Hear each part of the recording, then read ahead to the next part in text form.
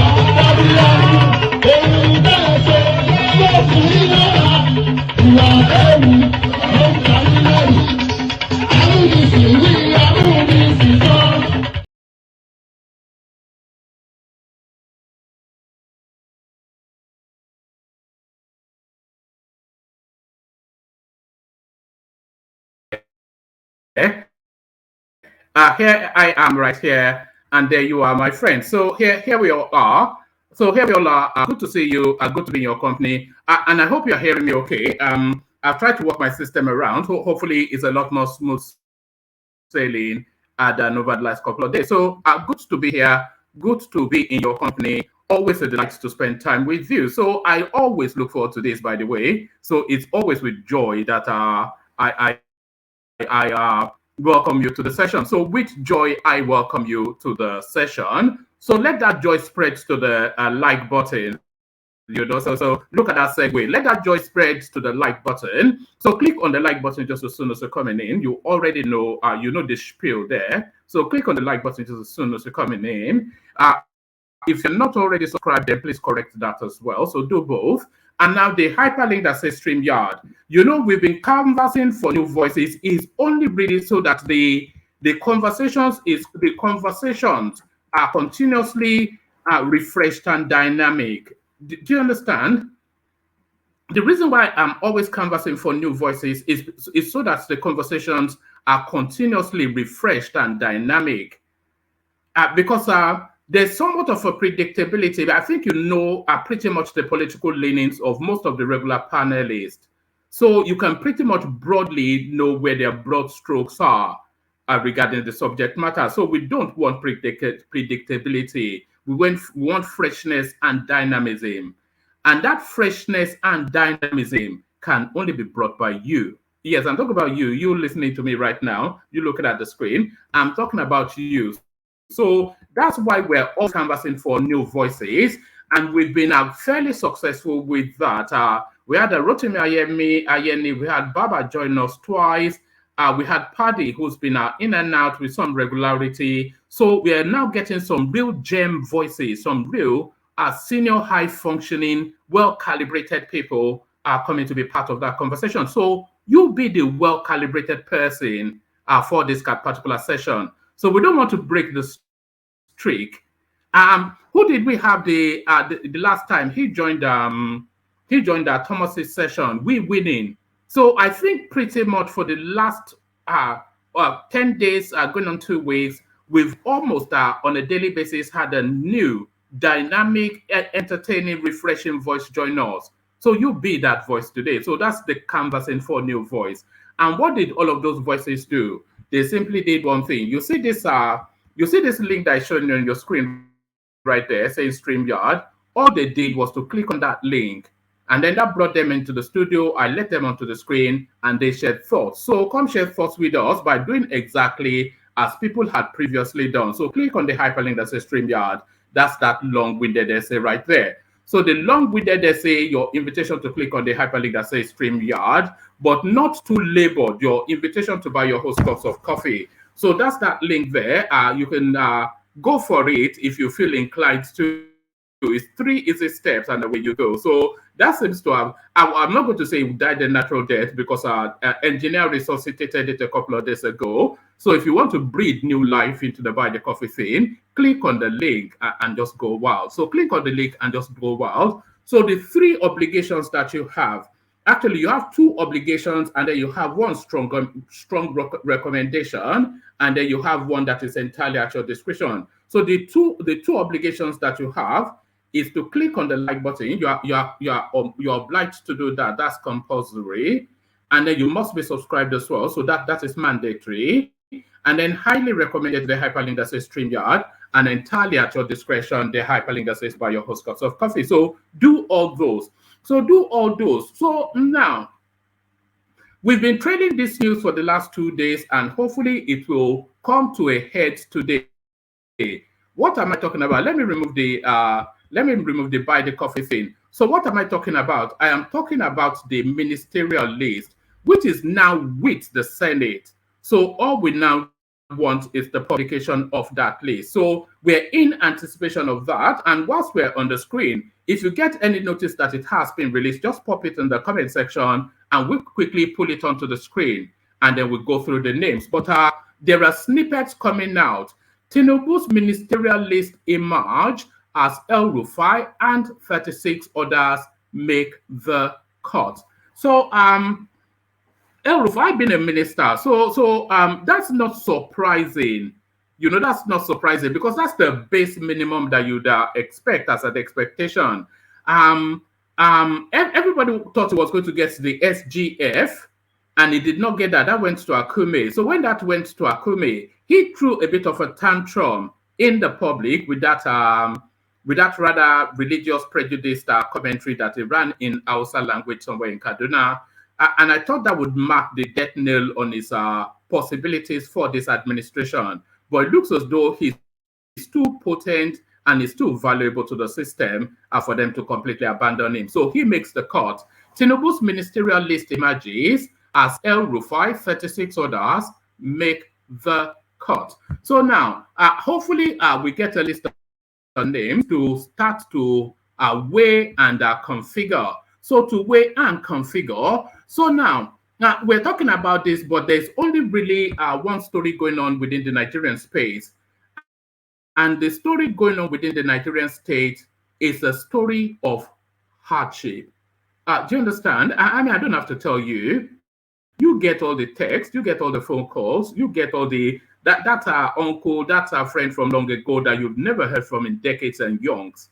And suddenly they track your phone number down and then they never stop contacting you. It's the hardship in Nigeria. So the story, the number one story of Nigeria is a story of hardship. But fret not, don't be alarmed. Rescue is at hand.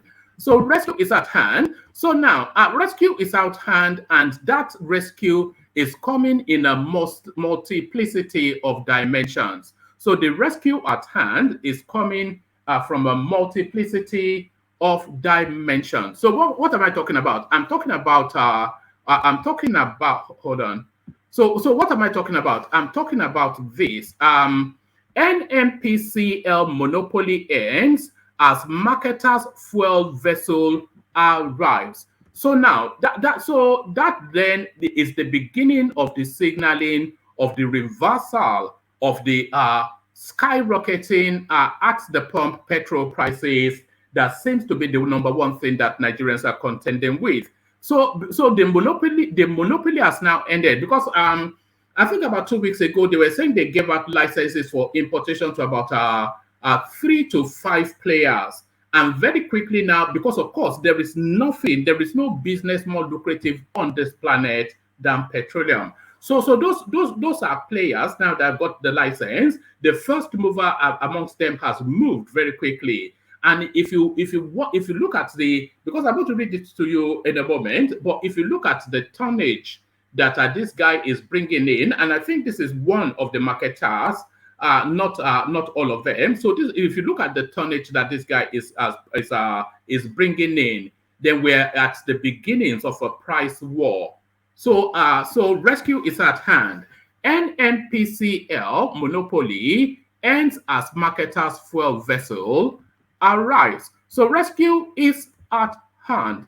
Rescue is at hand. So rescue is at hand, and that rescue still comes, like I said, in a multiplicity of dimensions. So it comes in this dimension as well. Subsidy removal, huge relief as Tinubu's government moved to crash food prices, give fresh directive to NEMA CBN. So not to vaunt ourselves or anything, but it's somewhat of a curiosity that a lot of these things that we say here, they very quickly come into. We've always advocated that the price of food has been crushed, and it looks as though data signaling has got into the spaces that the signaling needs to. Sorry, I'm just trying to do something now. Yeah, so it looks as though that signaling has got into the spaces that the signaling needed to get to. Fuel subsidy removal, huge relief as Tinubu's government moved to crash food prices, give fresh directive to NEMA CBN. So what directives those are? and what results to expect from them. We discussed that shortly. So it is a case of serve and volley. I'm sure you know that Wimbledon just finished. Djokovic, unfortunately, he did not win his. Was it his 24th Grand Slam? I wasn't disappointed because I'm not a fan of his. I'm a fan of Roger Federer, who I think has retired from tennis now. So yes, until another Federer comes, I think I'll just be an independent observer of that game. But serve and volley, it seems to be the metaphor to trail this now next headline. So as early as yesterday, we were talking about Justice Ugo, who had resigned out of our ethnic alliance to the southeastern space. And we thought that was very unprofessional. And so unprofessional is it that it's turned out actually probably almost certainly not to be true. Tribunal, court dismisses Justice Ugo's reported resignation. So this seems as though one of those remember when we used to have those fantabulous storylines during the elections from the obedience space? It looks as though we're back in that realm again. Tribunal court dismisses Justice Ugo's reported resignation. So we spend a bit of time there to find out exactly what's in play.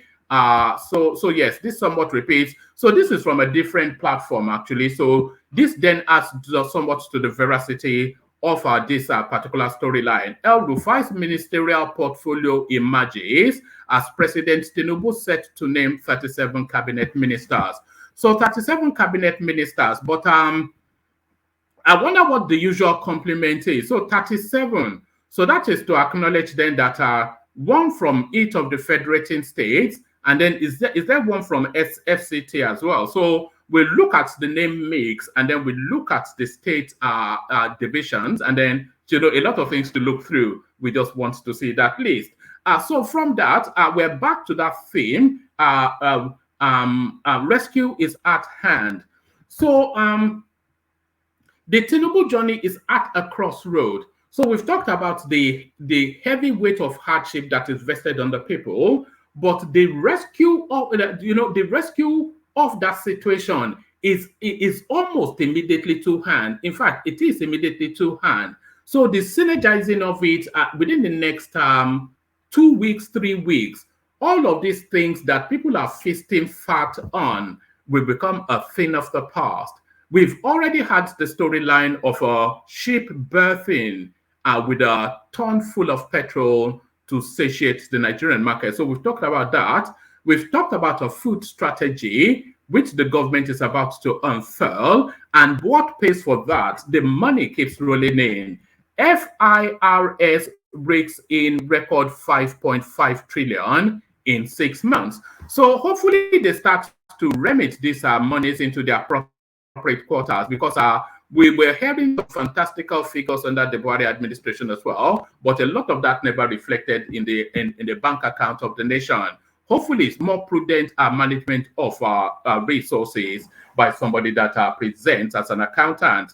FIRS breaks in record 5.5 trillion in 6 months. So sometimes when you read these figures of how much the customs is breaking in, the FIRS in, the license, if you hear all of these figures that are being raked in, if you combine all of them and you marry them to the budget of the country, they over surplus the budget of the country. So you wonder sometimes where the hemorrhaging is that we're having to do all that heavy borrowing, especially under our brother from the north, Malam Buhari. So still with Malam Buhari, and following on from that theme of hemorrhaging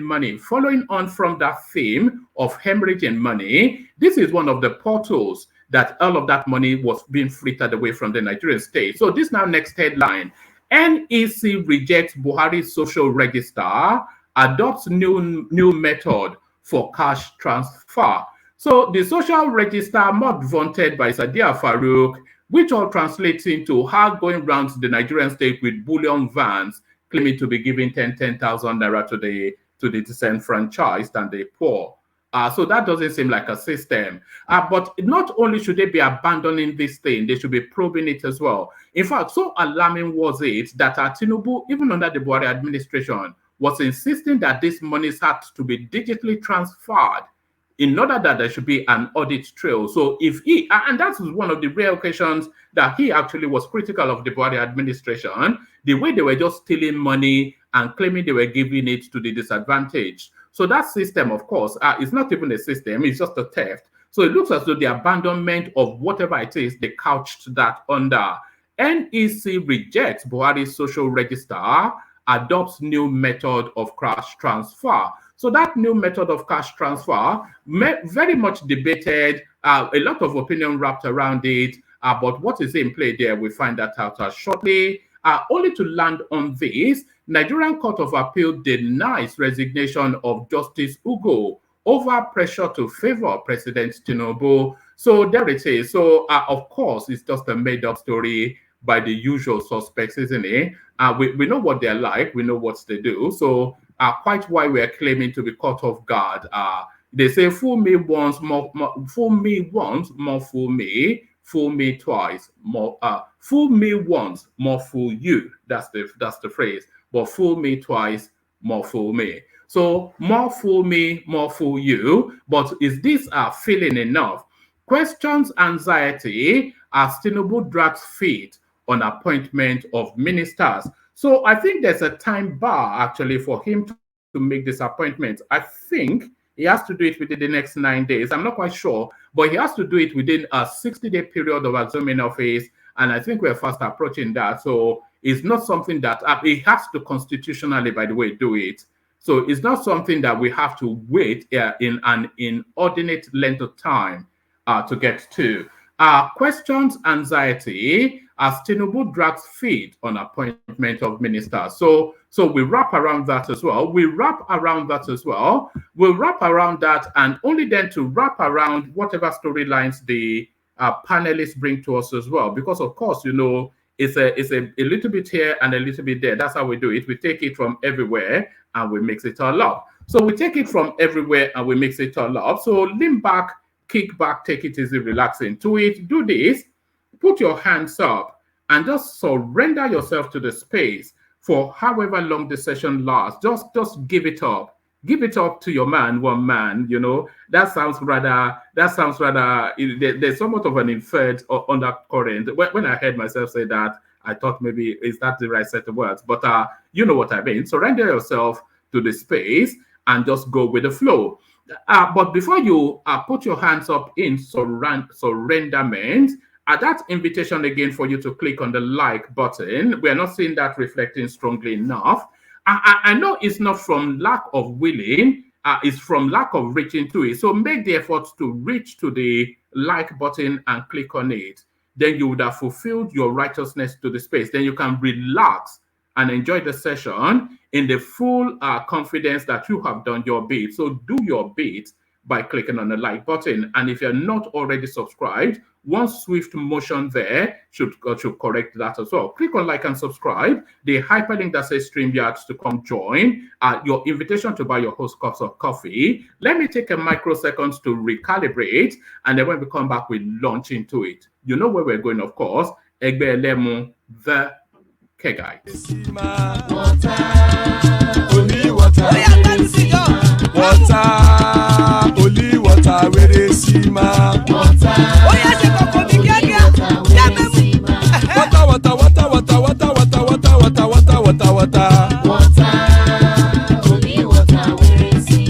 Hapa o naido.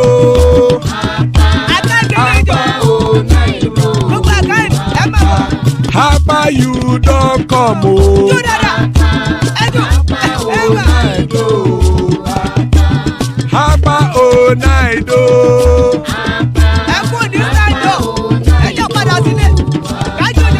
Oro kẹ̀kẹ́ ẹlẹ́mù yé o.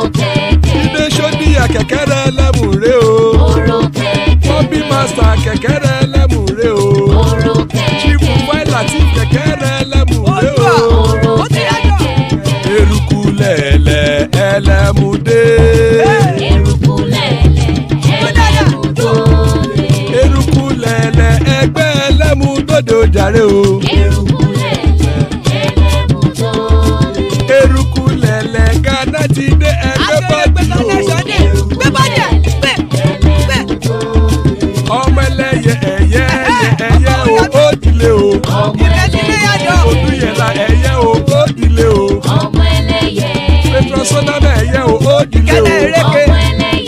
ṣódùkẹ́ ẹ̀yẹ rẹ̀ ó ti lé o. ọmọ ẹlẹ́yẹyẹ. ẹlẹ́kọ̀ọ́ ọ̀run mú ìní o. ìgbàlà tí ẹlẹ́. ìgbàlà tí ẹlẹ́. àkùkọ ọ̀run mẹ́kọ̀.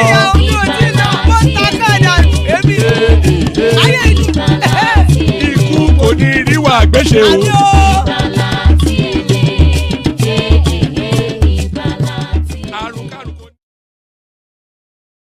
And there it is right there.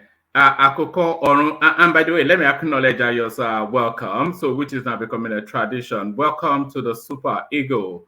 So, I wonder if the Falconets, I wonder if they're in Australia now. Thomas will tell us when it comes on. And I wonder how they're doing. There's a female World Cup going on down under, which is what they call Australia, down under. So, I wonder whether the Falconets are there and how they are doing. So Thomas to tell us that. But welcome to the Super Eagle. So rather handsome welcome note by your right there. So the care guys, may death have nothing to do with us. So amen to that on behalf of myself and you, my friends. So amen to that on behalf of myself and you, my friends. So Iku Koni Riwagbeshe, as guys, I bring you this. Tinubu's ministerial list emerges as El Rufai and 36 others make the cut.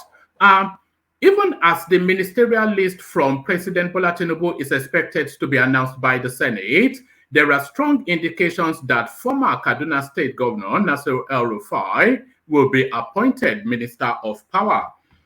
So let's pause there for a moment.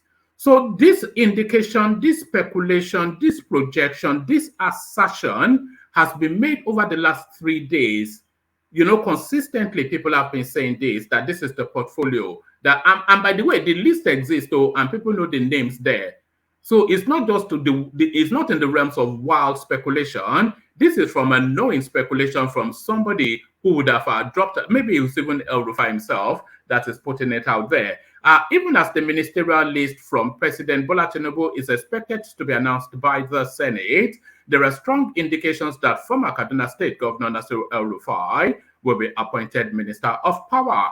Correspondents report that multiple sources privy to the development have confirmed that the list is ready and has been submitted to the Senate for consideration. A presidency source who has access to the names said that El Rufai is on the list and will be appointed as the Minister of Power. Yes, he's there as Minister of Power, the source said. Another source confirms that the list was ready and that all security checks had been conducted. The list has been tinkered with several times by President Tinubu, owing to disagreements from states and stakeholders, as the source said. It is quite a thing, you know, that this list has not leaked to the public. It shows the strength of it shows the professionalism, a better phraseology. It shows the professionalism of information management by the team, or whoever the team is, that this list has not leaked to the public.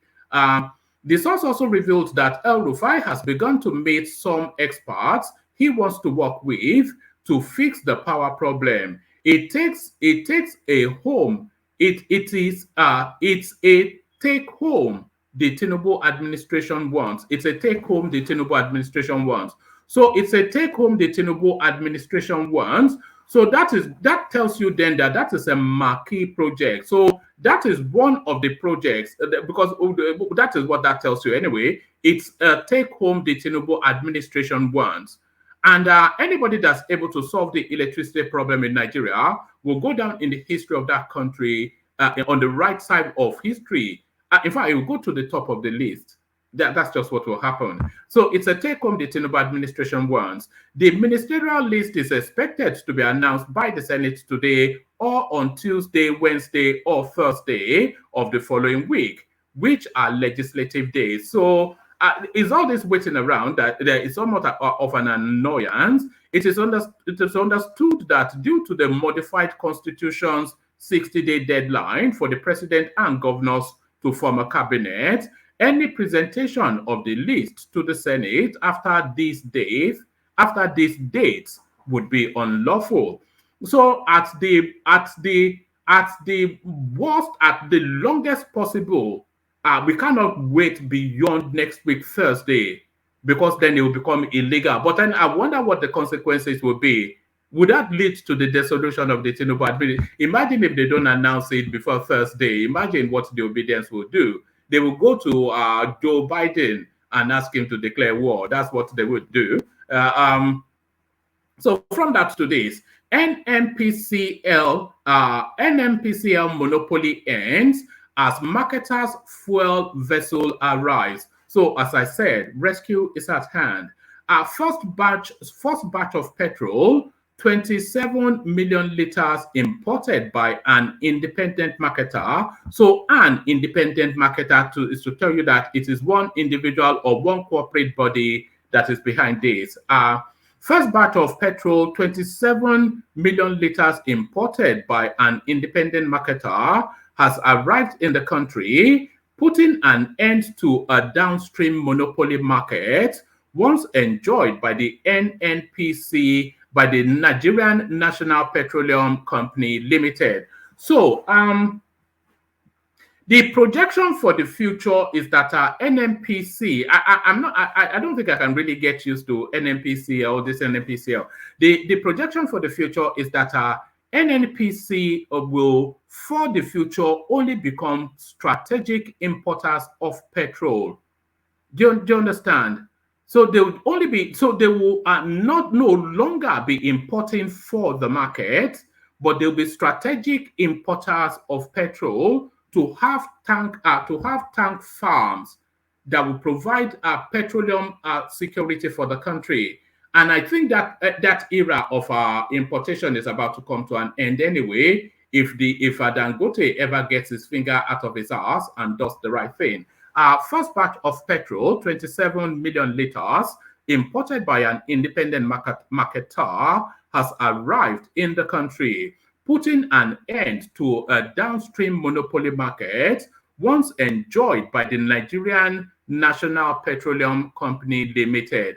And by the way, this is quite a seismic, this is quite a momentous event in the Nigerian journey. You know, because for as long has been, NNPC has always controlled that space. And that space is pivotal to the running. That's the engine room of the country, by the way. So they've now lifted a finger of their levers on the neck of the country, the stranglehold that NNPC had on that country. So let me take it from the top again and speed through it. First batch of petrol, 27 million liters, imported by an independent marketer, has arrived in the country, putting an end to a downstream monopoly market once enjoyed by the Nigerian National Petroleum Company Limited. The vessel, ST Nene, so that tells you then, you know, it's always our Southeastern brothers that are very quick to business. So ST Nene, they will tell you, of course, that that's our brothers from the East.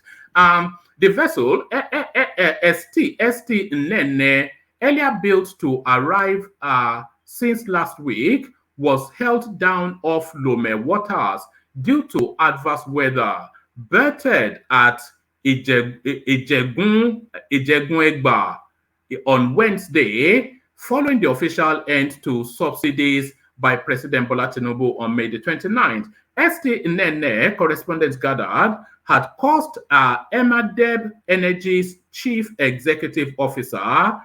So I take that back. It's not from the East. So Emadeb Energy's chief executive officer, Adebowale Olujimi, and its bank partners $17 million to hire. So to hire the when I saw the 17 million, I thought that was the value of the content, but to hire the vessel is 17 million.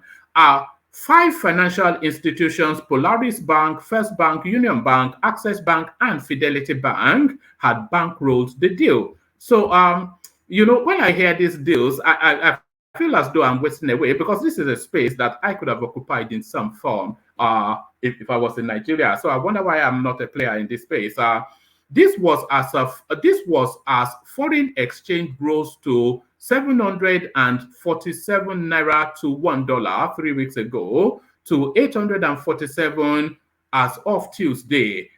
crude price rising to $80 per barrel as of 8:45 p.m. Nigerian time on Wednesday. Until now, and by the way, there's a bit of kalo to that market, actually. There's a bit of kalo to it, but let's carry on.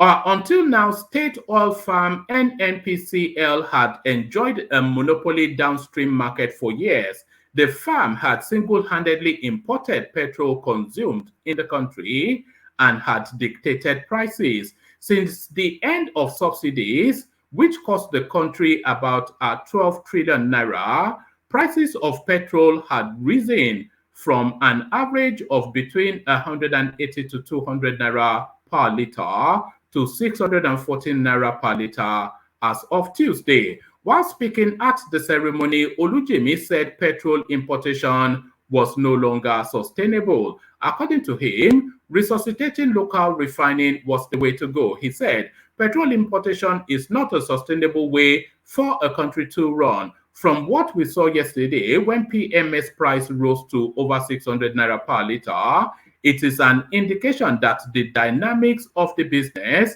is a tough one. It requires huge US dollars to bring in this.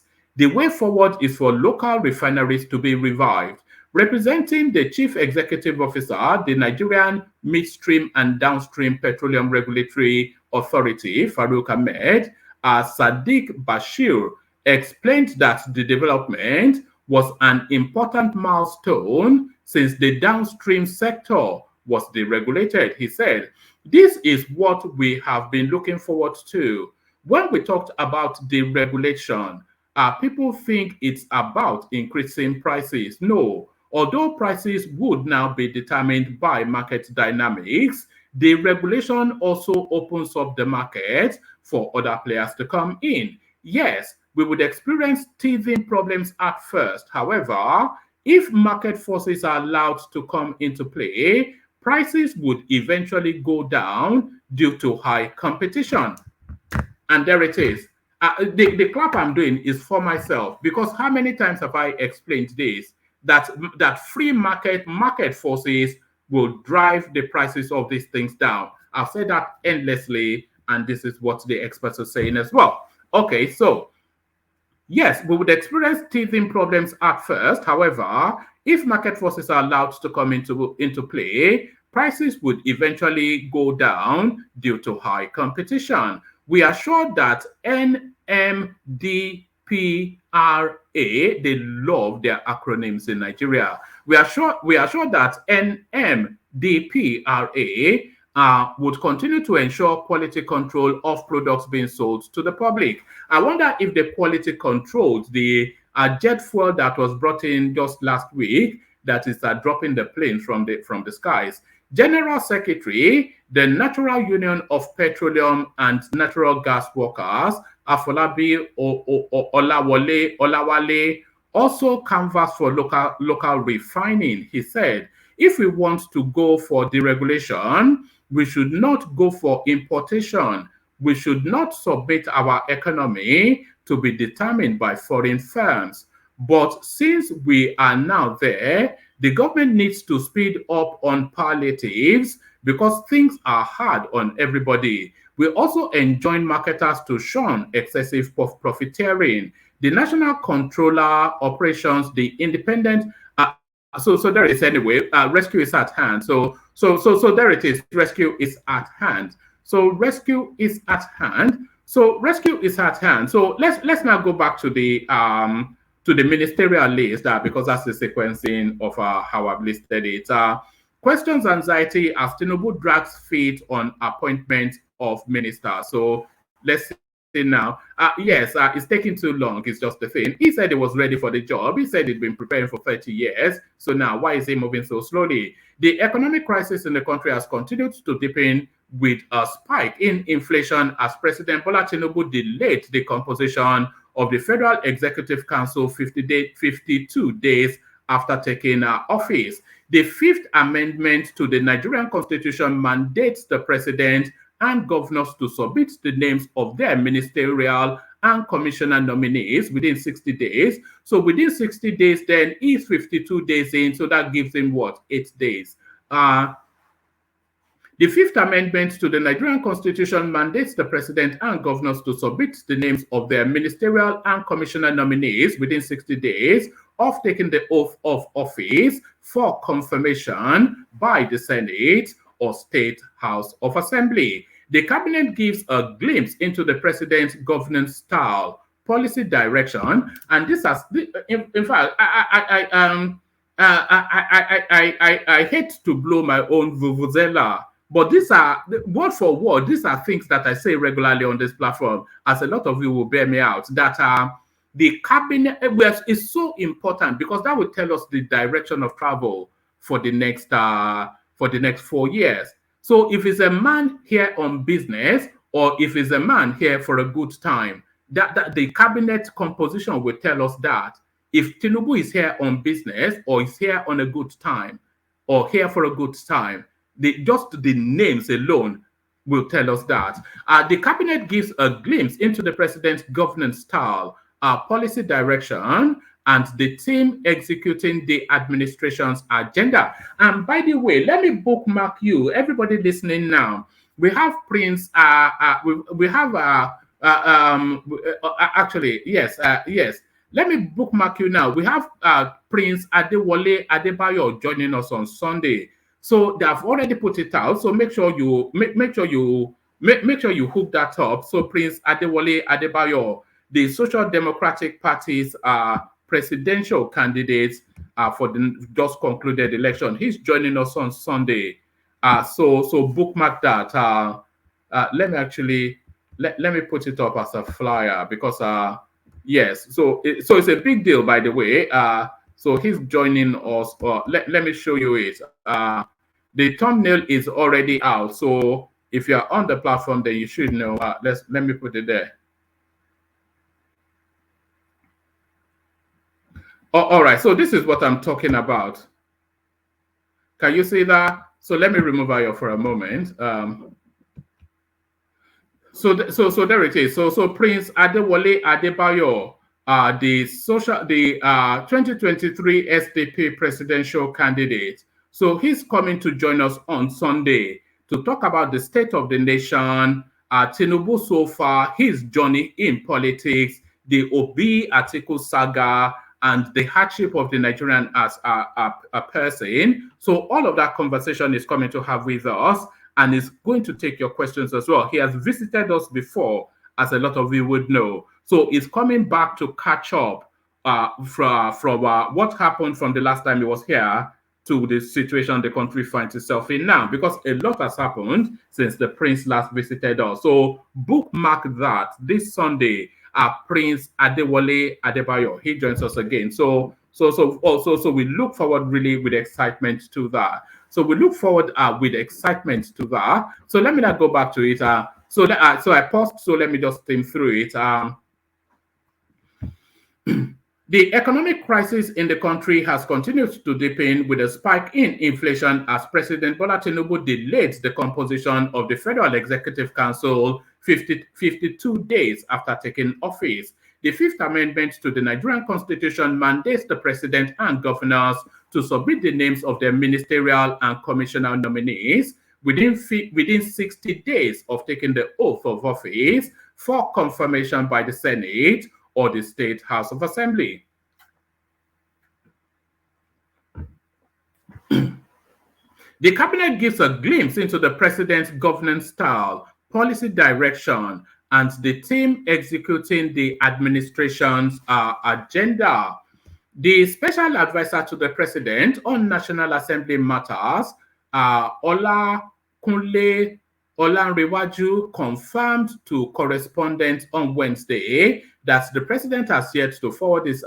No, I think this news might well be out of date. But it actually came out on the 20th of. If it's confirming that the president has yet to confirm on Wednesday that the president has yet to forward his ministerial nominees to the assembly, well, we know that he has forwarded it. So I think that might well be out of date. So let's just abandon that because that is out of sequence with what is known. So that is out of sequence with what is known. So let's go on to this one immediately. Subsidy removal, and by the way, there's still plenty of spaces. In fact, there's an abundance of space on the screen. If anybody wants to come join.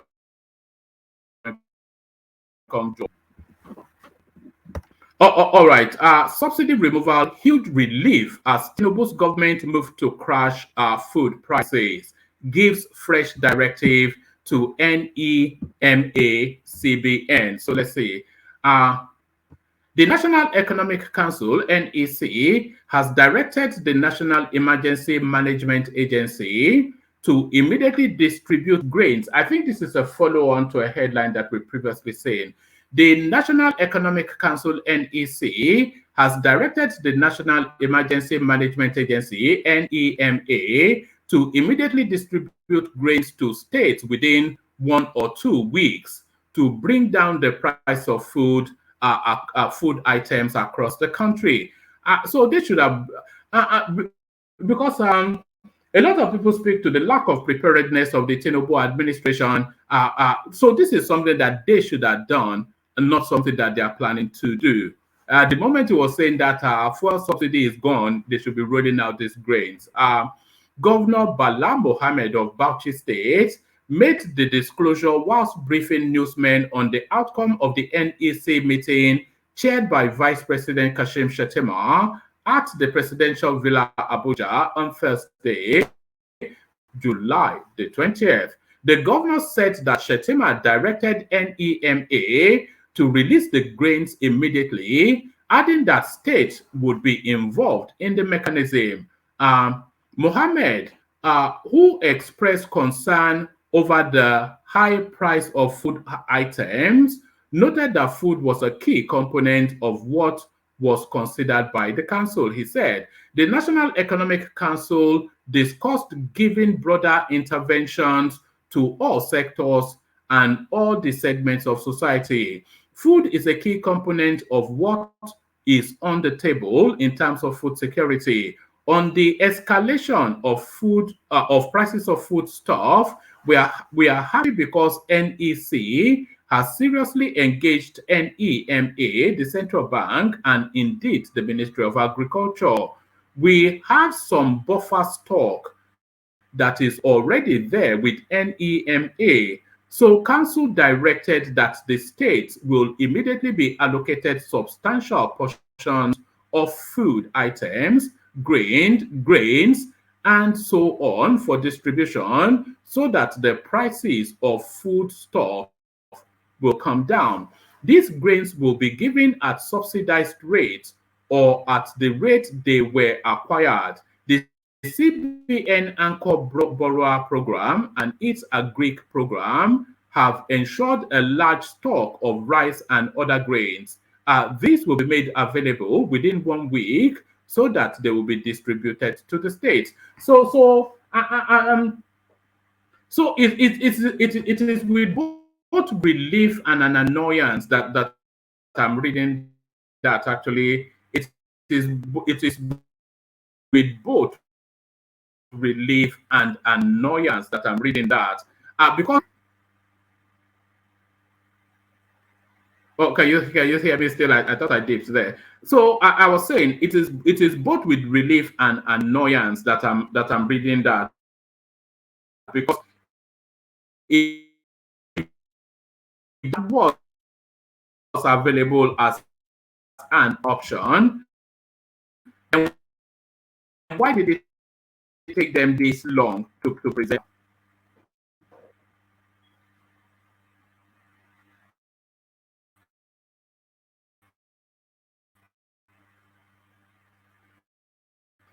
All right. Can people indicate in the comment section if they can? I guess my system is funking up a little bit. Subsidy removal, states and local government will be involved in the distribution of grains. I hope they don't introduce corruption into that space. Am I still doing anything?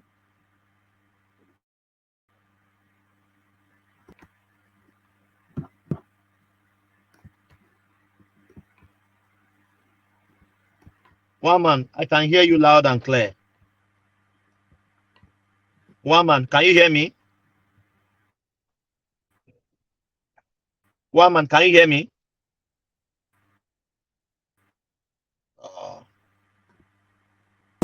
Sunday, Wednesday, Sunday, Wednesday. If there's someone, Sunday, Let me know if I'm good. Are you indicating Sunday, Wednesday. If there's someone, Sunday, Wednesday, Sunday, Wednesday. If there's someone, Sunday, Wednesday. I can sell it, Sunday, Wednesday. And maybe when I'm done, Sunday, Wednesday. It's a Sunday, Wednesday. It's a Sunday, Wednesday. The Sunday, Sunday, Wednesday.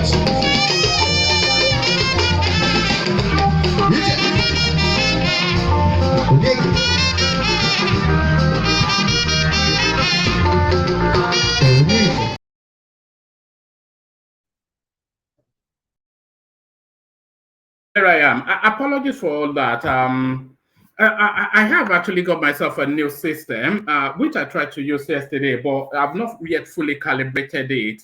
So that's why I'm still using the old one. So it's the old one that, but hopefully by tomorrow I would have fully set. I've not calibrated it yet fully to my satisfaction. So there it is. This is it. It's a one-man show, isn't it? It's a one-man system. So what do you expect? It's just me. It's just me literally in my conservatory talking to you guys. So that's the expectation. But no. Yes.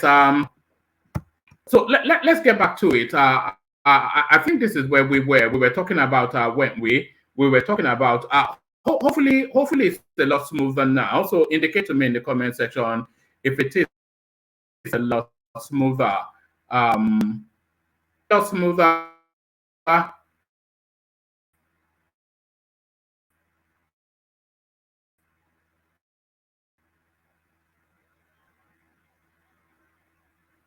Can you indicate to me in the comment section? Hello, Ayo or Ga? Somebody let me know. Is it a lot smoother now? Let me bring Thomas on. Thomas, is it a lot smoother now? Can you hear me better? Yeah, come on, I can hear you loud. Oh, all right, brilliant. Oh, all right, brilliant. So thank you, Thomas. So let me press on and but hopefully, apologies. I promise this will be the last time. Like I said, you've seen my new system. I just need to set it up to my satisfaction, so that I switch over to that. Subsidy removal, state and local governments will be involved in the distribution of grains.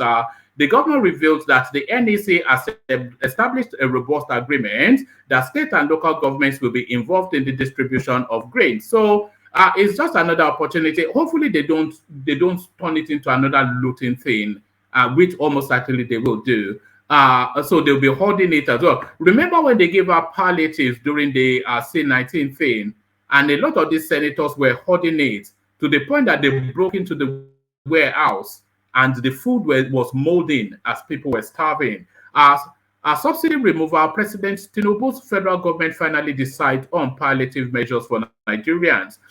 Following the removal of the petrol subsidy and the recent hike in petrol prices to up to 617 naira per liter, the National Executive Council has finally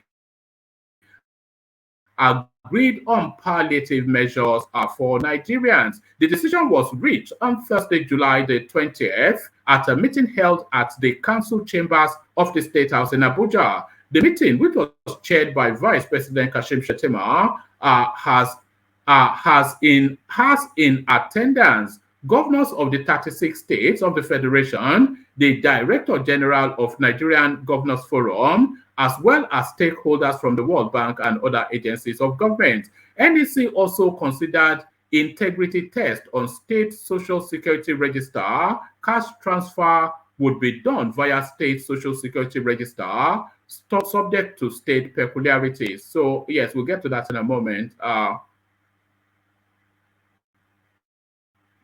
All right. So those are the palliatives coming in for the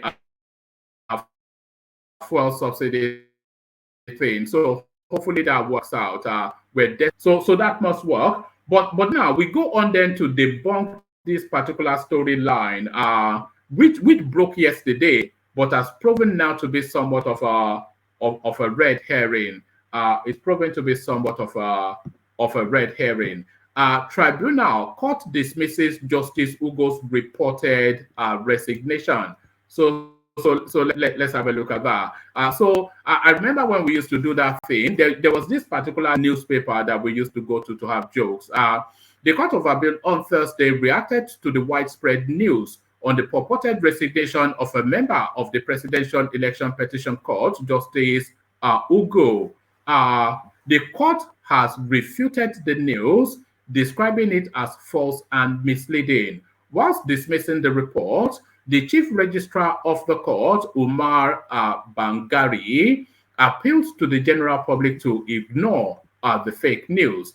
Bangari spoke to journalists via a telephone conversation in Abuja. The news of the purported resignation of Justice Ugo from the bench, citing demands to kneecap democracy, broke on Thursday on the internet. The online report stated that Justice Ugo resigned from the bench, citing demands from the executive arm that he believes will destroy the country's democracy. In a statement, as reported by the online platform, Justice Ugo said that siding with the government on the petition challenging the election of Bola Ahmed Tinubu would be the death of Nigeria's democracy, and that he could not, in good conscience, remain silent. I think with the benefit of hindsight, we should have known, we should have known that this was fake news from the get-go, because justices speak in a particular sort of language.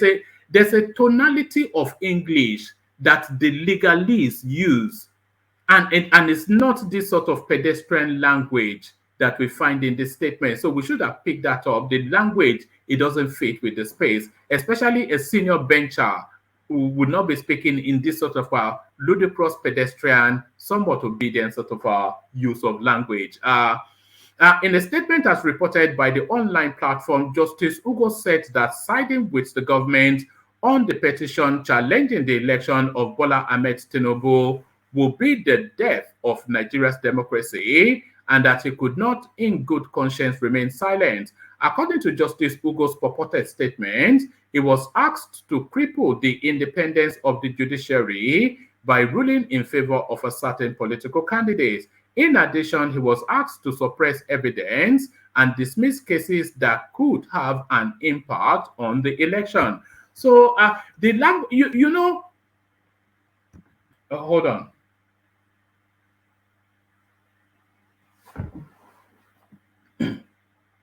There's actually somewhat of an accent, even to the written word. Do you get what I mean? There's somewhat of an accent to the written word. And you can pick up the accent even when you are reading something. And the accent of this particular resignation of our Justice Ugo is the accent of the obedient space. So this is you remind me of that platform that we used to go and pick up obedient news. But this certainly is the accent of the obedient space. In a statement, as reported by the online platform, Justice Ugo said that siding with the government, and by the way, the usual spaces, they made dollar off the back of this story yesterday, just raging and banging their heads against the wall as they somersault in some naked frenzy.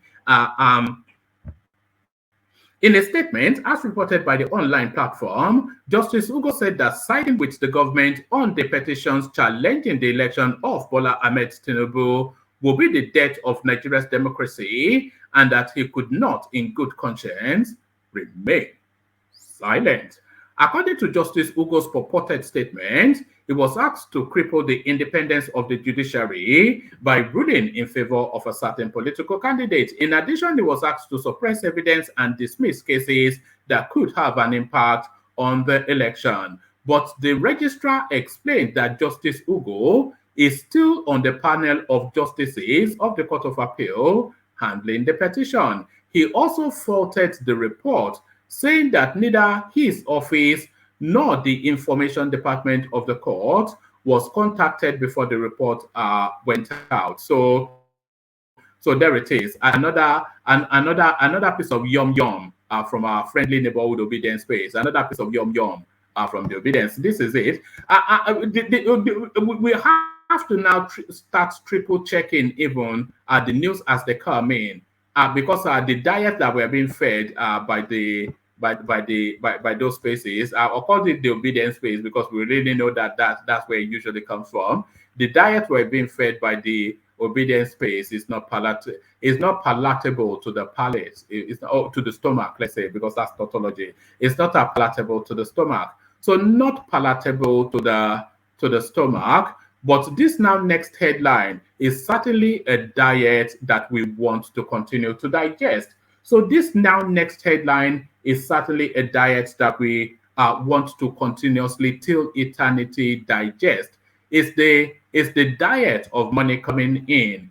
FIRS rakes in record 5.5 trillion in 6 months. So we've come across similar headlines under the Buhari space, but then of course quickly followed by how they are borrowing 50 pounds from the Chinese. So it never aligns together. It never, for 8 years, nothing aligned together under the Buhari administration. It was Sakama J, Babima Babe, Abracadabra. If you were to find a word, if there's a theme word for the Buhari administration, it was abracadabra. It was a sleight of hand administration. Now you see it, now you don't. The Federal Inland Revenue Service, FIRS, has announced a total revenue collection of 5.5 trillion for the first let's do that again. The Federal Inland Revenue Service, FIRS, has announced a total tax revenue collection of 5.5 trillion for the half-year period of January to June 2023. This is the highest tax revenue collection ever recorded by the service in any first 6 months of a fiscal year. Um, I'm not sure that the attribution for 4 days can go to the Tinubu space. We have to see the breakdown. We have to see the breakdown first to see how. Anyway, maybe the breakdown will come in the course of building the space. Mr. Mohammed Nami, executive chair of the FIRS, stated this was presenting the 2023-24 tax revenue outlook to the National Economic Council at its meeting held on Thursday, 20th of July 2023 at the Presidential Villa, Abuja. The presentation, which contained FIRS's 2023 half-year collection report, shows that the FIRS achieved over 100% of its target for the first half of the year when compared with a mid-year target of 5.3 trillion. You notice that's a tongue twister, 5.3 trillion. So 5.3 is okay to pronounce, but then the trillion, because it's the same inflection as 3, then that becomes a tongue twister. So there it is. According to the report, tax revenue collected from the oil sector from January to June 2023 stood at 2.03 trillion as against the target of 2.3 trillion, whilst non-oil tax collection stood at 3.76 trillion as against 2.98 trillion. So I think it's quite pleasing to see that the hold on. Oh, hold on.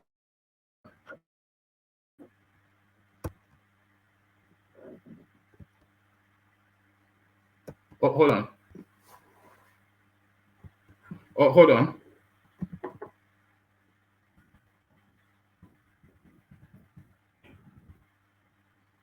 Hold on 1 second.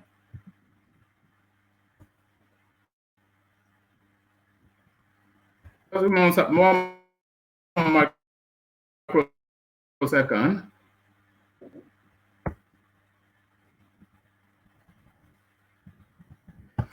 All right. So where was I? I beg your pardon. I just had to, yes, a bit of tidying up in the back.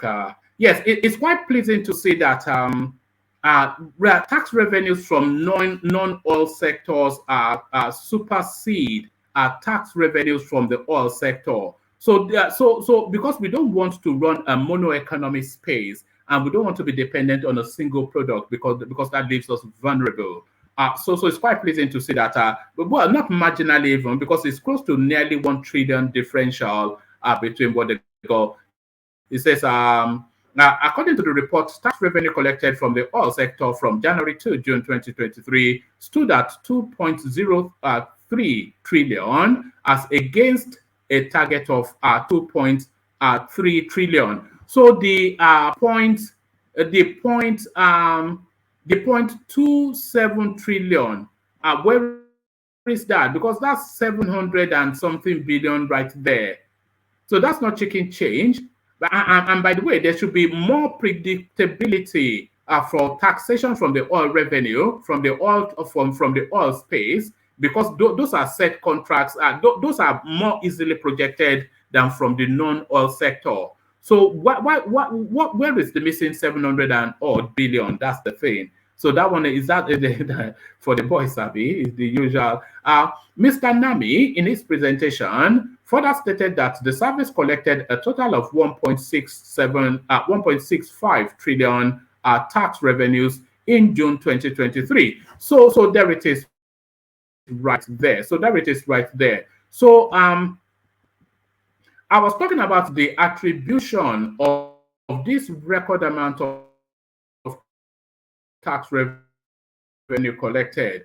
So now they're telling us that they collected in 6 months 5.5 trillion naira. So, and they're telling us that this is the highest revenue collection ever recorded by that service. So they collected 5.5 trillion. So note that figure in your head, 5.5 trillion. But in June, And because, of course, Tinubu took over governance on May the 29th. So in June, they collected 1.6 trillion. So you are the mathematician, and you tell me what percentage of 5.5 trillion that is. So it's still a Tinubu storyline. Mr. Nami, in his presentation, first stated that the service collected a total of 1.65 trillion tax revenue in June 2023. This sum is the highest tax revenue collected by the service in any single month. So you just want to continuously applaud yourself on the back sometimes, but it's just of somewhat immodesty to do that, because we've always said on this platform, isn't it, that because it's only because of its antecedents, the Tinubu space is going to be a tax and spend sort of space, and that is it right there. The highest revenue ever collected by the inland revenue, the tax people for Nigeria, the highest revenue just in the 1 month that this guy has been in situation. And you can expect that record to be broken and broken all the way through to the end of the year until it plateaus into an established pattern. Mr. Nami, in his presentation, further stated that the service collected a total of 1.65 trillion tax revenue in June 2023. This sum is the highest tax revenue collected by the service in one single month. Speaking to what he described as a good head start despite stubborn headwind, Mr.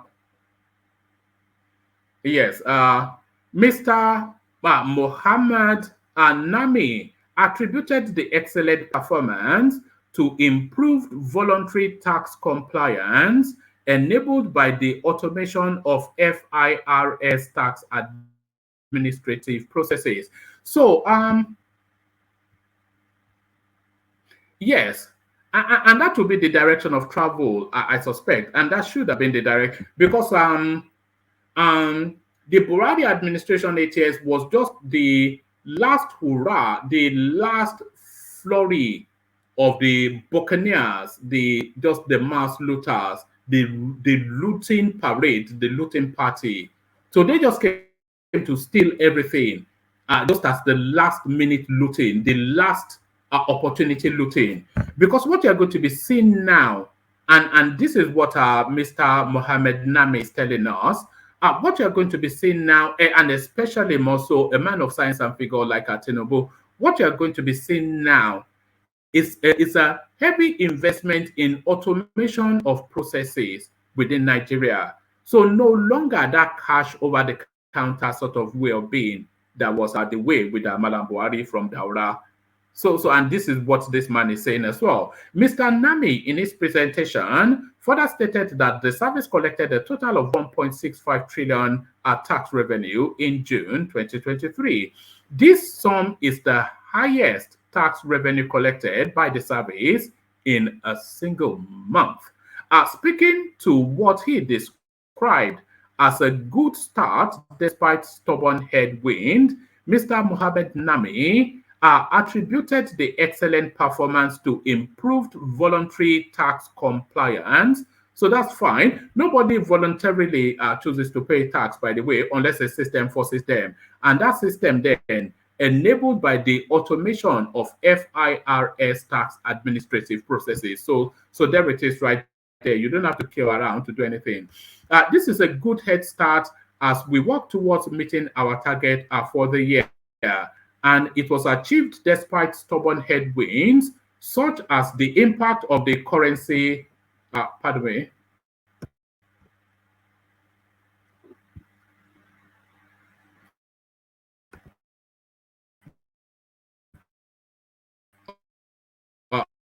All right.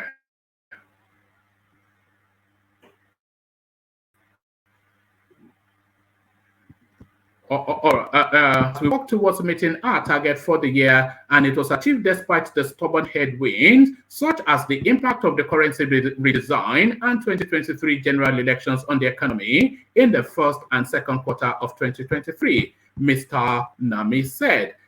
This half-year performance was achieved as a result of improved voluntary tax compliance by taxpayers, the continued improvement of automation of our tax administration processes, including the updated VAT filing processes, as well as our dogged engagement with stakeholders in both the formal and informal sectors of the economy. He concluded, commenting on the outlook for the remainder of the year.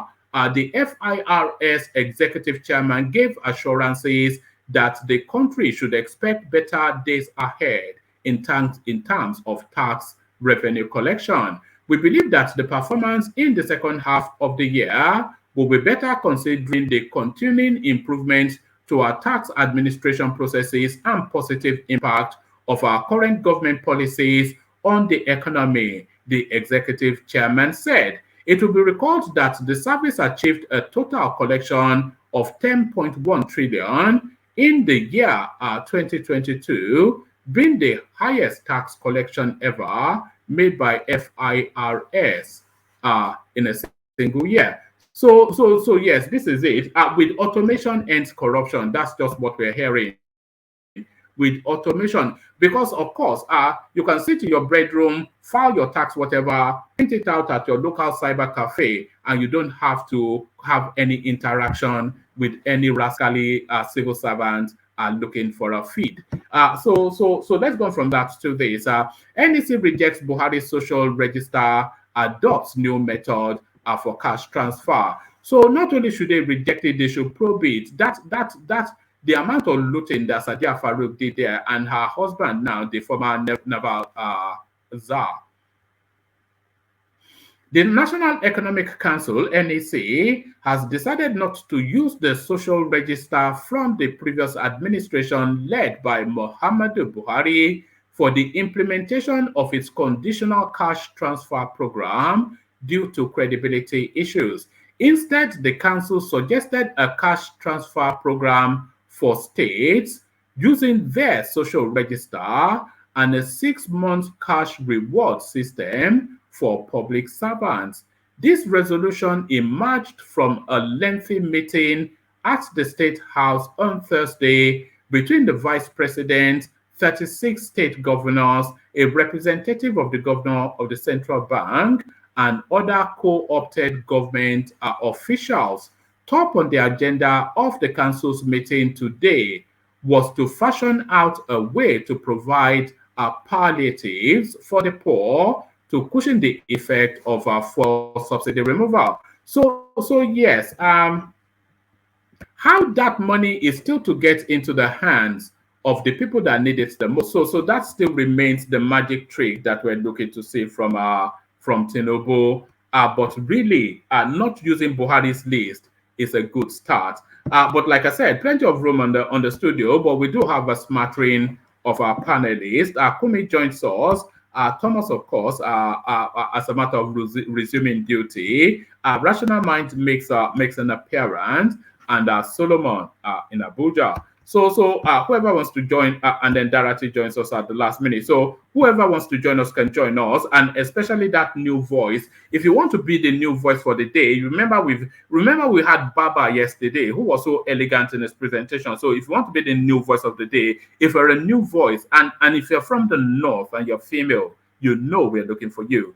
But we're looking at in this instance in the direction of Solomon, who joins us. So Solomon, you kick it off. So are you ready to go, Solomon? Yeah, I'm ready to go. Good morning, one man. Can you hear me? I hope. Yeah, I can hear you. Why do you always rush? Calm down, settle down. I hope your connection is good today. So yes, settle down, settle in. Let's make a conversation. How we telling you settle down when he's conscious of the data? This old man, no, it's not that. It is old man. It's not that. I just like boy. People like us, Solomon. Oh man, I beg you. Please. You like to go at speed? I don't speed with the girls. No. Oh man, this period is not for the girls. It's to focus. Let me quickly move on before I say I shouldn't have. Yeah. Hello, can you hear me, Let me woman? even ask as an aside. Can young men still afford to? Yeah, I can hear you. Can you hear me? Yeah, I can hear you. I can hear you. Can you hear me? Yes, I can hear you. I can hear you. All right. I think Brilliant. Just as an one is dropping. aside. I think your Yeah, line yeah. is go on. Am I dropping again? Yeah, you're good now. You're good now. We can hear you. Hello, are you there, woman? All right. I was just going to ask, just as an I am here. Can you not hear me? We can hear you. We can hear you. Can you hear me? Yes. We Yes, can all hear right. you. So then we carry on. All right. So yes. So I got that. So yes, I was just going to ask, just as an aside, are young men still able to afford to have girlfriends? Can you still afford a girlfriend under this economic climate? If you are not making like at least 6 digits, I don't want to just go straight to 7 digits. 6 digits, that is not from 100K, not 100K, like 100K, no. Like, let me say from 200K up, you can have a girlfriend. If you, depending on the kind of girl, except it's dirty, you want to be following, but if you want to follow correct girl, like maybe to me, Shaz, I feel like people I call correct girl, if you want to follow this kind of girl, yeah, you need to make 6 digits, like from that 200K up. It's not like you'll be spending money, but you'll be spending too much, but you need to be very alright, to be honest, because most girls now in Nigeria now, you kind of eyes like the way they tear their eyes now is very, very crazy, to be honest with you.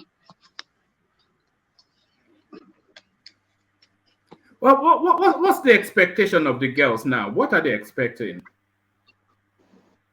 What they're expecting, you should have it. You should live on your own. Make sure you have your own apartment. You have a ride. You like, and now maybe because I'm in Abuja, yeah, you have no locations. You must always take them to locations, that kind of thing. So that's why you see, it's very difficult to have a girlfriend in this Abuja.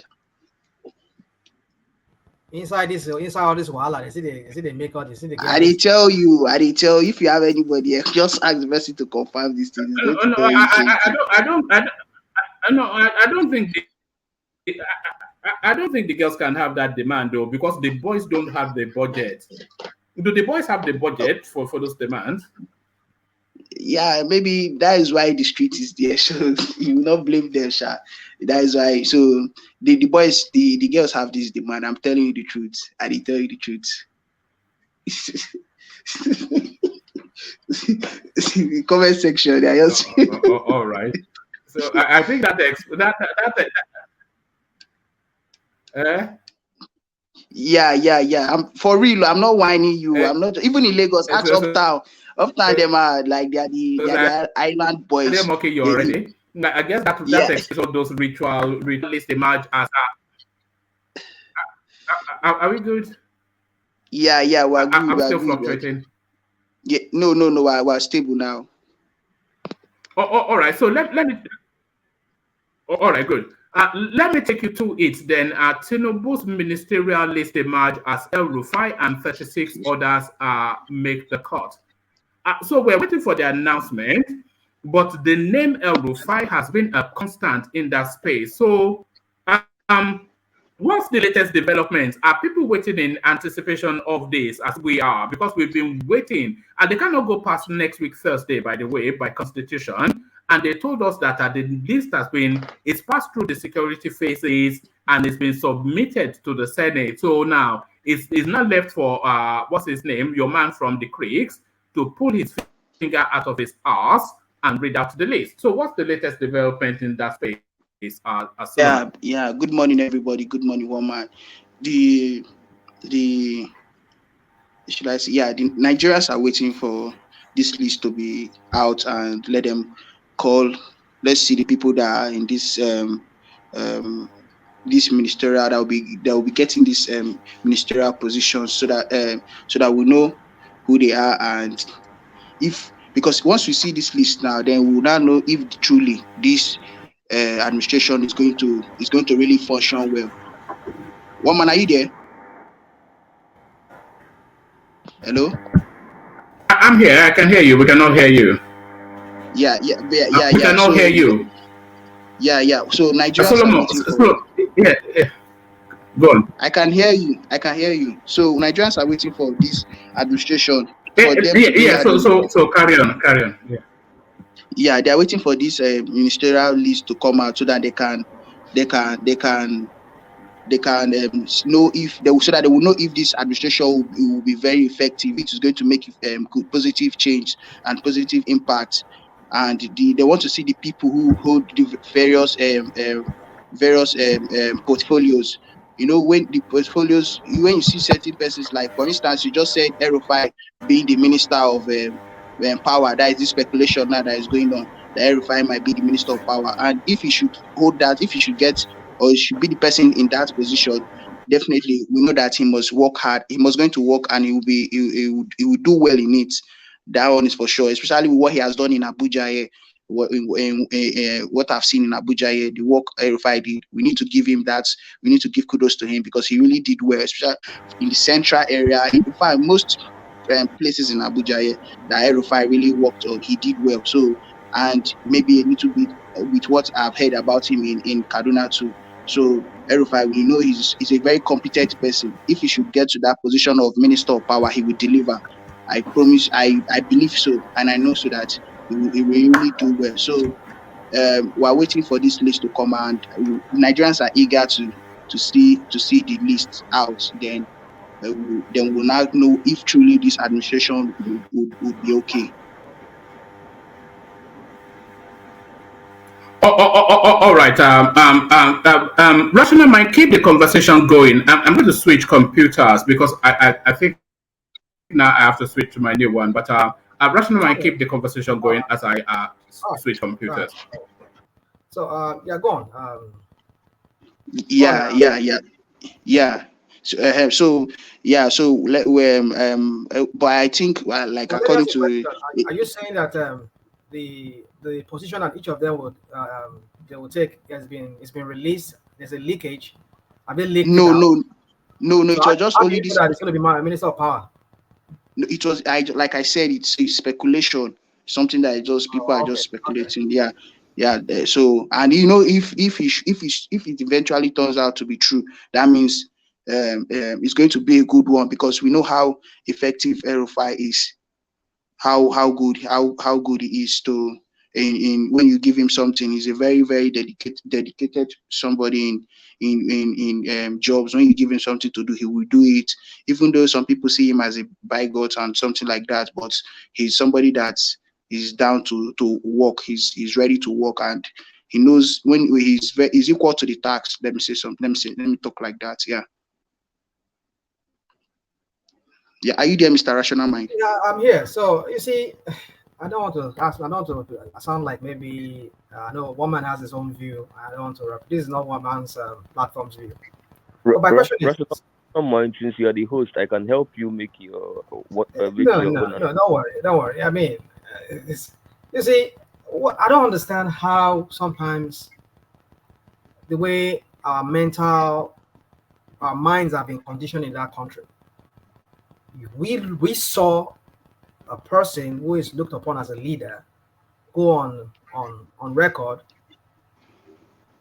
being bigoted religiously bigoted, and then you come here and you're making case for him that because of his competency of whatever crap, and then we're talking about him as somebody who we should consider for ministerial post, considering his political views and religious bigoted stand that he has. I mean, so what say you about that? Yeah. You know, sometimes we need to, like for instance, when we come on this platform, I want to analyze certain things. We need to first of all address the key issues, that, like for instance, now this speculation. Let's just first of all talk about if he eventually, let's remove the fact that he has the kind of his past what do you call it, record of exhibiting bigotry. Do you understand? You remove that part first, and look at his competence in carrying out tasks. where what I just did Solomon, that was can to I analyze. have a quick intervention, Solomon? Don't Okay, just okay. respond to what rational mind said. Rational mind, I mean, it should be. It's very necessary to learn to accommodate other people's opinion and views. You said he's bigoted. You said he's theater, costume. You don't know how people think.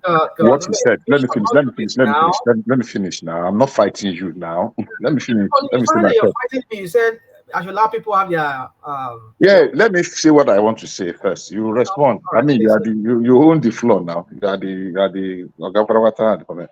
Now, I don't see anything different. In as much as I'm not crucifying Rufai, I don't see anything different from what Rufai said and Peter Obi said. You never condemn Peter Obi when he said the religious war issue. Rufai was not a presidential candidate. We're not back. What about here now? We're not back. You made the reference. Now I'm answering you. Except you don't want me to talk, I will just yield and go back. No, go on. So I said something. You are saying, "Are we back?" I mean, I made the reference that is very valid because you were one of the few persons that defended Peter Obi to high heavens here. But you just condemn somebody that is going. Hold on. Oh my God. Okay, go ahead. No problem. If you don't want me to talk, that's. No, go on. I'm just. Peter Obi did not push for Christianization of Nigeria. Hold on. Let us have order in this something. I mean, Bishop, can you land your point? Just land up. I'm just interjecting you. Go on, please. If you want me to land my thought, I'm not fighting. There is nothing different from somebody is saying Peter Obi did not call. There is nothing. Peter Obi was a presidential candidate, and he said what he said. We complained about it. We have moved past it, and we have gone. What Rufai said to me, I did not see anything so terrible. He spoke his mind. He spoke the truth. He did not threaten anybody. You call him by God. So my reference, my inference is that look, there's nothing too different, and we've moved past those stages. If people are competent and you even feel that he made a statement that was not true, you are not too comfortable with, it's not enough reason to now say because of that we should bury them. I don't think so. And that's what I just wanted to interject. Everybody have made some very terrible statements at one point or the other. I chose Peter Obi because you vehemently defended Peter Obi. That's why I use it as a reference. Except you want to tell me this is a religious war, it's not a bad thing to say. Well, can I swear move on and pretend we never had it? Thank you.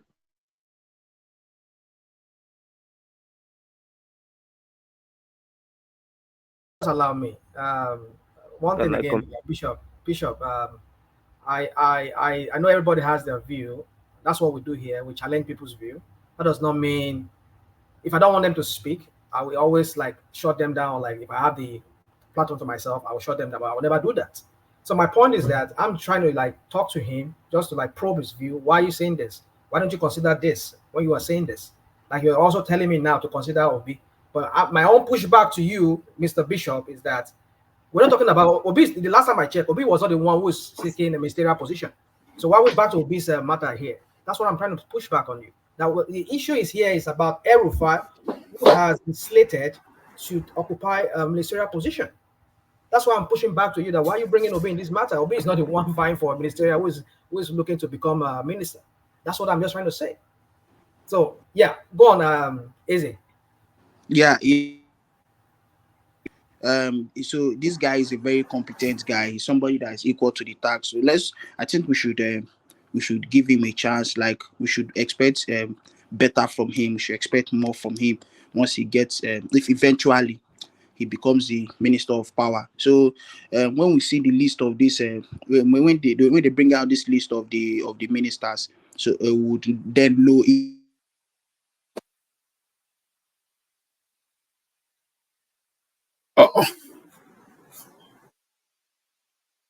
All right. Can you hear me now? We can hear you. We can see you. But then is that better? Is that better around? Better.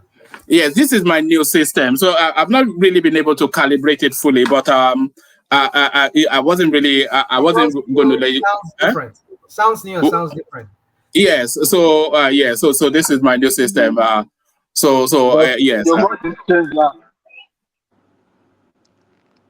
All right. So yeah. So carry on. Yes. Carry on. Yeah. Please, let's go to the next headline, please. All right. Let's go to the next headline. Tribunal court dismisses Justice Ugo's reported resignation. So remember we discussed this at some length yesterday about this so-called justice that resigned for reasons that he was claiming that he couldn't compromise his ethics. But it looks as though now that's fake news. So what are you making of that, Solomon? Yeah. See, what we need to do now in Nigeria, we don't need to be speculating like this fake news. Let them. We have to stop this thing. I think maybe this administration should set up. They should look into this. I don't want to say they should regulate maybe this news outlets or this or social media too, in terms of at the rate, because of the rate at which this fake news spreads is becoming very bad and is disturbing. So they should really try to curb such acts, is because they are misleading the masses, and it's not good. It's not good at all. Like the other day, the Chief Justice came out and was saying that about the fake news of them, I don't want to say the obedience camp, saying that he was on a call with Tinubu and all that is really bad. It's really, really, really bad. So we have to stop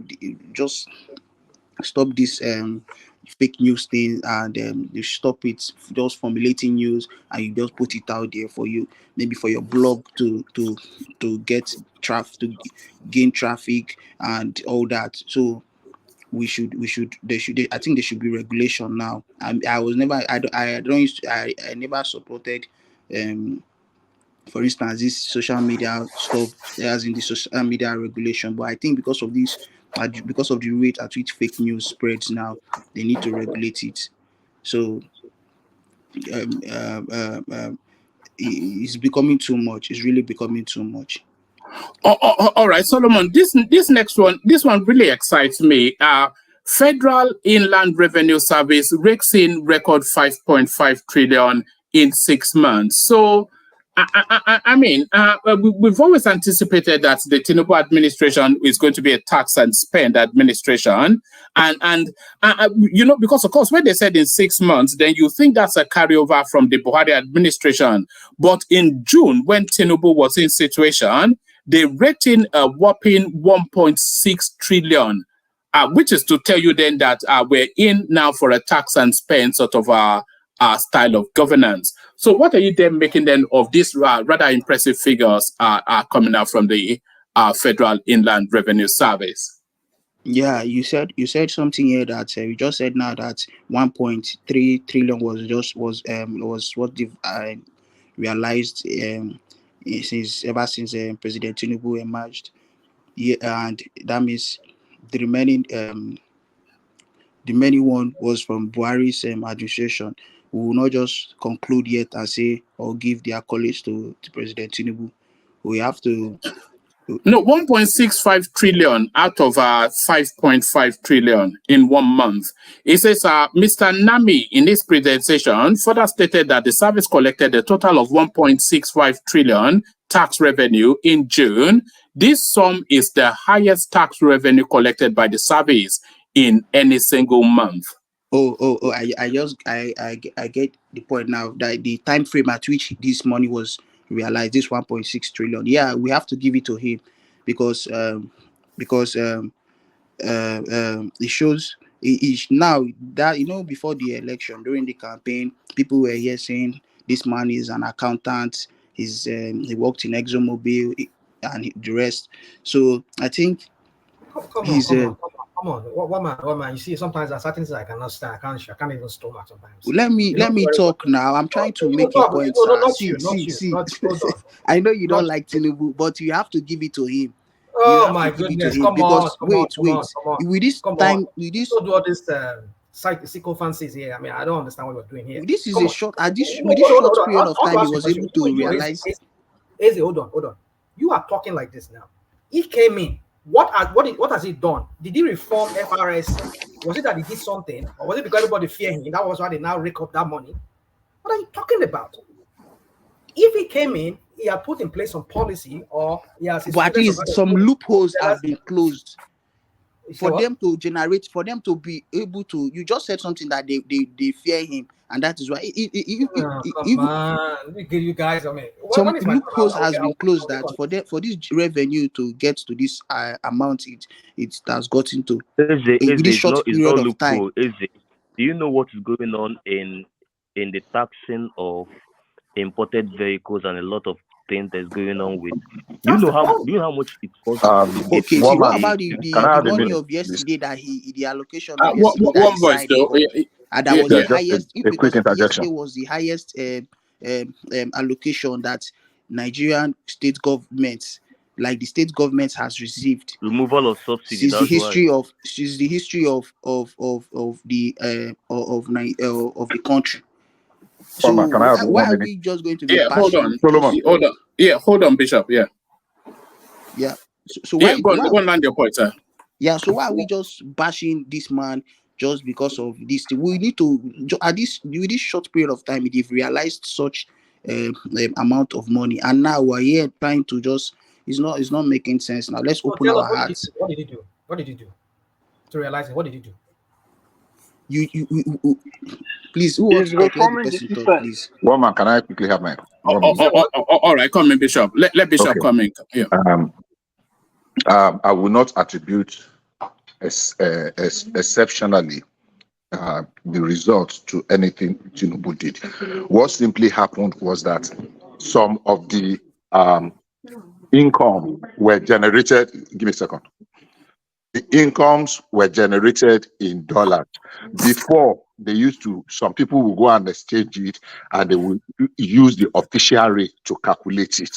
Now, they don't do that anymore. That is a massive gain. From using 445 or 450 to using 770 something. So it is not directly as a result of any ingenuity. The removal of that arbitrage alone has saved us a lot of things. So the increase in that 1 month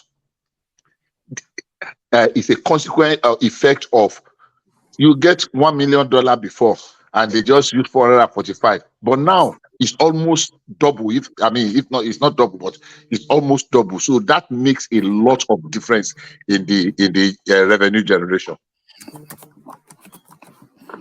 So the attribution does not go to Tinubu, is what you're saying?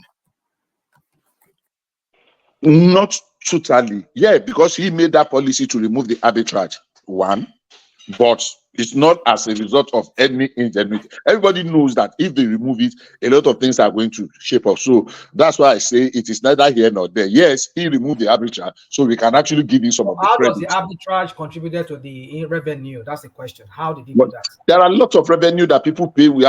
Some of these oil tax, they are charged in dollars, and we make income from them. What are you talking? The arbitrage, before, those money are calculated and translated to naira at the official rate.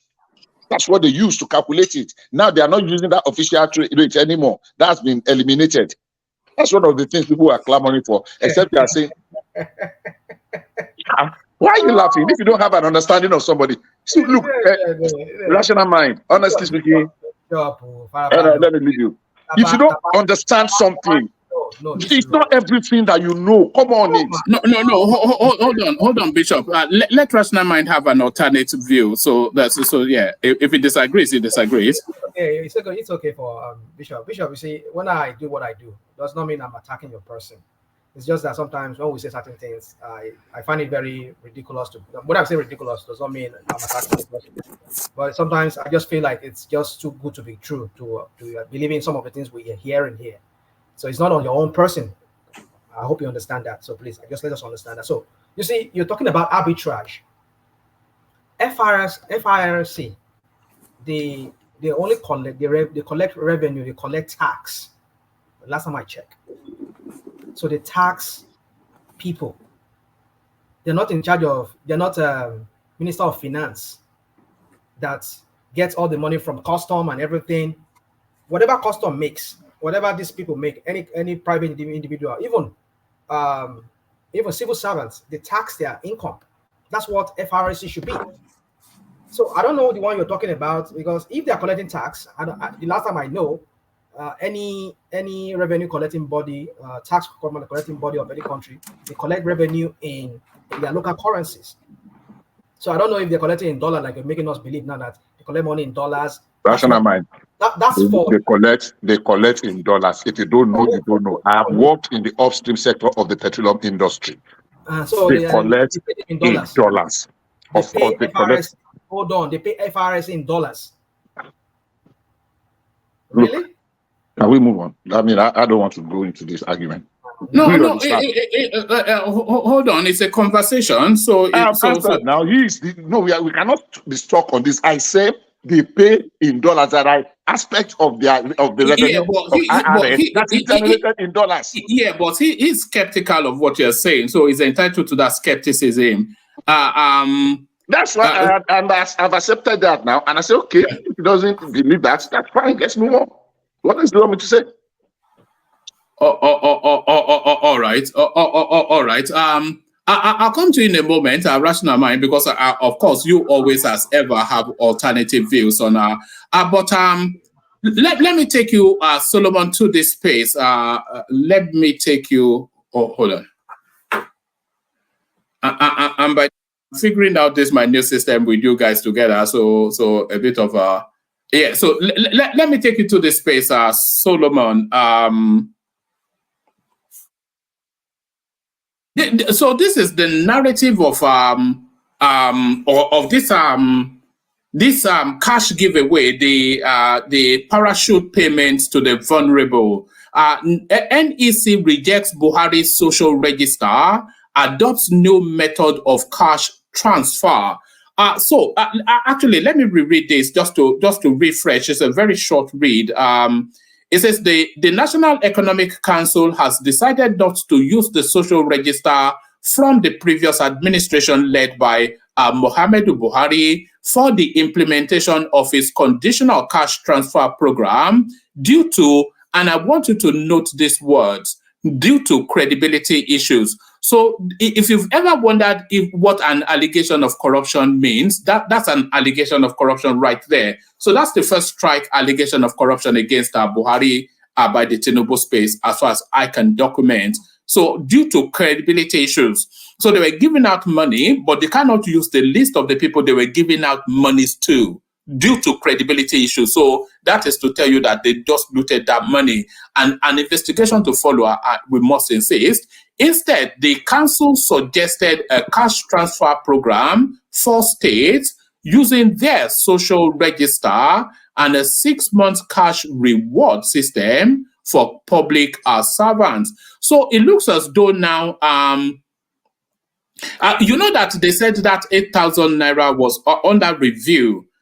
So this now, a 6-month cash reward system for public servants. This looks like an addendum to what we had originally, because the original plan was to parachute it to 12 million households that they've identified as the most vulnerable. But this is now an addendum, because I didn't see this on the list, a 6-month cash reward system for our public servants. This resolution emerged from a lengthy meeting at the State House on Thursday between the Vice President, 36 state governors, a representative of the governor of the central bank, and other co-opted government officials. Top on the agenda of the council's meeting today was to fashion out a way to provide palliatives for the poor to cushion the effect of the removal. So that is where they are. That is where they are with that one. So what are you making of all that, Solomon? Yeah. You know, this credibility, like for instance, now there's something they've always been saying here. Even certain persons have made that point here, and just if I can remember somebody like Madam Zita, she said something here that the Nigerian data base, like we don't have the federal government don't have the appropriate or the accurate data for the Nigerian people.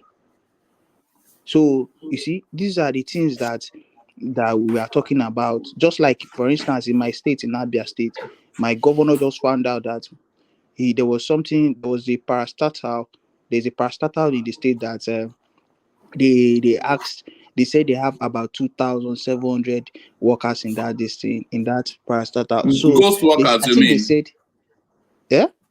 Is it ghost workers? Yeah, the ghost workers. Yes, exactly. It was about. It was just like 100 people that came for the, because they said they want to do screening. It was only 100 people that came, and they found out that the remaining people, that they were ghost workers. Can you imagine? So these are the things that we are talking about, and that is why till we get these things straight, then we will not, something like this kind of palliative, even if the money is small, then this kind of palliative, or this kind of, then when they want to carry out certain things in Nigeria, it will be accurate and it will start. That is where one of the area of curbing corruption would really would should take place and should start from one of the places, one of the areas. This, having the appropriate data of Nigerians, like they should know how many, as in take up a, like for instance, now you see in America they have social security number and all that. They should, if they can set up a very good and standard and modern means of collecting data, of having the Nigerian people as in their datas on board, is going to really go a long way. So it's a good thing. You see, Tinubu is behaving like his administration is really like a sophisticated man's administration. I don't want to call Buhari a bushman, because he's Do you think it should end there, though, Solomon? Because I think that, if they are saying that they had credibility issues with the social, because there was huge amounts of money expended under that particular program, all these social interventions, handing out monies all over the place. So if they're saying there's credibility issues around the register that was used to disperse that money, then surely then this is where an investigation has to come in. Surely. woman, woman. Let me tell you something. Like Obi during his campaign, he said that he's not coming to investigate those people that are stolen, but he's to come and block that channel or that means they've been stealing. So Tinubu, now you know one thing, Tinubu and Buhari, they were in the same party, and this one, this is their party, party, should I use the word fuck up, or party problem. Yeah, so you don't expect him to investigate anything. It's for him to use his, to do the right thing, in the sense that investigating is still the right thing to do, but he can't, because this is their party, is to tarnish their party image the more. But what he needs to do now is to take a new step and reorganize and rearrange everything properly in a very responsible and a better manner, so that things will start going well than investigate. Me personally, I won't advise him to, because this is a party thing. Let's forget about So you're happy emotions. for them. So we are happy for them to walk away with endless billions of dollars. You're happy for them to walk Woman. away with So do you think 8 years Tinubu of can go? solid looting. Do you think Tinubu now can, if those people now that are doing those things, under whose administration did they do? It was Buhari, and I don't think you can't, if you arrest them, you will not, because it will be unjust if he should investigate those people, but he doesn't investigate somebody like Buhari's wife or Buhari's close allies, and you just leave just these ones that have no now. It's that one, we are not being honest, and we're not being um, um, straight in doing in talking like this. So let's just follow that obese. You see, these two things now. He talked about cutting cost of governance and even though I did not support him, but I would want, because in life you take from here and you take from there, so that is how you learn things. It's not just nobody is nobody So for you so to so knowledge. so So so we continue with the crime without punishment sort of a system one, that we've always run. he called, see, is this like what I just said now? This is starting up, like he's going to set a template now of rearranging everything, in the sense that from this, it should be strict on we should use this one as a stepping stone. This is administration, this early days of his administration, as a stepping stone to set the stuff, to set a template that that if anybody loots, you would be questioned and you will be jailed if possible.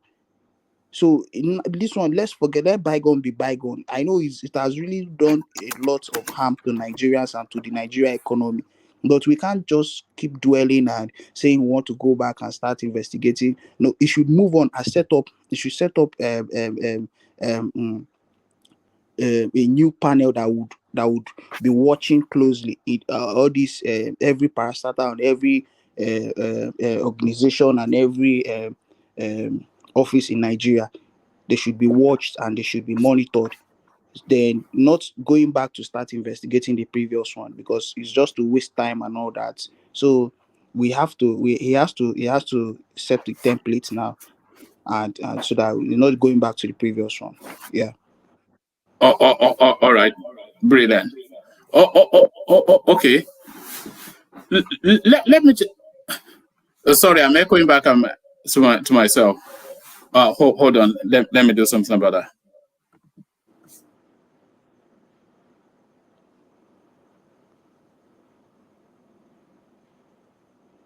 All right. So let me take you to. Yeah, you've spoken on the ministerial list. You've spoken on the. All right. Let me take you to that space. So I was saying that help is at hand, and there's a ship berthing in the Nigerian docks that is filled with 27 million liters of petrol. So that is then coming to address that petroleum space. So your take on that? It looks as because that indicates that we're on the cusp of a price war, and with the price war, of course, you say prices going down. So what are you making of that space, Solomon? Yes. When I saw, this platform is like is a platform that educates one, it helps one to get knowledge, as in like is a form of acquiring knowledge, more knowledge, as in coming on this kind of platform, listening. When I saw, because we spoke yesterday about these private individuals importing fuel into the country, so is a good one, is a welcoming development. Is a good one. That's at least that vessel, that was the first one that I just came into the country that was imported by a private company to the country. So it's very, very good, and we'll be looking out for this kind of things to keep going on, and now, so that the price of fuel can maybe eventually be regulated and all that. So this is good. It's a good development. All right, brilliant. Stay with us, Solomon. So Solomon, let me go on from you to Bishop, and let me kick it off with Bishop. Let me kick it off with you, Bishop, with the rejection of Buhari's social register to adopt a new method of cash transfer. So let me kick it off with you with that, and then let Rational Mind coordinate for a microsecond. So I want to switch some things around. So Rational Mind, take charge. Or Thomas, are you available? I'm here. All right, Rational Mind, take charge. Yeah. Bishop, are you there? Yes, I am. So I think he asked you about the national register that Bubu, yes, and Sadia, they invented or fabricated, and Tinubu and his own people did not use it. Rather, they went through the other alternative or the other route to want to pass money out. So what say you about that? Okay, my opinion, my view is that number one, there's nothing to cheer about it. Governors have been looking for ways to hijack that project. Instead of them starting their own, they did not cooperate with federal government in most of the instances. So they have been looking for an opportunity to hijack it. And now they have had that opportunity. Congratulations to them. Who do you say are looking for excuse to hijack it? Governors. state governors have been wanting to hijack that thing from the federal, that cash disbursement and the rest, which was not successful. So now they have been able to have their way. So I would say congratulations to them. With all the challenges that the cash transfer, NISITP, whatever you call it, social intervention program, it recorded some remarkable success. Just a few months ago, the World Bank came that they monitored that about 20 million Nigerians, vulnerable Nigerians, benefited from that something. So if almost 20 million Nigerians benefited from it,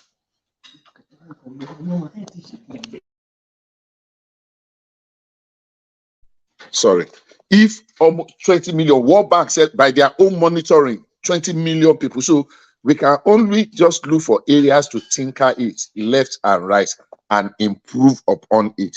But because if the governors, and nobody is speaking for the something anyhow at now, so if the governor have been able to kill it and go back to status quo, and we start planning of how to start gathering, because whether you like it or not, we have a social register now. This one that people are saying that there is no social, they are verified by auditors that were involved. So congratulations to the governors. I mean, they've always wanted to hijack it. Let's see how they will run it. Because ordinarily, they are the state governors and local government are closer to, they are supposed to develop their own social register and do some intervention with the people. They were so fixated and focused on the amount the federal government is actually spending, even though they have collected their own share of the money from the beginning. So if they have said that they are jettisoning it, good luck to them. Let's see, but we cannot say that program was a total failure. I can look for the report and send it in. When World Bank said about 19.7 million or 19, almost 20 million benefited, which was verified by them. And other people have come to ask, how are they doing it? Oh, is it perfect? Far from it. But to say every time we say, oh, they just stole the money, I don't think I agree with it. But the concluding matter is that, look, state governors have had their way. They have won. So congratulations. Let them run it by themselves and see. Let's see how very successful it will be, because it should be really tainted by partisanship. I stand to be corrected. That's my view on that. Well, then, are you aware that from the reports we heard this morning, they said, I just want to take you on some things you said. You said that World Bank verified those whatever register that Bubu and his people fabricated, and they said they paid people. And you said they verified that those people were actual real people and that money was given to them. Is that what you're saying? Yes. Wow. Well, I don't know of anybody, because I've asked many people, not even my dad, by the standard there, he should be given anything. No, my other people have had, nobody I know in Lagos that I've heard that got any cash transfer given to them. So I don't know. There are 4 projects. I mean, there are 4 or 5 programs that were involved in that social. It was there inside. We have the Empower. It was there. We have conditional cash transfer. It was there. We have the school feeding program. So it's not just one basket. It's not just like everything is in one. It was when it was enlarged. I know people that are involved in the feeding program because they are involved in the cooking in the villages where I know in Oyo State, where they recruited people and they were cooking and they were supplying those foods, and they testified that they feed children in schools. Bishop. Wait, let me finish, please. Let me finish. Whatever it is, I stated a caveat. I said it might not be perfect, but some things were done that can be improved upon. So if you have gone to investigate and say there is no school in your state or in your village that is benefiting from it, you can lay it on the table. And on the one that I said about World Bank, it was not a hidden something. I'm sure you have Google. Google is where you are now. The report of the World Bank on the conditional cash transfer in Nigeria. Google it and read the results to us. So it's not like I fabricated it. It is something that is out there in the public space. If you have anything contrary to that, that is verifiable, same way I have said, bring it up. Let's have a constructive debate. Nigeria tired me. That country tired me. I mean, But it's okay. It's okay. I Oga mean, Bishop, can I interject? go on, please. Go on. Go ahead. Good morning. Yeah. And You did break. everything is I'm not okay. here. I'm not hearing you. I'm not Sorry, hearing yeah, you. I'm inside. Sorry. Can you hear me now? We can Can you hear me now? We can hear Yeah, you. I was inside elevator. We can hear Sorry. you. Go on. Yeah, sorry. Yeah, in Nigeria, everything is okay on paper. You know, on paper, everything is perfectly perfect. Nothing is wrong. But when it comes to practical or physically, you won't see any of those things. Yes, like you said, Oga Bishop, I agree with you. They did make a little move, but that move was for the optics. Yeah, for Empower, when Chamu was in charge, it was a slot. They arranged it for, they shared among themselves. One things that some commercial, some had like 50 people in their slot. What does that mean? Empower was 15,000 naira, something like that. They'll bring about 20 people that they know that their slot. Then, if they receive that 15,000 naira, the people will withdraw it and return 10,000 naira to whoever slot they belong to. So it was a scam. The feeding, I don't know any school that fed people in Nigeria. But for the optics, for the media, all they will show they're cooking. But what happened for the remaining 6 months they say they're going to feed people? No food. And they were getting the money. So all these things that say they're feeding people Empower, they're all scam. There's no need for it at all. They should scrap it. I don't know who is talking. Maybe What piece, right? it's me, what piece? Maybe Okay, let me come correct I what you think said. maybe you've forgotten about one prison director. Sorry. Go on, Wapis. Yeah. Maybe you forgot about one prison director during Buhari regime, just during this feeding. They were saying that he was feeding prisoners. His cost of feeding a prisoner a day was 14,000 naira. And you imagine how many prisoners we have in Hold on. that is feeding the prisoner. Do you believe that we were feeding prisoners with 14,000, each prisoner with 14,000 naira in a day? Does that make sense to any reasonable person? And say that That's what he said. Forget that. That making sense. Was there on the Senate ground? Oh God. Approving. Unfortunately, I'm not hearing you very well. You are breaking very heavily. But I had something you said at the beginning, and that is the misinformation. That Keyamo was in charge of the Empower. Keyamo was never in charge of the Empower. So just go and check your I didn't facts. say he was fully. It's a section. What piece? Hold on, please. Maybe let me help you out. Maybe he meant the under the Minister of Labor. You know, he had one program under him as Minister of State for Labor. Keyamo had one, if you remember that, whereby he will be giving wheelbarrow. Hold on. We were not giving wheelbarrow. They said, let them empower, employ 1,000 people. Hold on now. I want to correct you. Hold on. Would you allow me to speak? Please, allow me to speak.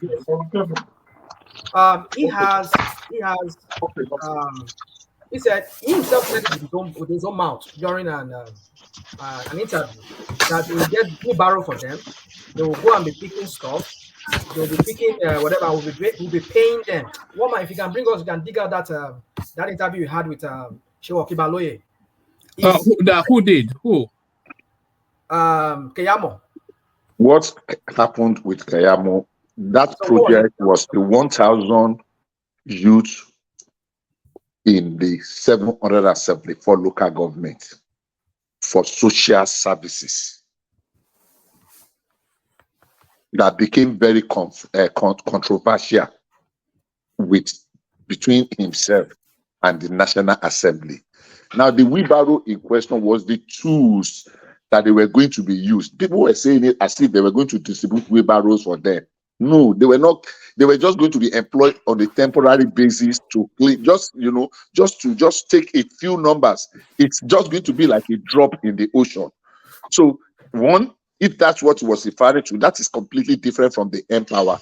What he said was in charge of Empower, and that was what I corrected.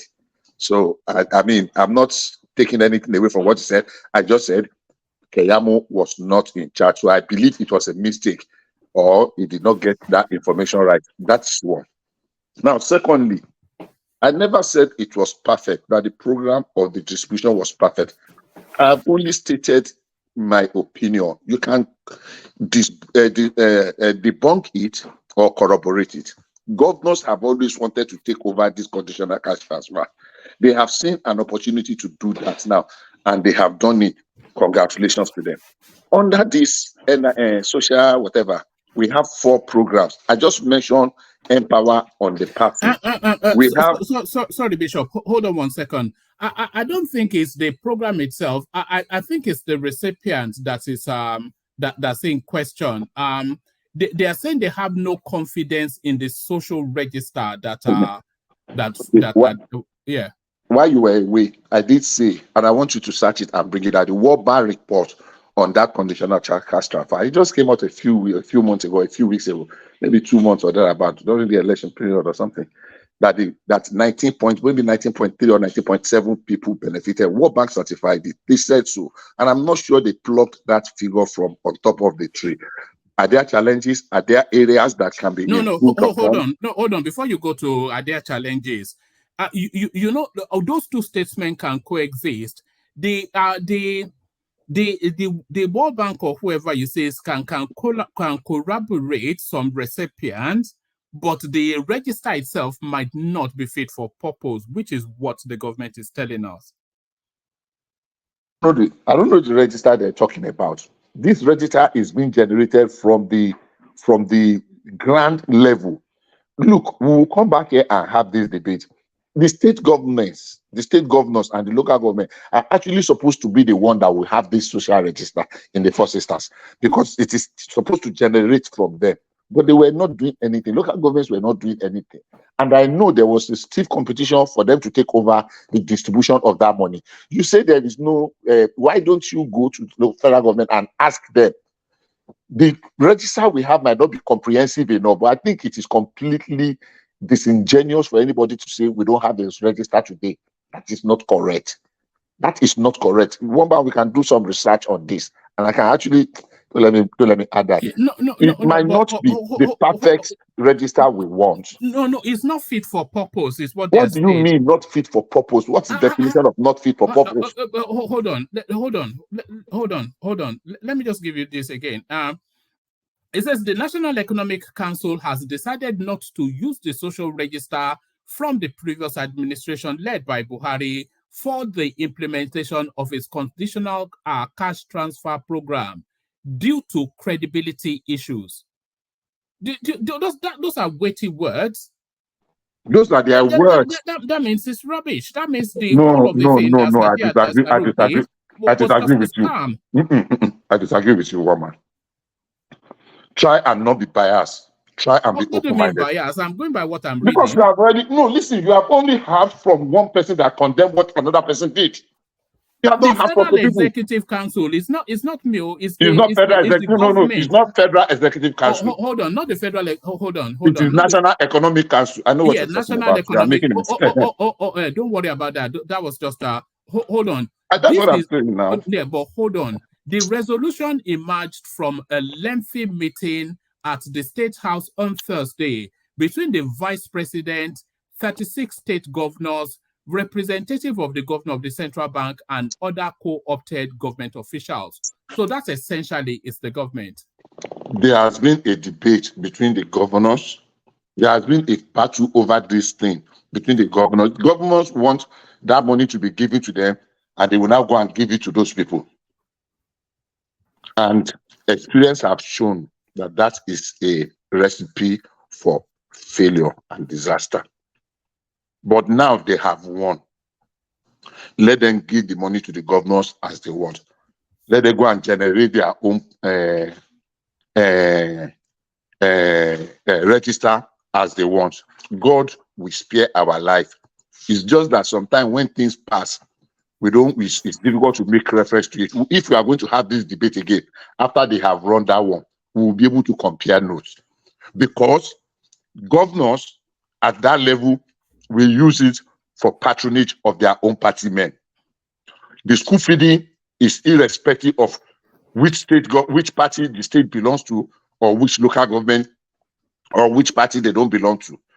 Most of the conditional transfer was devoid of party affiliations. The one by the governors is going to be completely dictated and will be premised on party affiliations. I know I'm alone now, but you can just move. But I'm telling you that the governors wanted to hijack this program long before now.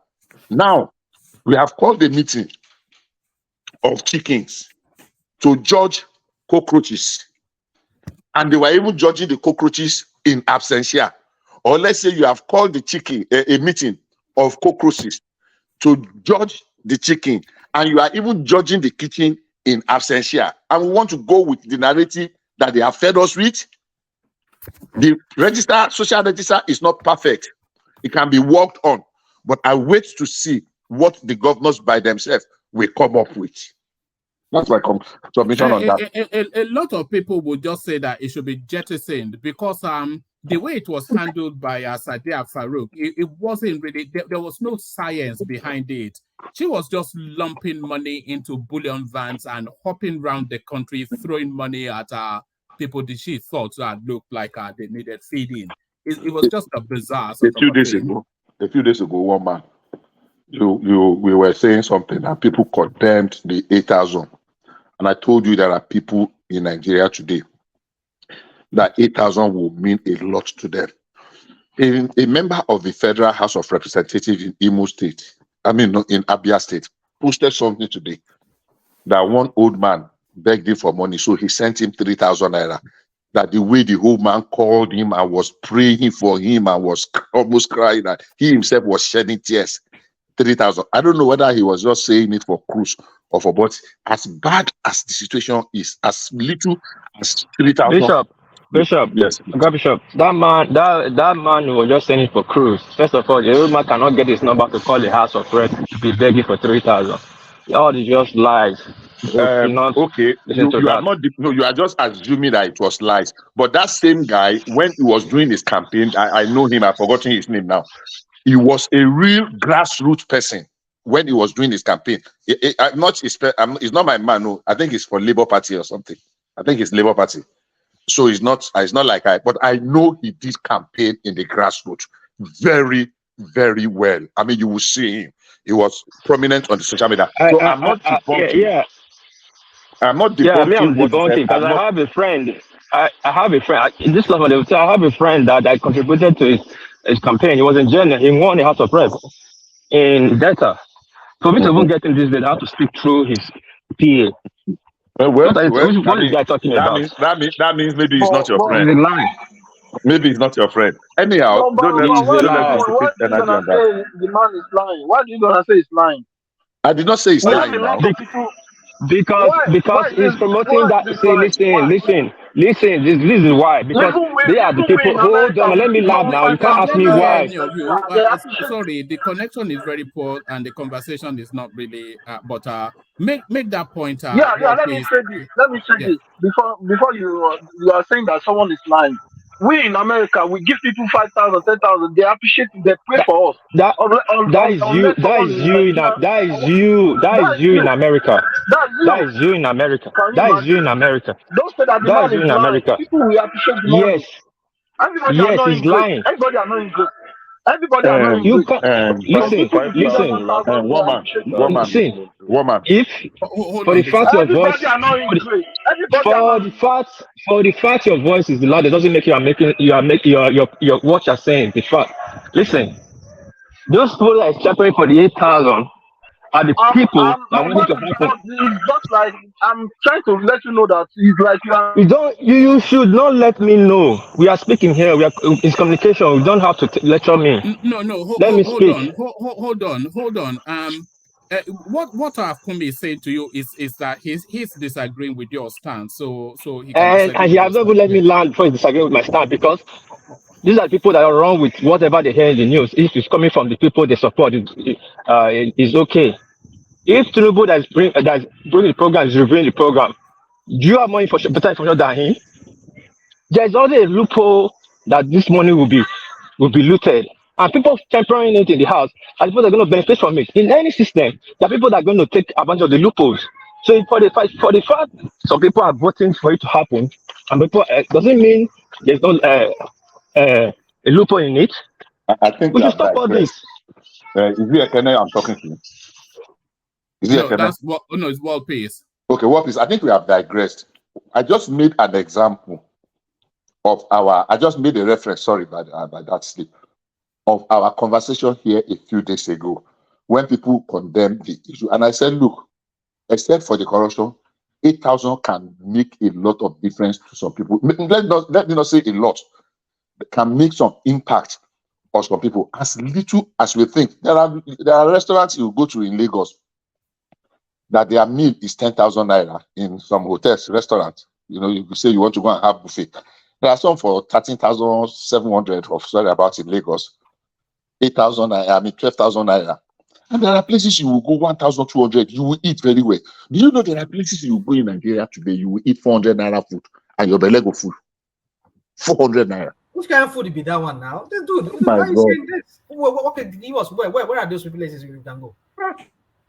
I mean, Bishop, sometimes it's okay. I just don't want to sound like maybe. One man. Rational man, let me say this. You see, when you say there are places you will eat 400 naira food in Nigeria today. If I can just if I can lend an opinion, then I would lend that opinion in the direction of Bishop and Kumi, because I think the way we condemn this 8,000 naira, I think it's elitism, and by the way, it's unwitting elitism. If you go to the lowest rungs of society, 8,000 people can cook a pot of soup for 400 naira. When they go and get the scraps of the scraps and they merge it together, nobody, it's not everybody that eats at Quaglinos like Ovie, who I'm sure is in all of the big restaurants. Some of us, we are happy with McDonald's. A real life experience, something that happened to me a few months ago. For the food or the gas or the kerosene or people still use firewood. They still go to the bush, to villages in AK, in Opiro, in Look at Kulata, he's saying 400 naira for a pot. Look at this. These are the people we're talking about, or the elites. See, let me tell you something. Let me give you an experience a few months ago, woman, and this one I say it on my honor. My friend was in Port Harcourt at a car wash. Those boys that used to wash car or near Stadium Road by the roadside there. So we were on phone, and she was talking to the guy. He was ordering the guy off. So obviously, a food vendor had come and was selling food. So he left the car to go and buy the food, and so the woman was raking on her. Say, are you the only one that will eat all this? Obviously, he bought rice, spaghetti, yam, and something. So what kind of combination is Did this? he buy Agbado? Did he buy No, Agbado? there was not. There was no Agbado. There was no Agbado. Please let me. No, Rational man, come on, hold on. Now the patient, let him land. Let him land so that we have some order. Yeah. And I was curious. I know they used to buy food like that. I mean, when we were young, you buy yam, you buy rice, I don't like spaghetti, but sometimes you add spaghetti and the rest. So, and only you are going to eat this, obviously, and they put mama for him. So, out of just curiosity because of this issue, I asked how much is all that food that he asked the woman. He said 460 naira, everything. I said she should take a picture of it. She took a picture of it and sent to me. Average adult, just to stay in that space, because I'm somewhat getting irate with the elitism that I'm seeing, especially in the comment section. People like Kulata and Dewale. If you buy, you can buy Ata Rodo about 100 naira worth, about 4 for about 100 naira thereabouts, and then you can buy tomatoes of about 100 naira.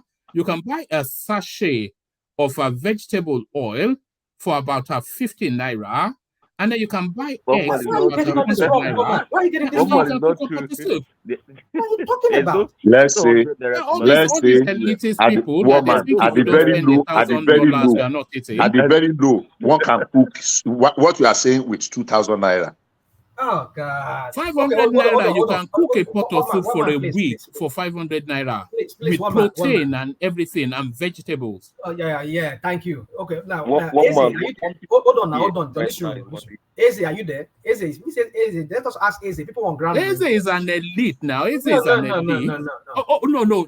I'll tell you who we can ask. Let's ask Gideon. Let's ask Gideon. Gideon, you there? Oh my goodness, that's Gideon. Gideon is more. Gideon, please All right, unmute. Gideon, tell We us. need you now. Gideon. I dey here o. You go support Tinubu now. What do you Okay, expect? hold on. naira no go cook soup o.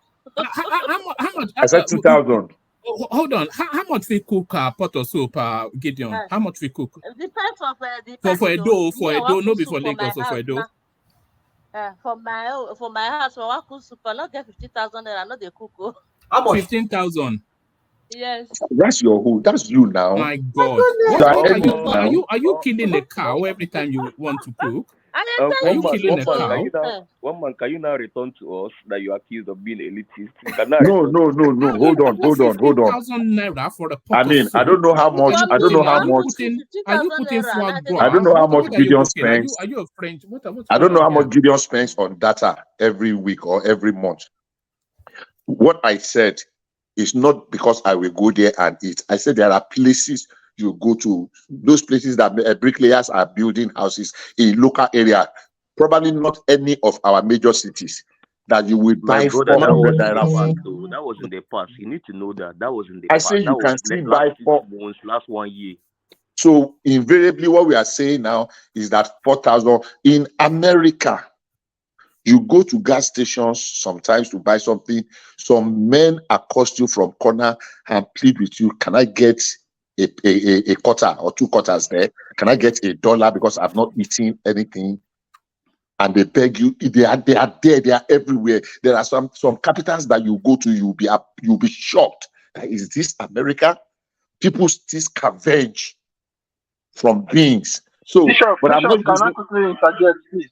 Bishop, can I quickly interject? Okay. The people we are talking about. Hold on. Have that intervention, and then from there we'll move it on. But what I am going to do, because this is now somewhat is I'm going to get in touch with Nigeria and get in touch with somebody rural and establish how much cooks a pot of soup, because I thought Gideon would know, but she doesn't know. Woman, the people we are talking about, they can't. Yeah, the people we are talking about, they cannot buy data and come online. These people who you are asking, do you know how much they are spending on data? They are not the one for the 8,000. We are talking about the poor, the people that you will give 500, 1,000, you will put smile on their face. That's the people we are talking about. We are not talking about the people that have data that spend 20, 30,000 on data every month. Do you think those one will appreciate 8,000? No, that's my interjection.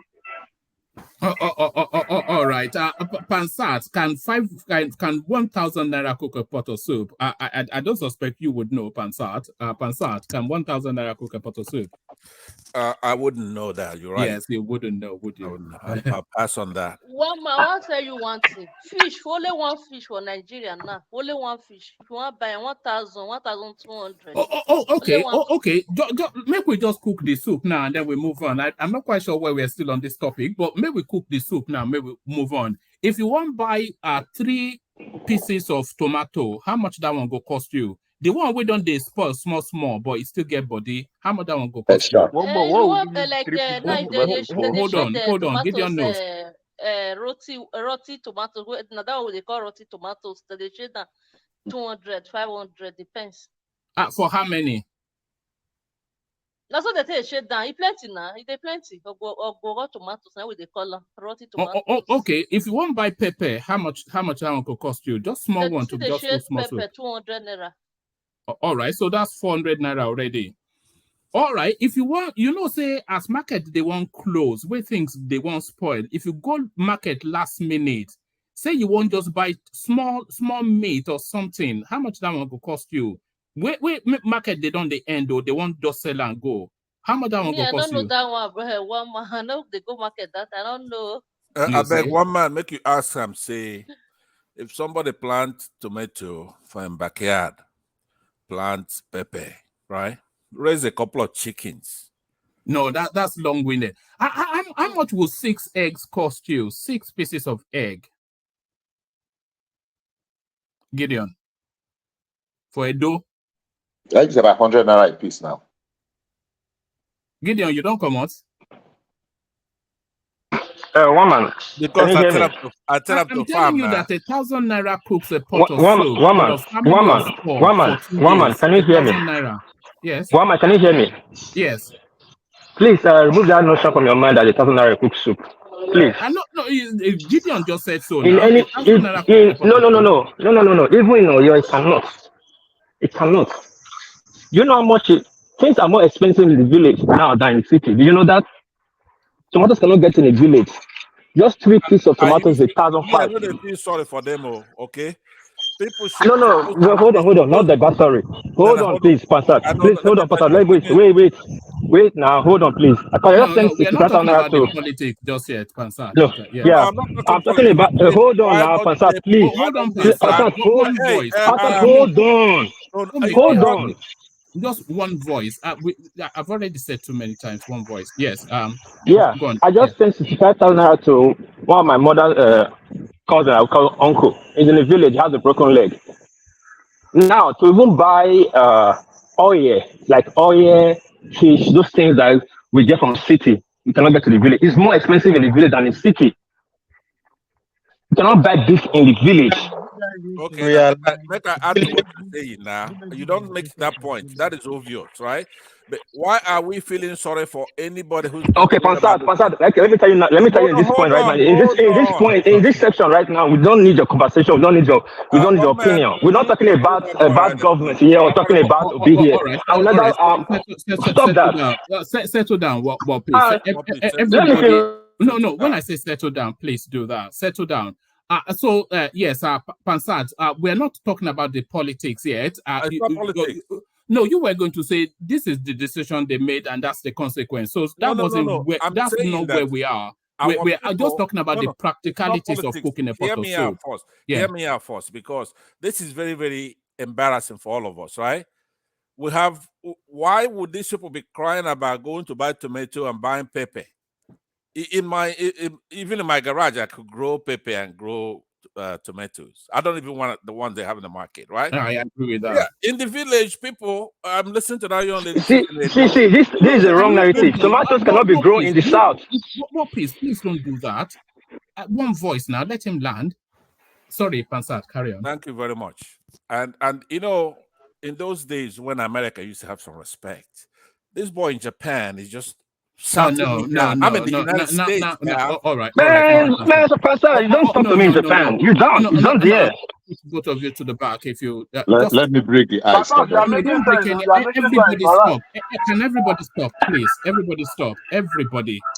Rational mind to you. Let me go to rational mind. Let's not do this rowdy sessions. No, It's he not won't so. let me land. I was making a good point. Can you? When I say everybody, hold on. Let me just say this. When we have this rowdy sessions, it's not a good listening experience for our audience. And if it's not a good listening experience for our audience, then we're not really doing anything. We're just shouting over each other. They're not entertained or amused or gaining anything. So what's the purpose? So just one voice now. So if somebody wants to really assert a point, let them assert that point, and then you come in after them. Then there's a natural flow to it. If there's no natural flow, then we're not doing anything. So with gentlemen rules, I've always said, so gentlemen rules. So land that point, because I think I somewhat concur with where you are going. That and by the way, I agree that everybody should have a garden in their backyard, which I think is the point you are making. Right. Yeah. Especially the news that just no, I said one vote. Did you not just who's talking? Did you even hear anything that I said? Let him land now. What's going on? Because I'm a solutions guy, right? This is one of the embarrassing things I've ever seen in my life. Like me, I grew up in the village. So I know what's there. Nothing has changed. We have soil, we have ground. In the village, especially like this Edo person is, right? So what are you starving? I mean, you could be making bank right now, making money. Even if first we have to grow pretty much everything you want to eat. I can understand there are some garnishments you want to have here and there. Stockfish, for example, you can't grow, right? But look, don't tell me that tomato is so expensive or pepper is so expensive you cannot cook your soup. That is stupid. I mean, I don't get into this because this isn't one of the problems we have. Starve if you cannot grow the basic stuff. Sell it in the village, make some money. As a matter of fact, you're supposed to. These things, some of them are perennial. Every day, every of the year, they grow. So shame on anybody who comes here complaining about pepper, tomato, and all that. I don't pay attention to anything like that. So that's my point on that.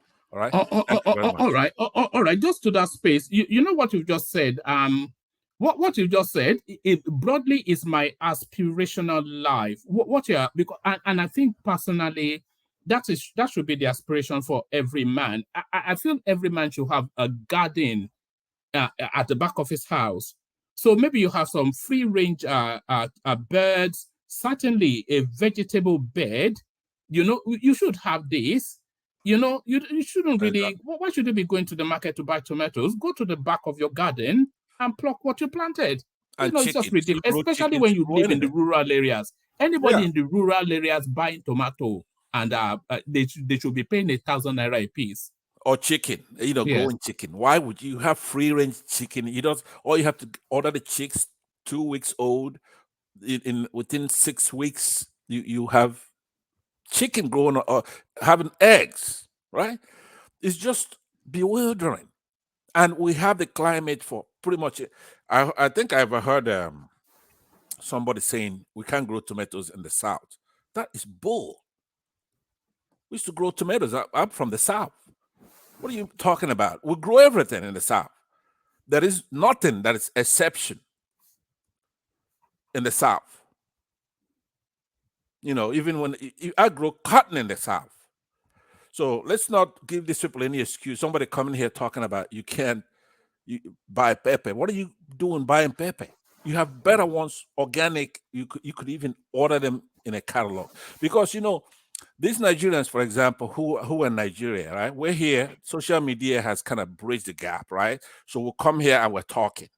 People who don't have a boot. So social media has bridged the gap. Previously, you used to look down on us from your high tower, and now we can speak to you as an equal. Look at this guy. People, when I went to Nigeria, in those days, in the 80s, even 70s, 90s, you could go to Nigeria and you see people, and you say, "Get on your knees," and they will do it. Right? But because of social media, we're all here talking. We're trying to help them back home. Right? I spend my afternoon at taking salts because I'm trying to help people who don't have a boot to piss in or a window to throw it out of. Instead of them listening, now they have a dilemma. Somebody, for example, like Bishop here, right? He has a utopia dilemma. If you get all the answers, then solve the problem back home. If you cannot solve these problems, then you have to come here and listen. All right, don't prod at people. Don't prod at people. No, this please, is it's just an example. Listen to this, because now that sensitivity doesn't mean anything. We're here. We're trying to tell you. We believe it or not, United States, or I could say Britain too, to a lesser degree. We're 30-something trillion-dollar economy. Britain is about 3 or 4. But let's just say we're here on a platform. You're in Nigeria with 22 billion. You can't help but throw acerbic remarks, can you? Even at the United Kingdom, who birthed your country? Okay, we could have that debate another time, right? But no, one man, let me tell you, is the love we have for these people that makes us. I'm here. I'm listening to people who are in Nigeria, right? They got their necks crushed by dictators dressed up in civilian uniform. They can't do anything about that. If I'm at home, I will have an AK. I'm not going to take it, right? But they cannot listen when they come here. We're trying to help. We love our country. We want them to do well. This idea right now of going out there and farming. All right. Thank you, Pensiled. Here, so that they go and do it. Go and plant your crop. It doesn't cost anything. You've made an excellent point. Don't ruin it by going Pensiled. Don't do a Pensiled. Whatever. Let's get back to the politics. Let's get back. One man. Okay. I still on the floor, right? Yeah, you still on the floor. Let me take you. Let me answer Pensiled first. Oh, don't answer him now, because it could get out of control. That's just the thing. Okay, if the Do boss, you want to let if it the go boss, if you're happy if to the let boss, it if go? the boss says so. Man, let he and I go at it. I really want to take on him one on Go one. ahead. All All right, right, you know, I'm I'm minded to unleash you at each other, you know, and it will be good. It's not be polite. I'm stable. Let's All right. go at it, he and I. All right, you can have that conversation. Thank you. Okay, hold on. This is what I'll do. You have that conversation for a couple of minutes, and then I'll call time on it, because it's a conversation that you've been wanting to have for a good while now. So you have that conversation, and then for a couple. Thank you very much. Conversation about what? Yeah, Bishop, you were going to interject. You were there. No, you were saying something, and you did say whether I was suffering from dystopia, dilemma of dystopia or something. And I wanted to ask you what do you Euthifro. EUTHYPHRO. Okay. So what does that mean? Well, look it up. Don't be lazy. Come on, stop that. What do you mean? Don't be lazy? You want to match weight with me, so you have to come ready. Right now, we have a few minutes. Oh I'm my sure they're going to God. come in. I've been very. Talk to me now. Go ahead, talk. Oh my God. Don't let one man come in here without you talking. Tell me, what is it? I'm here because I love our country, right? What is what? Hold on. I want this country to work, right? Yeah. So you have a host. You in Nigeria. Okay. Every time somebody talks, including the host, yeah, you say they got it wrong. They don't know how to do it, right? Every time. You said at least twice already here, right? We want that country to work. I think something. Hold on, let me land now. I gave you opportunity. You did not give me. I've not said anything since you started. Yeah, because go ahead. You wanted to know why we're doing this, so I'm trying to explain it to you, right? So my point to you is that assume that we're on the same side, and you have an administration coming, Tinubu that you like, right? It isn't the responsibility of a critic to come here to sing praises. Now, I don't support Tinubu, but the host here, you just said to him, don't be prejudiced. How could you accuse one man of being prejudiced towards the Tinubu administration? That is absurd. Now, this is one remarkable reason why I'm challenging you, because for you to come here and accuse somebody you know that is even more pro than you are, which means you're a lost case. Do you know what? Yeah, go ahead. I won't dignify any of your nonsense with a response. You don't deserve it. So let's go back to this something. I won't dignify you. Well, you are too low. I want and too vain. You are too full of yourself. Okay, so I dare say, right? listen and shut the hell Since up. You won't dignify you me. are too. I won't dignify you. So I won't listen to you. I won't be here listen to a ragtag non-entity like you. No, you're talking like brainless somebody prawn. You want to bully me? Are you kidding me? Are you for real? You think that look? Hold on. One man, Bishop, if you don't come up, I'm going to leave. I'm not going to dignify this irritant, this non-entity. I'm not going to dignify you with any response. You don't deserve it. Okay, good. Then You are a low-life non-entity. Don't dignify me. Let me. You are a low-life, lousy lout. Well, you come to talk here like you are bigger than it. That doesn't mean anything. That's ad hominem, right? One man, I think he left. No, it's not left. I set the two of you to the back for a moment. So when I'm cautioning that take it easy, that's the direction that I could go. So when I say let's move on, I do know what I'm talking about. When I say let's move on, it is only because it almost starting to spiral in that direction. And if I'd let it go, it would have gone even more wild. So when I say settle down, just gentlemen cooperate with me. So I'll bring you both back, but I'm not going to demand any apologies from anyone, but I'd just like us to move on back to the politics of it, which is really what our audience is after. But when I say let's move on, just humor me. It's only because I know the direction it could go. But there it is. It's just a palaver, a palaver. But he owes me an apology because he was insultive and abusive. I wasn't. Even if he doesn't apologize to me. Apologize to who? I didn't use any ad hominem. Are you kidding me? No, guys, Are you joking? No. Okay, everybody stay muted.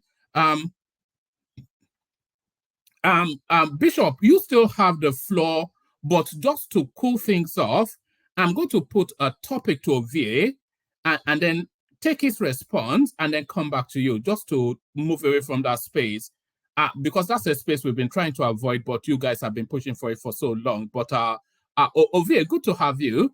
So it looks as though rescue is at hand for the Nigerians. I was just saying in the opening phase that there's about to be a convergence and then a handing over from the heavy suffering that the Nigerian people are going through to the rescue that is at hand. So now they've removed the subsidy on fuel, which of course we've seen the resultant effect of, but then they've liberalized that energy space and they've brought in new actors into the energy field. So now this headline is hope is on the way, is help is on the way. NMPC monopoly ends as marketers' fuel arrives. So let me give you just a few paragraphs just to reacquaint. A few paragraphs to read. So by the way, I'm using a new system, so I'm still trying to fumble my way through it. So a few paragraphs just to reacquaint. First batch of petrol, 27 million liters, imported by independent marketer, has arrived in the country, putting an end to a downstream monopoly market once enjoyed by the NMPC. The vessel ST Nene, earlier built to arrive since last week, was held off Lome waters due to adverse weather. Berthed on Wednesday, following the official end to subsidies by President Tinubu. ST Nene, correspondents gathered, had cost whatever energy executive officer and its bank partners $17 million to hire. 5 financial institutions, Polaris Bank, First Bank, Union Bank, Access Bank, and Fidelity Bank had bankrolled the deal. This was as foreign exchange rose, and then it goes on and on. But the main theme of it, there's several things happening at once here. So the berthing of that ship on the Nigerian shores marks the official end of the monopoly of NMPC being the sole importer of petrol. So that's one. The second thing is that there are 27 million liters of petrol in that space. That's 2. And then the main important thing is that actors giving licenses to import petrol now are now berthing those petrols at the shores of Nigeria, ready for the market. And this then, of course, they follow on a price war, which should then spiral a reversal in that petrol price. So what are you then making of this headline of VA? Rescue is here. Oh man, I'm nervous. You're nervous? Why? You read the box. You know they've been at it for so long. I was thinking one of these days I'll just leave the two of them in the room and see how it goes, and that's how we went. Oh my gosh. Those guys, Yeah.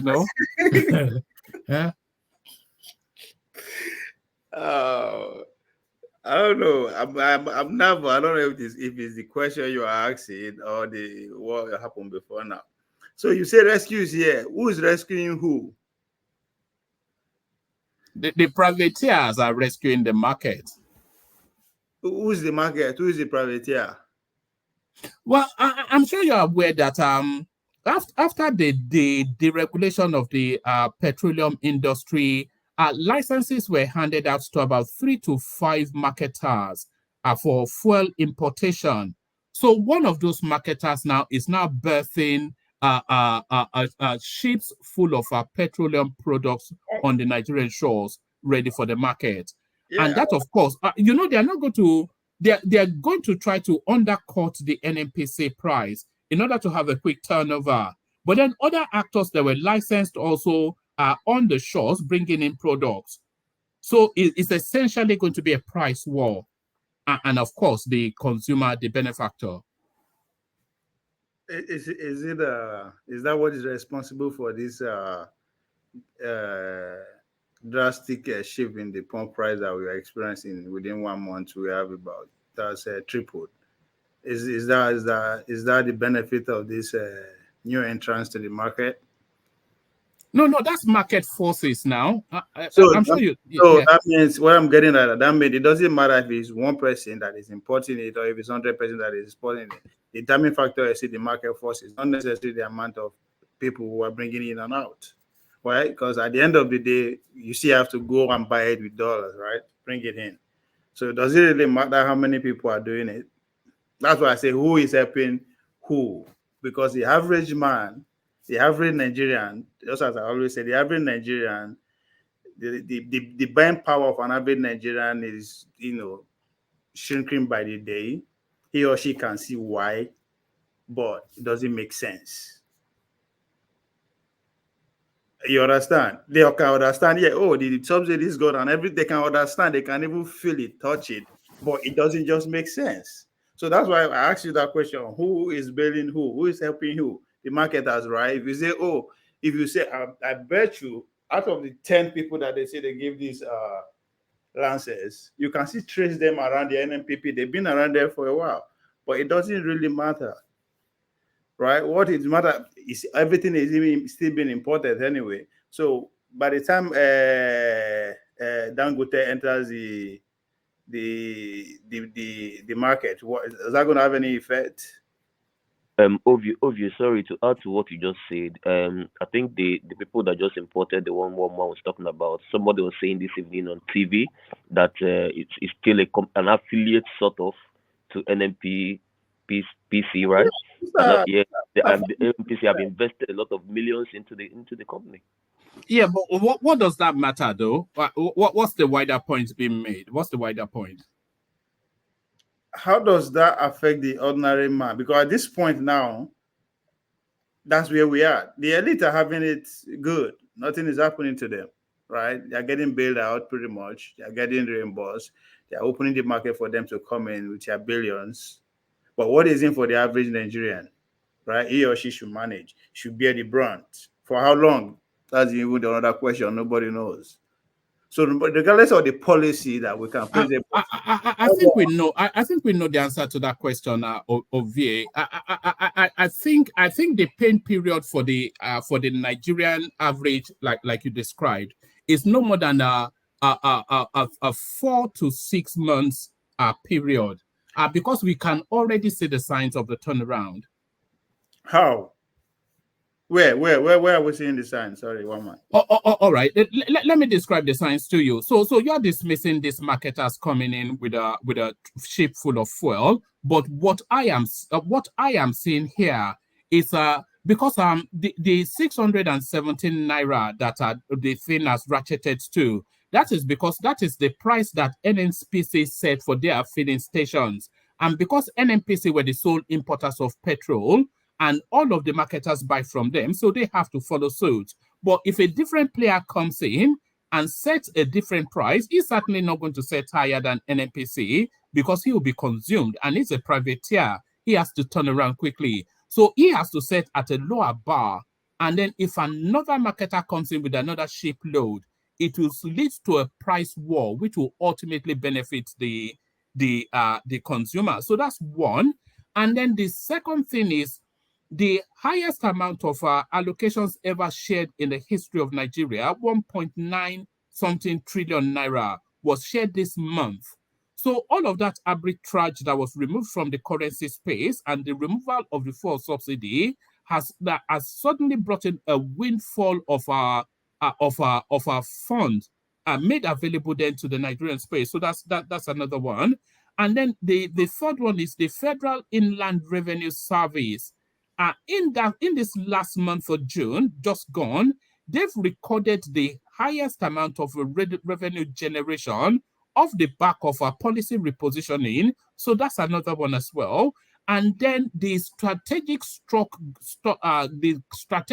grain stock of the country is being released to the market to force down the price of food. So all of these things together is the rescue plan. At the end of the day, they are just looking for a way to generate more money, right? Will I be wrong if I put it that simple? Well, is that not the plan? That's the whole objective now, to run a government here. You need money. Yes.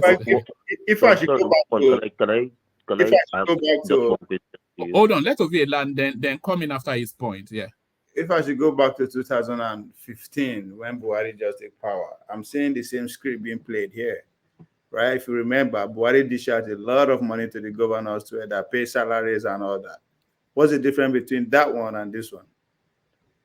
And I think that's where everybody, I've been listening to most all the point here. Everybody who is actually against this policy, it's not that we are not seeing what they are telling us or they are selling us, right? But it's just that it's the same people. We've seen it before. It's the same script. It's the same script. It's just different way of applying it. Governors are screaming. I understand Bishop will say, "Oh, governors have been screaming to get to be in charge of this money and all that." Okay, who are these governors? Are they all of a sudden change? Why are they even scrapping for this money? Since when? 2 trillion is also going to be added to the. What are they going? They've not even said this is what they are going to do. They cannot even go out of why the money was given in the first place, or why the money was loaned, which doesn't make sense to me in the first place. Why would you give me money to be sharing to people? Wama, you are trying so hard to make to support that point that I think it's Bishop that say over 10 to a bit 11, 19 or 20 million people benefited from the last thing. Like, are you really serious? And you are saying World Bank. What do you expect them to say? They are marketers. They are selling something to us. Do you expect them to say, it doesn't work? I would do the same thing if I'm in their shoe. But somebody should make it make sense to me. Why would you give me money to just go and be sharing? Where does that even? It doesn't make sense to me. Maybe because so what money are you talking about? Are you talking about the $800 million? Yes, all the money they want to share. Why are you sharing money?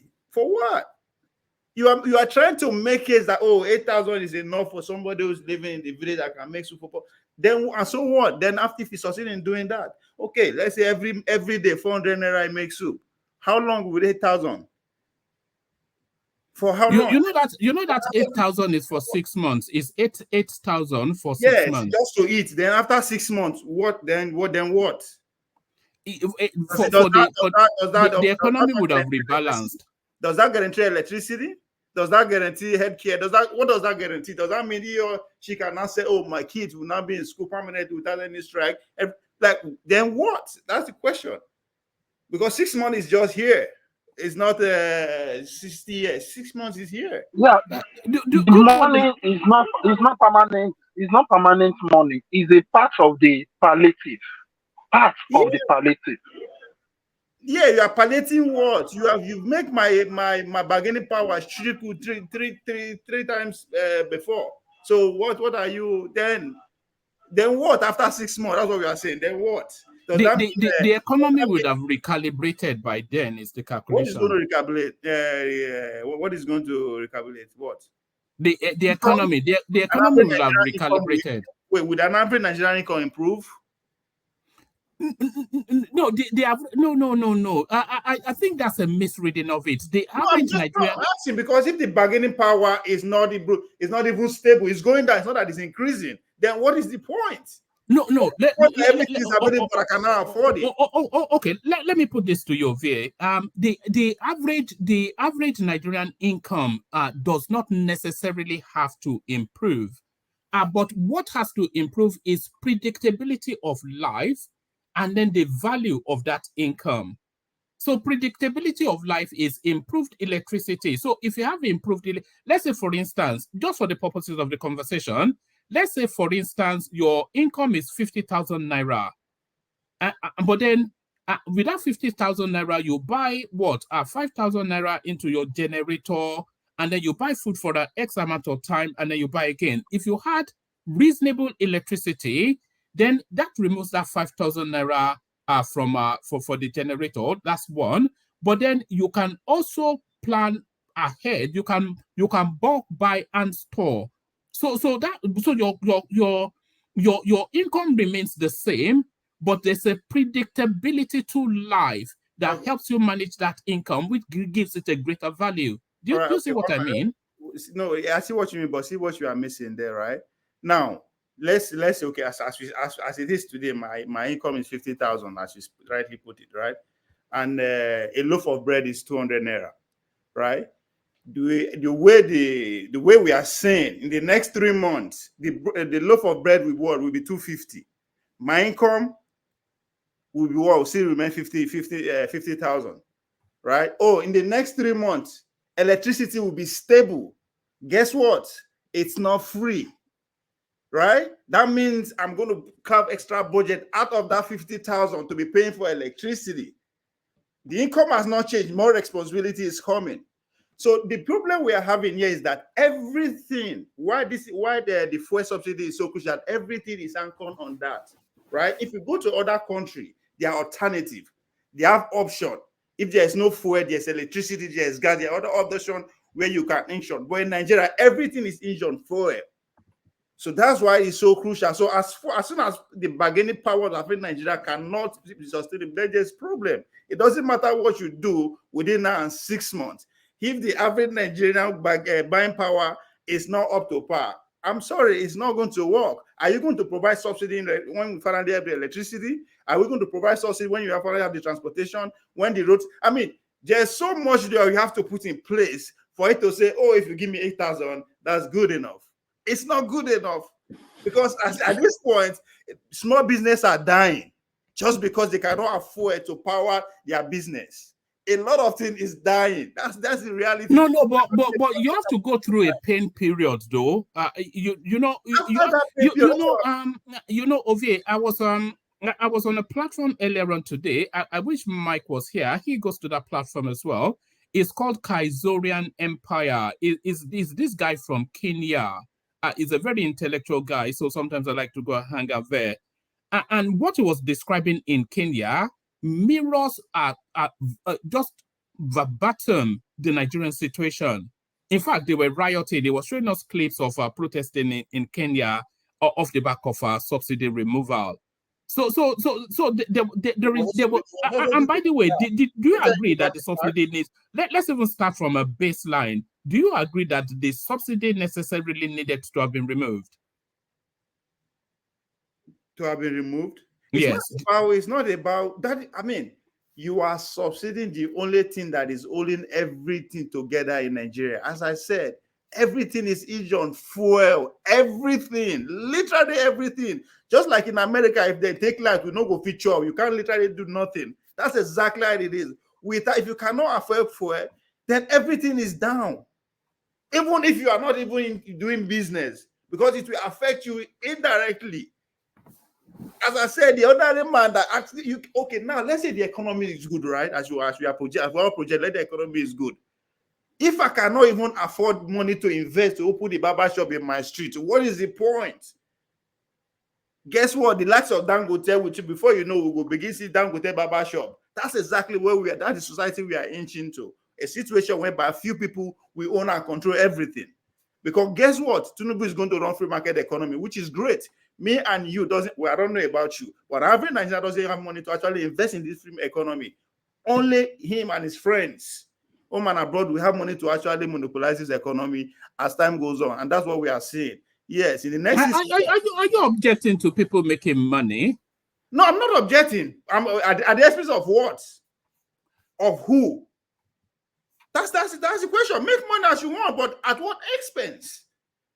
Nobody says don't make your money. Nobody says you should not talk as you want. Don't do whatever you want, but at what expense? At the expense of 200 million Nigerian people? If that's okay, fine. Let's do it. I'm just pointing out the obvious. You know, in every society known to mankind, there's the proletariat and the bourgeoisie. I agree. There's the proletariat and the bourgeoisie. And the bourgeoisie, they will always override the proletariat. So it's no different in Nigeria. So what are you expecting? I totally agree, but this is where we are going with that, right? And that is where the state governor say, I want this, because guess what? Even within the mix of the elite, right? is expanding. There's a need for you to keep creating offices, to keep occupying every one of them, and it's to get to a point whereby it will be so elastic that there's no space for them again. And guess what? They will revolt, and it will trickle down. If the masses don't get it together, the top will not hold on for long. The way things are going, because their children are getting educated, they are coming back. A lot of people say, "I want to." I think you've been spending too much time with the obedience. I I am just have to analyzing your rescue point. you. Yes, You were not like this. What's obedient about what he's saying? When did you become? In every society, they are When did you become kumbaya? When did you become I kumbaya? am just using your point. You say in every society they are ruling class, and I agree. And I'm just telling you that ruling class is expanding. Guess what? You have to. One man, he's making good points. I mean, why are you discouraging him? He's a young man, and he's making good points. No. This is Ovie now. We always have this back and forth. Encourage him, please. No, Ovie, I don't. Ovie doesn't. Ovie is a full blood. Ovie can hold his own now. The elite should keep feeding themselves at the expense of the poor. Let them keep going. As I said, as you produce, the more they produce, because they are producing, right? They are graduating all over the world. We know the rest know they go school. They are graduating. Just keep providing opportunity for them, because it will get to a point that opportunity no go there again. Because now state the scramble now free money happy. It will get to a point will not come again. One else, they will now go revolt against yourself at the top. And guess what? We are always ready to join. And that is what this government is pushing us to, as far as I'm concerned, with all this policy. Yes, after 6 months, what next?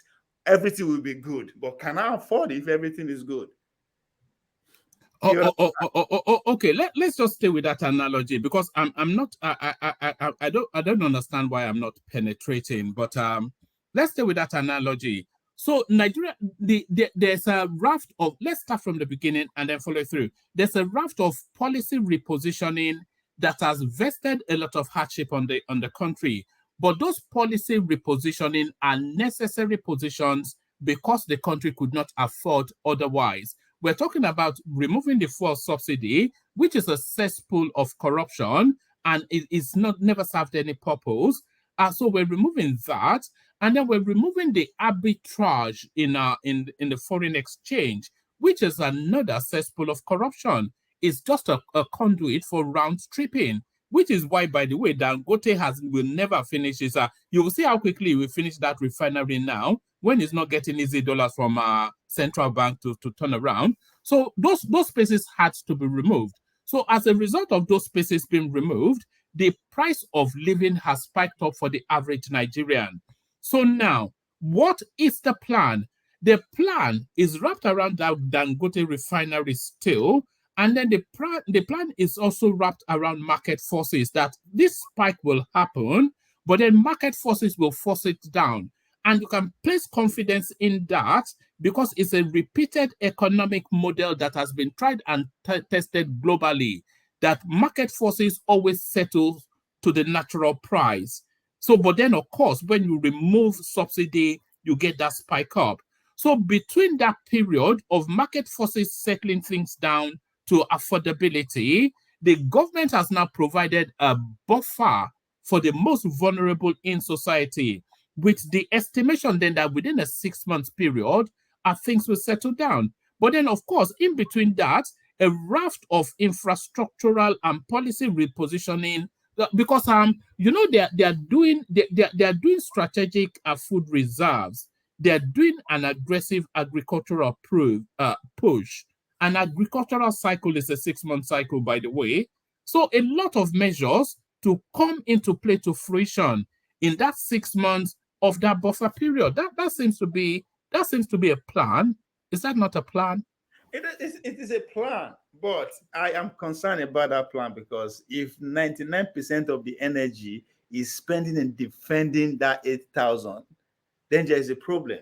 I expect the energy to be spent on educating the masses to be patient, that yes, electricity is going to be stable, but so X amount of weeks or month. Why? Because this is the infrastructure we are putting in place. This is how we are devising that kind of place. I expect the energy to be spent on, say, okay, security is going to be okay. Don't worry, you can able to go back to your barber in the next 2 weeks. I expect energy to be spent on that. If they actually have anything in their slave that they are going to put it that we are going to all enjoy after this 6 months of Pada Christmas. Because that's the goal, right? After 6 months, everybody should be up and doing. Kulata say we should get off our houses and get going. Get going with what? You understand? So I'm not it's a great plan, right? I'm not saying it's not a plan, but it is about can't you just loopholes in all this plan that is so obvious to the blind. Everybody can see it. Don't tell me, don't stop. You are giving me free money in the first place. Why do you even spend time to convince me? It's free money. Why should you convince me? Anybody will take free money. But we all know that it's not that there's a catch there. It's not just about the free money.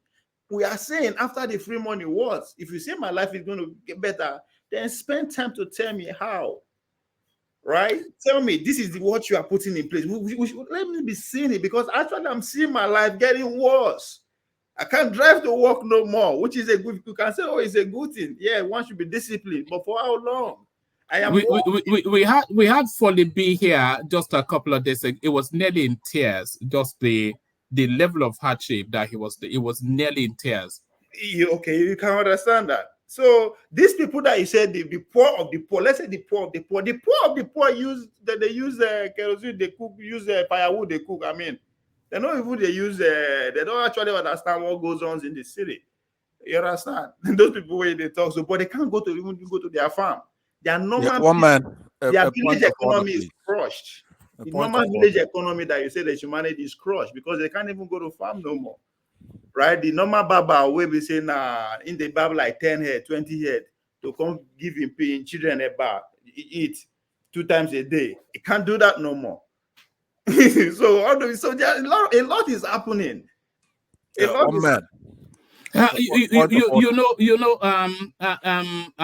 Ovie, there was a French queen called Marie Antoinette. So there's a French queen called Marie Antoinette. She during her reign there was a famine, not famine, no, but famine, scarcity of food. There was famine in France then, and it got so bad that the French people could not even buy bread. Do you understand? And bread is life. I'm sure you've been to France, so you know what bread means to the French person: baguettes and croissants and all whatnot. So there was a famine in France. They got so bad they couldn't buy bread, and they were raging and lamenting and protesting on the streets.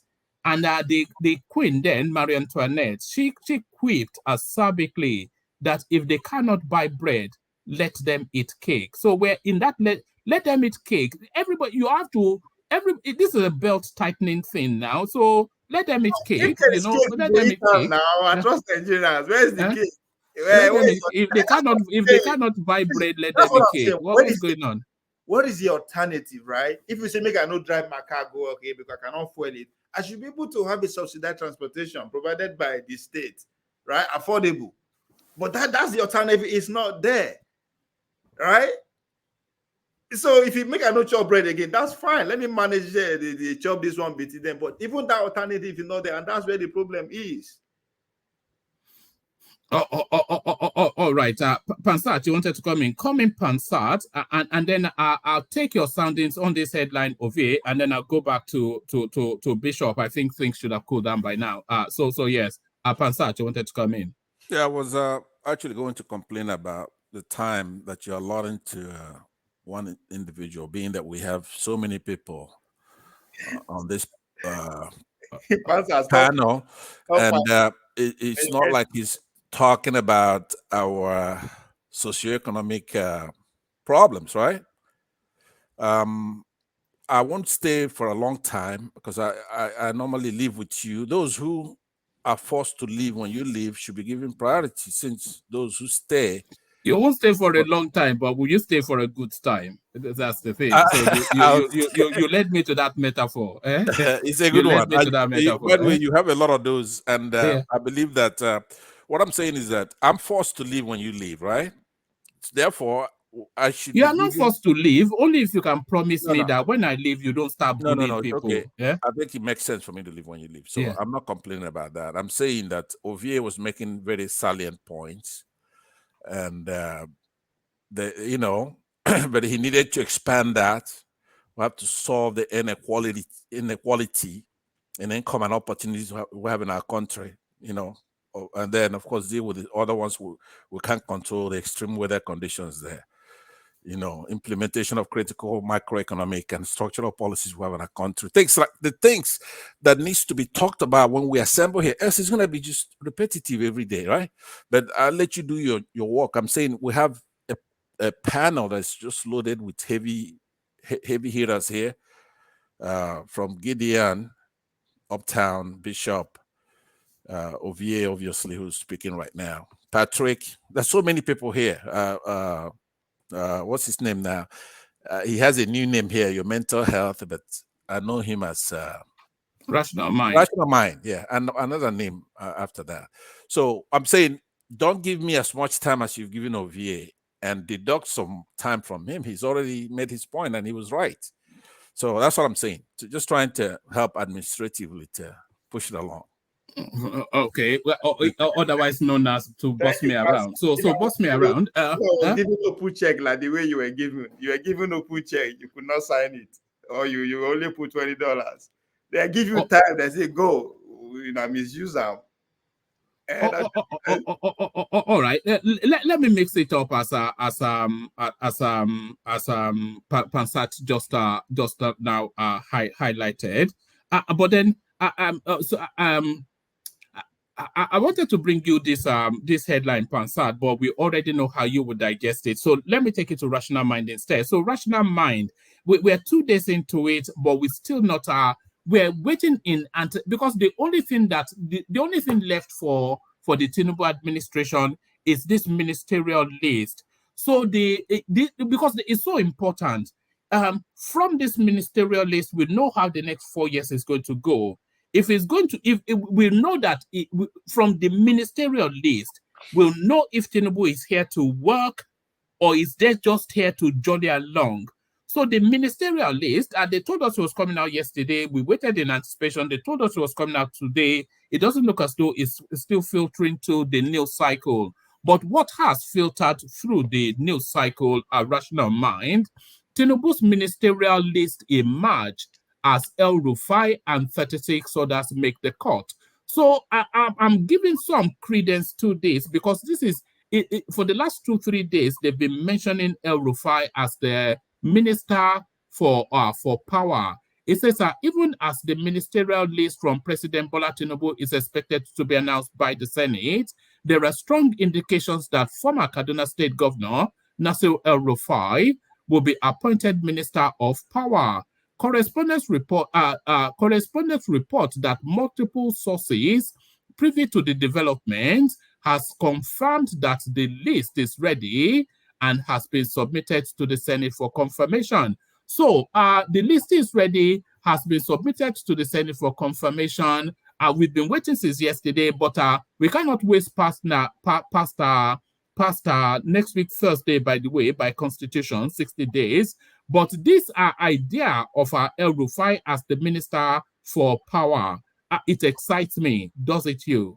Rational Mind. After all that build-up, Rational Mind. What's going on? All right, Patrick, do you want to pick that up?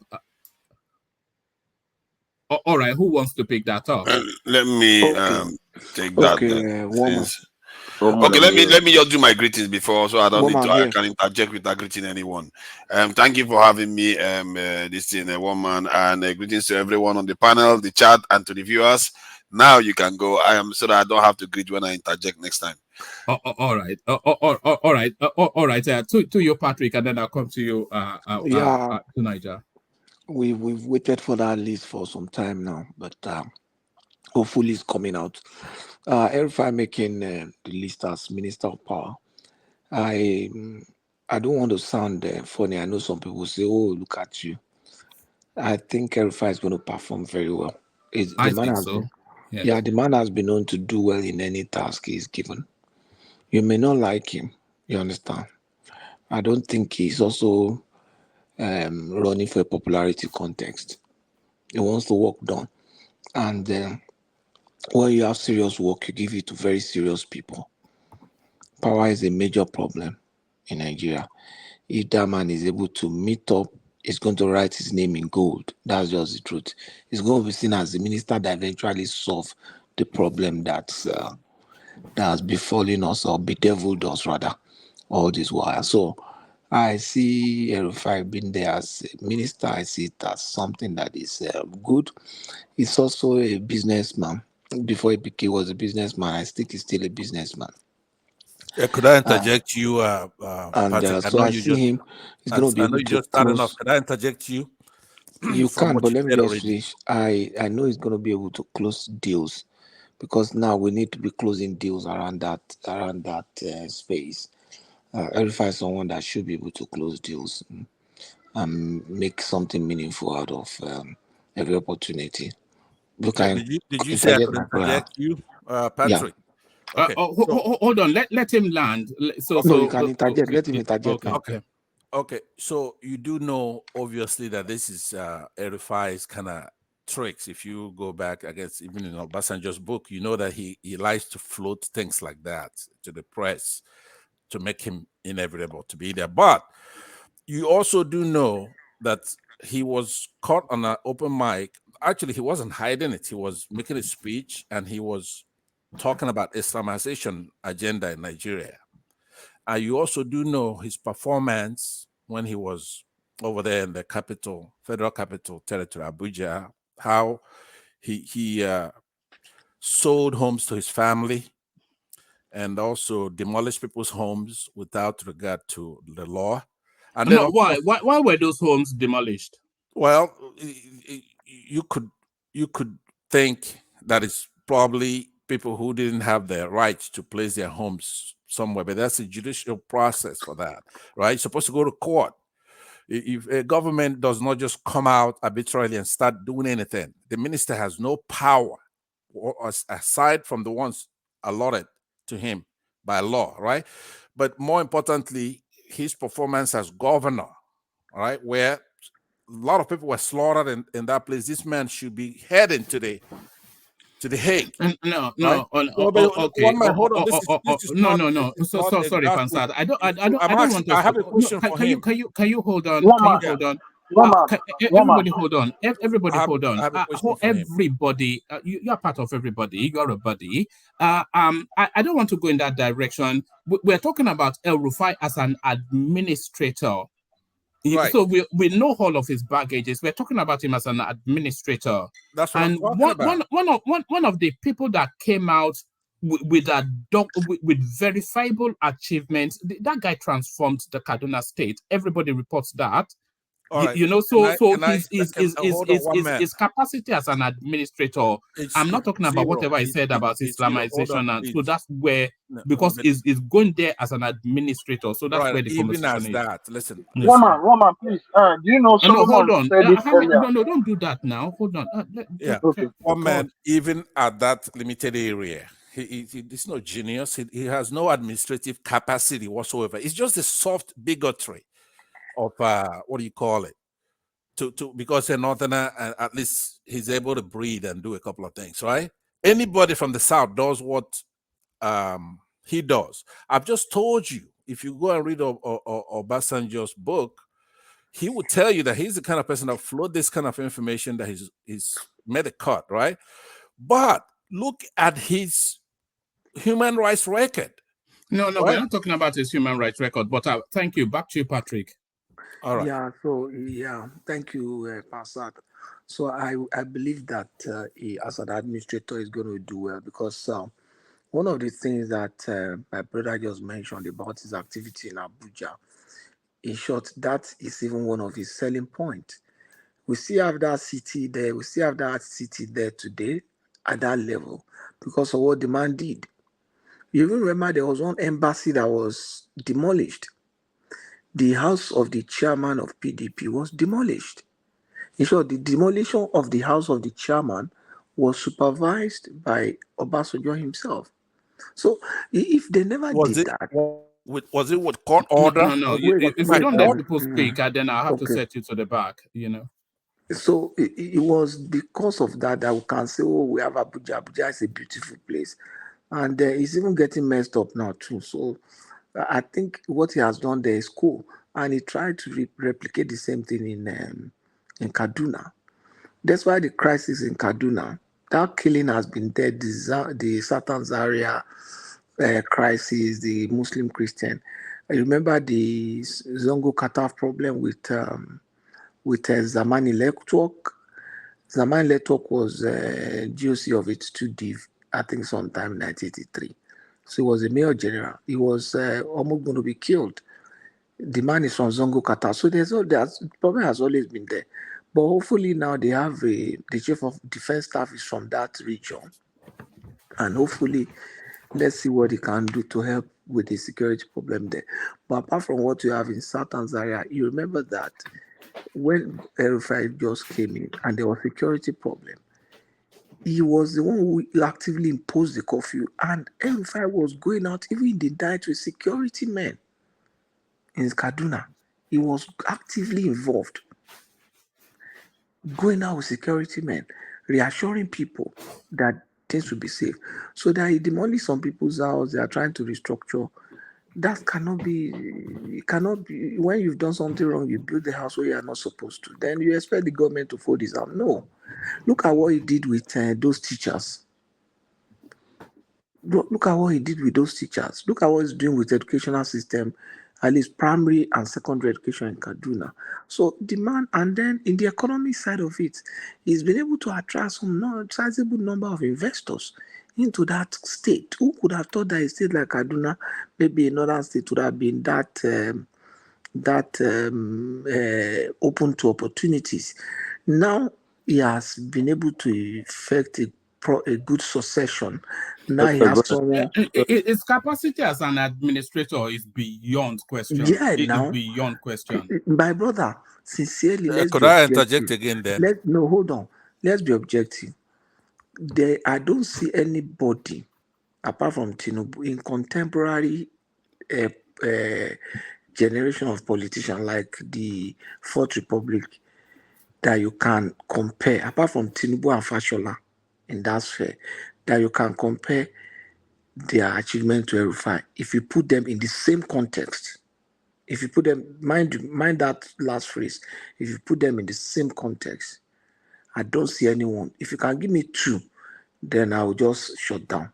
I can. Can I? Is that a question you want me to give you? You said?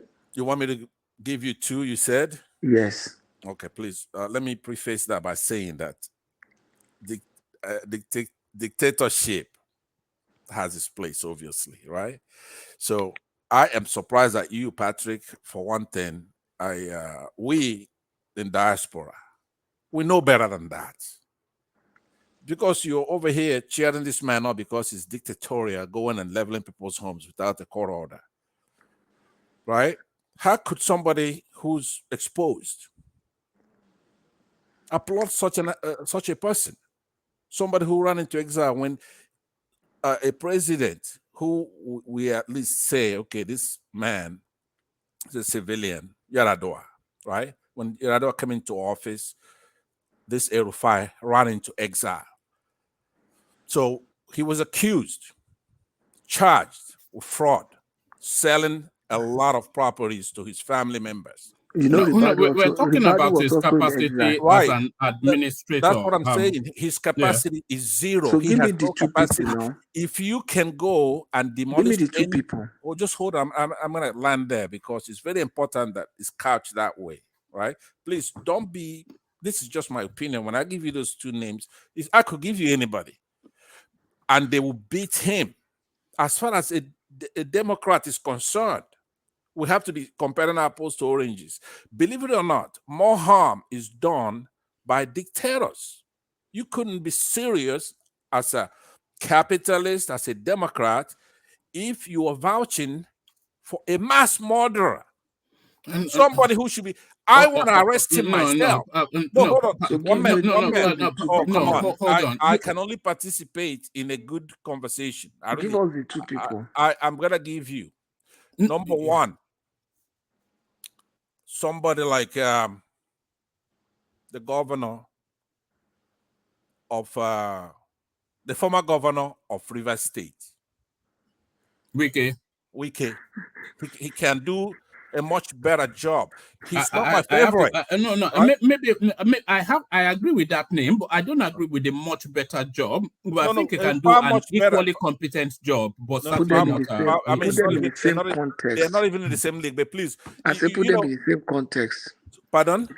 Put them in the same context. If you put Wike, okay, give me the second one. Okay, but first, do you agree with that first Okay, one? I know one man. No, give him both names because I don't want this to drag for I too don't want long. to be back and forth. Yeah, give us the second name. Okay, the second one, Peter Obi. Of course, why not?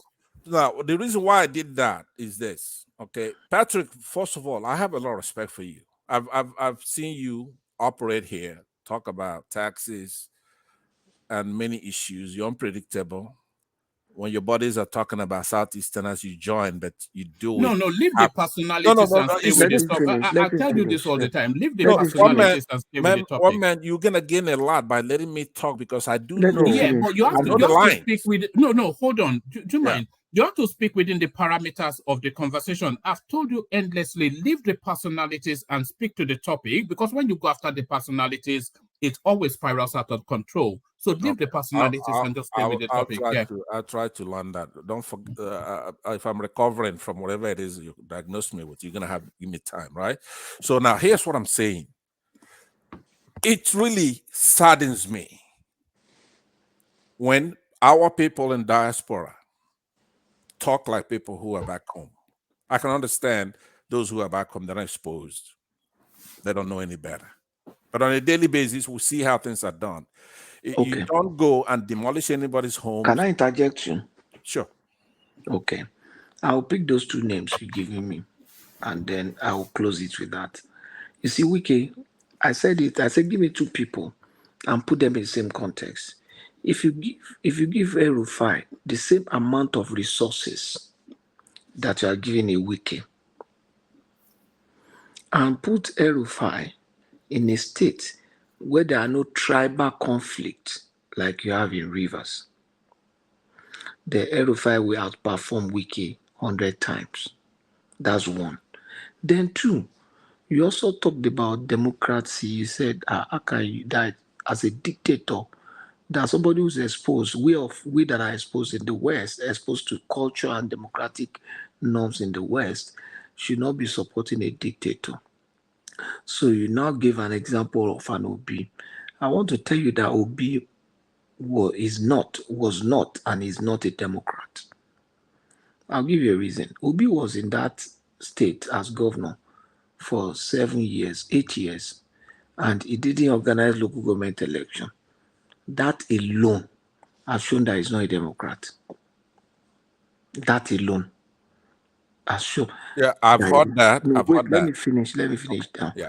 Rufai organized a local government election. Rufai introduced electronic voting into the local government election and trained the Kaduna State voters.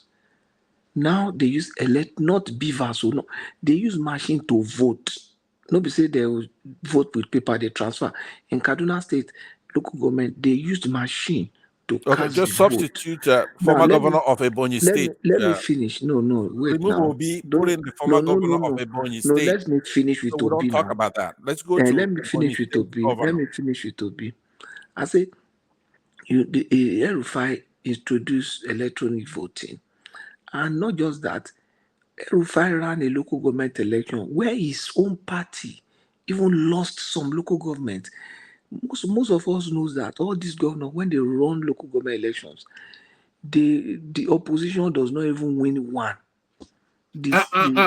Patrick, I remember that. I think at that local government election, that was when INEC tested one of their new systems. I think they used it to pilot one of their new systems in Kaduna State. Rufai was saying, all of the governors were saying, you are a boy, you are a mumu.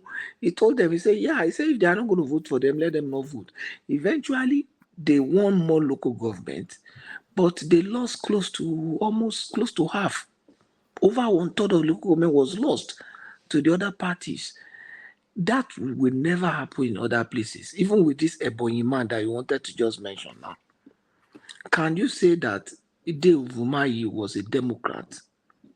A man who ran in presidency and they did Ururu to restore his Senate ticket. So you cannot compare them.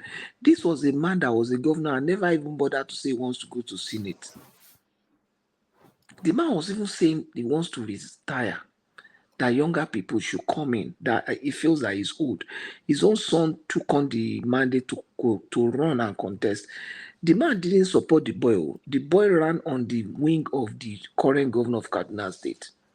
But are you comparing the bona fides that you were talking No, about earlier? I am now telling you that even Ebonyi that you brought in, the man is not even a Democrat too.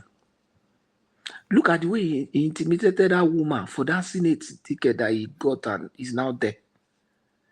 Look at the controversy that surrounded his Senate ticket after he had gotten a presidential ticket. So you give me another one. You can't find in contemporary time, apart from Fashola and Tinubu, somebody who is a Democrat and who is committed to his people like you have with Rufai. They say he's a religious bigot. What's the difference between what Rufai said and what we had in the Yes Daddy tape? Okay, hold on, please. There was no difference. I want that comment. I want that to be the last comment on that space because I want to move on to. I don't want to hold people for too long. I lived in Kaduna. Yeah. I lived in Kaduna. All of you didn't live in Kaduna. All right, Mazi, I'm going to come to you next. Can you stay muted until I call you, Mazi? I will come to you next, but let Patrick round off his thoughts. I was going to go to Niger next, but you're a new voice to this space, so we want to document you quickly. So I'll come to you, Mazi, but I'll let Patrick land. So I feel that the man has a lot of he has reputation to protect, his reputation of performance, which everybody sees that he performs. So he probably wouldn't want to mess it up now. And I'm seeing that's why Tinubu is giving him that kind of responsibility. He feels that, look, this man is going to do it. And Tinubu, we know, has eyes for good things. If there's anything, if Tinubu wants to do paddy, he has a lot of paddy now that would have given that portfolio to. That's going to be the biggest portfolio in this coming government. Because if we solve power problem and energy problem, we have solved almost 70% of our problems. Power, energy, and security. Patrick, in the readout of that piece, when I was reading it out, they said that that Tinubu administration, they have identified the power sector as the marquee project of their administration. And I didn't even know that. Yeah, that's the point. If you're able to solve power, they're beginning to work on energy now, even though there are some energy crises, petroleum, and if you're able to solve power, energy, and security, food will resolve itself. Education will fall in place. Every other thing, productivity will improve. We will move from consumption to production automatically. That's the model. I feel like I'm not getting enough time to talk here. You have been talking, even before they called me Pansat. I'm not getting enough time to talk here. Okay, I raise my case, one man. Pansat, are you claiming that the Southeasterners have been marginalized? Is that your assertion? Are you being marginalized? Pretty much. It's a miniature of it. But try to come to me, especially when you have people like, not when everybody talks that I want to talk. When somebody like Patrick talks, I do want to talk.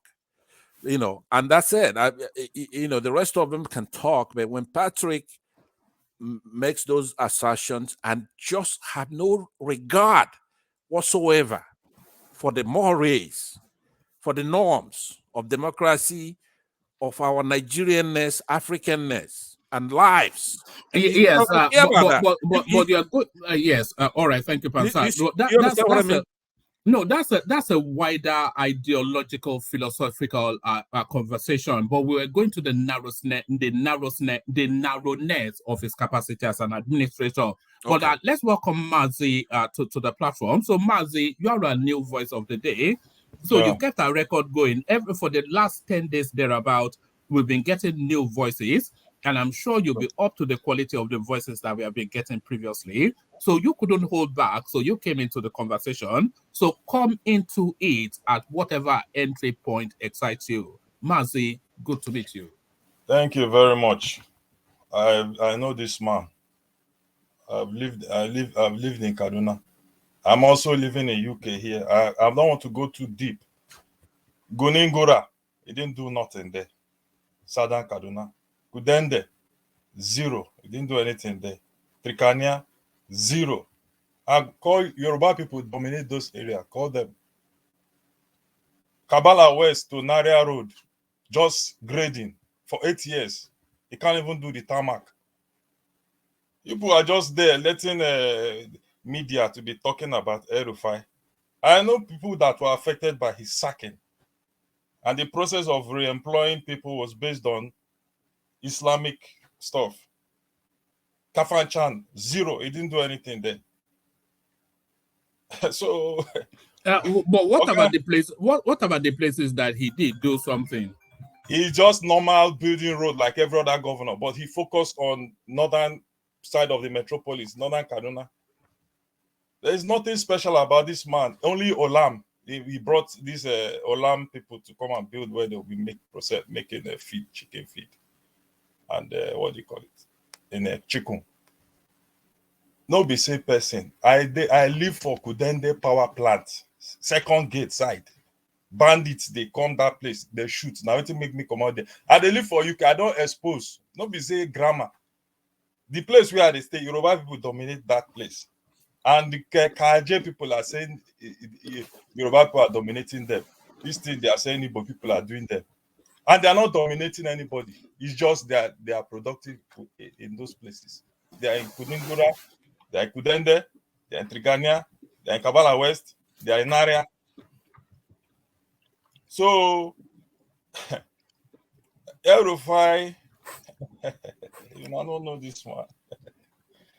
I don't want to. You know what you're saying, I Mazi. actually know, but I'll speak on my time. I don't want to expose myself, but what you're saying, it runs contrary to what a lot of people, because there's a lot of physical structures, policy positions, and you are talking about him being an ethnophobe. But a lot of his senior advisors, even in his administration as a Kaduna State governor, a lot of his senior advisors were Yoruba men. So I'm not sure. You say you've lived there, but we've not lived there. Lived there, but, okay. You can't make up stuff, Mazi. Me make up. Me, I live there. I don't go expose myself because we're on the internet. I live there. I lived in that place. He slapped his deputy, but the man is dead now. What's his name again? Did the deputy deserve a slap? That's the greater question. He slapped his Christian deputy. He now used Muslim to do second term. One more, how can deputy deserve slap? He's just the man is just like a normal person. He just knows how to present himself and be blowing grammar on TV. But he's as ruthless as any other typical Nigerian. He just knows how to come and talk and present himself like he's a sharp guy and all that. But he's just a normal Nigerian. The same way they do administrator, the same way they run the state. There's nothing. This person where Mazi, sorry to interject. I think to further buttress what you're saying, I think everybody needs to go and read Soludo's letter on Rufai. I think it was 2000. I'm not making things up. I take train from Idu to this train station, Krigasa. Me, I dey stay for UK, no be say anything, but I dey stay for Kaduna. Make I no bring myself come out. Me, I know political family for Kaduna. We be say now they are deputy people. So I know people, from my own where I marry, the people where he sack as teacher. So I know what's going on inside there. Forget all this outside. Do you know why he sacked those teachers? Then he came and the schools. What did he even build? You people don't know what's going on. Hold on, Mazi. Can you hold on, Mazi? Do you know why he sacked those teachers?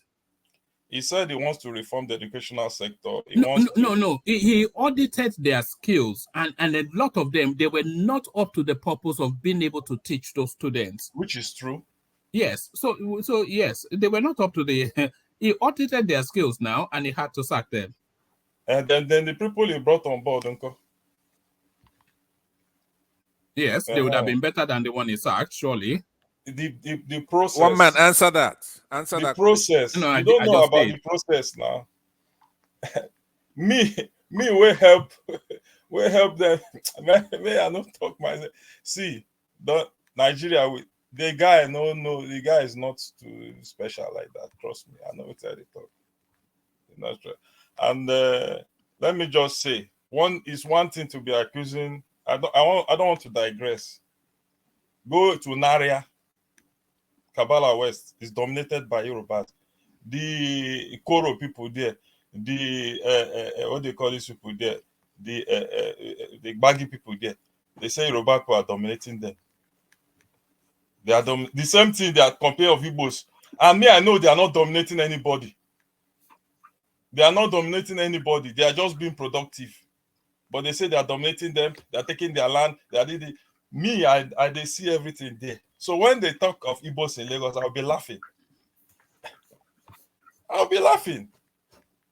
Call you people in Kaduna. Yoruba people have population there. The same thing they're accusing us, they are doing there. They are being productive, but people they are saying they are dominating them.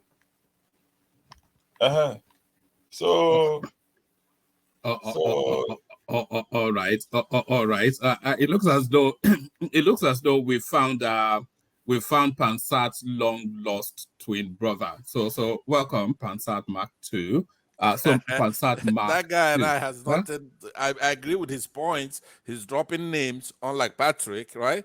He's made salient points, but for me, those are misdemeanors compared to Rufai's crimes.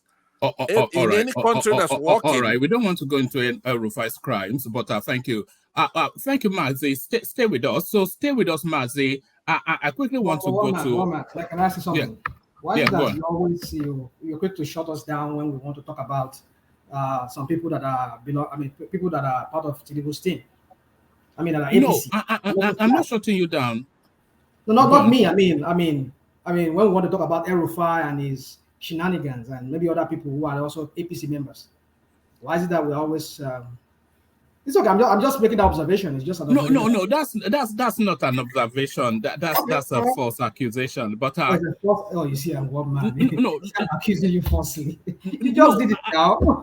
No. You know why I did that. I don't want to go into El Rufai's Islamophobe, this, that, and the other, because the conversation was really just his quality as an administrator.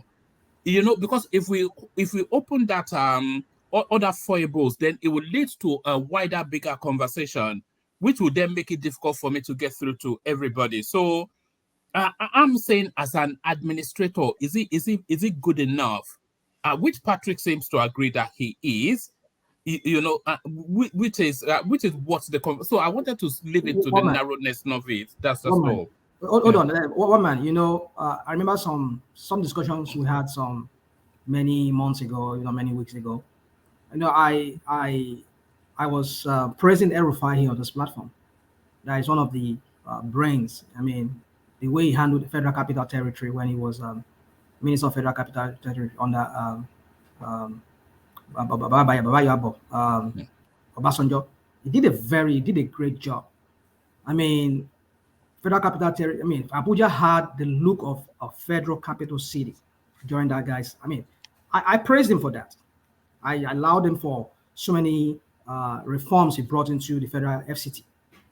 He was sticking to that master plan. So every time you often hear, whenever they are breaking down homes, they'll tell you master plan. Everybody just talk about master plan. That's the word that was being thrown around when homes are being demolished or some illegal structures on pipeline or near some drainage system or whatever. It's just, you talk about FCDA, you talk about Kubwa area there where I used to live, you talk about Gariki and all those places.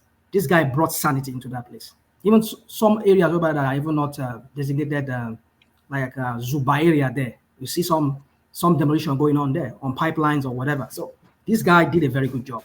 But where he lost me is the way he handled Kaduna. Even after he left there, I was still talking about him.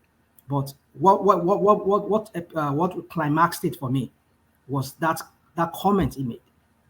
So for me, in the absence of anything, I even no matter how skilled he is, but by that singular act of what he did, not singular, I mean, it has been pluralized in many ways. We've seen it written all over the world, all over the world, but we just denied it because the way he was handling the situation in Kaduna, we all thought maybe we just like maybe we just have a erroneous view of him.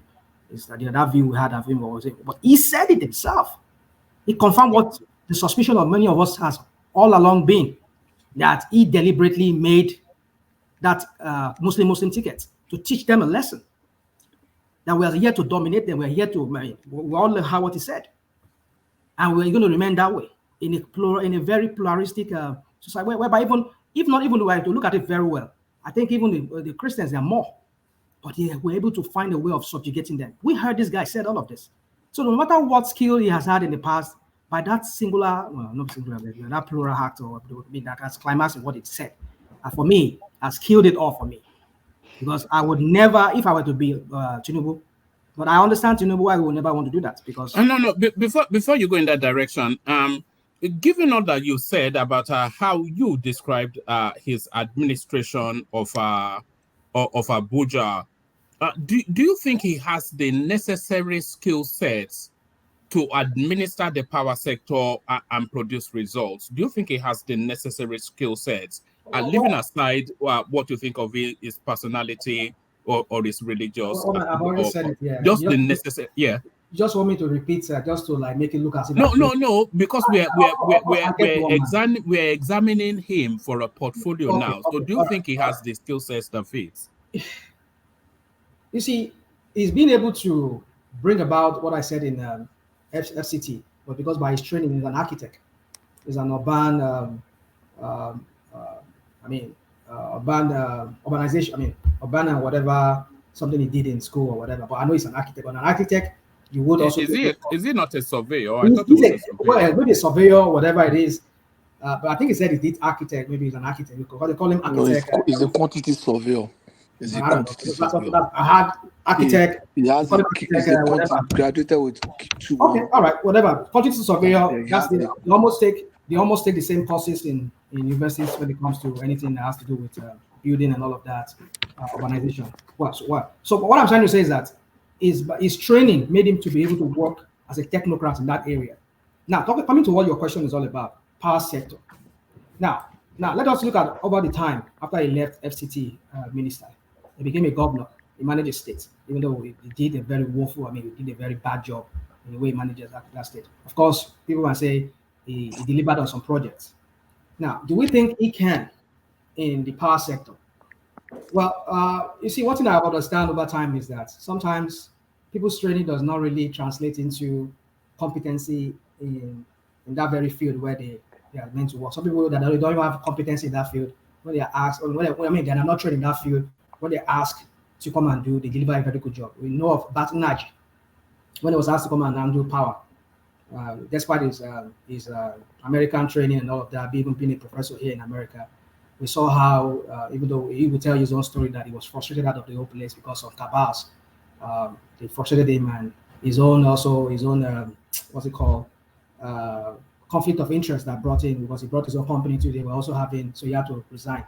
So for me, which are so many people, even engineer, Fashola was also power sector, power, whatever, not deliver anything there. Despite his loud mouth he was making during the time of, what's his name? Jonathan, where he talks about Jonathan squandering and not managing the X sector. See what I did in Lagos. Let me ask you a question, Rational Mind. Seeing that you've now considered that he does have No, I've not considered, one man. Let me go on this my long time. I know everybody will say to, so let me just conclude it now. For me, I don't think he has the competency to administer the power sector. Yeah, I don't think he has. I think that's what I would say. But can he prove me wrong because of his administrative skill in the way he managed Abuja and maybe his own state, which I don't even think is a management, but by virtue of the many projects that the people say he delivered, maybe we can say, well, he had success in that area. So can that translate in me? Because I've told you about Batnaji, who was a trained, I mean, was it a nuclear physics scientist or whatever he was. He could not even manage the power sector. So can he do it? But I think it's grit. He has this grit. Yeah, but hold on, rational mind. But you say he cannot, but you excellently describe that he can. So you've told us that you've told us that he did an exceptional job as the administrator in Abuja. Okay. You've told us now that he's done a first-class job as the governor of Kaduna State, and more crucially, that one word that you said, grit.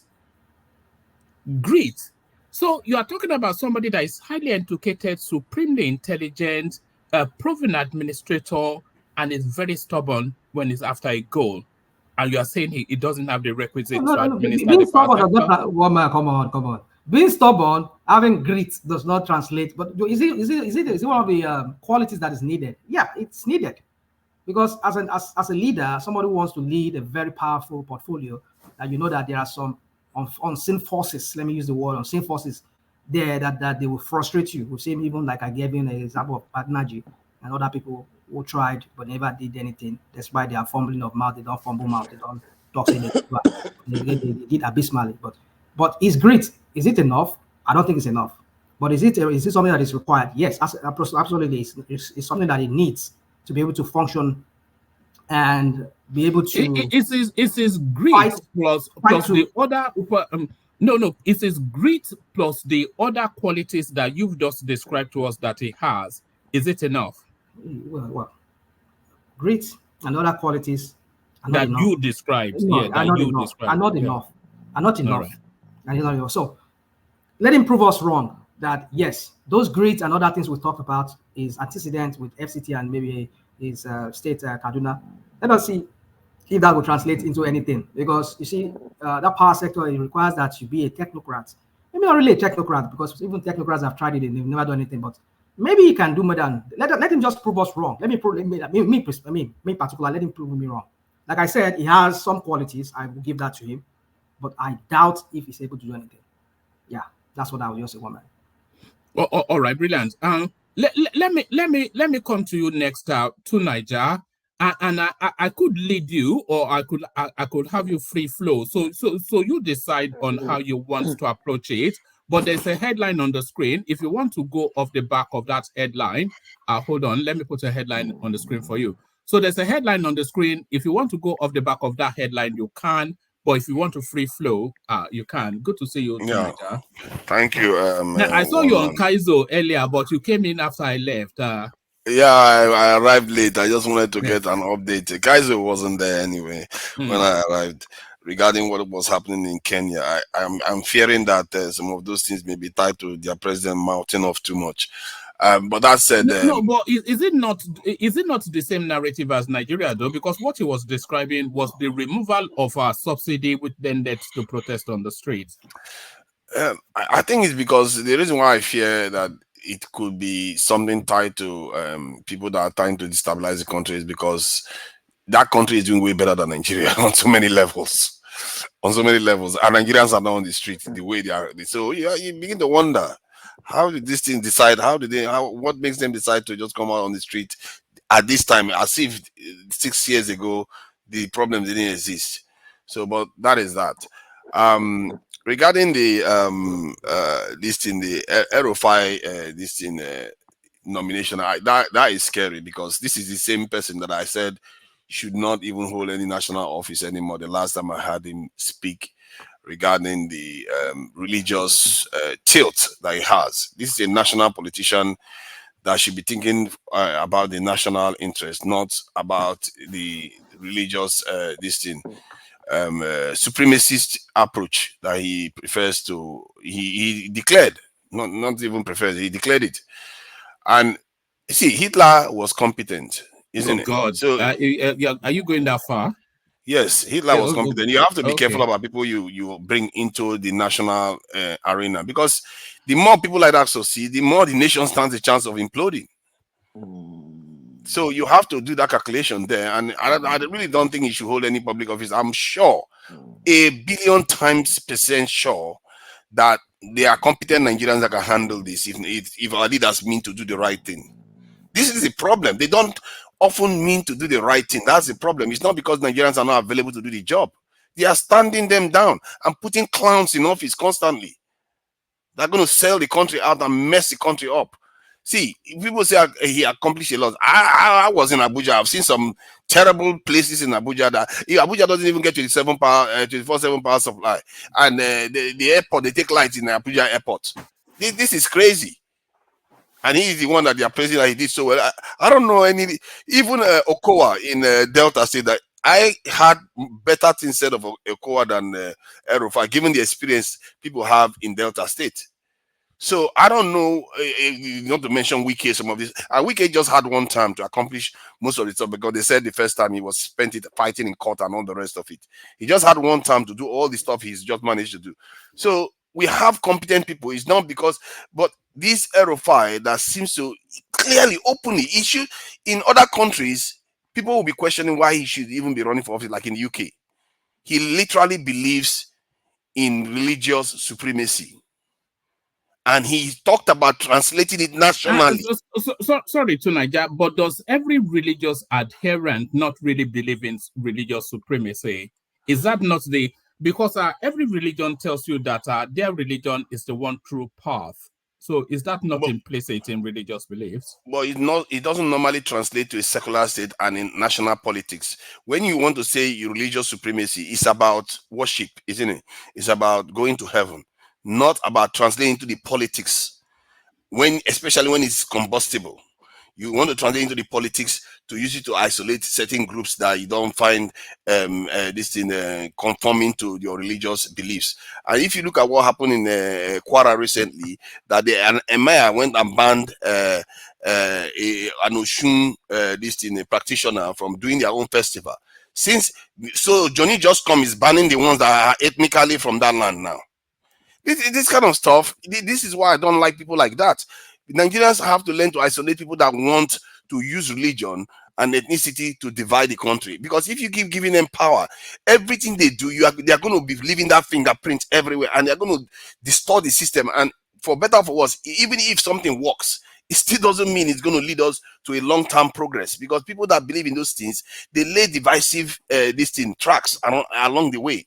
He's going to promote people that are more Muslim. He's going to do things that tilt in the Muslim direction. It doesn't mean he's not going to accomplish stuff. It does mean he's going to accomplish it. But I believe that there are people that can accomplish those same thing if the Tinubu is looking for them. Clearly, you know that. If Tinubu means to do the right thing by Nigeria, he can do it. To Nigeria, you know that is not the only consideration in political appointments. So competence is a consideration, and it should be the baseline entry point. But then other considerations also, political patronage, alliance, rewarding, all of these things are wrapped into it. And if you remove El Rufai, Tinubu will not be the president of the country. He won't even get the APC ticket. So there's some sort of obligation there. But then, but thankfully, El Rufai is a highly capacitated administrator. So then and by the way, that's why they didn't give him the SGF, because they didn't want him that close to the seat of power. But if they put him in a place where all of his skill sets can have the most impact in a meaningful way towards the country, and that political patronage is still satiated, then everything rounds off. So it's not just about competence, is it? There's political patronage as well.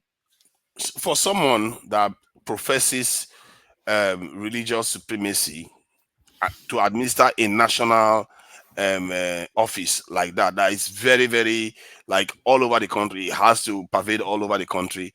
People that have to work with him know what he has said.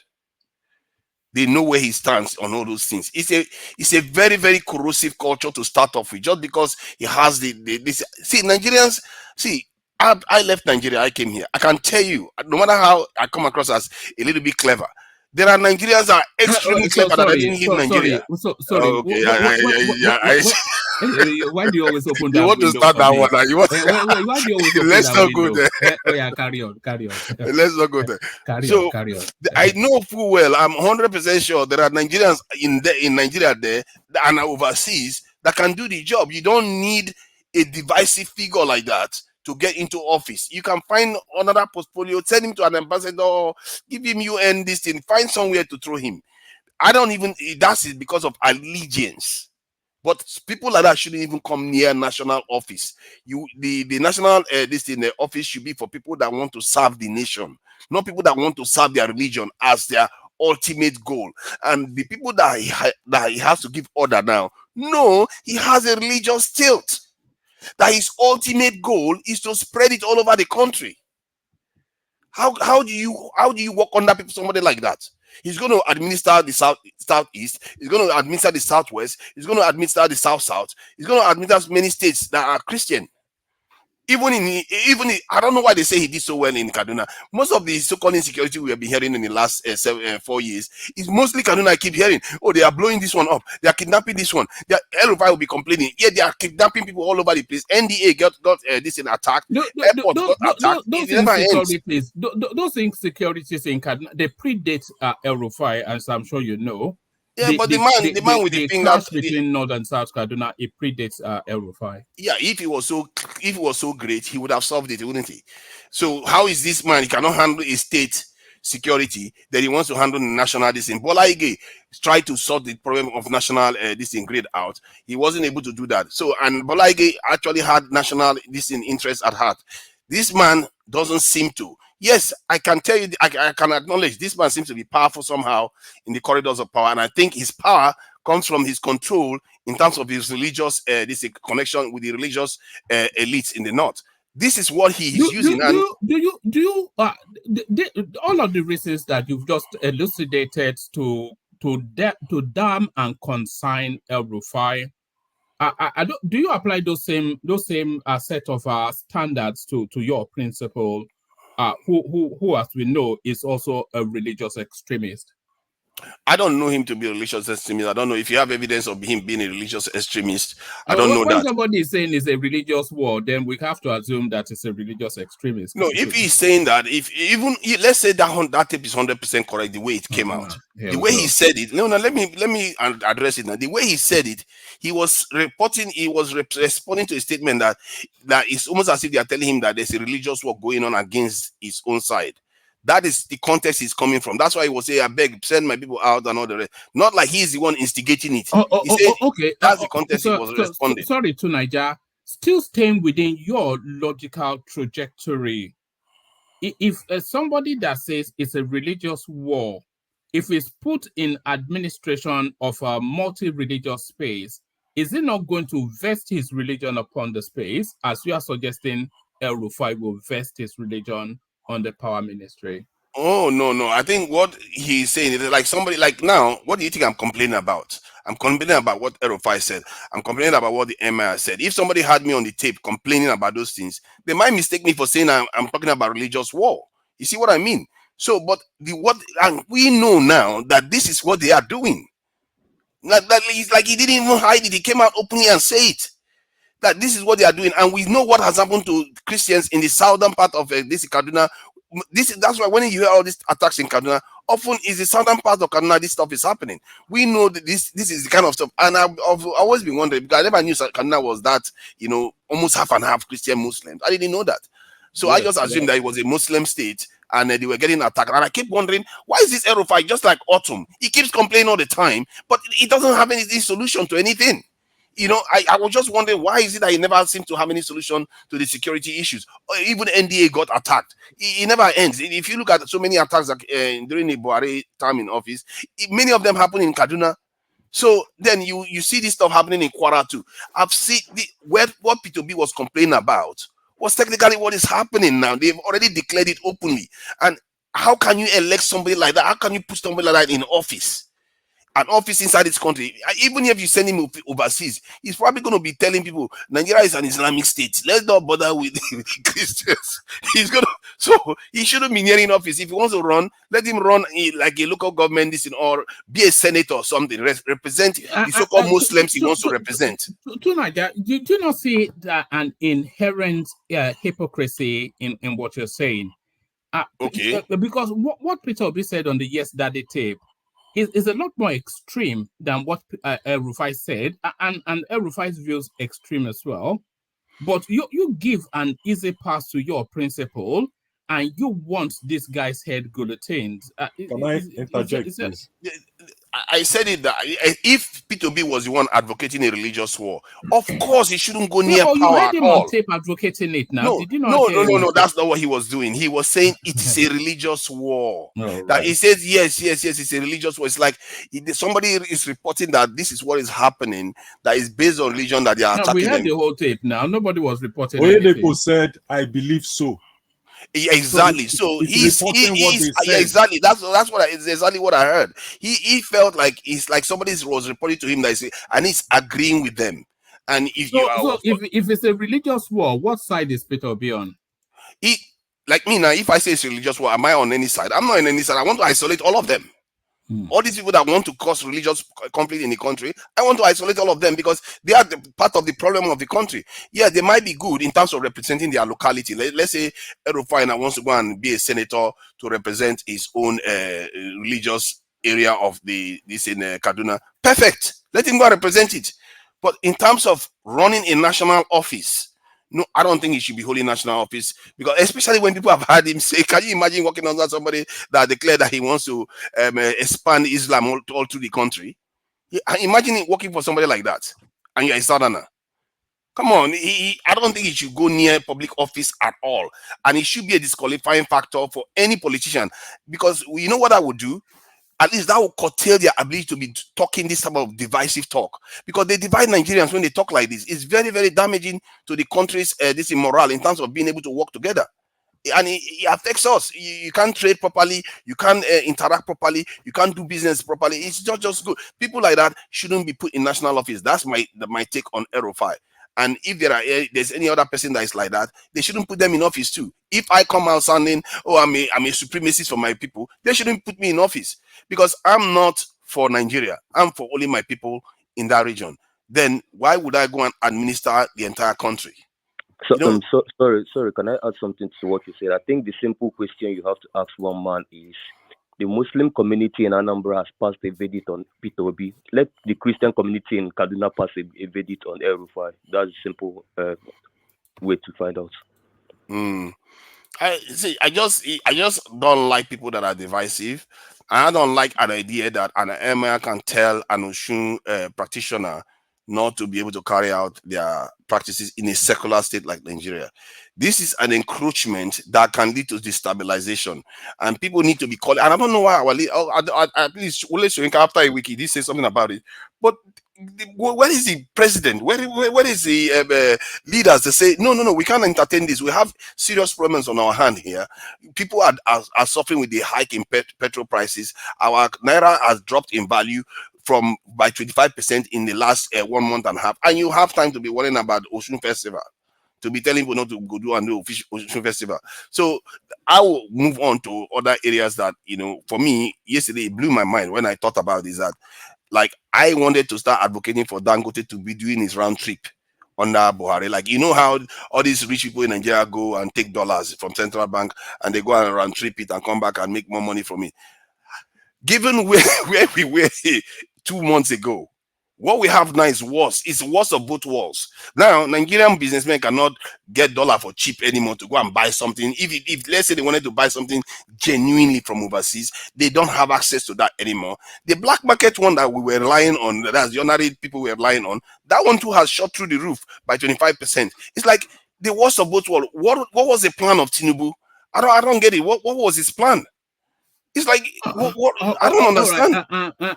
To Niger, somebody's just sent in something to that space that you were speaking to about Rufai. So let me just quickly read it to you. It says, Politics Nigeria in this report brings you the English translation of the statements from the former governor made in Hausa. So this is what he said. He says, why did I pick Dr. Hadiza Sabuwa Balarabe to be my deputy in 2019? First, I did a thorough calculation that most of those that are not Muslim don't vote for our party, the All Progressive Congress. Most of them are. So why should I give them the deputy governor position? I did my calculation. I knew we could win the election without giving them the position of deputy governor. That's first. That's purely a political issue. It's politics. You want to win an election. You are looking for people that will vote for you. We have observed that since we started practicing democracy, we know places we used to win elections and those places we don't. We've done that calculation politically. That is the political point of it. So it carries on. It says, hold on, let me scroll it. It says, secondly, what we wanted to prove to people, and thank God in the last 4 years, we've vindicated ourselves and proved that a government that has a Muslim as governor and a Muslim as deputy, a Muslim as SSG, a Muslim as chief of staff, a Muslim as finance commissioner, we will not cheat Christians in Kaduna.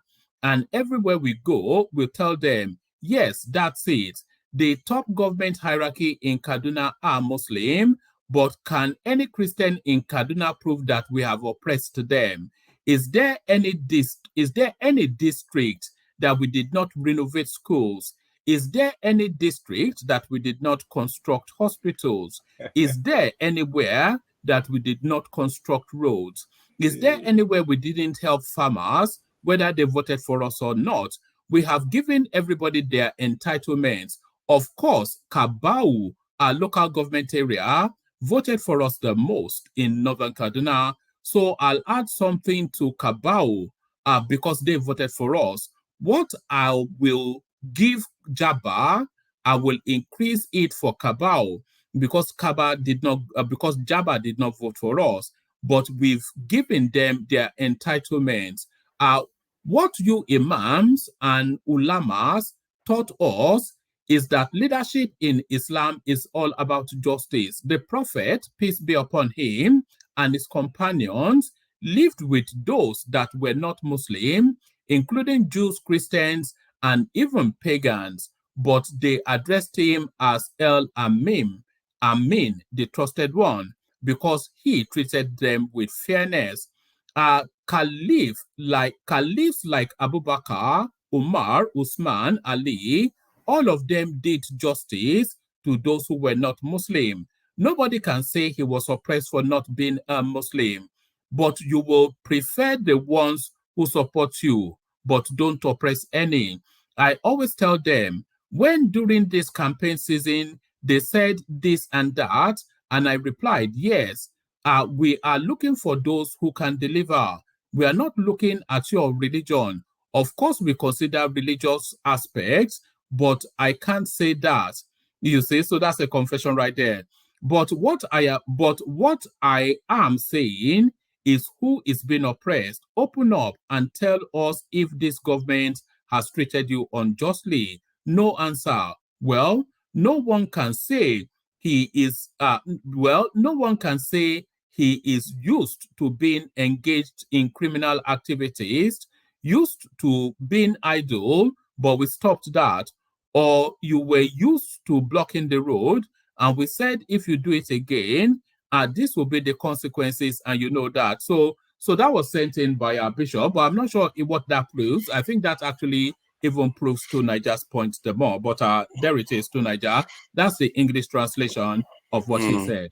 You see, you can't make it up. That's exactly what he said, and I don't understand how he could. Extreme bigotry, right there. It's just right there, and he's a senior politician in Nigeria saying these sort of things. It's so patronizing. It sounds like a colonist. It's like he's so patronizing of the other Christians that are in the state. I don't know, man. I don't know what is wrong with our people. The kind of mindset that they have. Can I quickly say something? One man. You are supposed to come to me. You abandoned me. But can I say something since you just said I was the one that said that thing? Yeah. Number one, very quickly. Number one, it's not correct to say that Kaduna is 50-50 Muslim and Christian. You have a sizable Christian in some of the local governments in the south, but definitely it's not correct to say it's 50-50. That's number one. Number two, we have governors in the south that have unequivocally confirmed and pronounced that their states are Christian states, and there's nothing anybody can do about it. I've had it 3, 4, I won't mention the names. They've said it. Now, the reason why I wanted us to have a direct interpretation is that it's completely different from the scenario we are painting. Rufai did not say he wants to do jihad to take Islam to take over Nigeria. Somebody have said that. There are two. No, this is just this is one of them. There are two. No. Forget. The second one has nothing to do with what the second one is the one he talked about. They're going to repeat it over and over again. Forget. I don't know why this guy is doing it. I don't know what you're talking about. Sorry, Bishop. Sorry, Bishop. Hold on, Bishop. No, it's a conversation now, so you know how it flows.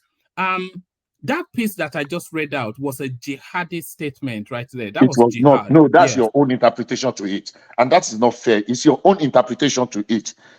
If it's your interpretation, that's fine. That's what else do you need to hear? Do you want to hear him declare jihad? Their state is it's not. If you say it's a jihad, well, that's your cup of tea. It is not. Other people have said their states are Christian states, and there is nothing anybody can do about it. Officially, in the last census, Christians in Kaduna make up about 48-49% that is not true. of the population. That is not true. That's the census value. I didn't make it up. Oh my God. Blame the people that wrote the census, not me. You are making it up. Okay. It's online. Am I the one making it up? It's a fact. Just search bring it it out. No, I'm not going to bring it out. Bro, it's everywhere online that Kaduna is almost evenly distributed between Christians and Muslims everywhere. Hold on. Bishop, you came here, you were telling us about a certain World Bank, whatever. We did not say, bring us the facts. No, you said so. No, you said so. You disputed I never said so.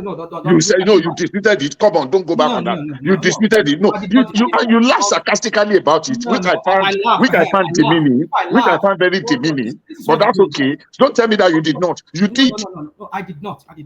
I only laughed. And you were asking why I'm laughing, and I told you why I was laughing. No, you did. All right, let's bring the tempo down. Let's make it conversational. Let's bring the tempo down. Already, don't let it calm down, because the way we debate here, there's no. I mean, I'm saying to you, I never did. I only laugh. I laugh scornfully. Yeah, I might have laughed scornfully at what you said, but doesn't mean that in any way I denigrate you. It's just what you said was what I questioned. But I did not say your figure. Go and work, bring it on. Let us see what the World Bank said. Somebody's telling you now that, listen, what's it called? By the last census that was done, there were more of Christian, like 40-something Christian, 48% Christian. So the most, I don't know whatever. It's now 49.8, 50, almost 50-50. So which means according to Wikipedia. Is that what it's saying? Is that what the census is saying? It's like 50-50, because 49, something like 49.8 is 50 now. So it's like 50-50. Tribes. So now when somebody is see, sometimes we just come here. You see, that's why I say my mental health is important to me. But sometimes people just come here, we just twist things and make it look like we trivialize things. Like, of course, in a normal singular society, that should not be an issue. But we know Nigeria, like I was on the platform this morning, we're arguing the same thing. We know Nigeria to be a very ethnically and religiously charged nation. So we should try and just quell that unrest that we can see that will come. When someone, okay, fine, you've done isolating the ones that are extreme, like Rufai. We have to isolate them for the national discourse. Okay. You had governor deputy. They always mention Obitu because if you are balancing it with Muslim. Hold on, my friend. He did governor Muslim, deputy Muslim. Why can't you give other position to the Christians there? You see what he's saying? So you have to make everything domination of. Let me not go into other states. All right. Let's say why I come in. I know you still have the floor. Yeah, to Niger, but let's say why insert a thought and then you carry on. AY. Okay, so Niger, I like your analysis, but the thing is you are not balanced because I would like you to come with a very balanced approach. You have two politicians in the last elections that always been charged when it comes to politics and religion, and we know them, the two of them at the forefront. Obi representing one side of the divide, Rufai representing the other side of the divide. The thing is, whatever you say, the way whichever way we spin it, Obi represents that coloration against the Muslims. El-Rufai represents that coloration politically against the Christians. How? Hold on. How did Obi represent let me land. Obi has never mentioned Islam. Let him land. When did Obi mention they may not to Muslims?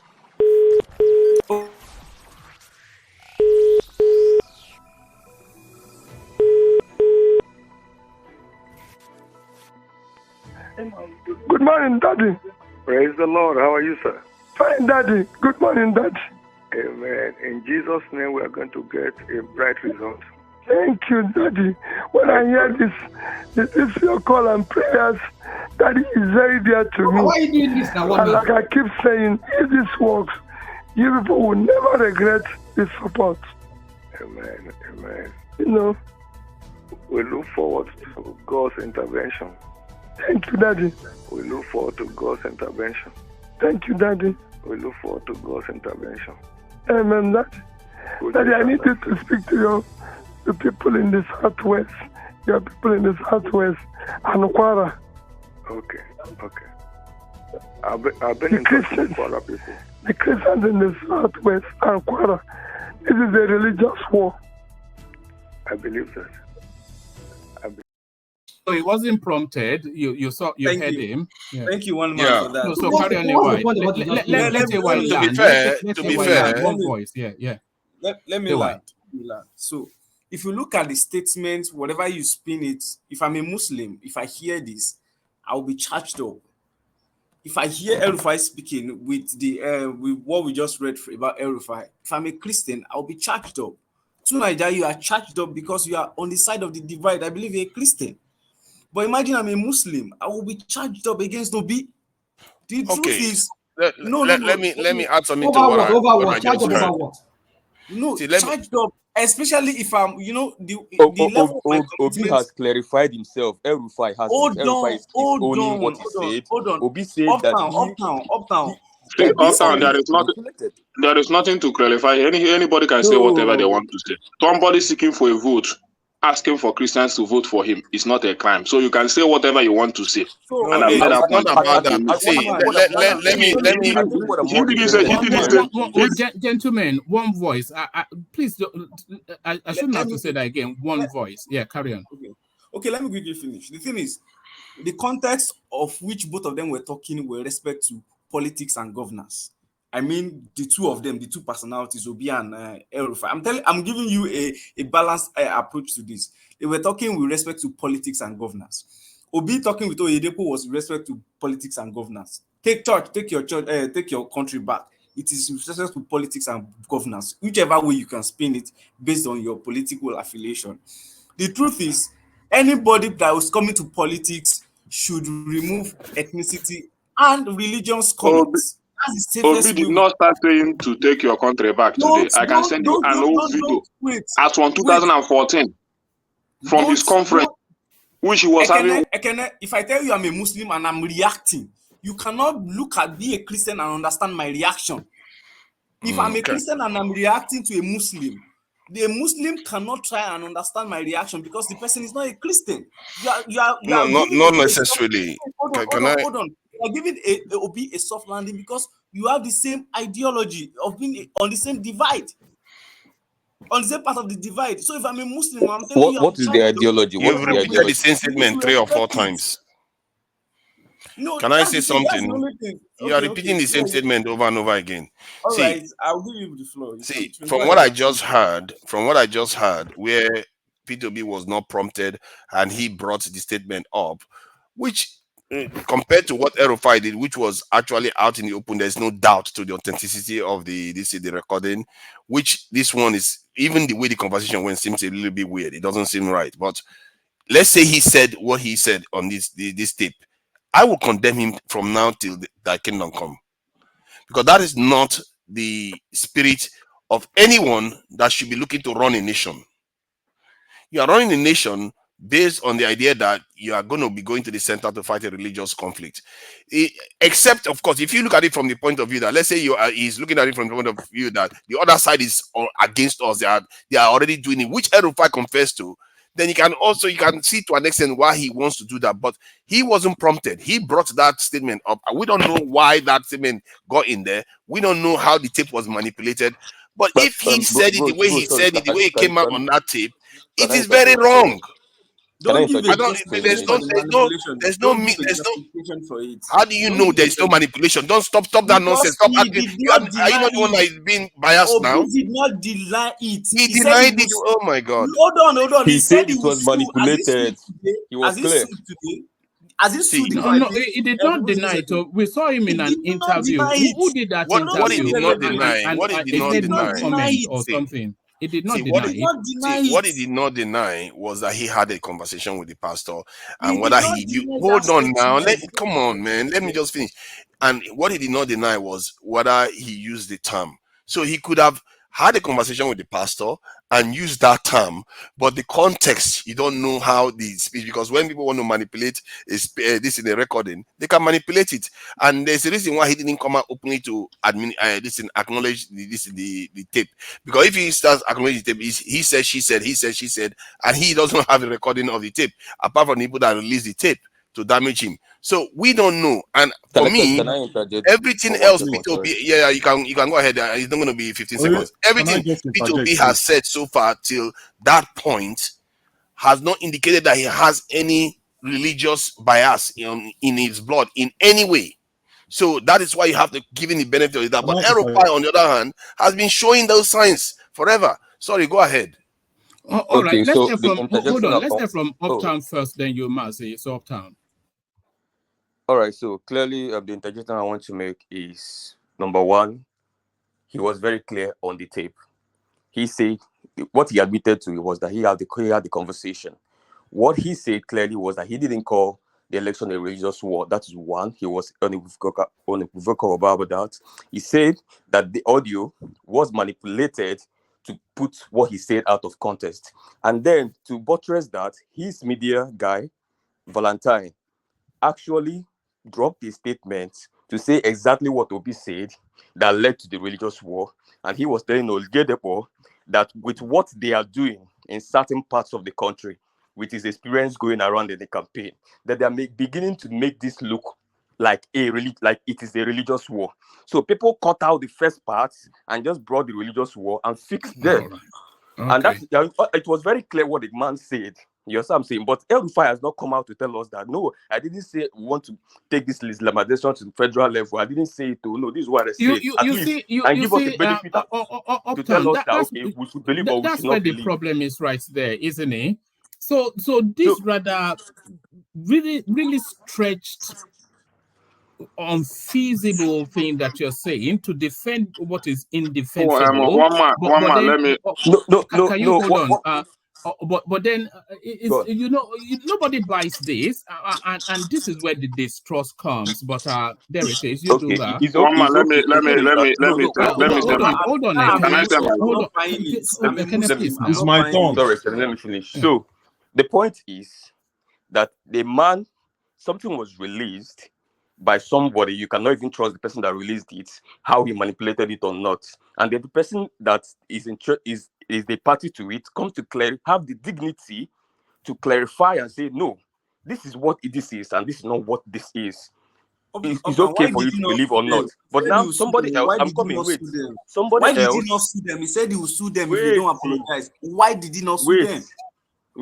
Forget about suing or whatever suing. This man has a case. I can't forget about it because I'm on the other divide now. I can't forget about it. We are looking at it's fine for you to... No, that's not the point. I'm not talking about why is not suing or why is he suing. This man is in a court. They're trying to get the presidency back. There's nothing bigger than that. But then the point is that he has come to clarify this, and Rufai is not clarify. Give me the link where he stated that he he did not say it is a religious war, because I watched the interview What on are you Arise when he was saying? asked. He was not clear with his answer. I watched the interview. What are He, you he, saying? he Wait, opted wait. not to answer the question. Okay, see Can the I point. See the, interject, please? He judged the question. He did not really answer the question. One man, if you have see, that see, list, see, please see, send see it. how We No, this, can I play don't it have it again. what he immediately said to there. hand, but we all heard Allow it. me. We can play it. We can play it, and we can also play the official release, his media guy released on that aspect as well, with a more detailed explanation. Now that was Yeah, before Obi you mean himself, and excuses? now and now that is on the backdrop of even what Dati said prior before the election, what he said in his Zoom meeting, where he said he was angry about how the Muslim communities in the north was treating Obi, how most of them were turning down his invitation to come and see them. Most of the imams were turning it down and telling him that they don't want him, that they have an agenda to put a Muslim ticket on the presidency. So That's that is interesting. I one of never the heard things. that. That is one of the things that made Dati very angry with what they're doing. And there was an outburst he busted out in an Arewa meeting that they did, where he told them that Islam is not based on what you guys are doing right now here. That Islam is based All on right. justice. You're And going we you're all going to saw that wider video. spaces, but We all How saw let's come hear that we from never video. Matt. heard So about all anybody this coming though? to One twist man. things should just forget about it. No, it's all made up stuff. But let's hear from Mercy. We are Mercy, making up come in. things. Yeah, thank you. Yeah. Thank you. My own where the angle I'm coming from is he was speaking to someone, and when he said what he said, Oyedepo's response was, "I believe that." What the question is, he believes it's a religious war Thank you. because Thank you he for mentioned that. Kwara, he mentioned Southwest. Please help me get the Christians there, because there is something they had observed, and he also believed it. It's not Obi saying I'm pushing a religious. They are beginning to get filters that see what is going on. There's a narrative being pushed. Dati said it in public. It's not even a secret. So he now said, please do this for me, because they are gaining ground based on a religious thing. That's why he said, please, at least let me try and get the Christian, because it's like the Muslims on that side there's a religion, it's like a religious war. Oyeribo said, I believe that. I believe that statement. So it's not that I want to do a religious one. He say, oh, we should go on. I believe that statement because they too have heard things. They know what's going on. They have people on ground. So it's not Obi pushing an agenda. And this is very concerning, one man. Let me just add something to one man that I saw recently, Can I just say about 2 something? days ago. No, this is going to be 30 seconds. There was this delegation that went from the National Assembly to the North to go and see an emir, and they said that they were going to give them a constitutional representation in the law, that's in governing the country. And when he said it, they said it from the point of view of they're going to be giving their traditional rulers, but it was an emir. You know what?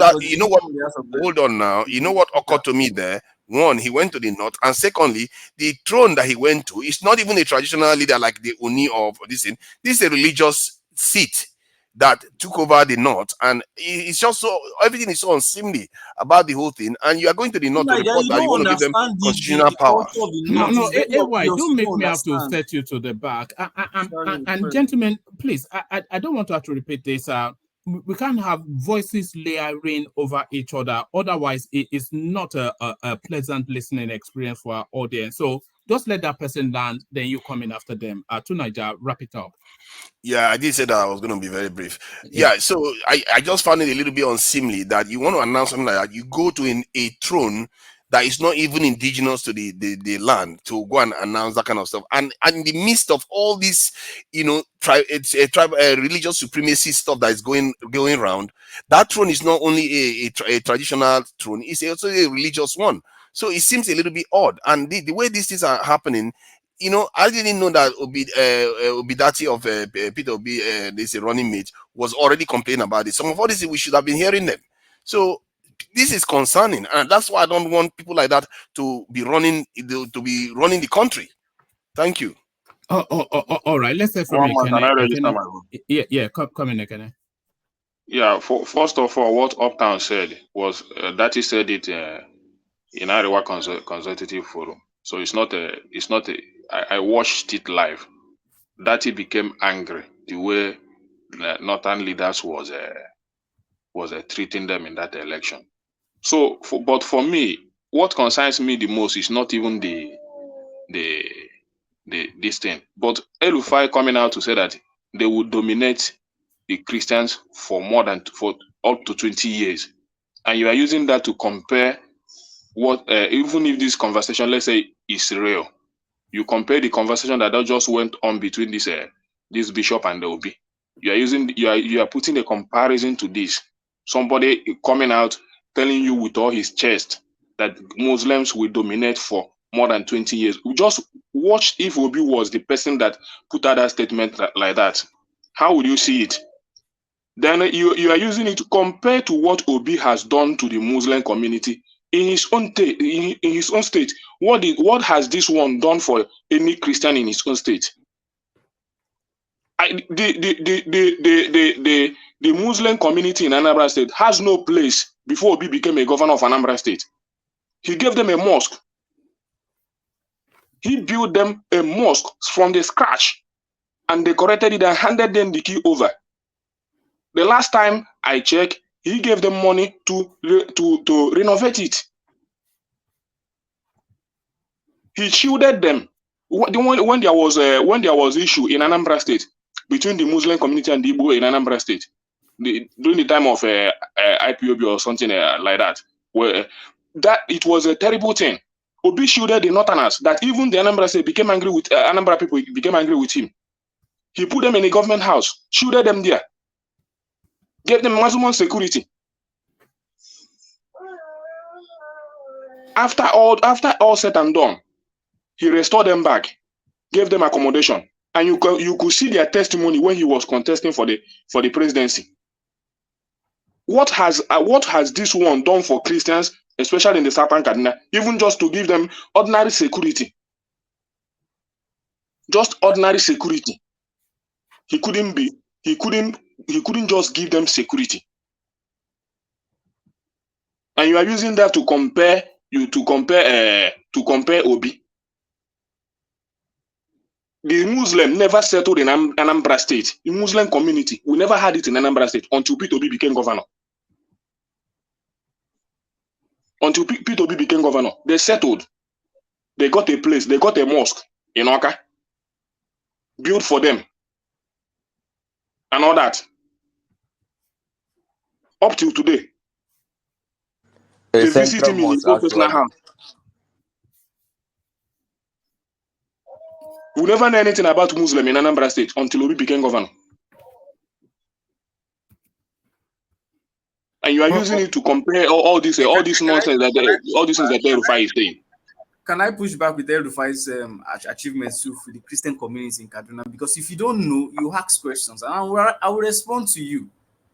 Okay, so in El-Rufai's time, when he came on board the first time, he was the first person one of the first few states to establish the IPAC, Inter-Religious Affairs Advisory Commission, for there to be a dialogue between the Christians and the Muslims, giving them a platform to interact, to curb religious excesses. I mean, when it comes to, imams getting, if you remember those times, having you to, if a religious person, a clergy, you need to be registered and known to the state government so that they can filter whatever you were preaching at that point in time. I don't know whether we forget all these things, because there was preaching of hate against the two divides between Christians and Muslims, and it was, it was very, very obvious. I don't know whether I hope we could still remember that time. He had to form that advisory council, which later translated to the national level, where the Sultan of Sokoto now, and who is the religious leader, and Khan, where they have that intersection and where they meet. It's all this thing. It started from Kaduna, then it translated to the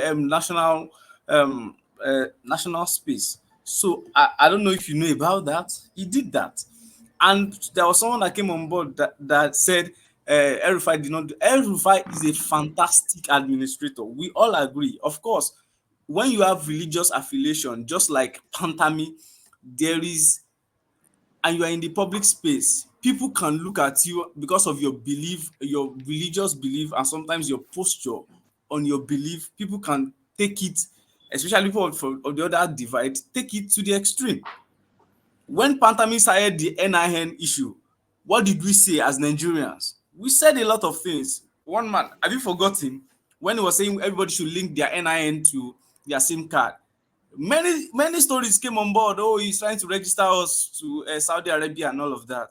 Now everybody's trying to see what NIN will do for us now. So the thing is, not necessarily the way you interpret what Rufai was saying might not necessarily be it, because he's in his space. He was talking to his people in his space. Whether you're a Christian or a Muslim, if you're in your space as a Christian too, the Christian caucus too want to advance their cause in the country. That's why they go for evangelism. That's why they go to preach to other people to try and convert them. The Muslim too wants to advance their cause in the country. So there will always be need for balance in that country for religious stuff, because every religious is against each other. Like now, Ogun State just passed the law for traditional rulers' day. It's August 20. Now they are pushing for Lagos to pass it. If Lagos pass it and everybody have to go on holiday August 20 and they extend it to other southwest, if you are not, won't you believe, you will see what the Christian clergy will start saying? Oh, traditional religion is gaining ground in the country. So I think for me, if you're not part of the divide, you just need to find a way to balance. That's what I mean. So Ekene, you will be, when someone from your divide is acting in what you think you believe, oh, it's nothing serious, and the other side of the divide is complaining, you will not see it as something serious, because you are on the same. Brother, you didn't answer the question of For me, what sir, Rufai do for Christian community. for me, sir, You know, as I'm he not said, I'm he not created even I'm IPAC. not even concerned about what Were you Rufai. not okay? Hold on. When he said in that statement, Rufai statement, he said, was there any district they did not renovate schools as a government? Was there any district they did not construct roads, irrespective of whether the Christian or That is not the testimony of people from that space. So there was a documentary I watched on AI. I don't know whether AI, one of these stations, where the people of Southern Kaduna was complaining. The elders actually, and the people were complaining on how that El Rufai. So there was a particular man that said that El Rufai can even build road, and immediately he gets to the first Christian house, he stops it and starts from the other. I thought that was really extreme, but that was him trying to describe to the level Uptown, sorry, which let me just El come in. Uptown, Rufai sorry. intentionally Uptown. Uptown, sorry, Ayo, let me does just ask Uptown whatever, but something. then Do you I know mean, this guy? we This can guy, I think always this think guy that whatever I came want in to now, this Ubasani now. Why did, because Kaduna people supported this guy? So why did they support him if all these things people are talking about Rufai, if they are really true? No, They would have not.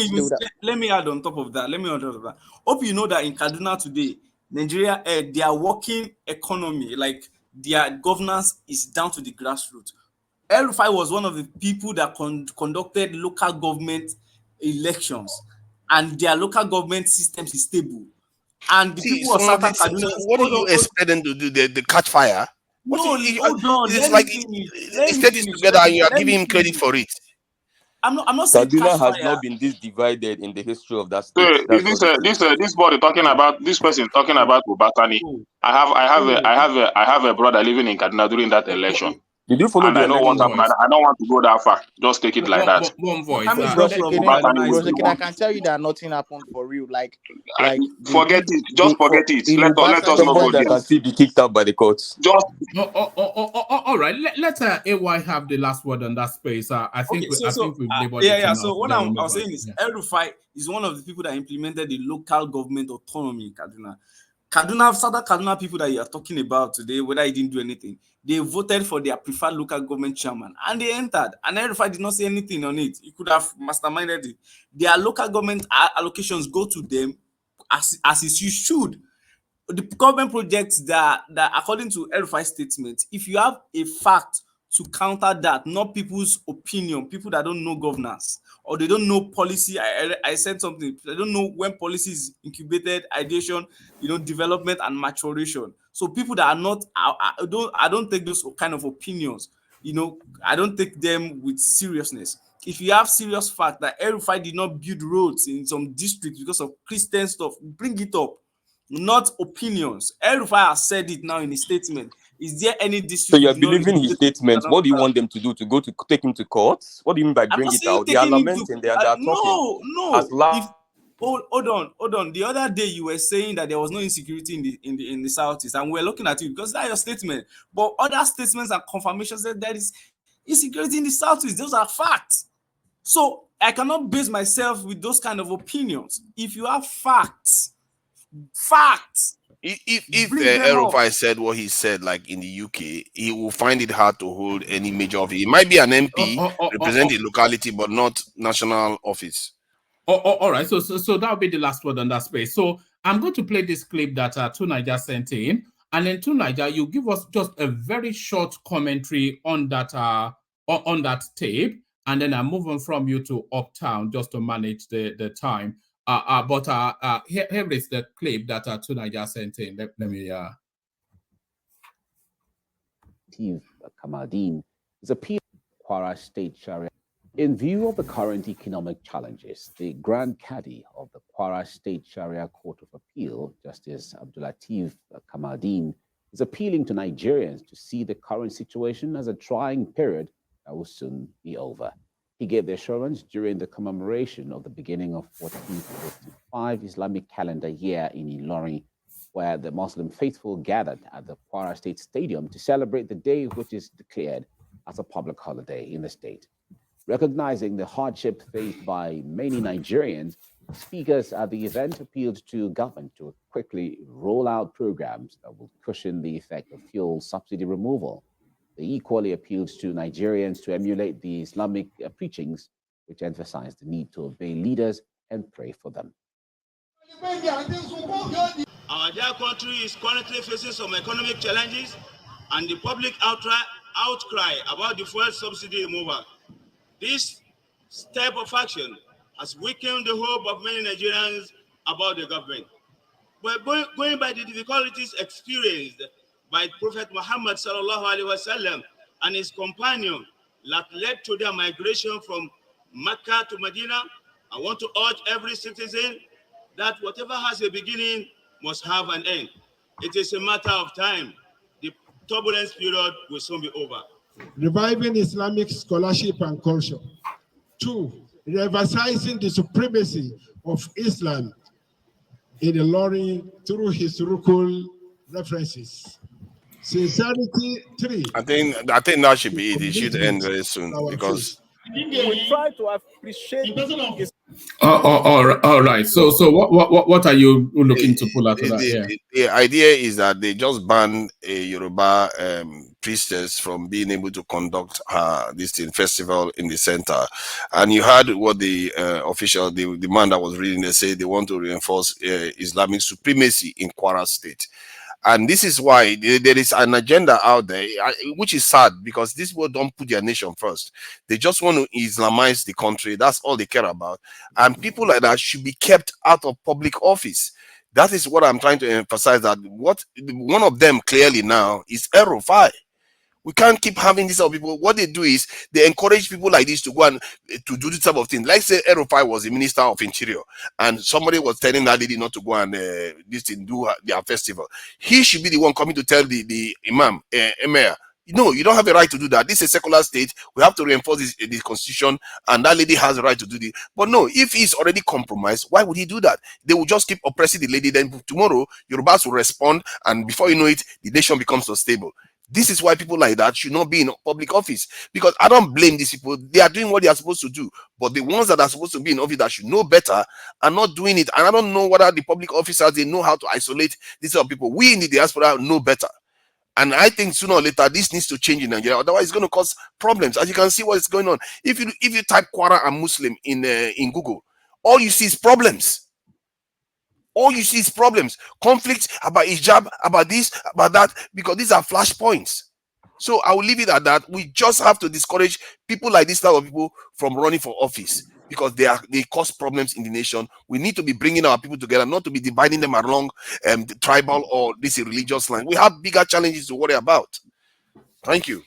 I have to say I agree with you that Tunaija, that Peter obeys bigotry. not Peter Obi's bigotry. El Rufai's bigotry is something that that should exclude him from certainly national politics. But I have to also say that equally, because I don't see the distinction between what Peter Obi said and what El Rufai said.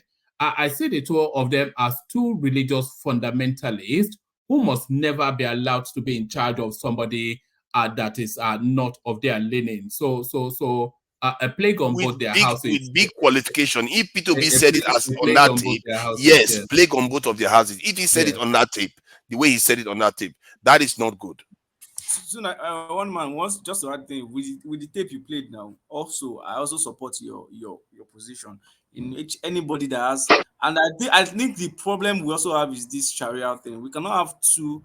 I don't know the way I feel about it, but I don't think we should have two judicial systems in that country. I think we need to fundamentally look at that too, because why will somebody, because of your religious affiliation, be placed on another justice system, judicial system, against the agreed judicial constitution in the country? I think that's one of the things that is fast spreading, because look at the person that is saying it now, the Kwara State Judicial Sharia Court.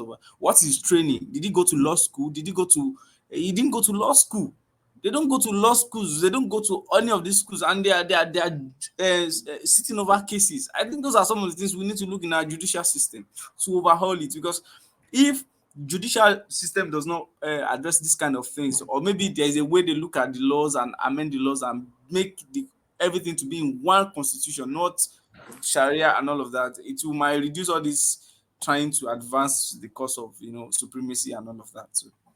So to all intents and purposes, Nigeria is an Islamic state anyway, because Nigeria is a member of the OIC, and you have to be an Islamic state to be a member of the OIC.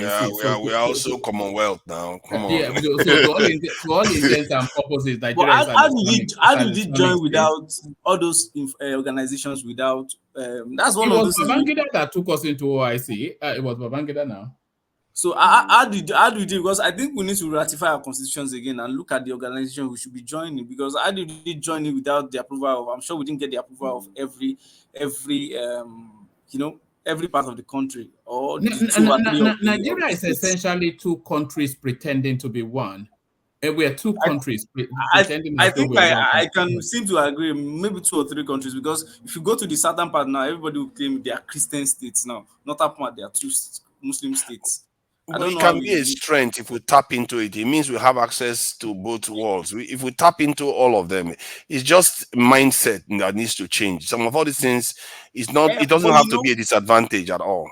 To Nigeria, but all those things have their agendas. If they are going to Saudi to get funds, or they're going to Qatar to get funds to reinvigorate those economy.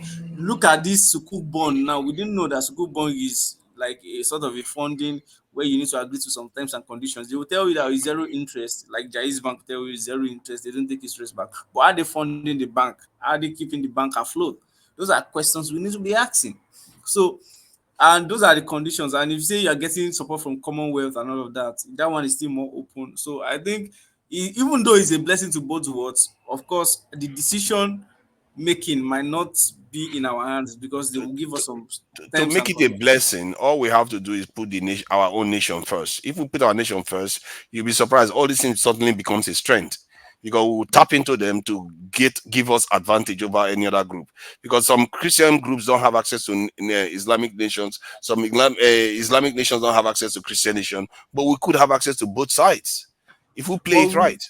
But you know that they are always at war. Judging from Israel and Middle East, guys, they are always at war. So I don't think it's a blessing, but that is their own war. That is not our war. We shouldn't make it our war. It's not really a blessing, or because Nigeria is meant to be a secular state. That is to say that there is no official religion in the country, or what binds the country is the constitution. Yeah. But if you go to the core north, we've all seen what's been coming out of places like Sokoto State, Deborah Samuel. I think we've even had an incident since Deborah Samuel. Yeah, we had the guys.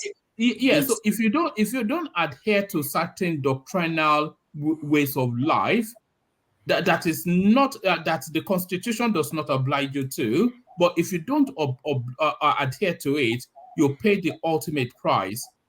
Yeah, You know, and let me say something more chilling to you.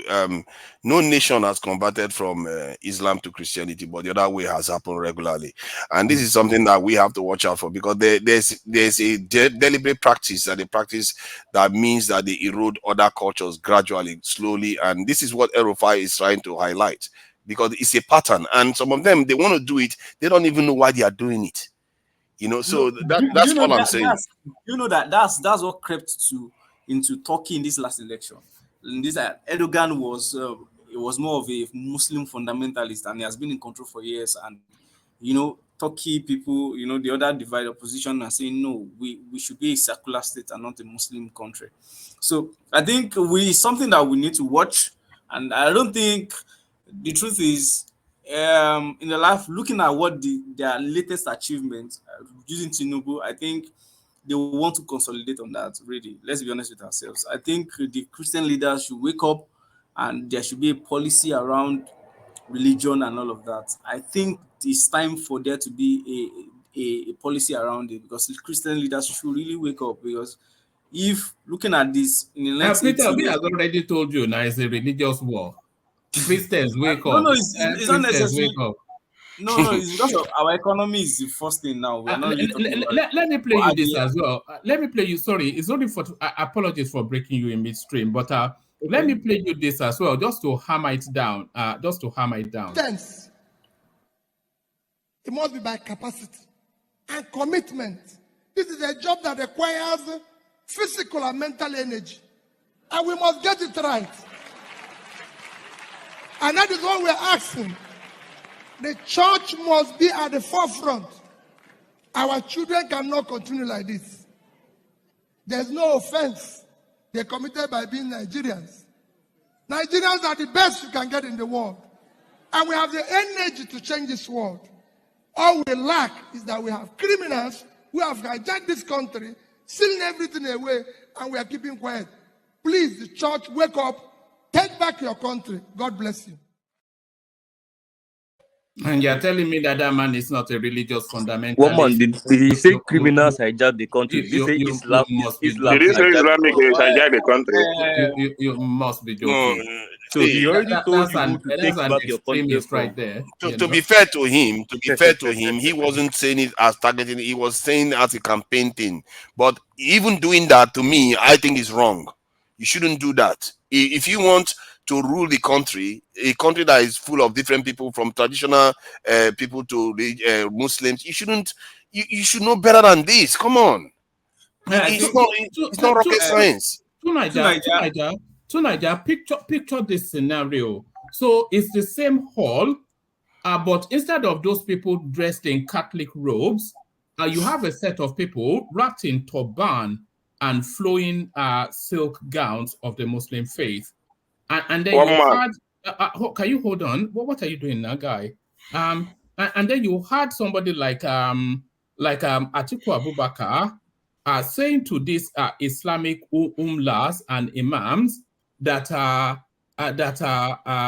it is that mosque, take your country back, and then that was leaked into.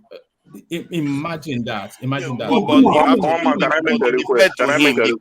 the context that he was speaking about was corruption. Not like Rufai that was talking from the context of religion. Can I send you a video? Can I send you a video before the campaign? Yeah. That he formally tested. Yeah, can I send you the video? More of a clumsy statement than yes.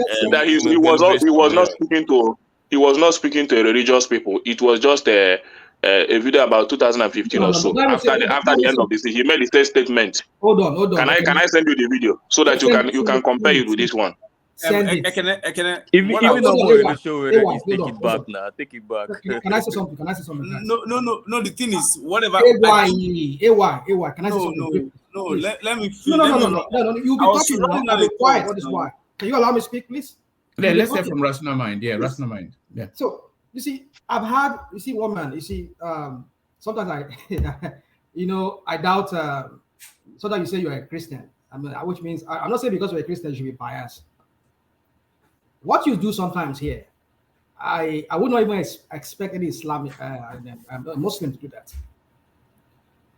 You will take things out of context without even factoring the context. Don't get me wrong, one man. I'm not trying to attack you or a person, but I'm just trying to say so that we get things straight. You need to consider the context. Don't just leave things out of the context because somebody said something. See, my brother, this thing you are saying, one man knows it. One man knows what he's doing. Let him land now. Don't worry about that. We cited. I can go and look for more examples of I want you to go and dig. I want you to go and dig Tinubu's interaction with the mullahs and with the during his campaign trail when he had to speak. Well, this is famous where he was blabbing in Arabic, trying to speak Arabic. This Arabic way of saying Bismillah Rahman Rahim or whatever. Go and listen to him. Who was he speaking to when he was saying that? Why was it that whenever he's visiting northern state, those predominantly Muslim area, and he's talking to the Muslim audience, why does he have to start with that? But nobody is there defending Tinubu. No, hold on. One man, can I come in? May I come in, please? You're just you're moving goalposts. We're getting too many voices. You can come in a minute, Baba. Please, let's abandon it. Yes. Let's wrap it up. Let me say something before you wrap it up. I've not landed now. What am I interjecting? No, hold on. You will land. Mike will have his insertion, and then Baba, and then we move on, and then we go to I'm here.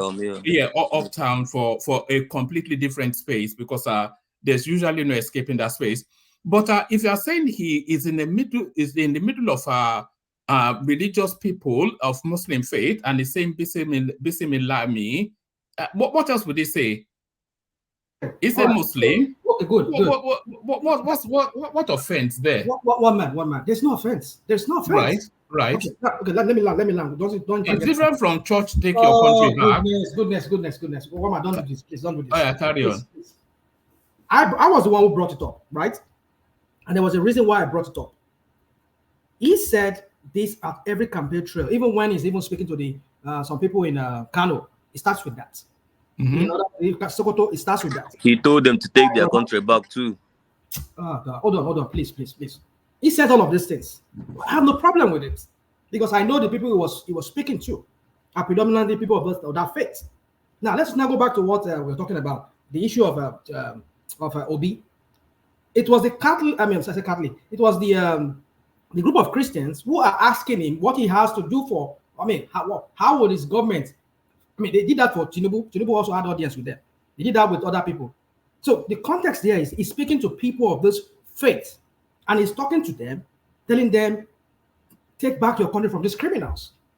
He says church. Of course, he said church. Who is he going to address? Look at the people that were seated there. A lot of them were clergymen with their regalia. It's just the same as when Tinubu is speaking on rostrum. So Rufai wasn't speaking to his people of his own faith. Oh God. He was speaking to Jews, Abi. Hold on. Rufai home was different. Really? Yeah, no, it's different. It's different. This dude, it's the double standard. You see, that's what we do here. Can I make a statement? Let me just let you go. Let me just let you. Let me make a statement. See, oh no, I don't know why. Hold on. This, let Mike go before you, and then Baba as well. So Mike, Baba, and then you, Des. Mike. The thing I'm frustrated about this, rational my hush. The thing I'm frustrated about this obedience. It's like they can't take responsibility for anything. It's like they are perfect. It's almost like after God finished creating all Nigerians and rested, and then he created obedience. Like they are just these special people that God created, that they are perfect. Nothing wrong. Even when you bring the obvious in front of them, they will still find a way to defend it. They will defend indefensible. Speaking of religious rhetoric, the people go on, just listen. The people that speak the most religion, like bigotry, are obedience, Southerners, and particularly Southeasterners.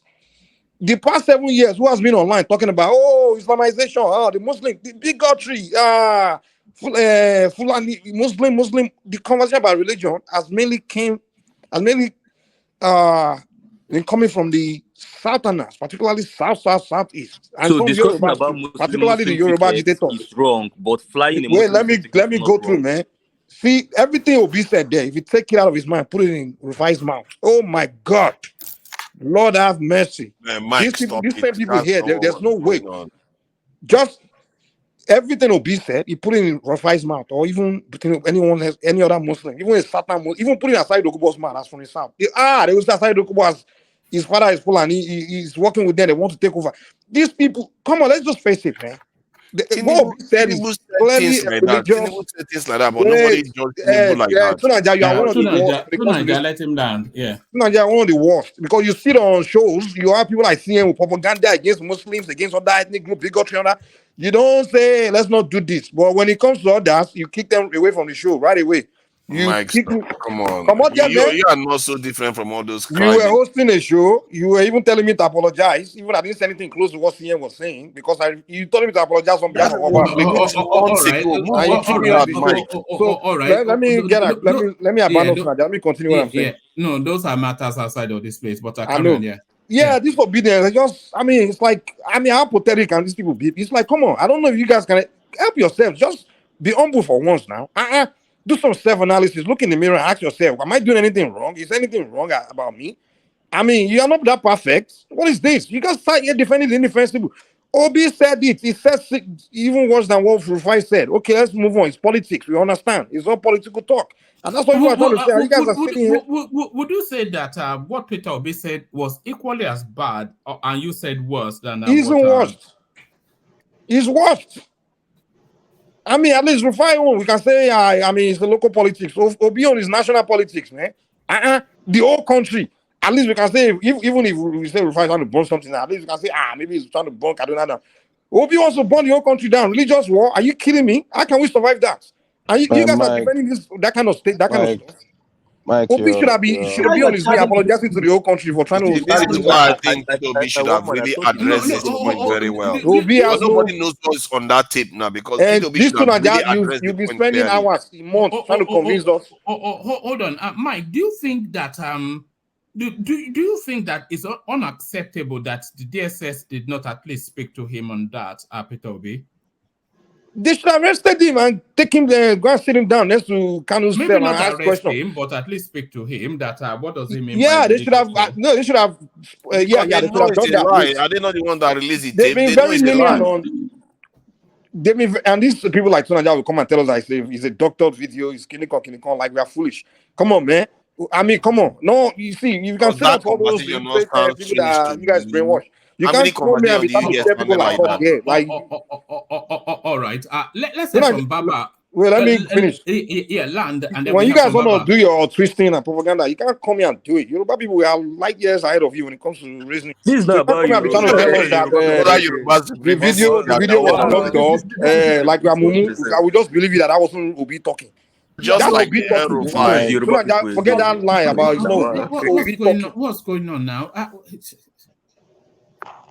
All right, thank you, Mike. I did say, Baba, please come in. Yeah, hello, one man, and good to have you. Good evening to everybody. It is sad, you understand, what our country has become. It is very, very sad. More so for people like me.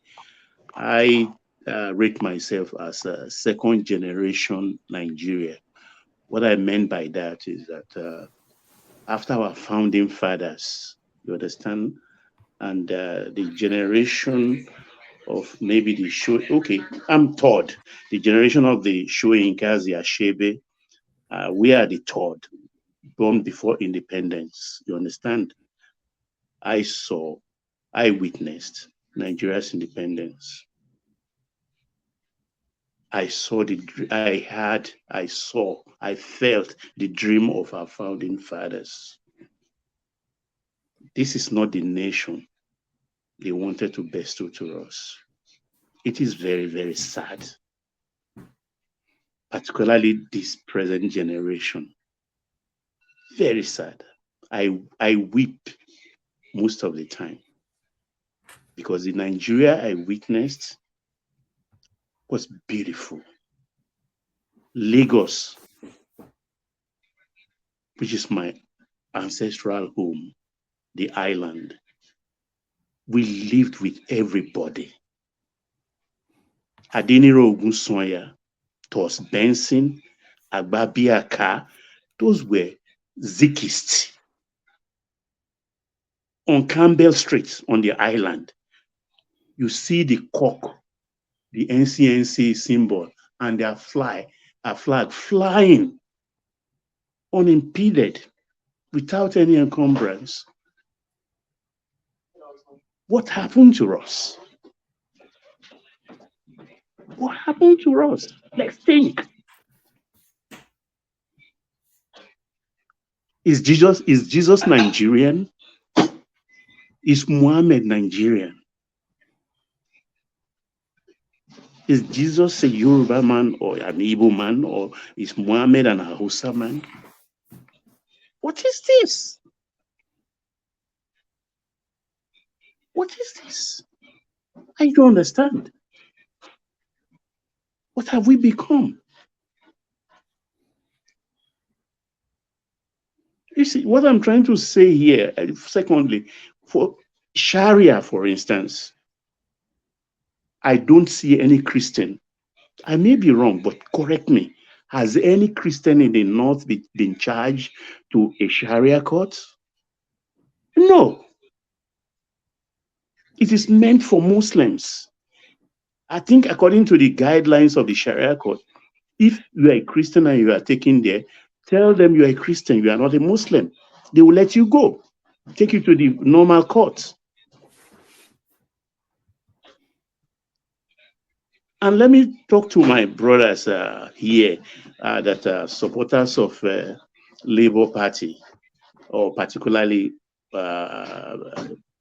Peter Obi. This phenomenon called Peter Obi is something I've been trying to study. I can't fathom it out. Why? Obi was a governor for 8 years. He cannot tell me, or nobody can paint him or put a garb on him to say he's not, or he was not part of the establishment. He is. He belongs to the political class. He's not a Talakawa. So this garb we are wearing for him, was it not this same Obi that repatriated the Hausas from Anambra State, load them up in trucks? False. Hey, stop that, my friend. Bro. Stop that. No, we can't you stop don't know it what when to you're saying speak. something wrong now. Why are you What are saying you I'm saying? telling you the Can I truth. speak? Don't say no. What's good? I did say no heckling now. Don't heckle him. I don't think Don't heckle me. I don't think I'm a Baba is student used of to, history. Yeah, is used to this kind of, yeah. I'm a student of Carry on, history. Baba. I witnessed a lot of things. I started reading at the age of 7. I started primary school when my hand cannot touch my ear when I put it over my head. That was how we were measured. I was given a green cup and flag October 1, 1960. So nobody can tell me Nigeria's history. I listened to Redivision. We used Bush radio to tune to BBC, Bush radio, if you know what they call Bush radio. So I know what I'm talking about. He did. And that is the bottom line of the quarrel did not have with him today. Didn't he do it also with Fashola? Go into history. Himself and Fashola had problem about repatriating some people from Lagos back to Anambra. What are we talking here? When did Obi become a saint? A blameless leader? When did that happen? Look, the only person I supported in this election was Sanwo-Olu, and not because of maybe I'm an APC man, but simply I don't want the project we are doing to be disturbed because it favors my own space in the place called Nigeria.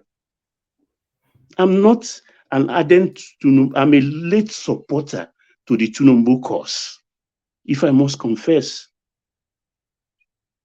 What led you there? What led you there?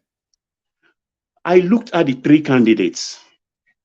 The three of them, they are barrows. You understand? But I turned when I listened to the summit group debate, when the three of them were given, I think, 55 or 50 minutes each. Sorry, Baba. You see that summit speech? That was at the Lagos State Summit. Correct. The summit group. Yes, I think if you ever wanted to have an insight into the minds of the three protagonists, the three. Watch it.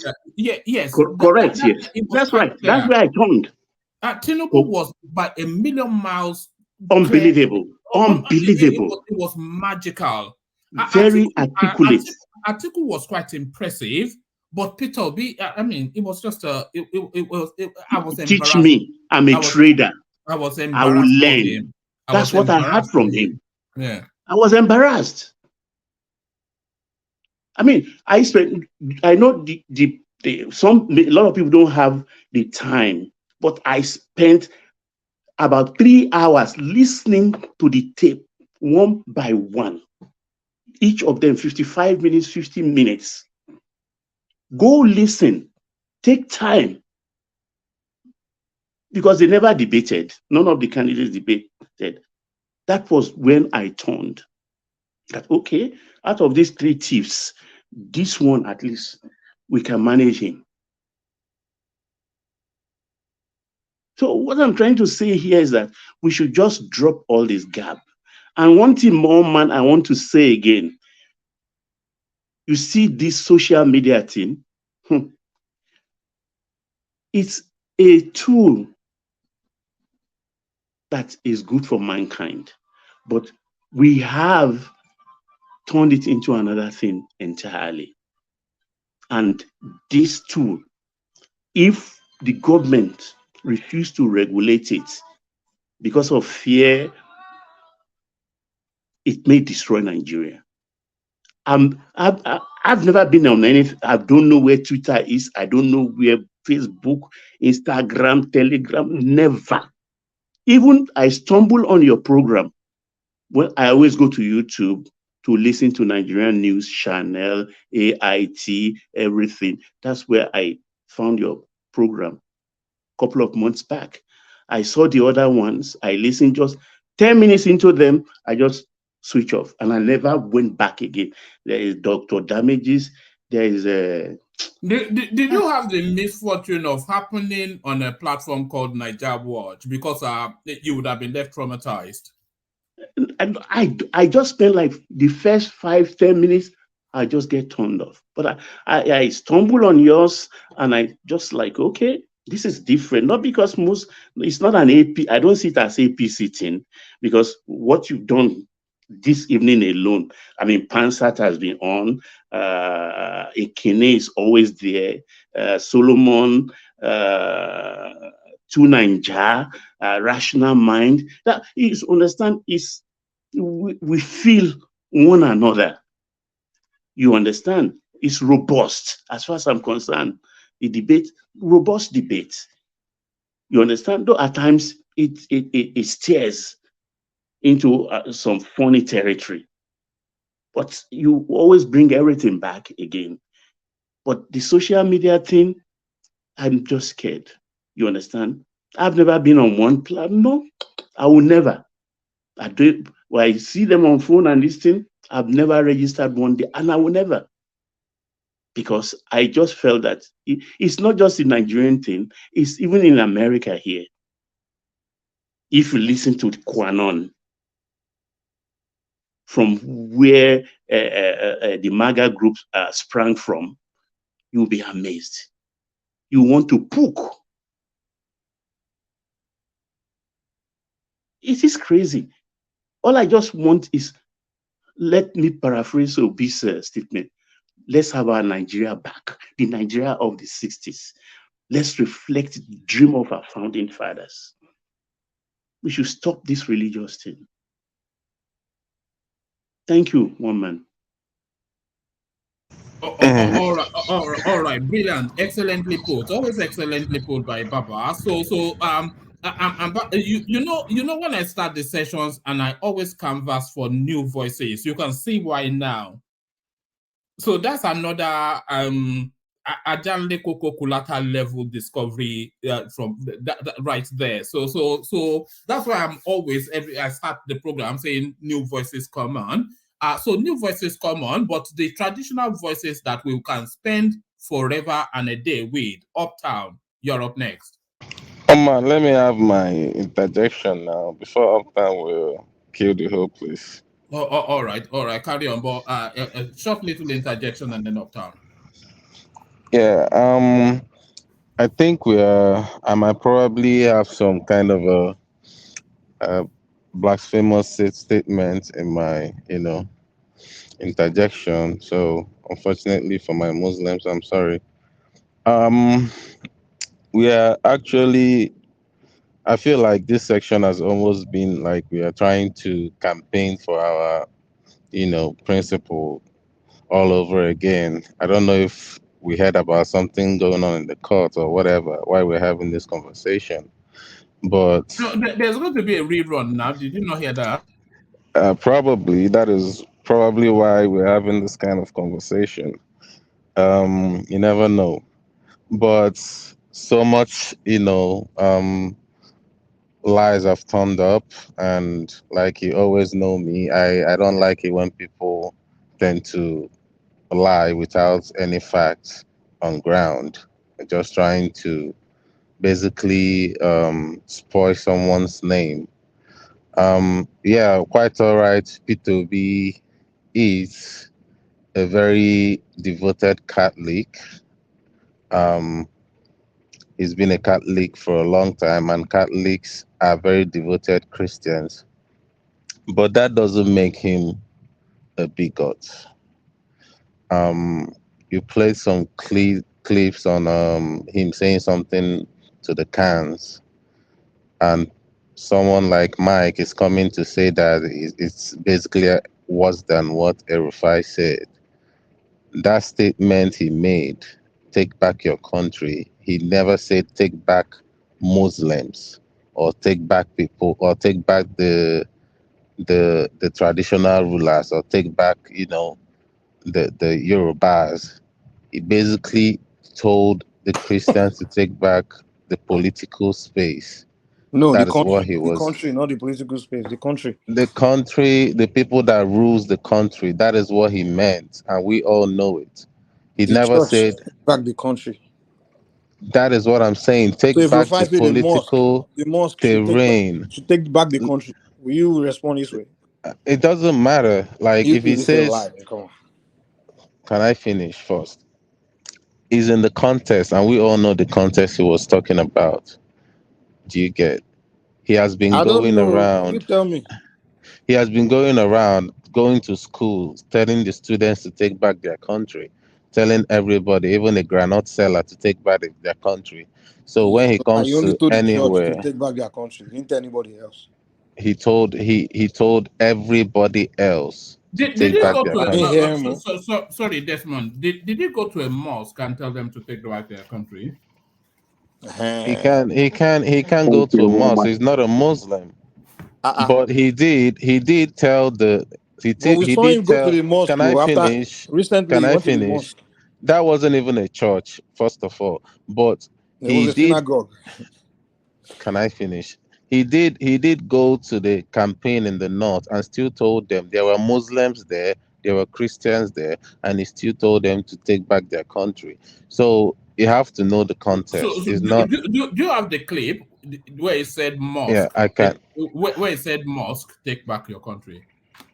I never said. I said he was in a campaign in the north, and Yeah, told the that people in the wasn't that north. wasn't my question. You can say no or I don't know. Did he go to a mosque and say mosque I take, because we know he went to a church and told them to take back their country, but did he go to a mosque and ask them to take back their country? like I said, he's not a Muslim. That is not in his terrain. So you're asking him to basically go somewhere he doesn't believe in. Although he's supposed to be a leader, but he has a religion, right? So he has to do something that is basically on his terrain. So you can't tell me, yeah, he has to go to the mosque. What if he doesn't believe in it? What if the God that he serves does not let him go there? Do you get? Sorry, So sorry, man. don't. Just a quick one. Sorry, I can't even hold this one anymore. It's Sorry. You're just damning it's yourself. The more like you talk, no, you're just like damning me, That's why I yourself. like kept me. quiet. One No, You're man. no, just no. I'll damning let But him yourself. talk. no, Like, let me you know say you're One something. man, let probably him keep going. So Me as a Christian, me as a Christian, I don't find Muslims pleasing. I'm not gonna lie. I can't go to a mosque. Do you get? It's not my belief. Like I told you for the first time, P2B is a devoted Catholic. Do you get me? He's a devoted Catholic, and I know us Catholic how we feel and how doesn't mean that we are bigots or doesn't that mean that we hate anybody. We just believe in that Bible, in that theology of Christianity. Do you get me? So don't come and say that he's trying to start a war because of besides Christianity is the most loving religion in the world. Is the most peaceful, and like I said, I might sound blasphemous. Like I said, I might sound blasphemous. Uptown, can you hear me? Hold on. You are damning yourself. Every single word that you are saying is you are damning yourself. Maybe you should just stop You're talking. calling up I Because down. told you. I said One man, you like I this people might too much. sound Why you trying to help him now? blasphemous. I told you before, I might sound blasphemous, and I don't care. This is just me. Do you get me? That's why I said sorry for my Muslims out there at first, because I'm a devoted Christian. Like I said, for my belief, I believe that Christianity is the most peaceful. you are not a devoted Christian when you are taking advantage of Rebecca and the rest of them. What did the Bible say about that? Eh?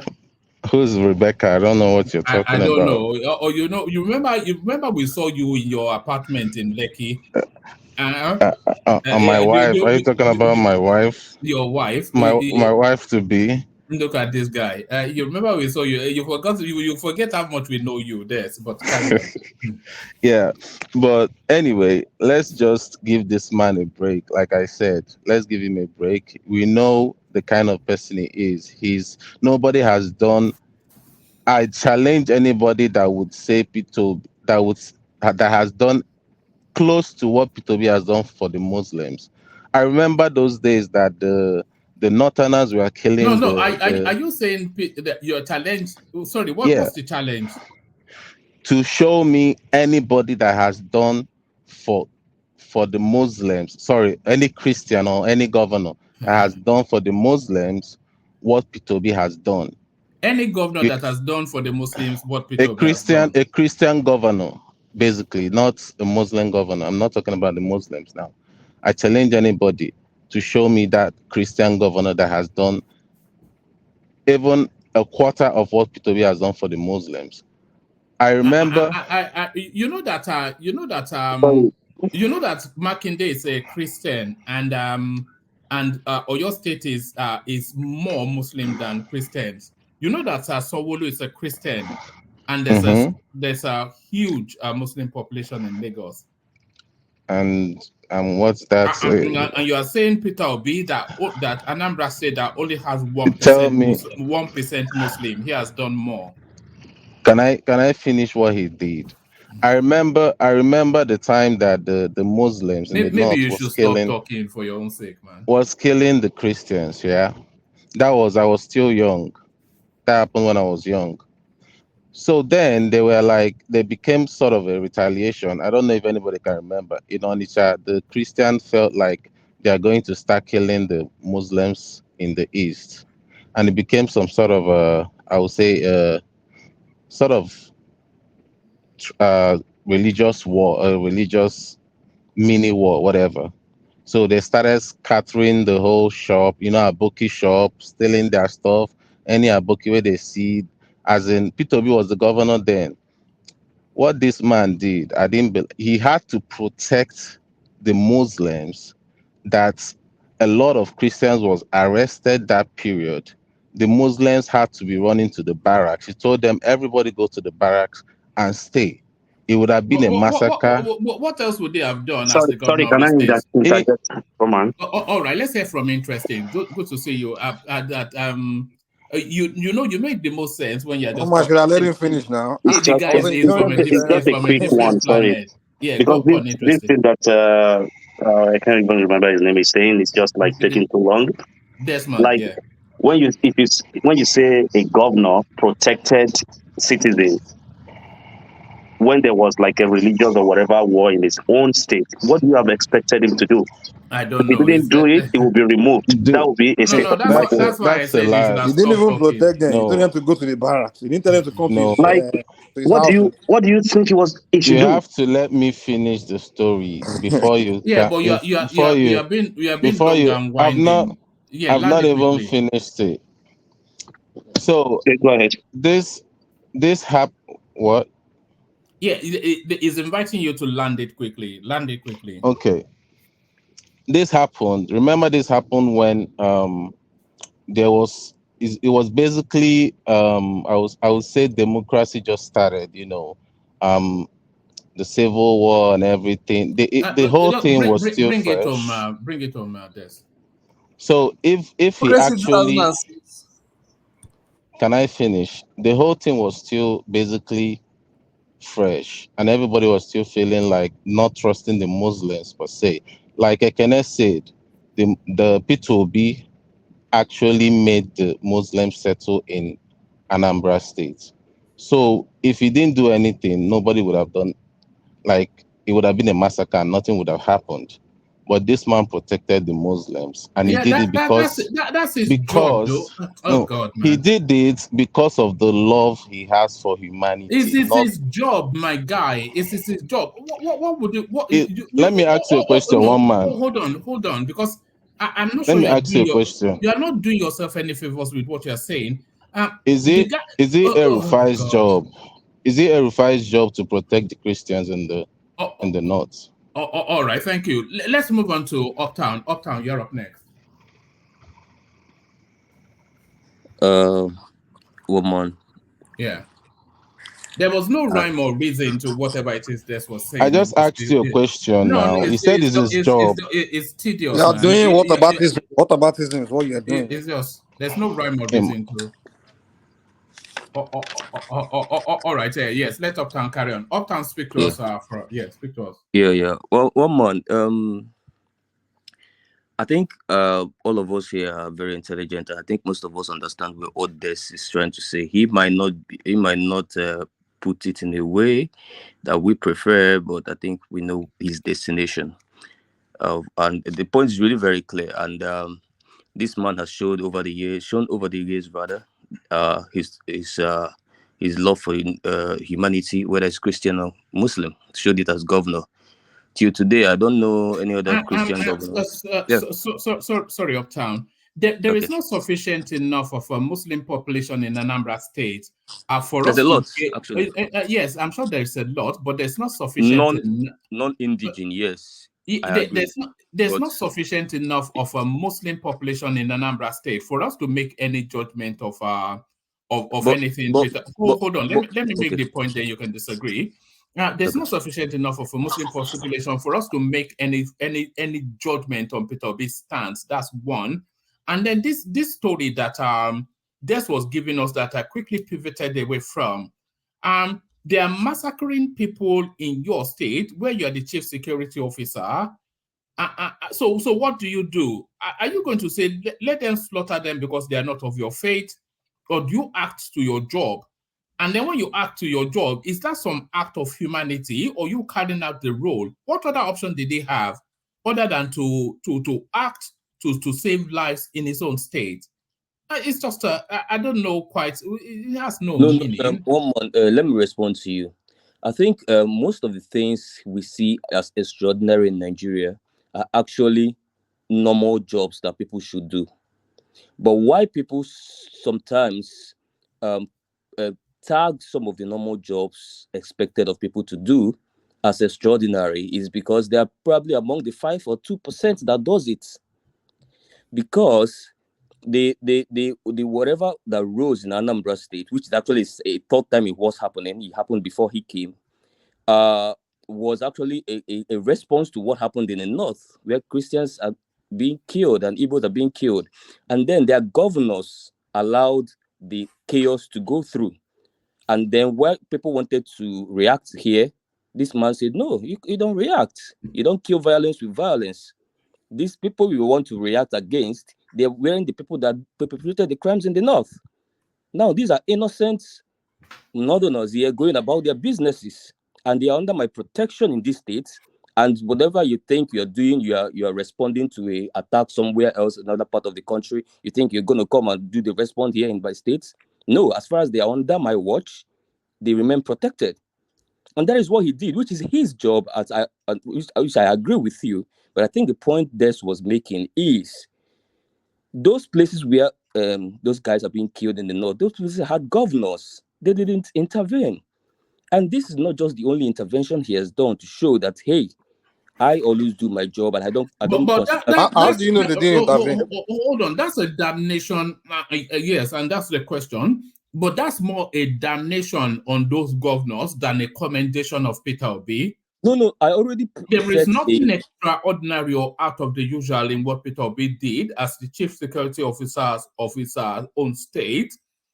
Yeah, but if you are saying that northern governors let slaughters take place, that's more a damnation of them. That doesn't commend or recommend Peter Obi in any way whatsoever. Okay. See the point. You are actually reechoing what I said. So you're also almost repeating what I said, because I said what you just said right now. I said that this is not a commendation and this is not anything extraordinary. So why are we discussing it then? That's what I'm explaining to you the context. Why some Nigerians usually place some things as extraordinary is because the people that do it in the field are usually less than 2 or 5%, which is not normal, and that's why we are living in a very insane society. Actually, for somebody to be commending people that do their jobs, that means a lot in the field are not doing their jobs. Now, when there was flooding in Anambra State, this guy was the only governor that accommodated people from other states, including Kogi State, including the Islams, and vacated his own governor's lodge. He vacated it to his private house for those guys to stay in the governor's lodge. No governor has done it before. When was this? Talking about? It is on the news. Oh man, they gotta make things up, man. They make things up. 2012. There's a video on channels. 2012. You can check it out. I can pull it out for you. It's on reportage. It's on Premium Times. Everywhere. So nobody's trying to make anything up. So the point is the chief point this guy was actually addressing, which is this: that if you want to start ascribing hate for Muslims or hate for Northerners to any of the 100 and something governors we've had since 1999, Peter Obi should be on the bottom of the list. Because he has never shown at any point in his service, within or outside, of anything that has to do with any kind of hate for any kind of for Northerners or Muslims. Instead, he has showed commitment over time, always spending their salary with them, always. I don't know any Obiano never did that. With what Des just said here now, that Catholic this, because at times one man, I don't know why he just allow certain people to just be talking. You know, these things are this topic, this religious topic is very the headline is very sensitive. The way he's here just are you going to Solomon, are you going to guy, let me make my point, please. You said the rubbish you have to say here. How will you be? Don't you are just very said, ignorant. The level of are you going to call me and bomb me, or are you going to? What is my business with you? Do I look like somebody? I came here to talk to one man. Okay. I think you both should save your right. Everybody are not stupid as the way you don't talk stupid the way you talk. Bro, The Muslim, the one Catholic. man, what's this now? Can you imagine? One There are man, what's Muslims this? on this platform, and people listen. There are still Muslims that One listen to man, this, what is to us this? here, and you're here saying Muslims this, If Muslim you that. if you I want don't me to understand. If you stay have here and listen to anything this boy personal, you want to insult defend me, I will Obi. You not come here defend again. him in an objective manner, not I'm not. in an ignorant One man, manner. call this Look off at what you now. were just saying, and up time you What's want to. this now? One You man. really for mad this morning. You say to you want to buttress on One what you man. were saying. You were supporting One man. Let me say this. Let me say the this for blood the that he last was time. painting. I'm going to. Hold on. Solomon is the moral. Solomon and Ajale Koko, they are and Alexander Gomez. So those are the three moral conscience of the platform. Okay, one man, that's the So most it's ridiculous a thing you've moral seen this conscience year. of One man. One One man. man, I'm sorry, going to. I will give him another name. It's the One rational mind man. of the platform. One man. I'm going to No, say I'm this easy. I'm not one last rational mind. time. I'm easy.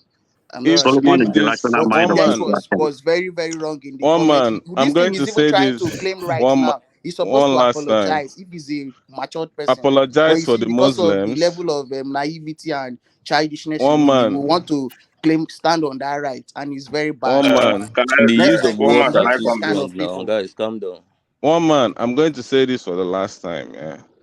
I'm not gonna come here if this boy keeps. I'm not. Don't He's call not. him a boy now. Okay, Is please. a. Oh Is man, actually a. he's living, let him be wallowing in Oh, his a man. ignorance. You know, If this man, whatever he ignorant is, person. No, can don't I call him finish? ignorant. These are Solomon. Please No, now. one man, this thing he did now about this Are we going religious to have? statements. Are we going I to don't have have anything answers? against him, but that You don't have. religious You I don't have don't statement he any. was making I don't is even very have ignorant of him, saying one that man. I have when I started, I you told you defend I am. Obi, not saying Let that me, you don't Solomon. that Islam is this, Islam Can is you that. wait? Let me talk. It's not matured at all. It's not. Let me You talk. claim to that If I you are enlightened or you're exposed, but you behave can I very talk? like a primitive person and talk like a primitive. It's not good. Are you For real, done? I'm advising you. You don't do this Advice, are kind you of thing. Yeah, done? it's not good for real. Are you done? Guy, I Let me am say, telling you, you don't see. You are you you done? should try and apologize than make it try Are to you claim done? right here. You want to defend Obi, but don't come Are here you and talk done? that Muslim this, that you're a Catholic. You're not more Are Catholic than I am. Do you are get? you done? You're not more Catholic than I am. You don't do that kind of Fine. thing in this place. You are very lucky that one man is the moderator. If I was the person Are you moderating, I would have done? removed you immediately with you just making those your ignorant But it's not. Are you statements. done now? You don't need to see. You need to be matured. All I right. heard you Let saying me that finish. you When are you're about to finished, let marry. me Is know. this what you want to use? How you want to do conduct your home with this ignorance you are wallowing in? It's not good for real. For real. I don't have anything against you, but yeah, I see that you're a very young person that needs to be guided and corrected because you are just very ignorant. You need for real. You need to take correction and apologize. Apologize to our Muslim brothers on this platform and people that would listen after this section. I don't have anything against you, but to be honest, try and take correction. You did not do well. You did not do well for real. You did not do well. You are not more Catholic than I am, but you did not do well. And these are the kind of things when you people go to another place now. Maybe you are in the northern states and you say this kind of state, make this statement you just made now, and they leash on you. You will say that they are being blasphemous or they are being they are fighting or they are trying to marginalize you. But you are here. Look at the kind of thing coming out from you. And you are in America. I mean, guy, you I think well, oh Alasha, just you can see what you want to say. But you need to apologize after this section. Like as this, if everybody should come back, this section is going on. You just apologize. You did not do well. Yeah, you can see the thing in your mouth. Finally. First of all, my brother Eze, there is what we call freedom of speech. Okay, if you don't know it, go and learn about it. Here in America, I can say whatever I want to say. I can blaspheme however I want to blaspheme. You can't do anything about it. That's the truth. if you're hot or if you're a Muslim and you're hot, unfortunately for you, you cannot beat me. You cannot lie me down in the street and kill Guy, me. take correction. I know the Can take you listen correction. Stop this. first? Yeah, Can you ignorant listen guy. Take first? correction. Can you You two they listen? behave like small picking. I heard you should be you've said here like you should be in your Oh God. 30s or so. Can I you look at listen? you're behaving so childish Do you that I want to cannot beat you. Why listen? will I beat you? I'm correcting you. You know, it's not I'm not everybody that saying this you common sense is beating not me. common. So I am trying to Oh inculcate God. the common sense into you. Yeah, I'm Are you helping done? you. Let me finish. I'm Let helping me you guys. You don't finish. have anything. I don't think I need to allow you to talk One because you don't man. have any Can you reasonable. mute him? Let me You are finish. instead you are contradicting yourself the more. I'm trying Fine. to teach you Fine. manners. Teacher, We teacher, come here and we please. correct. We try to talk to somebody like this, Mr. Mike here, that is being Oh my an evil God. bigot. And look at you now being a religious bigot. Which see, I you guys, am it's people like you that make me. I can never join obedience group because you people are hypocrites. fine. All of you, from your principal to I the am not least my. person, you Let me people are all tell you, hypocrites. To be honest with you, Eze, I am not your my level of principal. hypocrisy Let me say is this. unbearable. We don't Let me I don't even say think this I for think the. maybe like Come Nigerians here in on. this Can I country like this, talk? You're we need to just really deal talking with you too people much, my if you don't brother. know. Let me talk. See, You don't have any reasonability to I say, am one not man, please, can you Peter just come back? Obi. Let us continue the section. I've made my Let me point say already. this for the Upton time. I am not Peter Obi. Neither is Peter Obi me. Whatever I say is on me. So don't Guy, ever apologize use at the end me. of see as this section is going Come on, on. Can apologize you and let's move listen? on. Because Stop this your I'm All right. childish talk. All right. Okay. So I think that's done. I think I'll be doing that more rather than if people don't listen to me, I'll just leave them on the screen to backlate out. So that One will man, be he the. should apologize. He should Eh? apologize. I don't have anything against him. It's very bad that he should You know this apologize. now. You And know he's this. talking about love.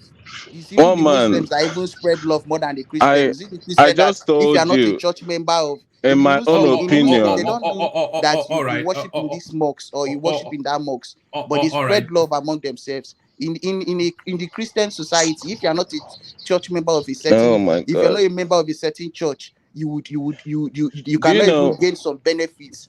Eze, And do you you are talking know? of Obi. Excuse Let me, me let me tell you make a point to something. you. Let me tell you something. Do you know I can? During his No. administration. All right, gentlemen. I think we've allowed enough for that. So thank you, gentlemen.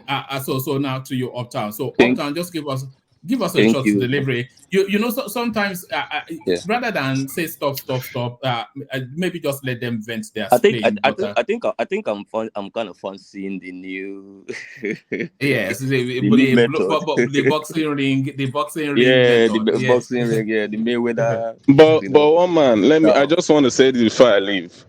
I have never for once insulted anybody in this platform, and No. Yes. everybody can bear me witness. I If can. Yes. yeah, I think I'm with Des on that. The insults should not be taken. I think He anybody insulted should a stop whole talking about it. religion. Why you be let me behaving tell like you, this, man? You this are is behave. my. Why are you too Let me hypocritical? tell you, it's not being. You This is insulted a my whole opinion. religion, and you're saying People you did not insult. You've never insulted anybody here. The way you talk here listen. sometimes, where you don't know Come that you don't need on. to tell somebody you are mad for the person for it to say All right. you abuse somebody. So Solomon, let Desmond have his say, and then we move on. Desmond, yeah.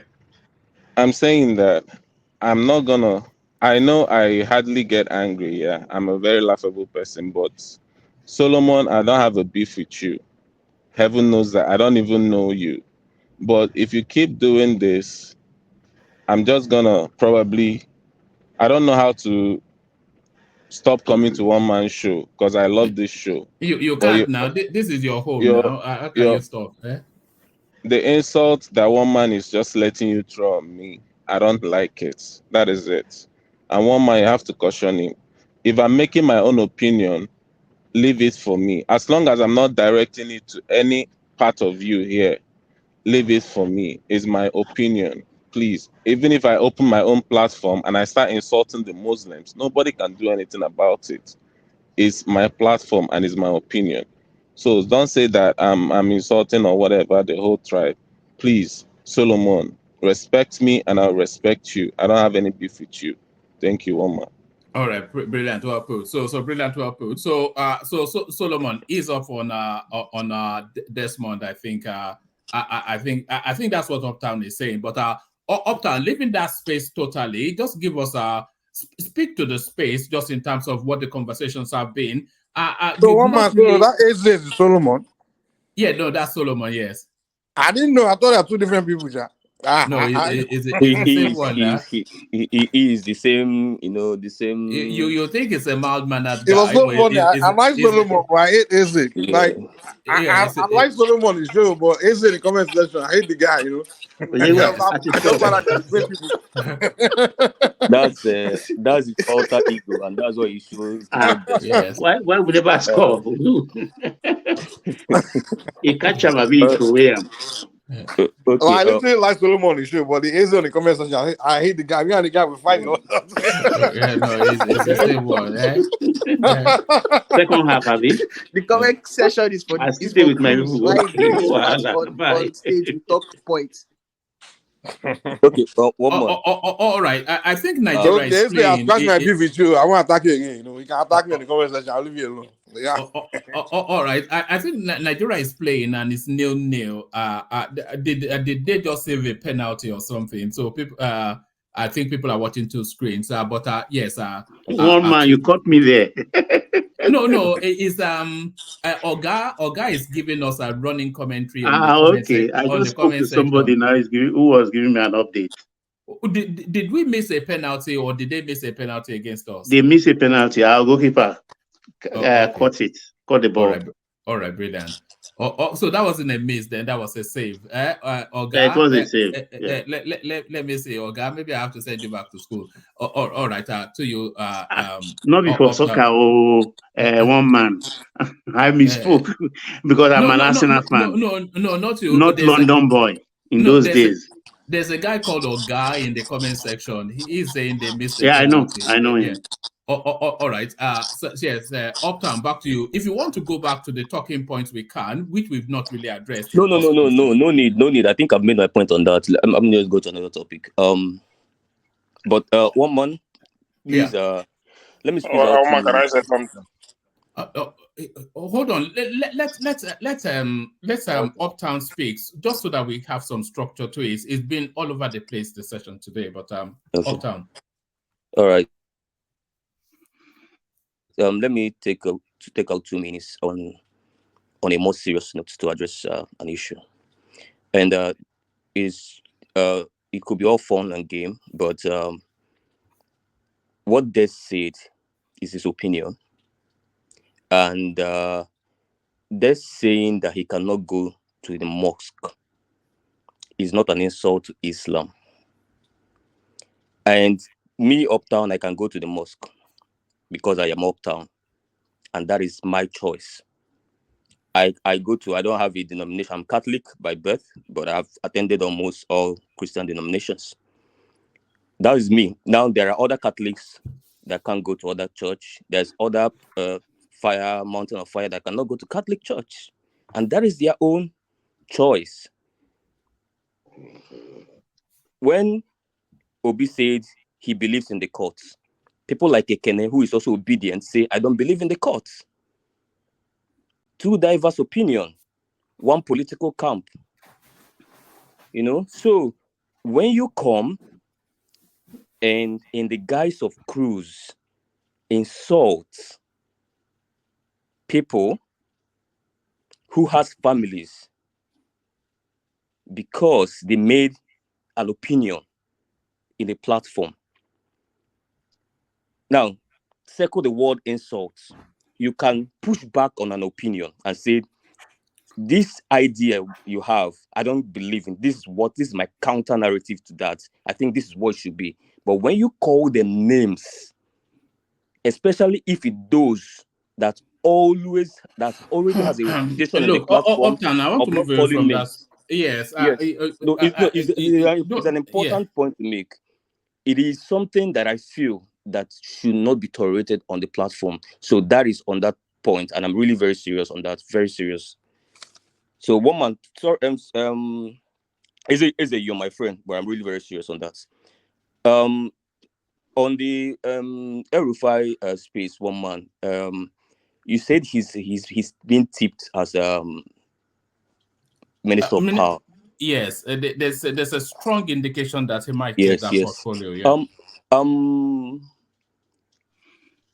I will still go on the routes that might be expected, but there will be a little bit deviation, one man, as far as I'm concerned. Since I've had a running battle with Rufai personally since over a decade. So he's had a direct interface with my dad in Abuja, when he was FCC minister. So it's very, but that will still be for another day. So he's a very terrible man, I can assure you that. But since he's been tipped as a minister under this administration, I've been thinking, I know this guy. Which ministry is he going to occupy for him to only make use of his capacity and not his extremism? I've not been able to think of that ministry, but immediately you guys now talked about power. I'm like, okay, well, that seems to be a perfect. Can you see it? Can you see it? Him as a minister of power. Yes, I do. I actually do. Because when I thought about it, you said power. I was like, okay, I know what he did with FCT. Again, I said I don't want to go into that space. That it's going to extend the talk. But power, there's no how his extremism can come into there. Unless he wants to prove me wrong again. He have done that countless of time. But then, power is it's not SGF. It's not information. It's not, power is just where you have to go and deliver your capacity there. The transmission lines. And Buhari has laid down a lot of infrastructure for that. So there's a lot to build on. And I think I see him there. I think he's going to do quite a decent job there, really. Honestly, this is my honest opinion. I don't have to be biased about it. I think it's a perfect ministry for him. And I didn't want him to be part of the ministers in this administration. But if he becomes the minister of power, one man, honestly, I don't think I'm going to have problem with that. I don't think I'm going to have problem with that. And I think he's probably going to do a decent job. All right. A name that is not being spoken about at all that really surprises me is Raji Fashola. So how come Raji Fashola, his name has been somewhat absent in all of the conversations around this new government? One man, a big map by me now. One man, Fashola's try. Phile. May go rest small, Abi. That's right. This guy completed 8 years as governor immediately and went into minister 8 years, 16 years. You guys want to kill him. That guy has developed white hairs. I think he needs even 4 years that Tinubu's chief of staff. Yeah, before governorship, right? So yeah. I mean, come on, guys. I think this guy, and for me, I don't know. Some people might argue between him and Amici, but I think he's the most best performing minister under Buhari. Because I followed his ministry. I don't know whether it's because I really followed his ministry but then I think he's still one of the best performing, if not the best. I think he's best performing. He's the only person, no other person. The only. Okay, I think that's better. I think that's better. No, come on. What do you mean the only? Amechi did well. He built 3 railways lines. Which one is working? Which railway is working? I said Lagos Ibadan is working. No one. Lagos Ibadan through Abeokuta is working. The Kaduna one is working. Abuja Kaduna is working. Kogi too. The one from Kogi to Warri and Benin. And the one from Kano to Niger Republic is working. The Fulani railway is working. The Maradi. I don't know. One month. I don't know, but this is the only minister that I've seen his scorecard, yes. Just only his scorecard, no other minister. High. All the Buhari government failed, but Fashola didn't fail. So. I'm not going to be too tough again. I'm always not that tough on Buhari's administration, but Fashola was the best. How obviously. do you guys digest? Okay. So sorry, carry on. Yeah, somebody was. Yeah, I think Fashola, obviously he did a good job. Amechi also did a decent job. Let's cut him his cake. But on that space, I think even Fashola himself, I think if Fashola was willing to serve, I think Tinubu would definitely put him there. But I think it's coming from him personally. I think he probably wants to take a time out. I mean, this guy, if you die fast, I mean, who go do it? I beg, make him go rest. Even if it's 4 years, he can come back. If Tinubu is going to even serve this term or serve a second term, then he can come back in the second term or whatever. So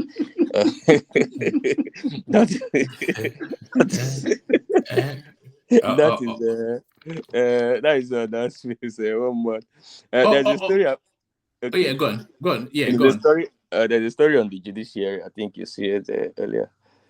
Oh yes, I want to go to. I was going to take you there. It was Okay. this story that broke yesterday, and this is typical of the obedient space, isn't it? The way they just make up all this ludicrous nonsense and then whip themselves into a frenzy over it. So it's the narrative of Justice Ugo, who said he was resigning from the from the petition tribunal for reasons of him being an Igbo man. So now their Court of Appeal has now told us that no such a thing happened. So the storytelling and fable telling by the obedient space again. One man. Again, I say, Map, I mean, no, not free. Leave obedience alone for once, guys. Are we the only opposition in this country? Like, people are forgetting that we have a second opposition. These days, we take the fall for everything.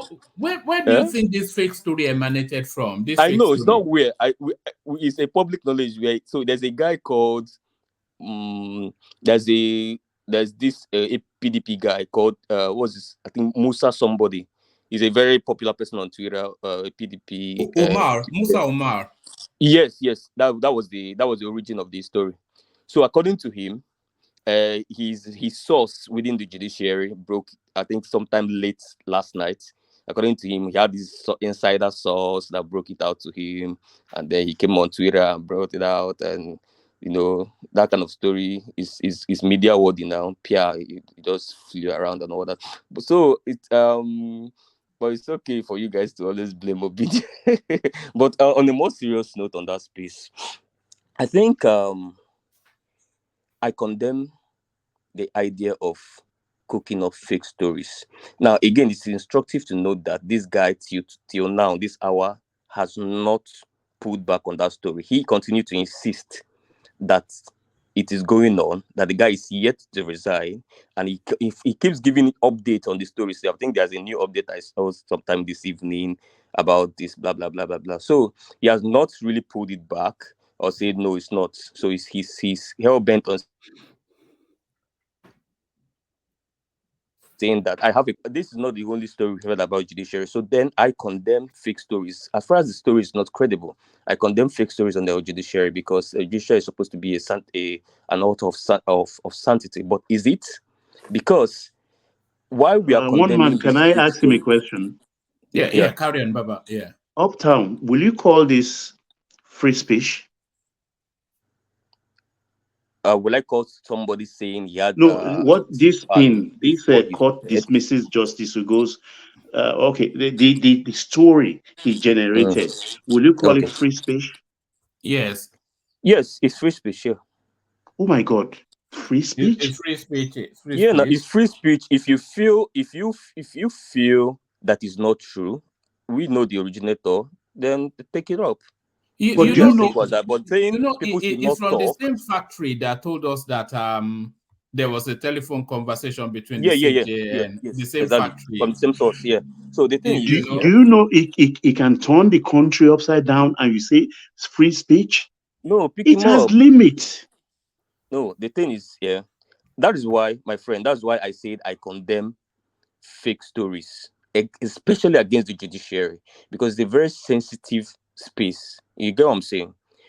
So I condemn it, and I feel that really, really, whether it's Labour Party, APC, or PDP, anybody that knows they don't have a genuine story or intel of which they can back up, not speculations that your insider information is giving you or whatever you think you have, please save it till you have super proof to back up that story. But then on the background of that, it has to be noted that this whole rumors is being fueled by the fact that there's a large trust deficit between Nigerians and not just the judiciary, but its government institutions across board. Now, telling down to the judiciary, it is on their shoulder to repair their own reputation, because their reputation has been damaged mostly by them. Usually, you get what I'm saying? Okay, for example, let me tell you why some of these stories. Immediately I saw this story yesterday. I didn't. Everybody that know me on Twitter, I'm very active on Twitter. But you go to my Twitter page, you never see it. I never reposted it. You know, I never people have been commented on it. reporting you to Because me on Twitter, by the way. Who is reporting me? They've been clipping you and sending it to me, but I carry on. I'll forward some of them to you in one of these days. Okay, sure. He's a terrorist on Twitter. He is. It's better if you see someone thinks he's been saying. So yeah, Twitter is not a reality. Twitter is just a war zone. Come on, it's just a world apart. But then the thing is, when I talk about trust deficit between Nigerians and the institutions, okay, take for example now, 1 week to the election, I think a CSO, an organization raised an alarm accusing INEC that they plan to shut down the uploading of the presidential result to the IREV on election day. INEC organized an immediate emergency broadcast meeting and debunked it and called it a fake news. But what happened 1 week later, election day, bam, the exact accusation that was made of INEC played out on election day. The presidential didn't upload. So tell me why an average Nigerian is going to trust INEC then. So these are the things that fuel this kind of stories, that even when the fake one now comes out, people easily consume it. Everybody's not going to be like me. I looked at that story. This story didn't just look pure for me. I mean, I read through it, the context, the framing of the wordings and everything. I was like, especially the framing of the words. It was the giveaway. It's not the language of a legal person. Yeah. And again, the second thing I did was I quickly went to my Google. That's my best friends. Checked if any serious newspaper or media posted anything like that. I didn't see any. I'm like, okay. I mean, till I see Premium Times or channels, it's a yam talk as far as I'm concerned. Okay, but let me ask another question. If this guy were to be thrown in jail for this fake story today, what will you say? Will you come out and protest? Can you hear me? You're cutting off. Yeah, come again. I said, if this guy, that is the promoter of this fake news, the purveyor, if he's thrown in jail today, will you come out and protest? Do you know why people and talk about human rights? Yes. Let me tell you why people are going to push back. People are going to push back because they are going to remind you that, and this is confirmed by the EU report, that FFK and Keyamo, who was representing this government, we are one of the biggest pushers of fake news on Twitter. FFK was invited by DSS. What about Keyamo, a sitting minister at the time? His home was not worthy. He was pushing fake news. Sorry, can I comment? He was quoting. Sorry. Wait, he was quoting reports of fake media houses pushing out fake stories on his official page as a minister, as a sitting minister. Now, Nigerians are going to say, well, you're going to have to start the arrest from him. So that is the problem of our society. The thing is that you cannot blame Nigerians for where you have put them in. You have put them where they have trust deficit. You have put them where they have to challenge anything that's coming from any government institution until it's proven beyond every reasonable doubt that it's true or false. That's where you've placed them in. Because promoting outright lies. It must be an obedient malaise, continuing to describe obedience as Nigerians. So obedience are Nigerians, but Nigerians are not obedient. So it's your space that is up in arms. Not everybody, not no. It's not about it's not about the up in arms issue. Let me tell you why it's not about up in arms issue. APC people, I've seen them also when it suits their narrative to question the Nigerian institution. So it's a general thing. It's not about, there's nobody in this Nigeria that will tell me that he trusts the government and he always praise the Nigerian institution and trust everything Nigerian institution is bringing out. So let's not even make it partisan. It's a general Nigerian thing. We all know that there's a I don't condemn wholesale most of our institutions. You don't throw the baby out with the bathwater. The Neither does Messima Bishop. story was an example of the person I am. Somebody called me from Canada, broke the news, and immediately I told him the girl is being deceitful. And exactly what happened 2 weeks later. But look at what happened in getting to the truth, what it cost the country. Even the matter was brought up in House of Representatives, those jobless people.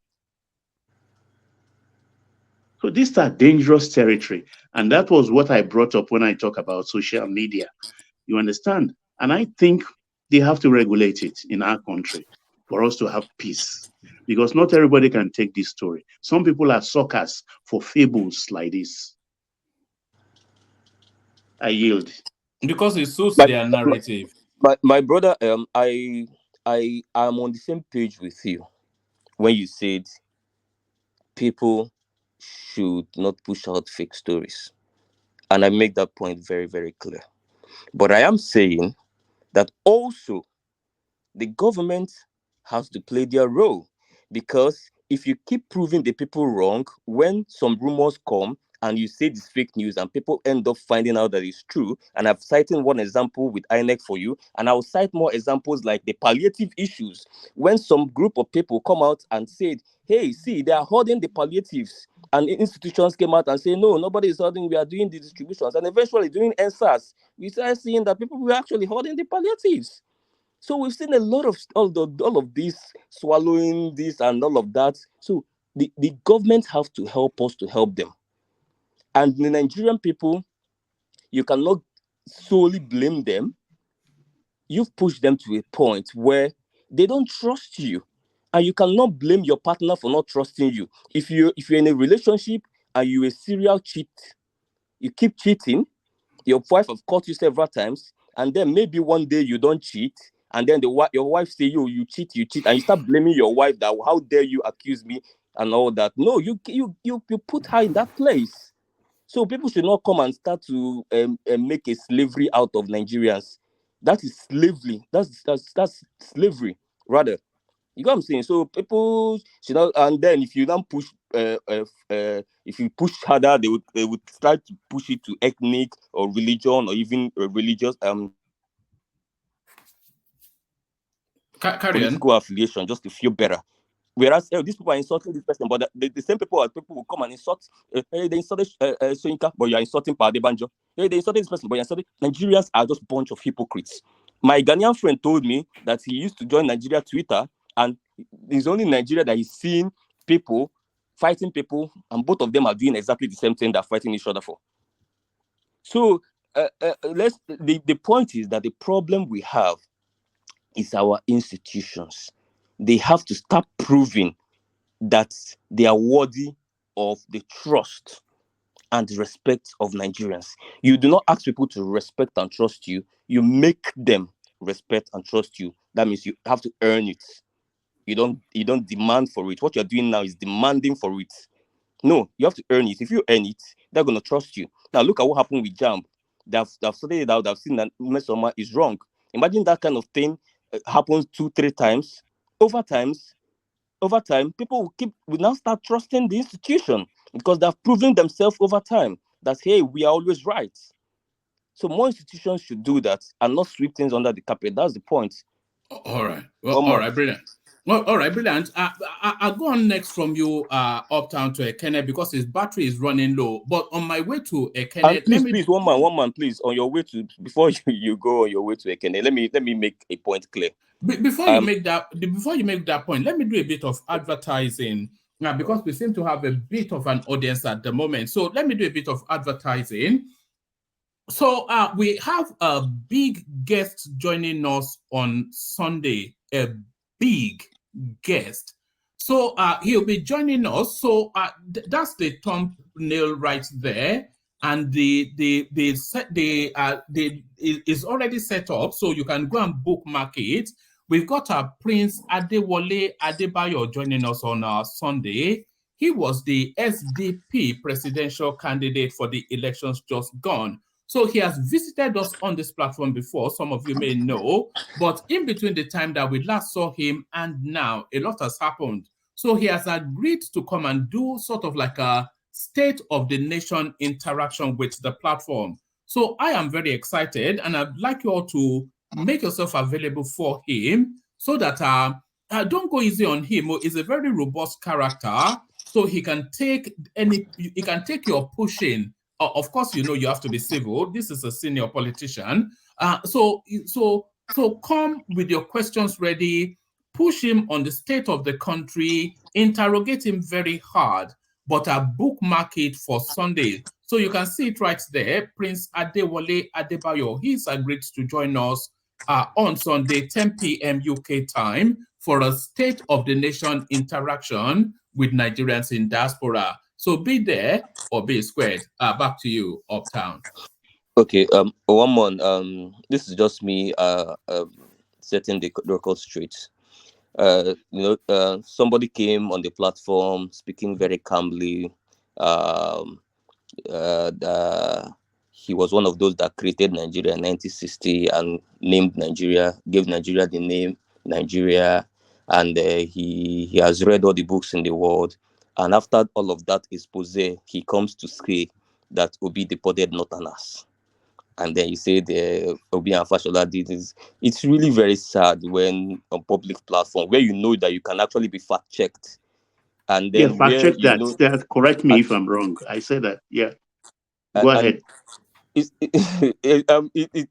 Maybe you must have missed the gatherings where all of that. I mean, that has been booked like 8 months ago. It seems like maybe you were not available in Nigeria anywhere. Maybe you are just coming in now.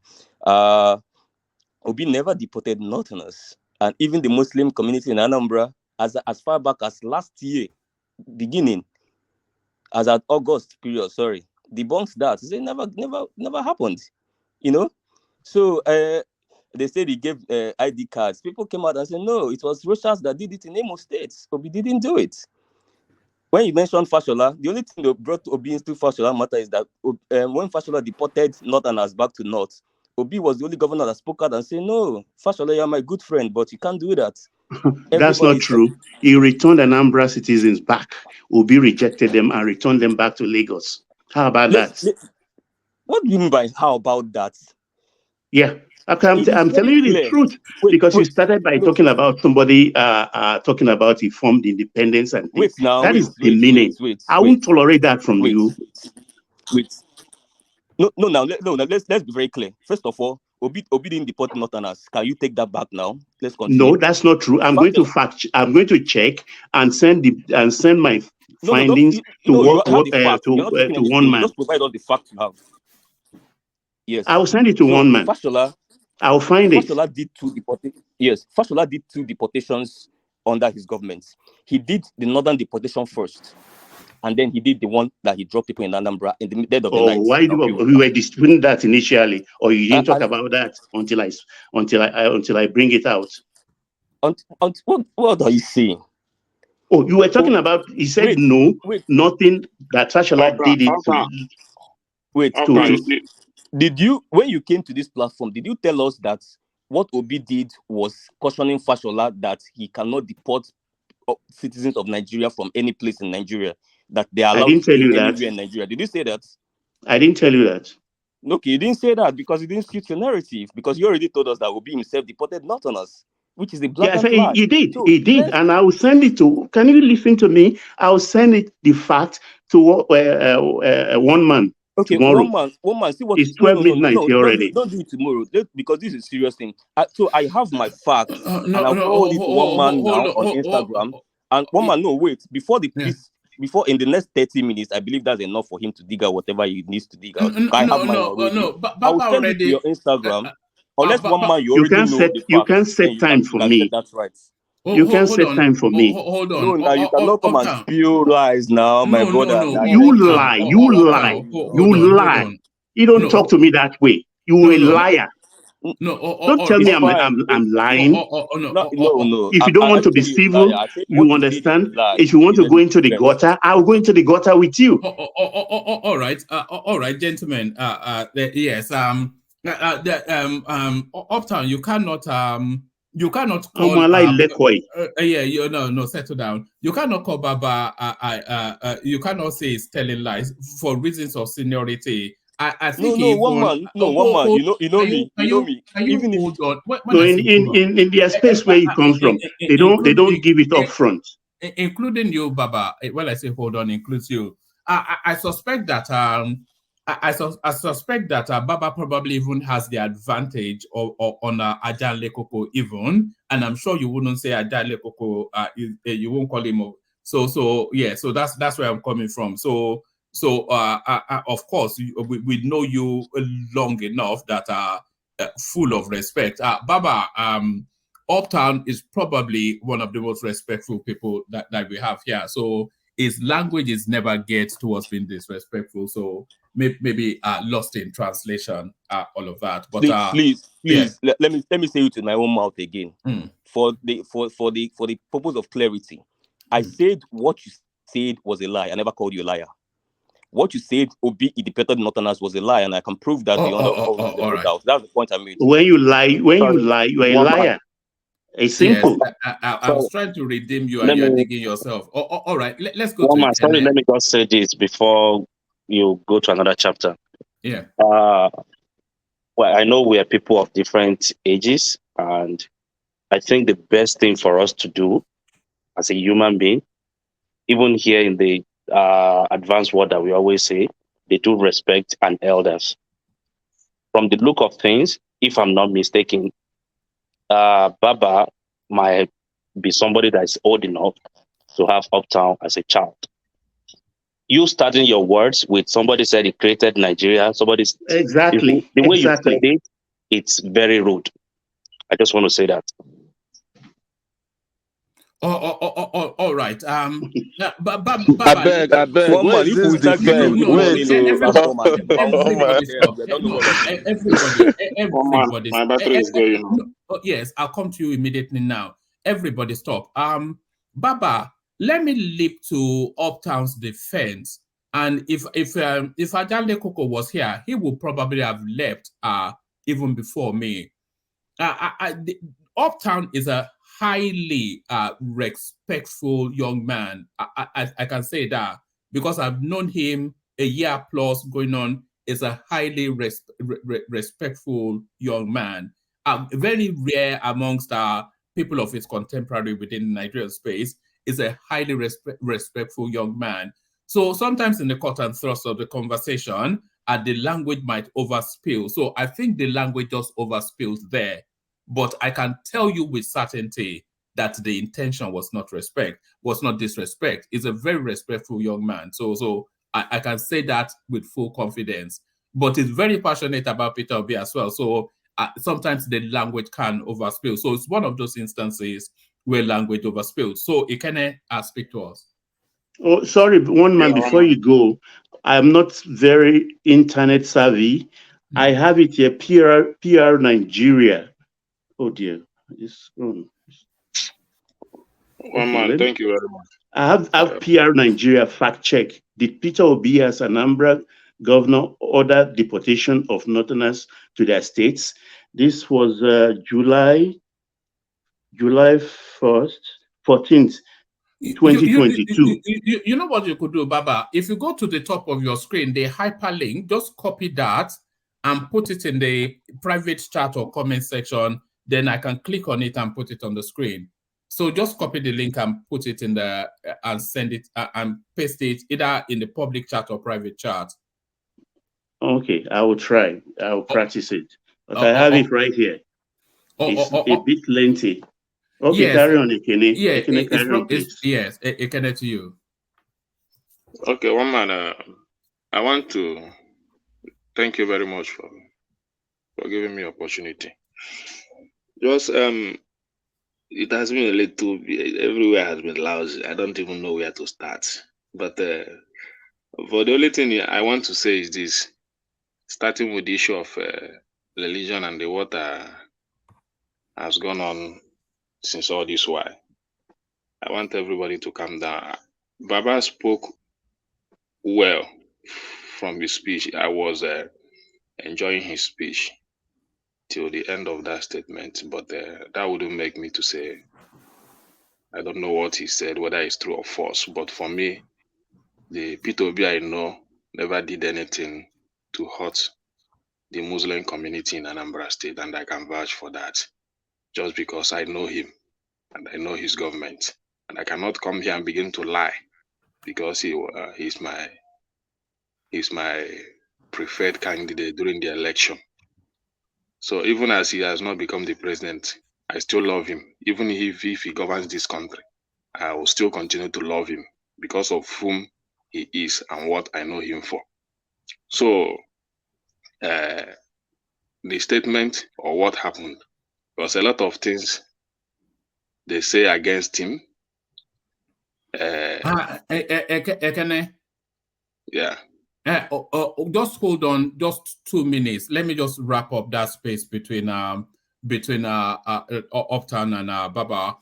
So this is the fact check now. It says a fact check. Very good. Yes. The Peter Obi as Anambra governor ordered deportation of Northerners to their state. So fact check. Did Peter Obi as Anambra governor order the deportation of Northerners to their states? Claim.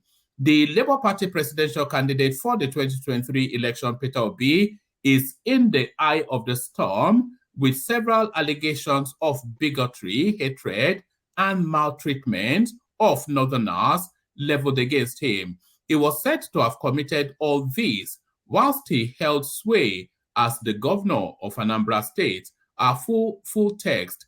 In a widely circulated article titled "The Insolence of Peter Obi Against the North and Northerners, a Personal Experience or a Community Travails in the Hands of a Tribal Bigot," written by A.G. Mahmood, claimed that Obi ordered the deportation of Northerners of different religions to their respective states. Mahmood wrote, it should also be noted that Peter Obi equally deported people of northern extraction to Kaduna during his tenure as governor of Anambra State. It doesn't matter whether you are a Christian of Middle Belt origin.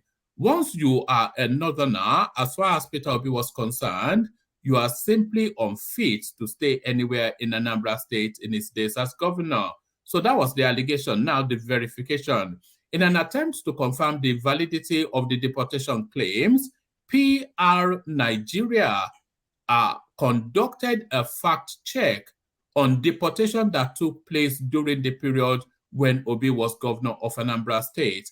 PR Nigeria findings indicated that the Anambra State government ordered the arrest of beggars in the state and their repatriation to their respective states, mostly in the south.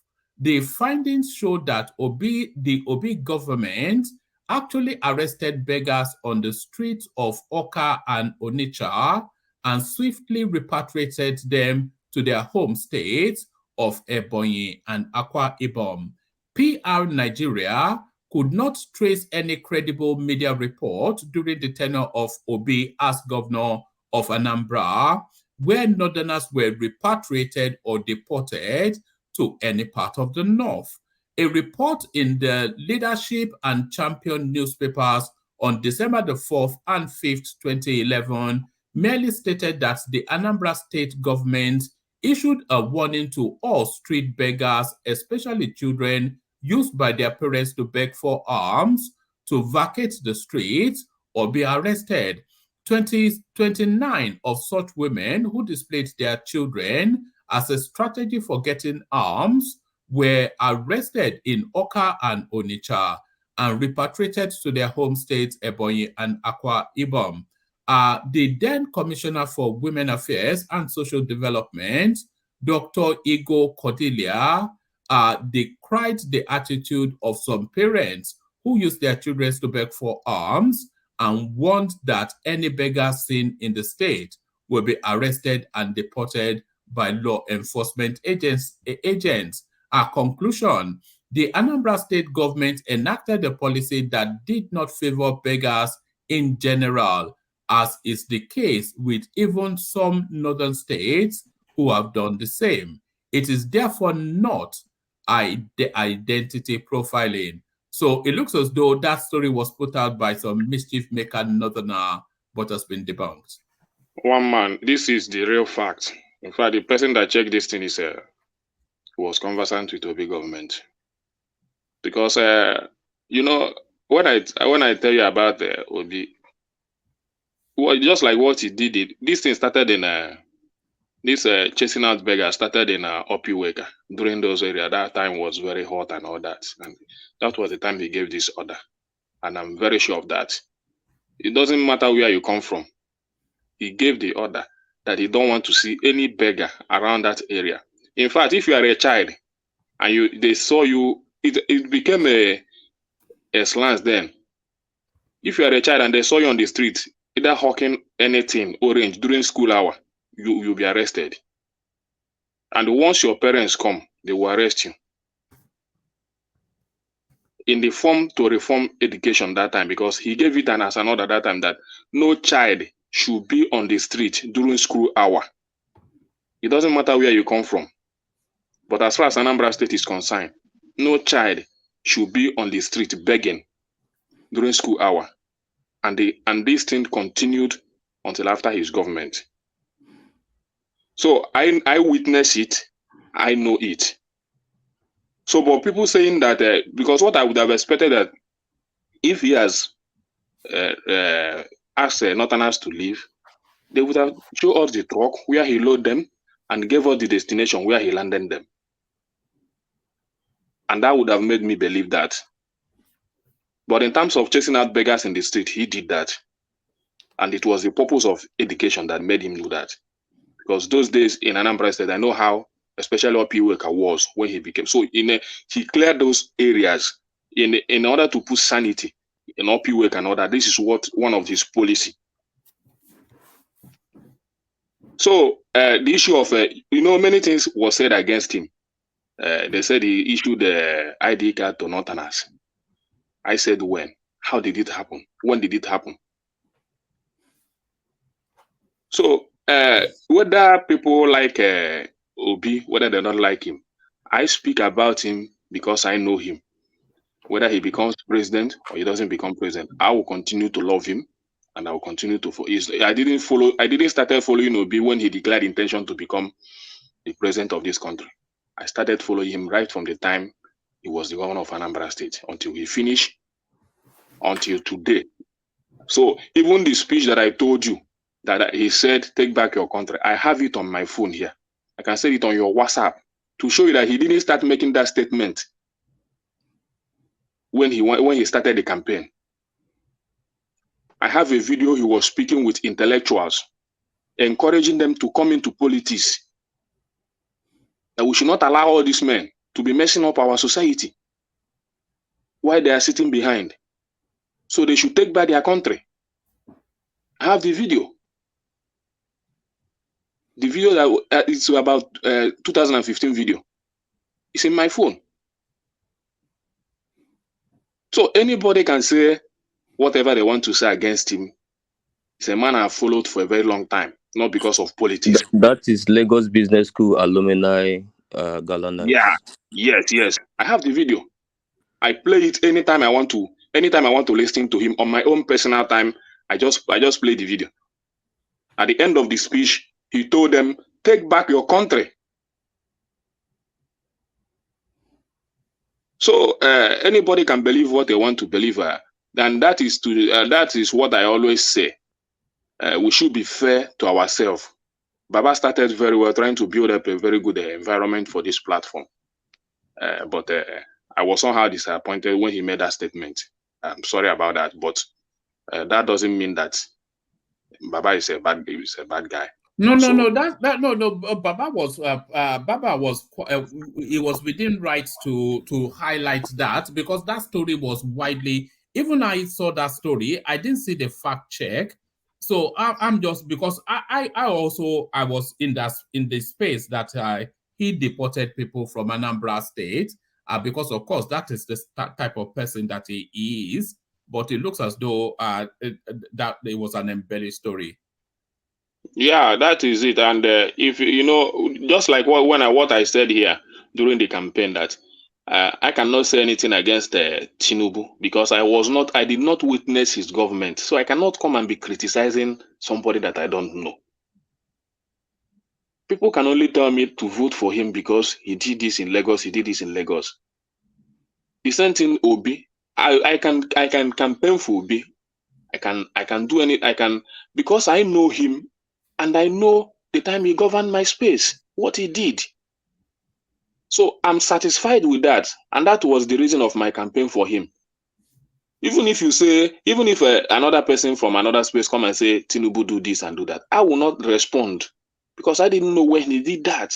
And that is how to build a society. So if you wanted to build a society, you wouldn't have even if you don't support that person, you wouldn't have bring that negativity just to kill that person's character. I've never in any way said Tinubu did this and Tinubu do that, and I will not do that. Whatever they want to decide, let them decide. This is their politics.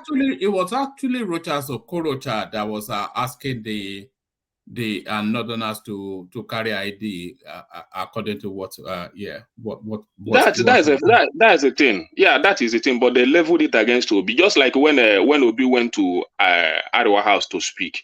The first statement that came out from this Rufai mouth was that the person that I want to speak to you arrested me when I came to Anambra State. It was Ijoma from AIT that came out and said, just to rubbish after Tinubu has spoken, Atiku has spoken, just to rubbish somebody. You stood up among your people and told him that you have a security, you have everything to arrest him. He arrested you, this and that, but you this and that, you will not just know the person that he said he will not do that because over here we are not like them. Over here, they are civil and all that. What kind of hypocrisy is that? And you couldn't even prove it. At the end of the day, a video was circulated where you yourself, Rufai, made mention that it was not P2B that arrested you, that the order came from above. You made the video. You forget that video was there, that people would dig at that video. And when that video came up, you couldn't defend it. So what type of hypocrisy is that? An election that was conducted and even Obi couldn't come out from his own space. You said he arrested you, he put you on a house arrest. Well, you forgot that you have already made a video, personally yourself, Rufai, you have already made a video by yourself to say that the order came from above, from Abuja to restrict me from entering into Anambra State election. So let's be factual.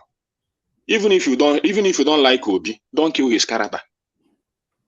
Just say I don't want to be. Yeah, but is that not what that's politics though? Yes. One man.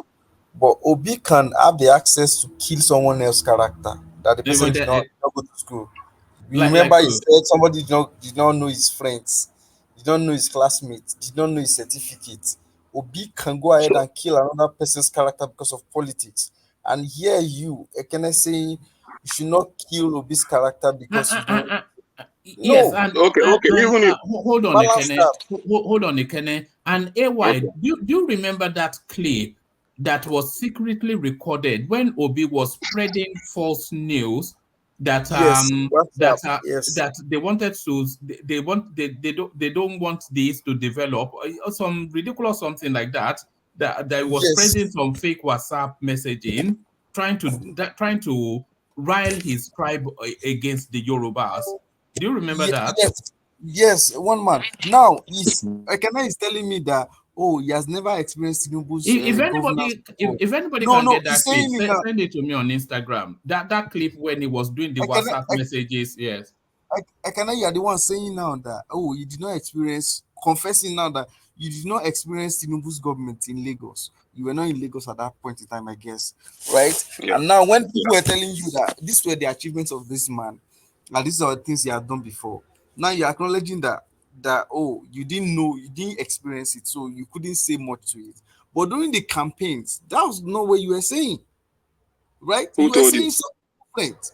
Are you here? Are you here during the campaign? Ekene was busy promoting P2B, nothing concerned with Tinubu. Yeah. That's Okene one was. man Okene here. is a Did I very say anything honest man. against Tinubu on this platform? He's a very different kind of obedience. He's very honest. Okay. No. Solomon, it's something, one thing is when you keep silent when other people do things, that means you concur, right? You were campaigning for BS, but the truth is when you see your other fellow obedients assassinating this man's character, doing this, you keep silent. You don't tell them that no, don't keep proud. People like Pansat, yes. Exactly, man. And there's a saying that if you keep silent when there is something going wrong, and you know the thing is going wrong, and See, let us not spin this thing. How many times have you said? How many times have you raised? I'm not spinning. See, AY, let me say this. This is my No, space. hold on. What I'm trying to tell you is the innocence picture you're trying to paint now. I'm not buying it because it doesn't reflect the reality. Even if you don't buy it, I've made my position known right from time in this platform. Whenever you are speaking, you have the right to speak whatever you want to speak. If I have to interject, I interject. But for you to say that you don't buy to anything that I'm spinning here, innocence or whatsoever, No. it That's doesn't why concern me. But okay, then that's my why point is this. My point is this. You can continue to spread out lies about the person of P2B, and I'm not going to stop you. That is my point. Obi, I even said here yesterday also that if I'm Obi, I will advise him to leave this place. Because he has already proved me what I want, what made him to love me, what made me to love him.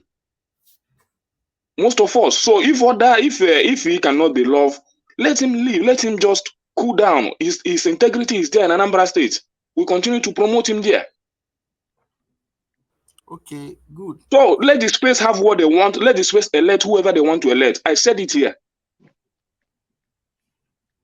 The only time I'm experiencing this Tinubu is this administration, which I said here. The only thing Tinubu has to do is to prove me wrong.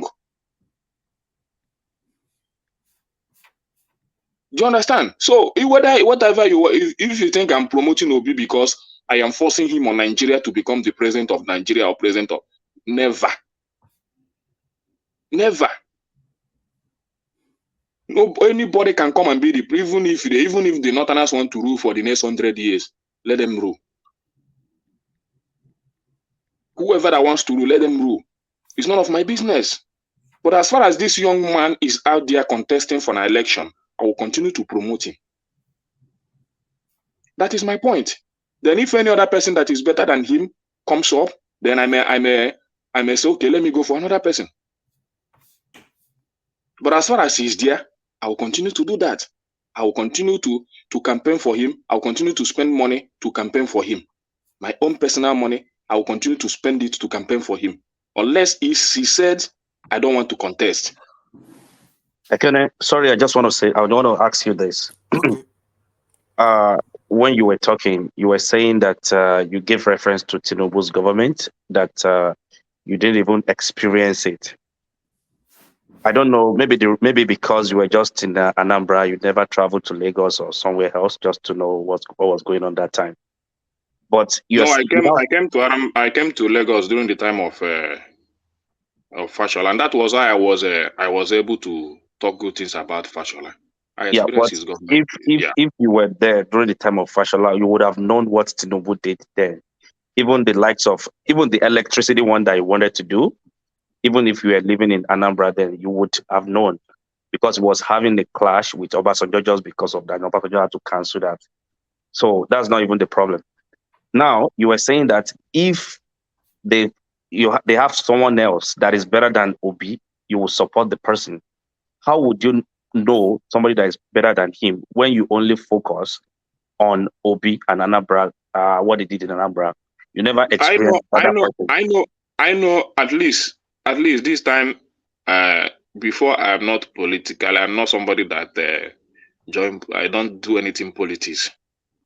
Okay. Before this time, it's just that these few years has made people to begin to read news. For me, I don't talk anything about politics. Yeah. So it's not an issue for me right from time. I just only voted for is it about either okay, Obasanjo. I voted for and good luck.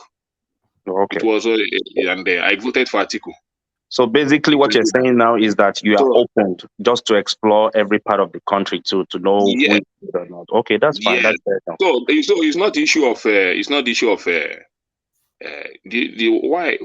reason of Obi is personal to me. The same thing I can do for any, like Fashola today. There is nobody will tell me that Fashola cannot be the president of this country if he's ready. Do you understand? So I cannot, because right from his background, he doesn't have anything to say that dent his name. The only area that I know he didn't do well was the electric sector. But apart from any other thing, Fashola performed. He's the only, even as bad as Buhari government is, he's the best. I said it here, he's the best minister in that space. So tell me any people say Amoechi, but I don't see him. Amoechi is a crook. Fashola is living a simple life. When you see him, you see his simplicity. You see him, you see he's a kind of he's not all that kind of a dubious character that want to milk a nation and all that. I can tell you, since Fashola left government in the area I'm staying in Lagos, no government has come to that area. It's a fact.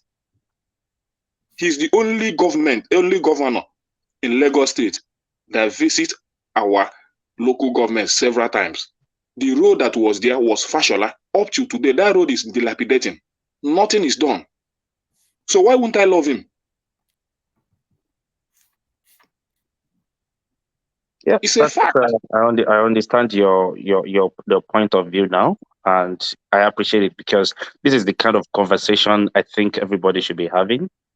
Just open-minded, which is like I really, really understand you, and I appreciate the way you view. It's not nobody can blame you for supporting Obi, but the only issue I have with disobedience is when some of us that supported Tinubu, when we say, "Oh, we supported this guy just because of what he did and what we experienced and what we know about him," they always thought maybe we are not Nigerians and we don't like Nigerians. So that was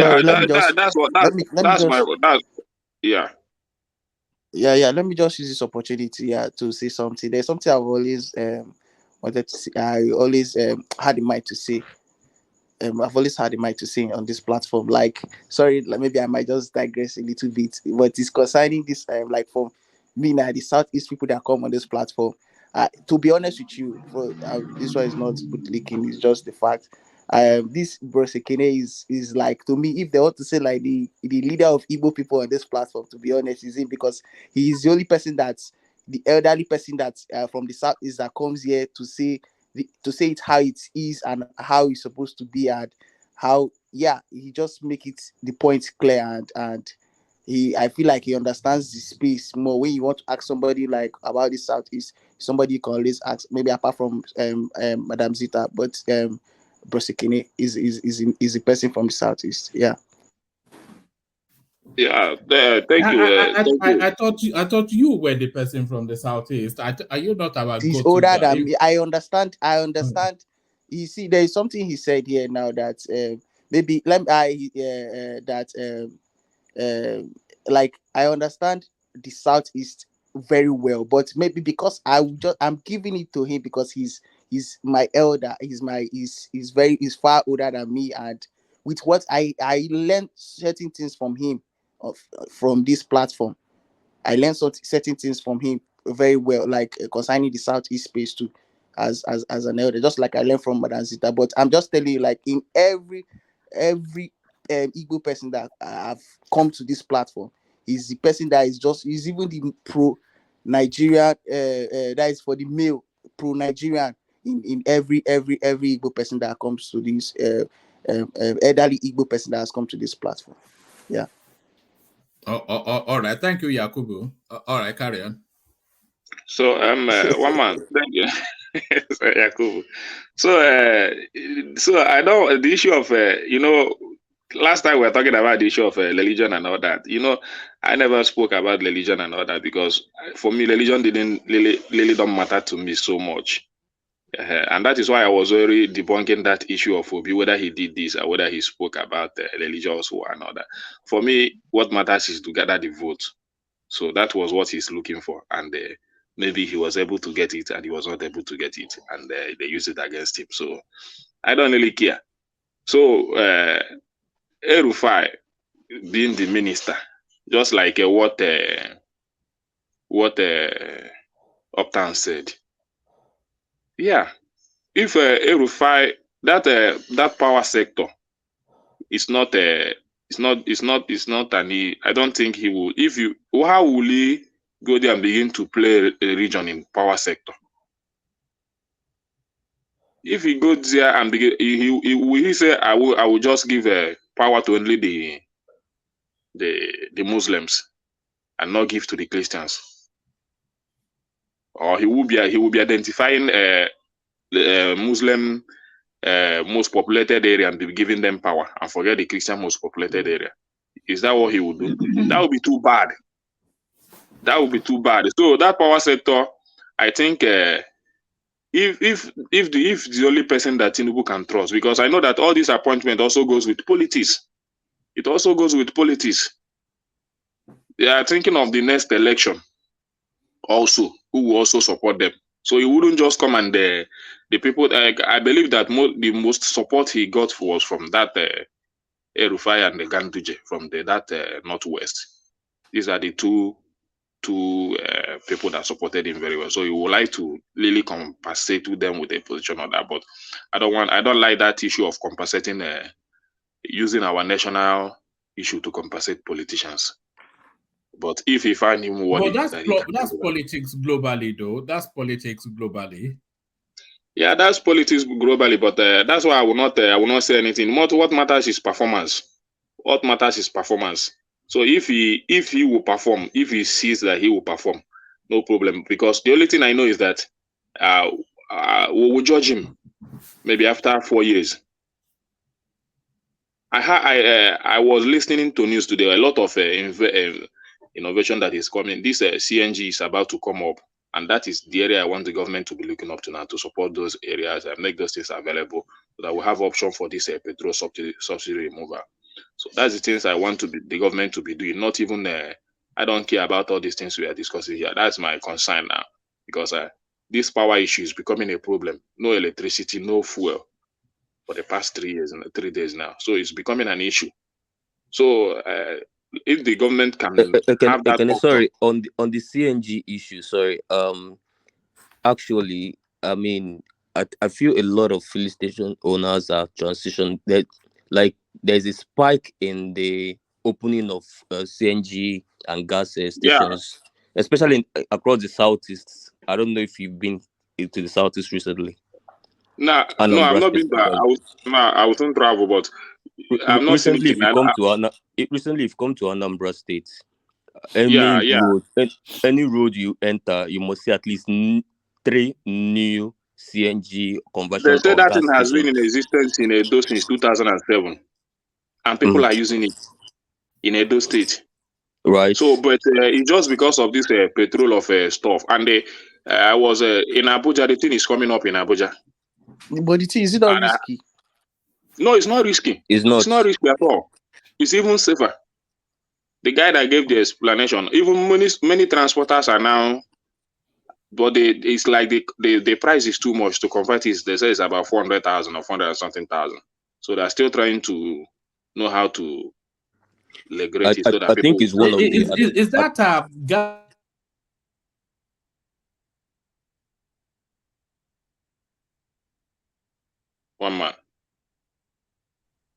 One man, we can't hear you. Go. I think one man system. I think network is bad. Yeah. I think it's one of the things they discussed at the NEC meeting yesterday. I think it's one of the assignments given to the governors and the monies they're going to receive as well. They're going to try to set up a CNG conversion. Sorry, if I may ask. Can somebody just please for some of us that doesn't even know what you guys are talking about CNG, is it somebody that can quickly go over it and so that we know we can contribute? After you can explain to them. Okay, it's just the gas conversion mechanism now. Just the convert from fossil fuel to gas, so that I think it's believed to it's almost like a 50% cut, if not less, than More the than consumption in 50%. terms of yeah, more than I think. Yeah, I'm just trying to be moderate because I don't have the exact figures, but it's that low. So I think transitioning to that is really going to help. Innocent Motors have started doing that, where your car will now be powered by using gas, and a lot of people are also doing that for generators for your homes as well, following this spike in the Oh, yeah. in the pump price and all that. And I think if you read if you listen to Soludo yesterday, sorry, and what they talked about at the neck, they're going to give them some. I think the president has approved a special funding for the entire 36 state governors to try to cushion the effect of this first subsidy removal. And part of the things in the list, amongst every other thing, is also that CNG issue. Try to convert most of especially the public transports to CMG. I think You know, the problem, that's really the way the to go. problem now, the problem now is most of the fleet station now. How are they going to have the pump in their fleet Yeah, they station? have to. Yeah, it has to be. It So has that's to the be. main that's the issue now, because maybe Mm. if your gas finish on a highway, how are you going to No, now refill the it? fuel stations have to start including that. It's just like when you're talking about electric vehicles, and you have to start including the charger points and all that. So it's just that this fuel station, the existing ones, new ones, and then the existing ones have to start. The states have to make sure they try to get these gas stations to include that in their businesses. To make it more Outside and competitive. Yeah. Boseke, please, I want to ask you a question. I want to ask you a question about like that the gas cylinder now for for the one like that one they connect to the generator, the 12 kg. Like how long do you think it will last if you should use it? Like if you fill it up now, how long will it last? Personally, I've They not say it's used it 3 weeks. personally, but It depends on You how said you in use heard. it. 3 weeks. Yeah. Yeah, one voice. Apologies, everyone. My system dropped. Yeah, Yes. welcome. But round off a Kenne, and then we go on to AY. So we start to get Yeah, everybody's yeah. So questions. that for me, that is the area I'm looking up to now. I want the government to explore that area very well, especially that availability, making sure that all the fuel stations are getting the pump. So people will start and they regulate the price of conversion. Many cars are being converted now in Abuja. Camry, Toyota, whatever car you are driving, you just and just convert it. So that the price is still high. Is So that there is the any discussion. is there any science behind this, or is this one of these cobbled together Nigerian ideas that cars will start exploding on the streets? What's going on? No, no science. No, one man. Even the cylinder, they explain it because it has a different cylinder. That cylinder is very thick, and so they have explained everything on Arise TV today. Ekene, So yeah. sorry, I just have this to say because I know most of these engine. I'm not really sure if they are designed for something like that. And what I think the government should do, if they are really serious, is to like look into the combustion, because if there's no total combustion, then we are creating another problem health-wise. No, you know All this these thing. hair-brained ideas that they come up with. No, this thing is the way they explain to it. I buy the idea because it's very safe. And you know, most of the public transport in abroad, they use this CNG. All these big vehicles you see that Innocent produce, all these big vehicles, it's CNG. Yeah, Those but big lorries. the engine might be built for that. But most of these Toyota Camry you're talking about, Corolla, their engine are not built for gas conversion. I don't know. No, I think there's a contraption, a kind of No, thing you attach just to like it, a a generator. converter. Yeah, A just like converter. generator. Yeah, It just like the requires a generator. converter. Well, the only thing you need to do, just like generator, is just to buy the carburetor because it has a different carburetor. You will not use the same carburetor with your That's what they carburetor. call a converter. And Yeah. besides that, this car will not speed as much as petrol engine. Yeah. Yeah, you I would don't know. definitely I not don't know get about the you would fee. yeah, you would definitely not get the same levels of performance. It's just like changing the tires of your vehicle to something that is not specific to that vehicle. Obviously, it's going to change the locomotiveness of the vehicle and so many other things, even speed and control as well. So yeah, So but then so is another with tough harebrained times, idea, Abby?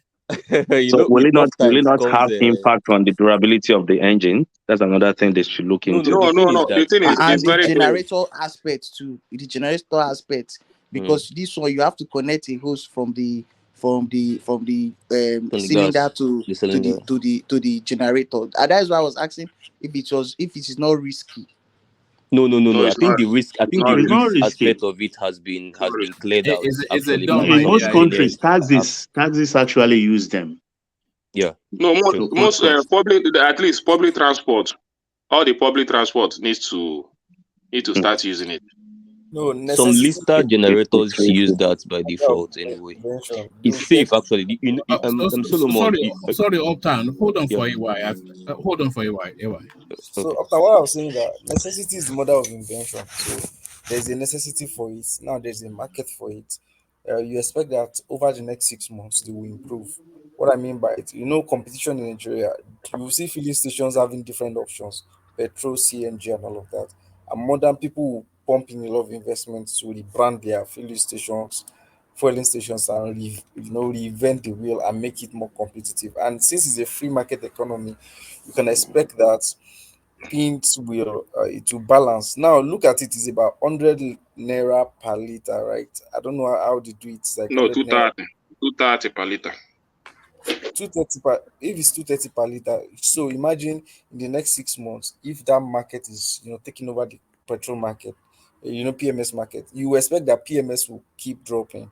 And I feel that in myself that the consumption will keep decreasing daily because many people will keep seeing more opportunities to consume fuel, and that might be like a good competition to PMS. So if you are not using gas, you use PMS, and And just to add, that will help our economy too, because most no, of these gas that the we're economy flaring is will be the economy converted to something meaningful. yeah, the economy is actually opening up because our economy, the way I see our economy, that's what Tinubu said. What would this all these things about energy transition is good, but the economy is looking like it will be a gas powered economy. The Right. gas will power power plants, which personally I expect someone like Rufai to actually. That guy is he has a very scissor like administrative skills. So he will be able to break off these bottlenecks around power. If you can generate gas, so we should expect to see a lot of power plants. Then if you're not using power, use renewables. And the thing is, one of the problem we people don't have before in Nigeria is we don't really have alternatives. So if you check Nigeria, any economy where there are a lot of alternatives, you see that it drives the price down, and people go look at the telecom space. You have alternatives. So if one provider is messing up, you usually switch to another one. But look at PMS. One of the reasons why we've been experiencing scarcity and some section has been holding government to ransom is because there's no alternatives. But now when a lot of alternatives are coming on, everybody will try to strive to be the best and give the best incentives to win customers over to their side.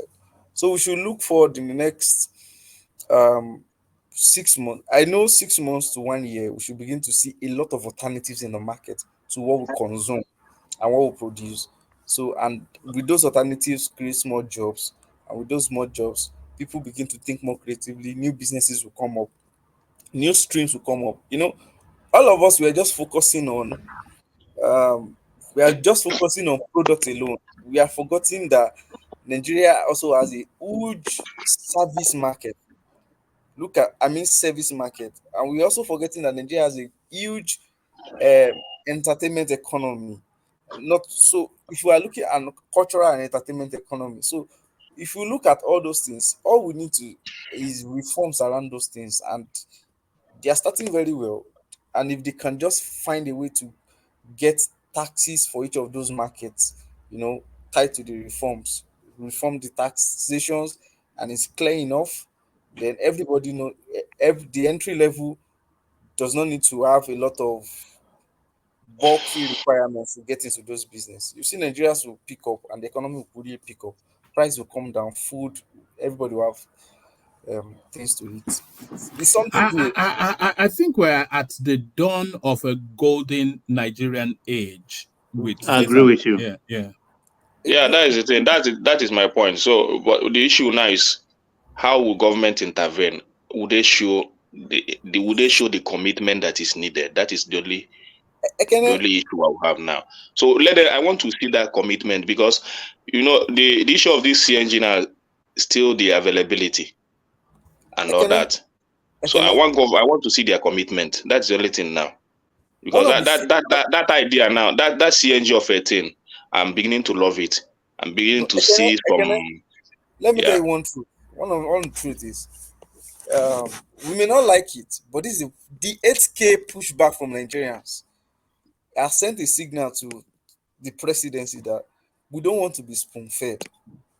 We want liberalize this economy and let us get to work, and we work and we make our money. That's the signal Nigerians are sending to the presidency. Like, we want to run, we want to get. It's not. You see, when I know Nigerians. The truth is, when there is enough work, enough things to do, we can fix these things. Look at the plan to get people. FEMA has a plan to recruit through direct labor to fix all our federal roads. How long does it take to fix federal roads? Just take the 6,000 kilometers. How long? Employ people with direct labor, get them to work. Put how many people? 10 people to 1,000 kilometers, or 20 people to 1,000 kilometers, or put it in ratio. You see that will fix a lot of things in many years. When look at housing, so I see is opportunities.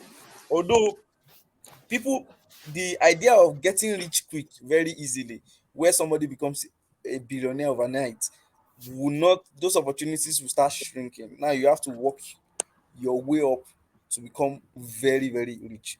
And the thing is, I have a sad news for people But this is the real age for the get rich quick, and it's not even get rich quick illegally or Yahoo Plus. Yeah. No, what I mean is, hold on. Let me show you. Okay, go on. But I want to show you a headline. What I mean by that is, you need to come up. When we say get rich overnight, the way Nigerians become billionaires overnight. You get a contract, lazy billionaires overnight. You get a contract, and you didn't even perform the contract, and you go away with the money. This one, you need to look for a product or a service Nigerians will immediately consume. And once they start consuming it, then your money comes and you are taxed for it. You know what you've just said. There's a theory of the quickest way to become rich in Nigeria. I'm not sure if I should even be telling you because it's my theory. But Yeah, go ahead, Woman. Sorry. Woman, Tell us, please. If you can look for a digital product that is needed daily, but it doesn't cost more than 100, 200 naira, but it's going to be consumed by at least 2 to 3 million people. When I say gas power, if government creates an enablement with electricity, solve that power problem, you solved a lot of problems in Nigeria. Because if you are telling me that you want to look for a digital let's say you want to develop an app now, please, of course, please, Woman, I would like you to Woman. Yeah. Yeah, I would like you to. You say a digital product. I would like you to expatiate a little bit on that space. Me? Look at this guy. On the money making man. I'm an Igbo man. So the thing is, brown man. one man. I want to know. Okay, there's a pathetic culture in Nigeria. When people quickly get to rich, when they first have their first fruits or made some wins, Nigerians are relaxed. They start showing, I bought this car, especially in our entertainment guys, when they earn some dollars, maybe through their, especially if you look at trends of comedy, they don't have this long-term plan of, okay, I think I want to have a blockbuster movie. Let me move. let me move, let me expand, you know, before you know it, you start showing off and all of that. And if there's a high level, look at our musicians, you know, there are a lot of people that are into Afrobeat that they are even struggling to have their first, you know, project out there because they don't have sponsors. Now, imagine the entertainment economy is opened up where you can even have access to, as a citizen, to credit to actually finance your first project and your first music. Competition would increase, and you know, Nigerians, before we know it, will give a gap to all other African countries. And I feel we are in a golden era, and I think Tinubu understands this, that people are ready to work, people are ready to make money, people are ready to do what is right to make money.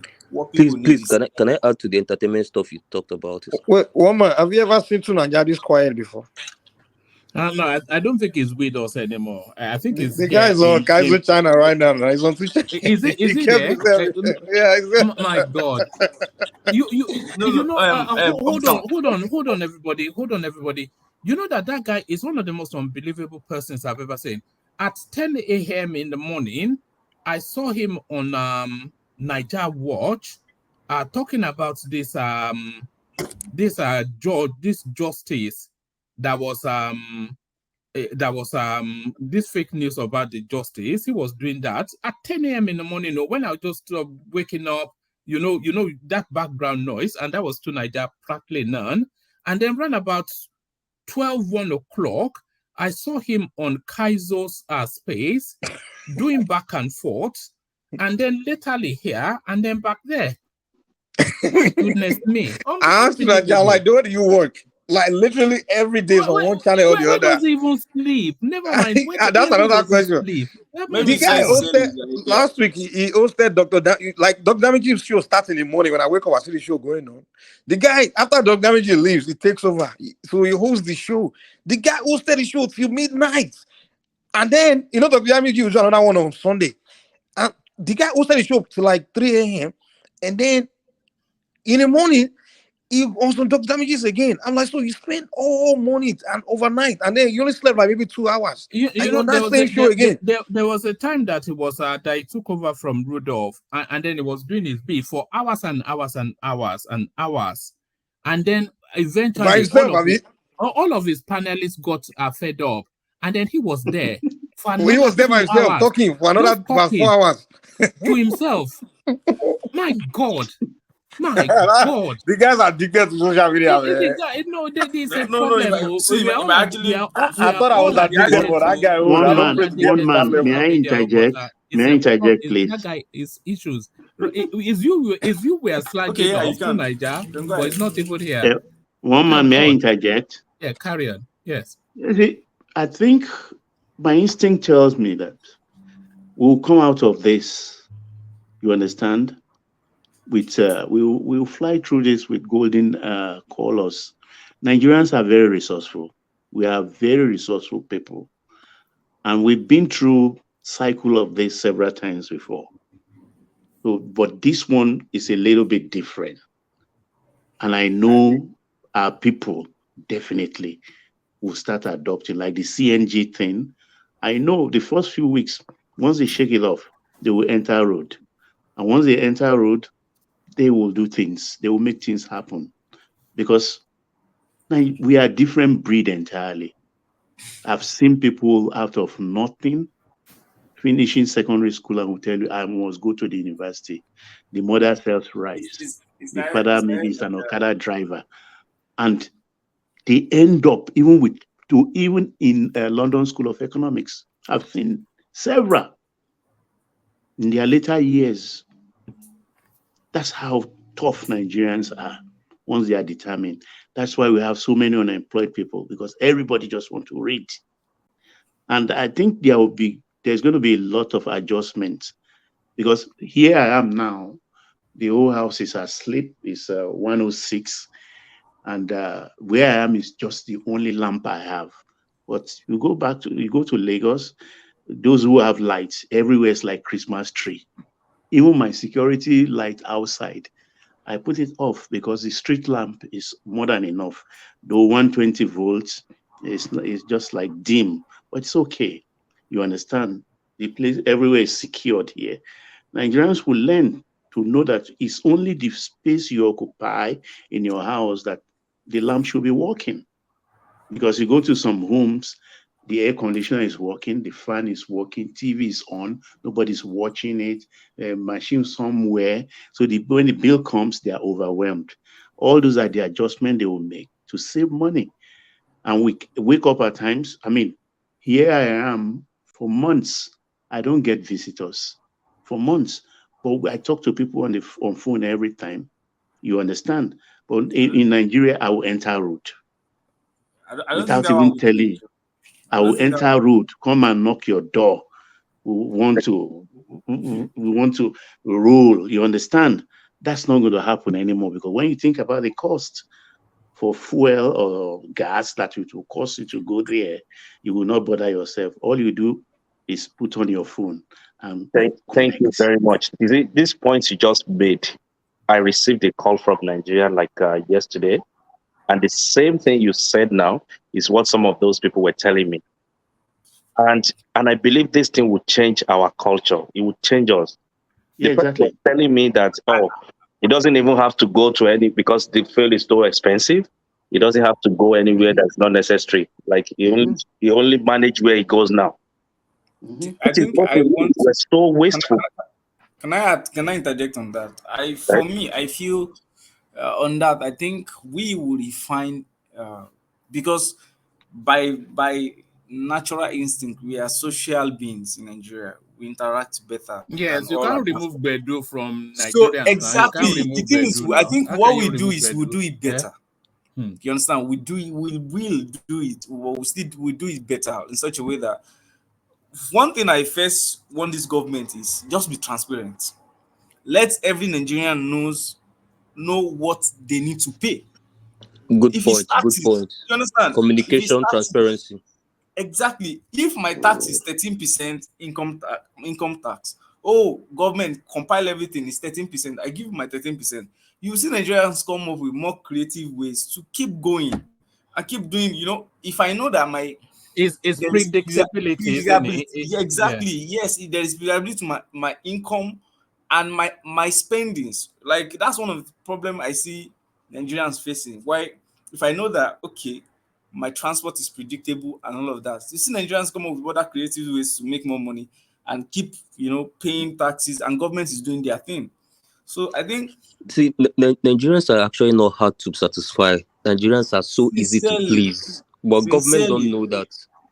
Sincerely. Nigerians just show them proper communication and transparency. You buy them immediately. We have seen too much hardship that a little thing pleases us. Just slight light at the tunnel pleases us. That's just what this government needs What to do we want? understand. What do we really want? We just want. You understand what I'm saying?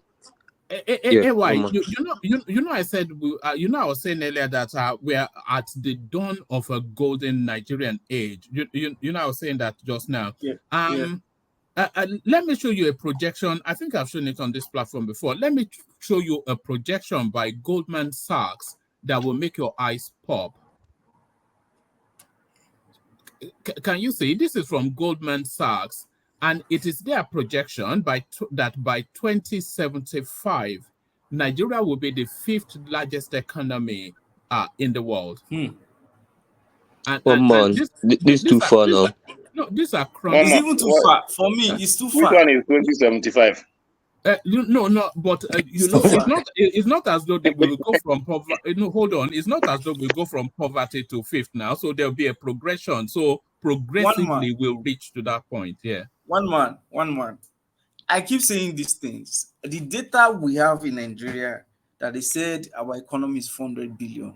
I still don't believe it, or 500 billion.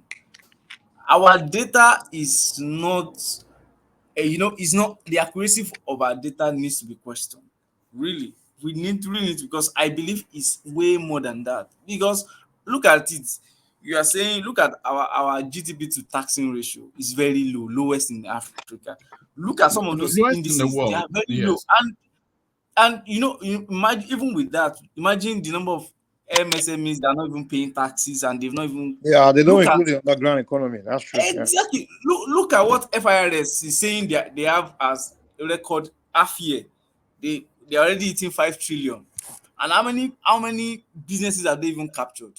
How No, many AY, market look, have they look, captured? AY, just check the Forbes list. You understand? Top 10. Exactly. I'm not saying the world. Top 10, maybe just 2-3 Nigerians in top 10 in Africa. But you and I and everybody on this panel can name billionaire dollars, 50 as we stand here.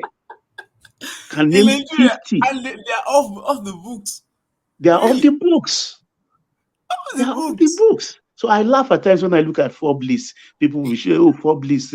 I look at it. No, this is not true. If there's a man richer than Babangida on this planet, I want to meet that man. That one, he has a special skill for looting. What of Dan Juma? Yes. What of the man who gave us this present democratic disposition, the general? What is his name? Salam. Abdul Salam. And if Abacha was still alive, all the $1 trillion he stole, he would still We be are still in his account. tomorrow. How much we'll is still be Dr. collecting Adeboye worth? Abacha's I mean, loot. sorry, Pastor Tomorrow. Adeboye. That man has church all over the United States. I know all over the world, Nigeria, everywhere. There are some. Redeem. There are lots of oil guys who in the southeast, you don't even hear their name. It's when you stumble on them that you start to wonder that where have you been? But you don't even hear their names. That's what I'm saying. That they are billionaires.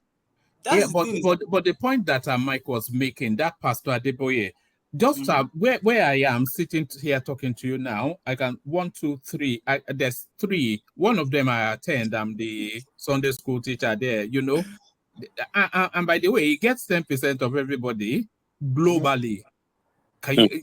How much does just that man in Texas have? alone, the guy has about over 50 churches, like every corner. How much does that man have? He will be saying, and then I don't have any shoes. One man, you don't have any shoes. One man, are you not surprised that all these guys, all these small upcoming, I don't want to call them upcoming, they are upcoming, still upcoming, small guys are already making it big in even in religion.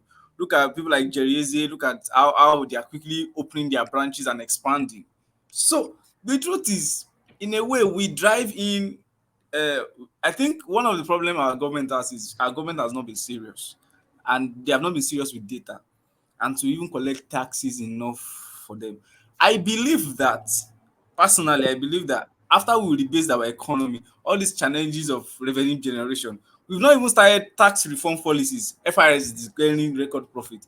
I'm now wondering now when they now start that every citizen is now taxed the way they should, what will be our economic strength?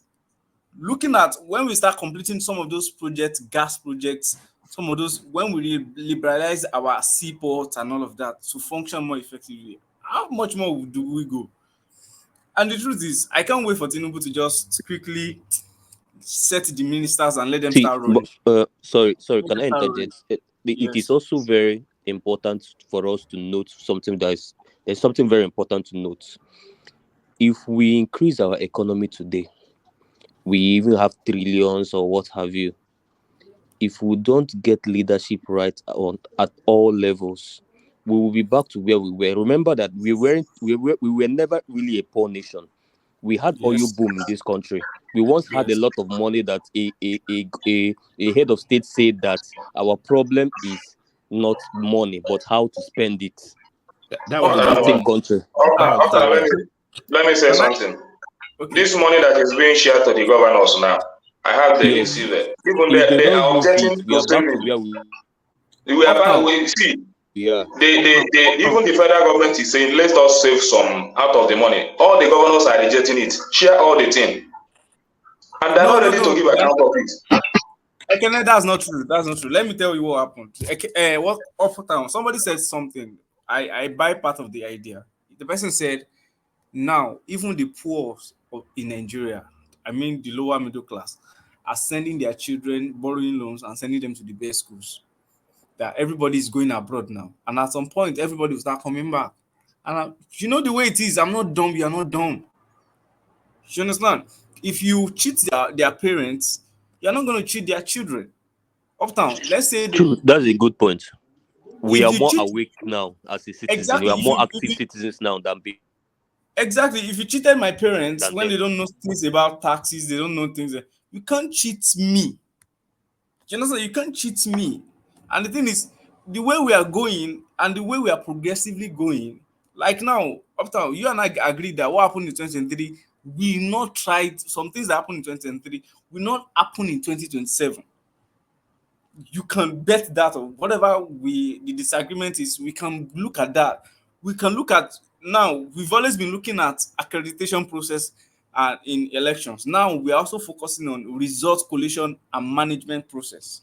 We have to look at that too. So there will always be an improvement in 2027. And most politicians now, they are getting to know that they can lose at any point in time. Nobody, there is no loyalty to anybody. You can't be loyal to people again based on give me food, give me this. Look at the people that sent Buhari, because of Buhari's economy, they managed, raised money, send their children abroad to UK and all of that.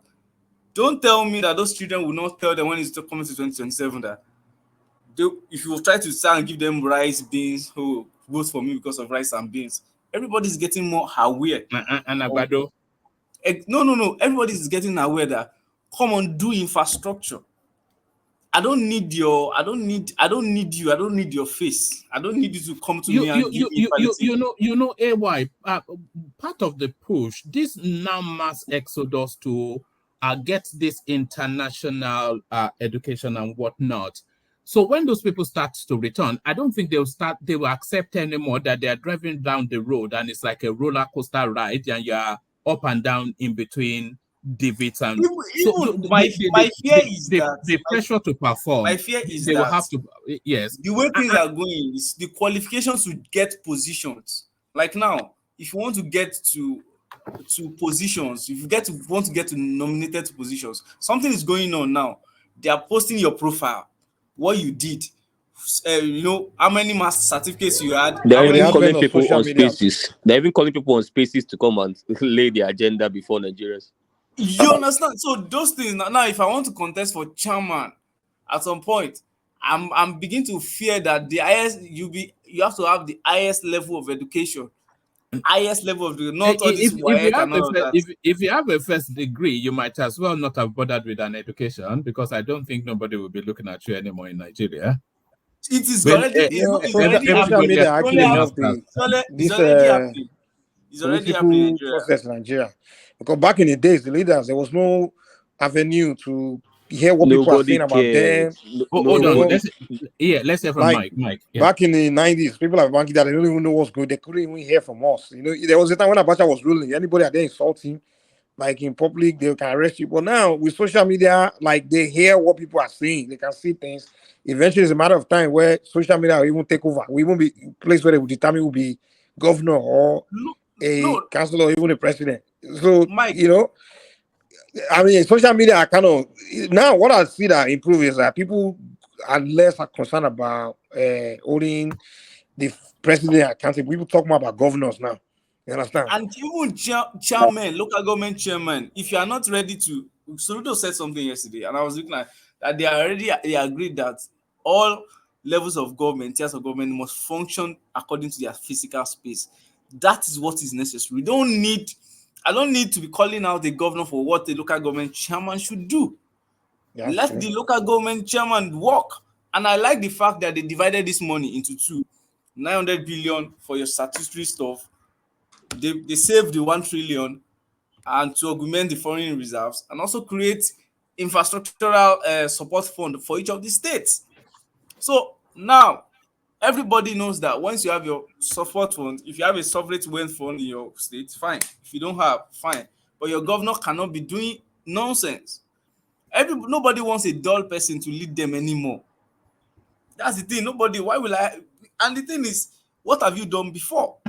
Are you throwing shades at Peter Obi? Are you throwing shades at Peter? What no, I'm not throwing shades at him. I'm not throwing. The thing is, in the next election, how can he be throwing shades at Peter Obi? Whereas Peter Obi is the biggest beneficiary of that space. He said he doesn't want dumb people running the country anymore. But then Peter Obi is the biggest beneficiary of that active citizen space that he's talking about. That's going to help us.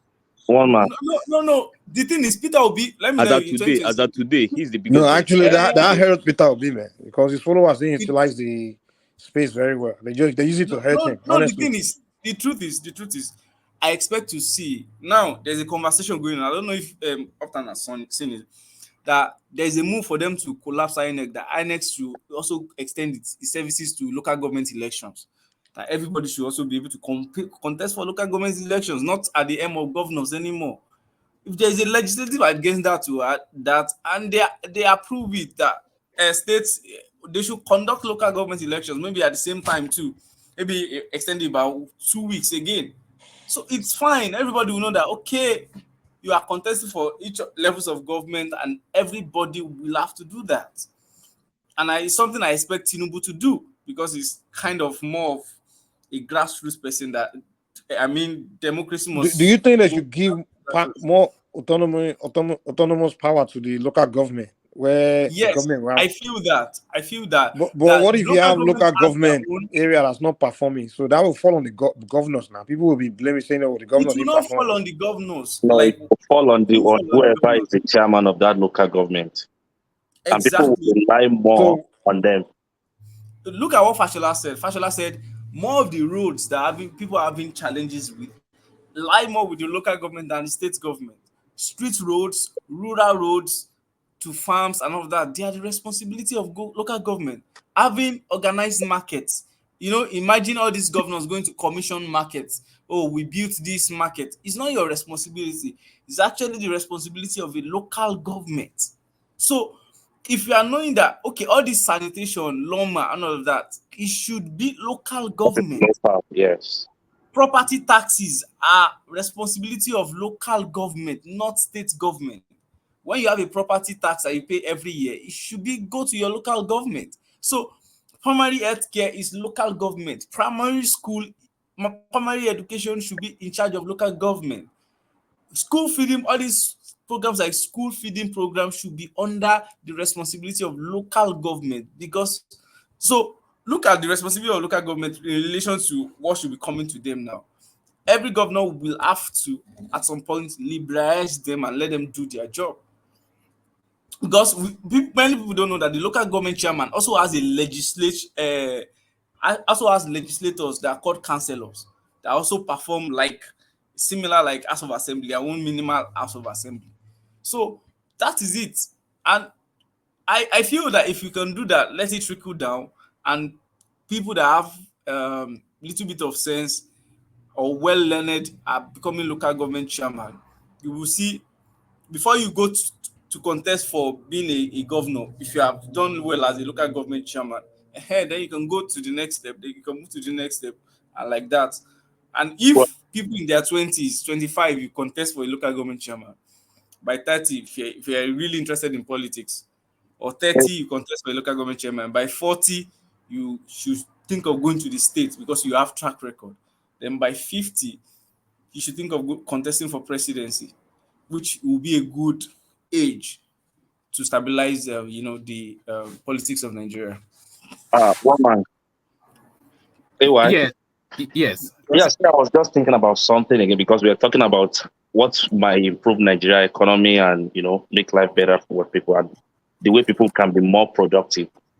Don't you guys think like if we change our salary structure or wage structure to like maybe per hour instead of just salary and people are neglecting their work, thinking that they will get paid at the end of the month, don't you think it will help the economy as well? Yes, but I feel Nigerians will not, personally, I feel Nigerians will not want to take it so well because we are smart and we know we like time. So if you give me a tax, I can negotiate with you, and rather than okay, I'll be paying you 1,000 for every hour. So if it's a job I can do under, if it's for instance, in services sector now, let's say you're a programmer, how do you want to tax that and say the person should be coming per hour? And the person will tell you, where we behave in Nigeria, that okay, some Nigerians will not work. If you give them a timeline, they may not even start the project until maybe 3 hours to the deadline, and they will finish it because they trust their capacities and they want to do more. Naturally, almost every Nigerian is not doing one thing. If you see a teacher, they don't do one thing. They are selling clothes, they are doing this, they are doing that. So it's already getting into our system that we don't do one thing. We do multiple things at the same time. So I feel the salary might still be okay, but I still feel that in this dispensation, many people will actually go into business, entrepreneurship. Look at this, because there will be chances, a lot of opportunities will open up, and everybody will be like, I can do business. And that's the spirit going on in Nigeria. I can do business. I can engage in productive activities. Now, if farmers are having to farm all year round, which is a policy I personally like, farming all year round, all year farming, then it goes to processing, it goes to, and then in the next, if we can get this thing right, in the next 3, 4, 5 years, I feel Nigerians will spread down to West Africa. Everybody that will move when the economy is saturated, like the way some people are moving from Onitsha down to Port Harcourt now because the competition is getting more competitive, just to, take advantage of other markets. I think we are good. We are good to go. Actually, we are really good to go. All right, brilliant. Let's hear from Isaac. I just pray that the government will get it right, especially in that part of ministers. Ministers, they are very important. No, that's the key thing that we're looking for. But let's hear from Isaac Black, who we've not heard from yet. So, Isaac, you've been very quiet. Speak to us, Isaac. All right. I think the reason Isaac is quiet is probably because it was I had to set Patrick to the back when we were hearing snoring earlier on.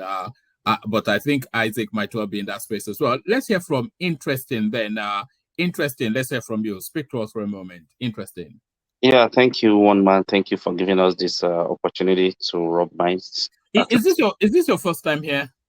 No, I think I was here last week, but it was just briefly because I got some other engagements, so I had to leave like very quickly. All right, speak to us. Yeah. So, talking about El Rufai issue, in my own opinion, I still believe the man would do better in terms of like as a minister of power, because when we look at this power of a thing in Nigeria, I believe there are still some cabals trying to sabotage it, because like I've seen a lot of this power and energy here where I live. I don't think there's a big thing to it. If they want Nigeria power to work, it takes like the head, like the leadership, to make that mind and be like, okay, I want to do this and we want to get it done. So if you can have somebody with a strong mind that's somehow stubborn, that is why I still like this kind of Tinubu being the president. And if you can have somebody like El Rufai that always like to get his things, have his way, or get his job done, I believe he would do better and Nigeria will see the changes if they can really tackle those sabotage, because I believe some people are sabotaging it. That's why we are not able to get all this our power transmission and whatever done. So El Rufai would do better. He has proved himself in so many ways, which I believe. Some people might say something about religion or this or that, and just like Ekene said, he was going as a minister. There's no way he would say he just wants to give light or electricity to a place where there's only Muslims or there's only these people that of his ethnic group. That's not possible. He's going to work, and his work he will be reporting to the president. Don't forget about that. It might be his portfolio, but everything that he does within that his jurisdiction, he still has to report back to the president. So I don't believe anything religious or whatever will affect him in performing his duty. That's my own take. About El Rufai. So I don't know which other topic you want me to speak on. All right. Do you want to speak? This wasn't actually one of our talking points, but it was in the course of Ayo speaking that I just remembered it. But the speculation by Goldman Sachs, but that by 2075, Nigeria will be the 5th largest economy in the world, with a $15.3 trillion GDP. Can you see that in the trajectory of the country? Are we headed in that direction by your reckoning? Yeah, thank you, woman. You see, I always say this to people, like, Nigeria is a blessed country. The only natural disaster that we don't even have any natural disaster, but the only one we have, it's our own self, the leadership. If Nigeria should get its way, I mean, like, its self right, we get all our things right, I believe even this fifth is not where we're supposed to be. We might even be the first or the second. We have lots of people that are smart, that are innovative. Look at all this ECN that I'm just, or ENC or whatever they call it. I'm just hearing it for the first time. So, like, see how people think so fast just to make sure they find a solution to problems. Interesting. I've often argued that Nigerians have the best brains in the world. I believe so. Yes, there are two spaces that I think Nigeria is in contention with in terms of brain and thinking, and that's the Chinese and the Jews. So right. I think we're in that mix of trilogy of having the just in terms of the ability to intuit correctly, to think in the right way and in a quick way. Oh man, the Jews not a race of people. It's just a religious organization. Oh well, yeah, you know what I mean though. But the Israelis or whatever, how do you want to bracket them? But you know what those people. You know, I think that the Israelis and the Chinese, and I think Nigerians are in the mix as well. I don't want to go too ethnical, but yes, I think Nigerians are in that mix. That's true. What you just said is true, because Nigeria, I even believe Nigeria are way, way smarter, and we can. I think so too. We can adapt to any circumstances, any situation. I think we're the smartest people in the world by my own. Yeah, we have some advantages over those countries. That's why I said even the fifth one is like still belittling us if we get our things right. In Nigeria in our weather is even one of the like, it put us on more edge than those other countries. We have the best weather that we can do anything day, night. Our weather is so good. In maybe Canada or some Russia, all those countries that are very cold, there are some things that are difficult to do in winter season.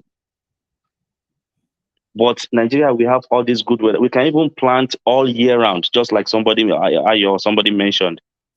Nigeria is the only place that I know that maybe you can just eat any fruit and throw it before you know that seed starts growing. And anytime I travel to Nigeria, I just look at all our wasted land. Like, you're traveling from one state to another. On both sides of the road, you hardly see anything like cultivation.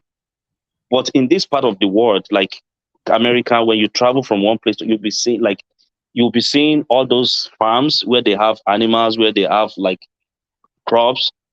Those are the things that will help the economy. And I believe if we get our things right in Nigeria, we'll be ahead of those countries. So this trajectory that Tinubu is bringing, I believe it will lay the foundation for it. And every subsequent government that will come, hopefully they'll have the same mindset, if they can work tirelessly, like, just to make sure they engage Nigerians, they provide job for them. I believe it might not be up to that year before Nigeria reach that level. Who would you like to see succeed, Tinubu? Interesting. Who would you like to see succeed, Tinubu? Well, I believe the next after Tinubu is going to be is going to the north. Yes, but who? I have three people that I'm actually thinking of, and I won't lie to you. Rufai might have some kind of issue with religion and whatever, but I believe we need somebody like that in Nigeria as well. Secondly, I believe this Borno State Governor Zulu is one of the brains that they have, and even Shetima is very smart too. You don't think Zulum is too mild mannered in his temperament to be? Is he not too mild? He looks like a quiet person, but if the guy is working and is as quiet as he is, his state is doing really well there, and everybody can see what he's doing. So everybody cannot be the same. Everybody cannot be like tough. Zulum is the best man, no competition. Yeah, the man is doing exactly. Even me, Zulum. If they put Zulum like this, I'll vote for him. Zulum is. I don't think he's going to. Even a lot of people that is not APC will like the man to come on board because if you see how the man is conducting himself. I don't think power will go to the northwest. It should either go to the northeast or north central. So Zulum. Yeah, but if he's going to the northeast, then it has to be Kashim Shettima. No, it can't be Shettima anymore. It has to be Zulum. Because at that point in time, it's probably going to be Zulu or Shettima because they are from the same state anyway. So it might be one of them. I don't really mind. Kashim is very smart too. It's just that as a vice president, you cannot show your talent that much. Especially but Tinubu is actually giving him. I don't trust Tinubu. You will make him work underground. You will make him work. Really, but that guy is really smart. Or maybe someone like Bello. Oh no, Abba, Kido Day now. You were doing so well. Yeah, okay. No, see, the thing is, what we don't know is this thing is. You know, we like you. We don't like that. Or someone like Nuru Ribadu, NSA. Where's Nuru Ribadu from? Is he from the northeast or northwest? He's from northeast. Or yeah. So someone like Nuru Ribadu can also put the challenge. Nuru Ribadu is from Adamawa now. Wait. Adamawa is northeast now. Adamawa is northeast. You know, whoever comes out of the north is going to be performance led. So you know, if El Rufai can deliver on electricity, he will be your next president. The thing is, if I suspect Wike will be in this government, right? The thing is, you have to be in government, and people have to see your track record of performance to have a chance at your party, to be nominated by your party. So, for instance, Nuru Ribadu, if he solves security problem, if El Rufai solves power problem, and notably, let's say somebody from the north again maybe solves health challenges or health problem. So those guys will be in running at the primaries. Like, okay, let me drop, since I have the track record, let me drop out and start. I believe that the person that will be the president will only work with Tinubu for 4 years, notably. When Tinubu's second term, the person might not really want to work with him because we will need to plan well and consult and have a lot of stakeholder engagement before he can make an attempt towards the party contesting at the primaries so that the person can win.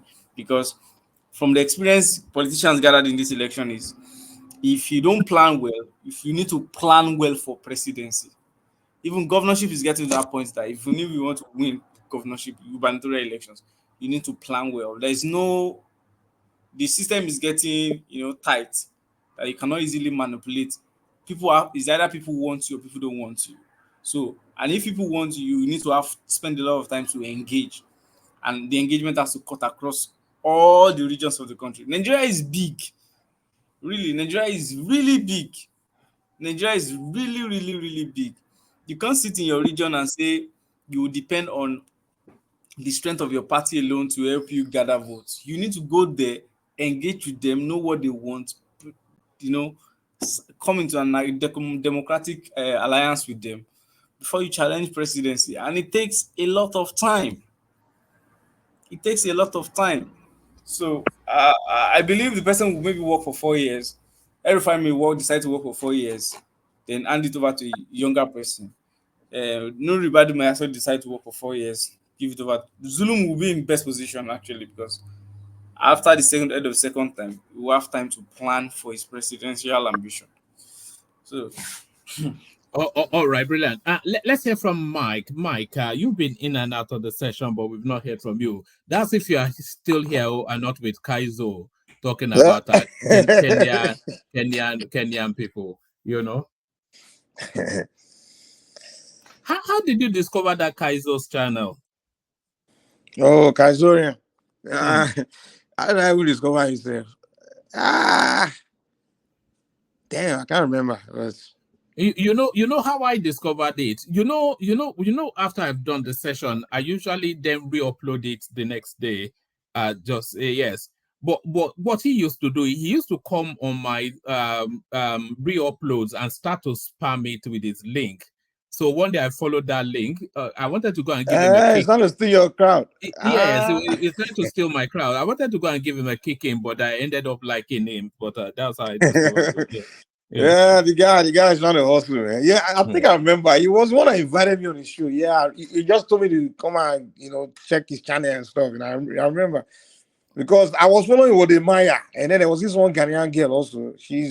So I kind of follow her channel. Oh, but he comes on her show. Is it that girl that that was recently in Benin Republic and No, that girl they call African Millennial, I think. Is it Amma something? No. She's African Millennial. She's based in Canada, but she's Ghanaian. Is she mixed race, some sort of? No. She's living in Canada, but she's 100% Ghanaian. So he comes on our show all the time. So then he was like, "Hey guys, check out my channel. Come on my show." I think Tunaja kind of dragged me there too, because Tunaja was always there. Yeah, considering the guy is he's a smart guy, but I'm trying to do something with him. I want to that Kevin Samuel space since he died that is not fully occupied. So I'm trying to get him and one other guy to be doing. We're going to be doing afternoon sessions around those manosphere sort of topics and MGTOW sort of, those Kevin Samuel, the disenfranchised black diaspora female, man versus those sort of topics. Yeah, yes. if you want to grow, you have to mix topic that has to do with men versus women, or black versus white, all those versus. Yes. You will get people. There was one girl that I wanted to bring on as well. We were in talks, but then she dumped it. I wanted to pitch her up against what's her name again? She's a British girl. I wanted to pitch her up against Kaizorian because she's a high-functioning intellectual, and as you know, Kaizorian is a high-functioning intellectual, and they're both diasporic young blacks, early mid-20s there. So I thought, but she bailed out at the last minute. Would have been, and then I'll just sit in the middle and moderate, because I'm trying to recreate my afternoon sessions. But Kaizo is not confrontational, though. No, but it's intellectual. It's intellectual, though. So you can argue in the nuance, and I wanted that nuanced, academic sort of undercurrent, sort of, that space. Because that's more international rather than Buhari is a fool, Obi is a it's a limited space. I want to break out from our yaba DB. If you make your channel like mix, maybe Niger, and then you also mix it with a diaspora kind of like topics, where maybe talk about the United States, the UK, Black, Caribbean, all those kind of things. You can actually go beyond the Nigerian space. You understand? Because what I want to be doing are evergreen videos. All of the videos that we did on who was going to win the APC presidential ticket. From now till the world comes to an end, nobody's going to watch it again because we already know who won it. So those are time barred sort of sessions. But evergreen topics, man versus woman, the struggles of life, those sort of things. That one you will get a lot of women. Forever, people will be watching it because it's always a relevant topic. But it's better. We're going to win the court case in 2 months' time. Nobody will watch that anymore because they know who won the court case and who lost it. Yes. Also, be then the season is over. You got to switch you because in the next year now, by a year and a half, I know when we won't be talking about this will be this thing. Yeah, the Biafran one. I mean, that one went on for a while, but it kind of died down. Because I remember we used to the Biafran one was that was the Biafran will always be an evergreen. Well, that one is still around. It's still around. Yeah, yes. You used to get a lot of crowd back then. Those were the Morris days. Remember Starman Alpha, Starman, Morris, all those guys. Those guys, they want to tell me to enter Igbo. I didn't have problem Igbo people before. Do you remember Freeman, some guy that used to? Do you remember when the guy brandished a gun on this platform? I'm not sure if you remember, and the AK.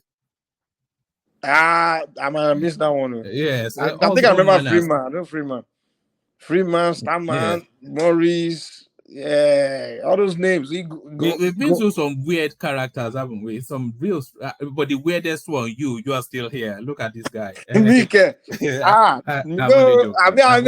just the only opponent against those guys back then. I gave them a war. I think I was the one that ran them away. So I don't know. Yes.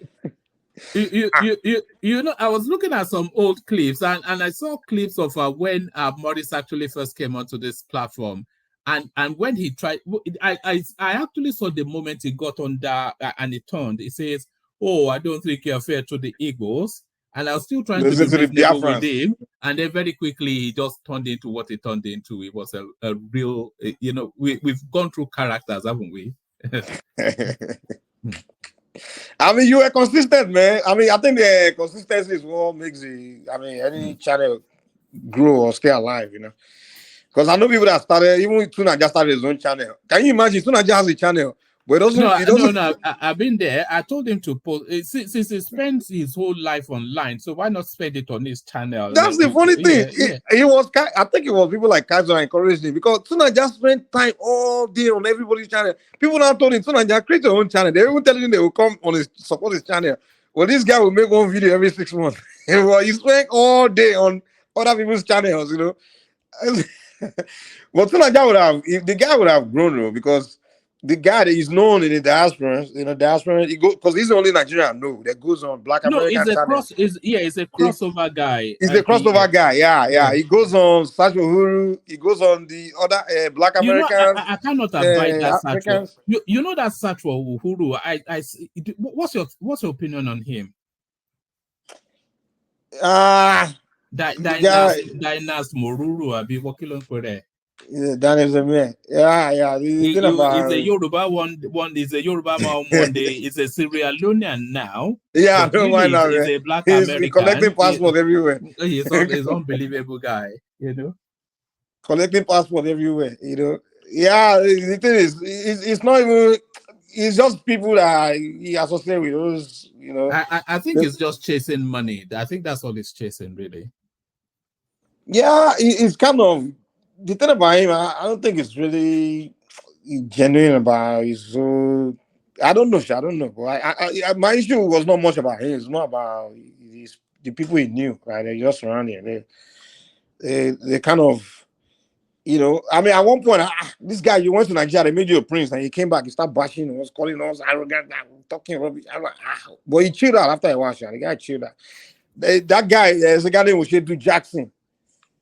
That guy was the reason why I had issue with Sacho Huru. Because that guy because in America here, I mean, it's dying down now. There was this big issue with Black Americans about Nigerians. They just have this problem with Nigerians.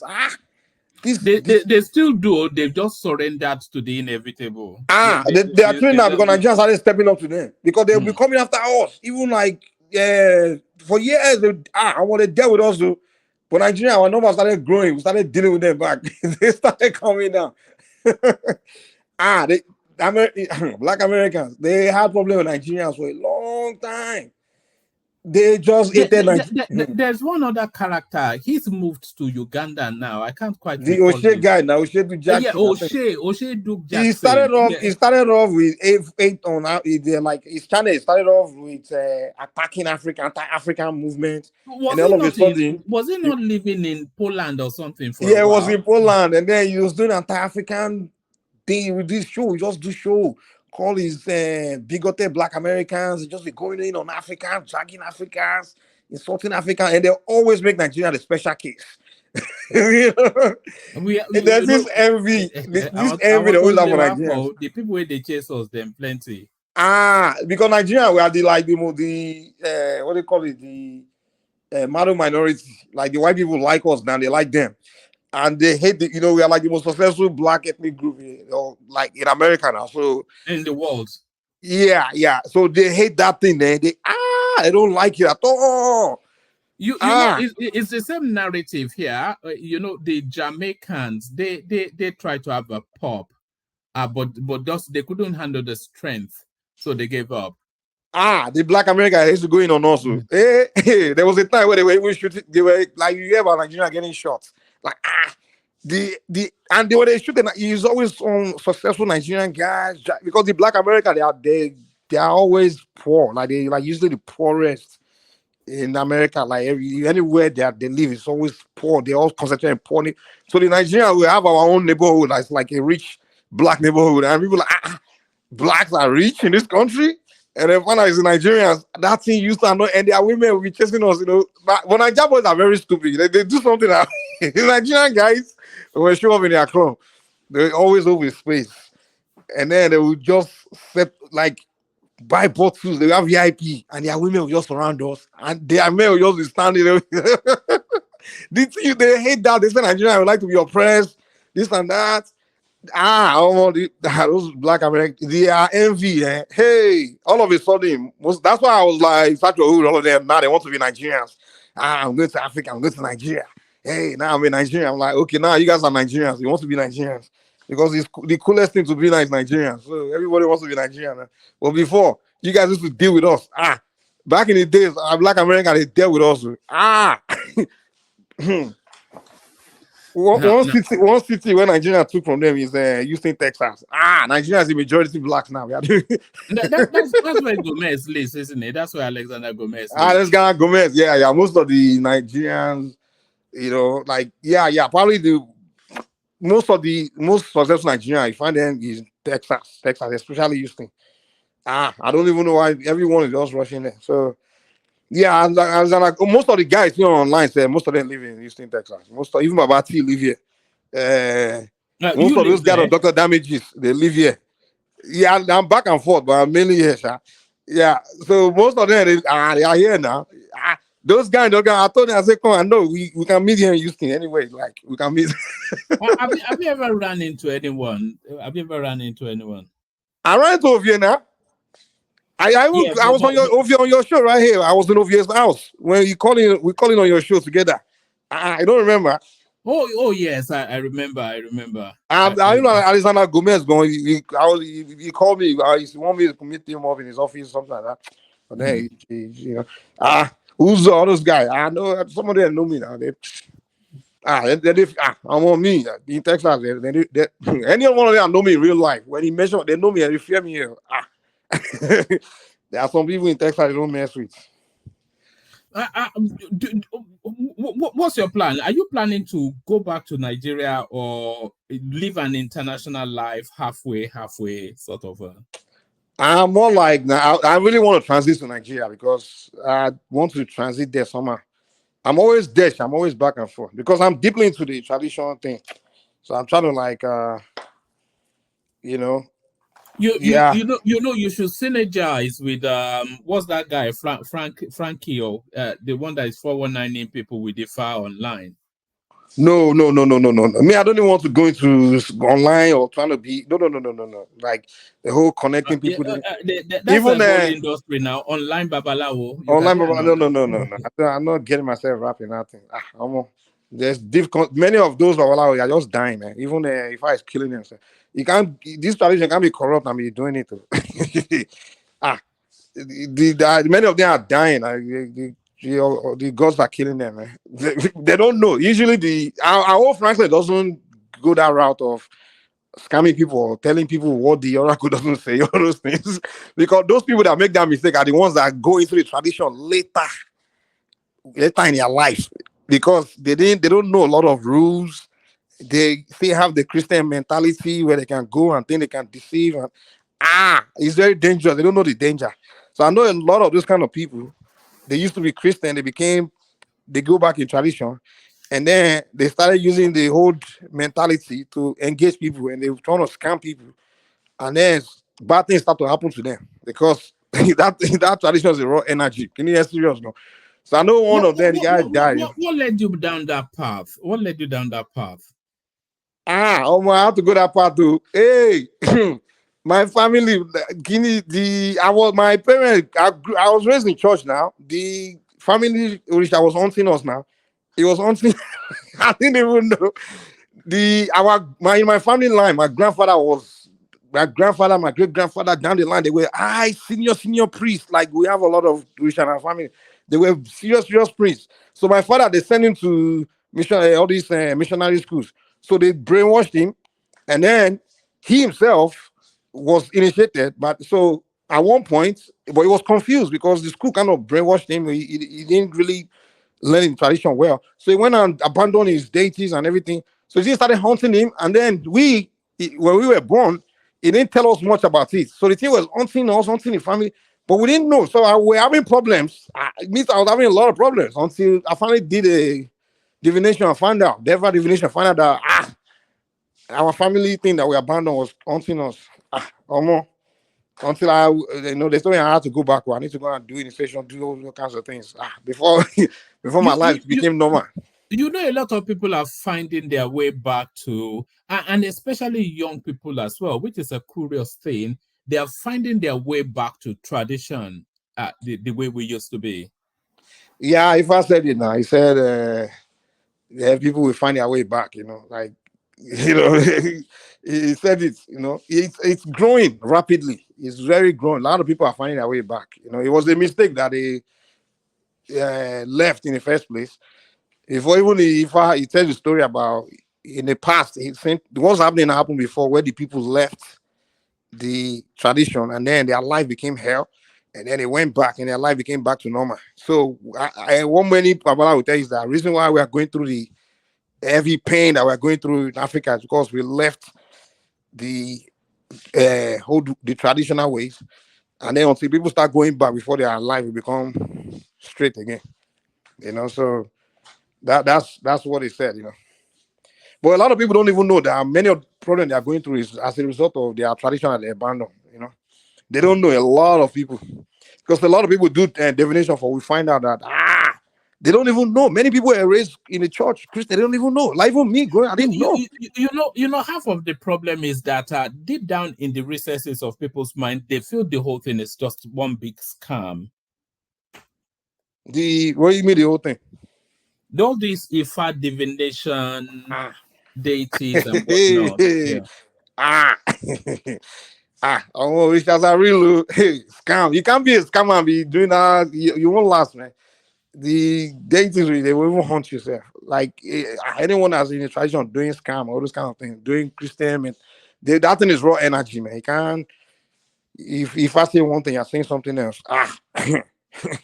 First of all, you just be seeing yourself being like becoming poor, poverty. You just be losing your money, losing things, you start having problems. So it's raw energy. People cannot be, that's why I don't even involve in all this too much chasing customers and all those things. I don't do that. I don't do that at all.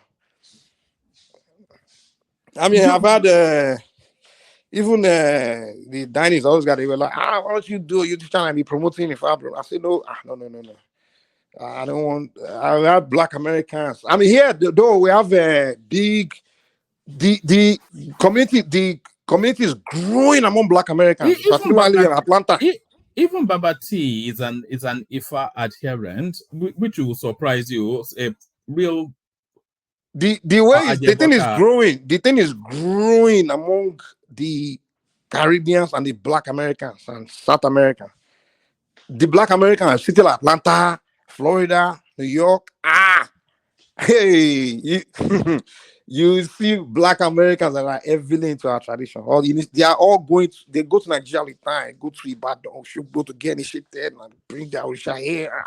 They practicing it heavily. So the young ones now. Go to Atlanta now. Go on. They are going to tradition heavily. They are doing now. They pay you money to teach them Yoruba. Sir.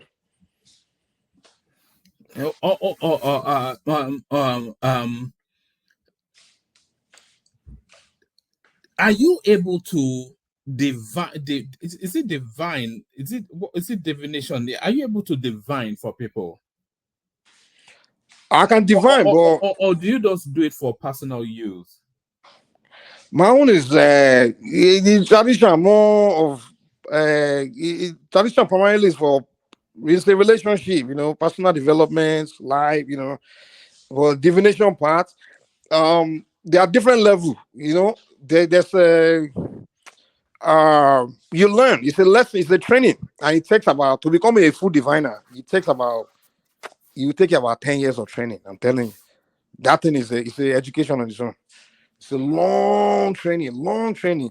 But within a short time, you can do divination itself after you learn some basic things. But I think to be able to interpret the message, to be a perfect interpreter in front of your client like this. You have to get to a level of money with the cow. Mean you have actually fully trained to that extent. But then the training still continues. So like me, I can divine, but I can't fully interpret all the message all the time. So message I can interpret right away, and then other messages I will still call some Oluwo Agba to help me interpret it further. So that's why I don't. Are you able to bring an Oluwo on the platform? I've been wanting to do it fast for a long time. You know that my Oluwo Goma, the man that initiated me, is the Ojukbono of Oshobo land. Is the third most powerful priest in Oshobo. After the Araba, the Agongo, and then it's Ojukbono. That's my Baba, my Gagongo. But those kind of people, you can't bring them in. Those ones.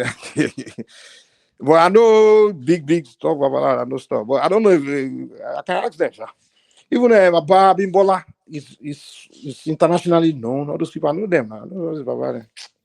Yes, because I want to sort of document that at fast pace. The history, the culture, the meaning, the relevance, how embedded it is into especially the African culture. A lot of there's a lot of missing bits that is not properly documented in that fast space. No, it's that. But it's more oral, isn't it, than actual, yeah. The knowledge is intact. It's completely intact. It's completely intact. I'm telling you. It's not going anywhere. It's completely intact. It's the way the structure it's an owl, you understand? Like the moment you get hit, like you have to you have to learn the thing, but it can't be messed with. It can't be. That's why they can't write it down, because somebody can want to be changing things. But the owl is deep, especially in Yoruba land. The Yoruba land is very, very well structured. The structure hasn't gone away. The population may have gone diverted and gone somewhere else, but as far as that owl thing is not going anywhere. Different old years. It's not the thing is there. It's not going anywhere. It's completely intact. Talk to us about the Ogboni something. What's that space all about? That's another space I'd like to document. If I'm not Ogboni is more of a court. The Ogboni is it from Benin? Is it no, Yoruba or where is it? Where's it from? Yeah, see, people. Ogboni is actually the head of Ogboni are like the women. It's more of the the Agba, the Yami. Yeah, the founder of Ogboni was the head of the Yami. They call her Jibola. It's a woman. So there is a secret. Man, well, Ogboni, they have their section, but the Ogboni role back in the time, they are the one that do more of administrative justice kind of situation where they you know, the power of the king is it's like the council of you have the council of priests, and among the council of priests you have the Ogbonis, you have the and you have the Araba. There's so many sections of the spirituality courts that just there. So they have the secrets. Is they what they do? It's you have to be a selected person to be associated with that, to be picked to be part of it and things like that. But it's deep. It's deep, sha. But you know, a lot of people recoil from it because they think it always involves blood spilling. Blood spilling, blood of animals. Oh, I don't know. You tell me. Yeah, now. So what is No, wrong with blood? They weren't talking about animal blood. That's the thing. Human blood? No, Yes, no one do human. There's no human sacrifice in our tradition. It's animal. I mean, if we sacrifice animals, the blood. See, the thing about blood. See, Christian, that's one way they came to get us in Africa. They may demonize this idea of blood. Okay, let me ask you in the medical field, when they want to get everything about you, like information about your whole body, everything about you, your DNA, everything for what do they take? Your blood. So that's not fair. It's not scary. Exactly. So the blood is what carry information, complete information about any creature. You understand? The blood is what has every information about every creature. So if we want to transfer energy of an animal to a deity, it's that blood of that animal or whatever it is, that thing, that when it touches that stuff, it transfer that message that, okay, this is this animal, or this is this person, or this is that particular thing, this is that particular, you understand? So it's a signature. So everything have meaning, but when people see it in the open, they're just like, what the hell are they doing? What is that? They don't know. You know, the blood has signature. See, every time I offer moonlight, people want to do oaths, deep oaths. Like, okay, the signature of who's, it's like when you sign a contract, right? Use your pen to sign a signature like this is me. Now, in a tradition, when you do that oath, your signature will be your blood. If you take a blood out of your body, put it on that thing, that's your signature. That, okay, this is my signature on this agreement. You know, and hey, here's your signature. So I think if we incorporate our tradition into governance, more corruption will hell 0-100%. Like everything will turn around. I think that's the reason God gave Africa their own, but you got to use your own to advance. You know. Let me show you something, Mike. Let me show you something. Hold on. So, are you excited by that? Prince Adewale Abi? Well, yeah. It's coming on where? It's coming on Sunday. That'll be nice, man. It was here before now. The man is very knowledgeable. Yeah. Yes. So make sure you make yourself available. I want it to be a really interactive session with him because he's a robust personality. No, is that what I wanted to? Oh no, that's not the one I wanted to put. I want to post the link so that people can bookmark it. Yeah, he's a robust personality, so I'm sure he'll be ready to take on all questions. So I want really big personalities to be here so that because the last time he was here, Ogbeni was the one that really pushed him, and he was glad to be pushed. So I want people to come and push. Not, oh, it's so nice to meet you, sir. You are doing the one. No. I think he gets the. I was playing with Dr. Damages now. Yeah. When Pansa pushed him, Pansa came to push him. Yes. No, Pansa is if I wasn't aware of Pansat, I would not have believed that there were people like that on this planet. You know, it's so funny. That's a lot of those like Igbo men of that generation. That's the way they think, just like him. I interact with a lot of them, like especially those of them. You know, people like Pansa. If you go to Eastern Texas, you meet people like Pansa. Like there are so many of them. Many of them, they left Nigeria like right after the Biafran War, like around you know what's so funny? I found out in one Black American man was telling me, say a lot of refugees from Biafra came here to Houston. So many of them, they came here as refugees from the war. So they want to first go here. So they created this culture of anti-Yoruba, anti-North, you know, in tech in Houston. Like they create that culture. So when I came here, I was like, wow, I didn't know Igbo people were like this, you know. So they do that here. They just see Yoruba, they just push away and just begin to attack you, like verbally and things. So people like Pansa, so many of them they are here. Like they left Nigeria, they just had that Biafran thing in their head, and they just reason like, and I believe that's where those are they people behave to there. That's how they reason. You like these people are educated, but why are they thinking like this? Why are they reasoning like this? It's just ridiculous, It's unbelievable. When we first met that guy, I thought he was trolling us. I thought he was a troll. But it's only now recently that I'm starting to realize that it's actually even worse than that. That's actually who he is. Very Cornish. That I mean, I don't know. I hope another generation of Igbo people just change. They don't reason like those people, man. Like every time, they just very Cornish kind of behavior, I think the journey of that space, I think it's the spin of a coin. It can either go in the direction of people like Ekene, Uptown, Solomon, etc., or it can go in the direction of people like CM and all of those kind of people, because it's the same age bracket, but a total opposite outlook on life. Yeah, that's the thing. Like, I think with the Igbo people, you see the good ones among them. They're extremely good. You understand? And then when you see those terrible ones, they're just extremely terrible.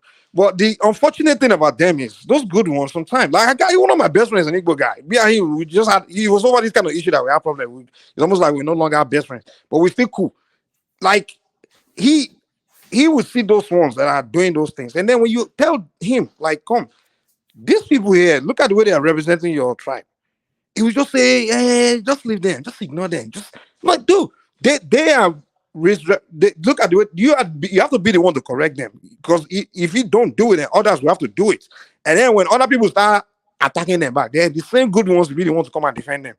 And I'm like, this doesn't make sense. You guys cannot. It's the same thing with the whole Ipobian. Where are the intellectual Igbo? Where are the good Igos? They all just kept quiet, watched the whole thing, just and when you approach them and say, just leave them, just ignore them.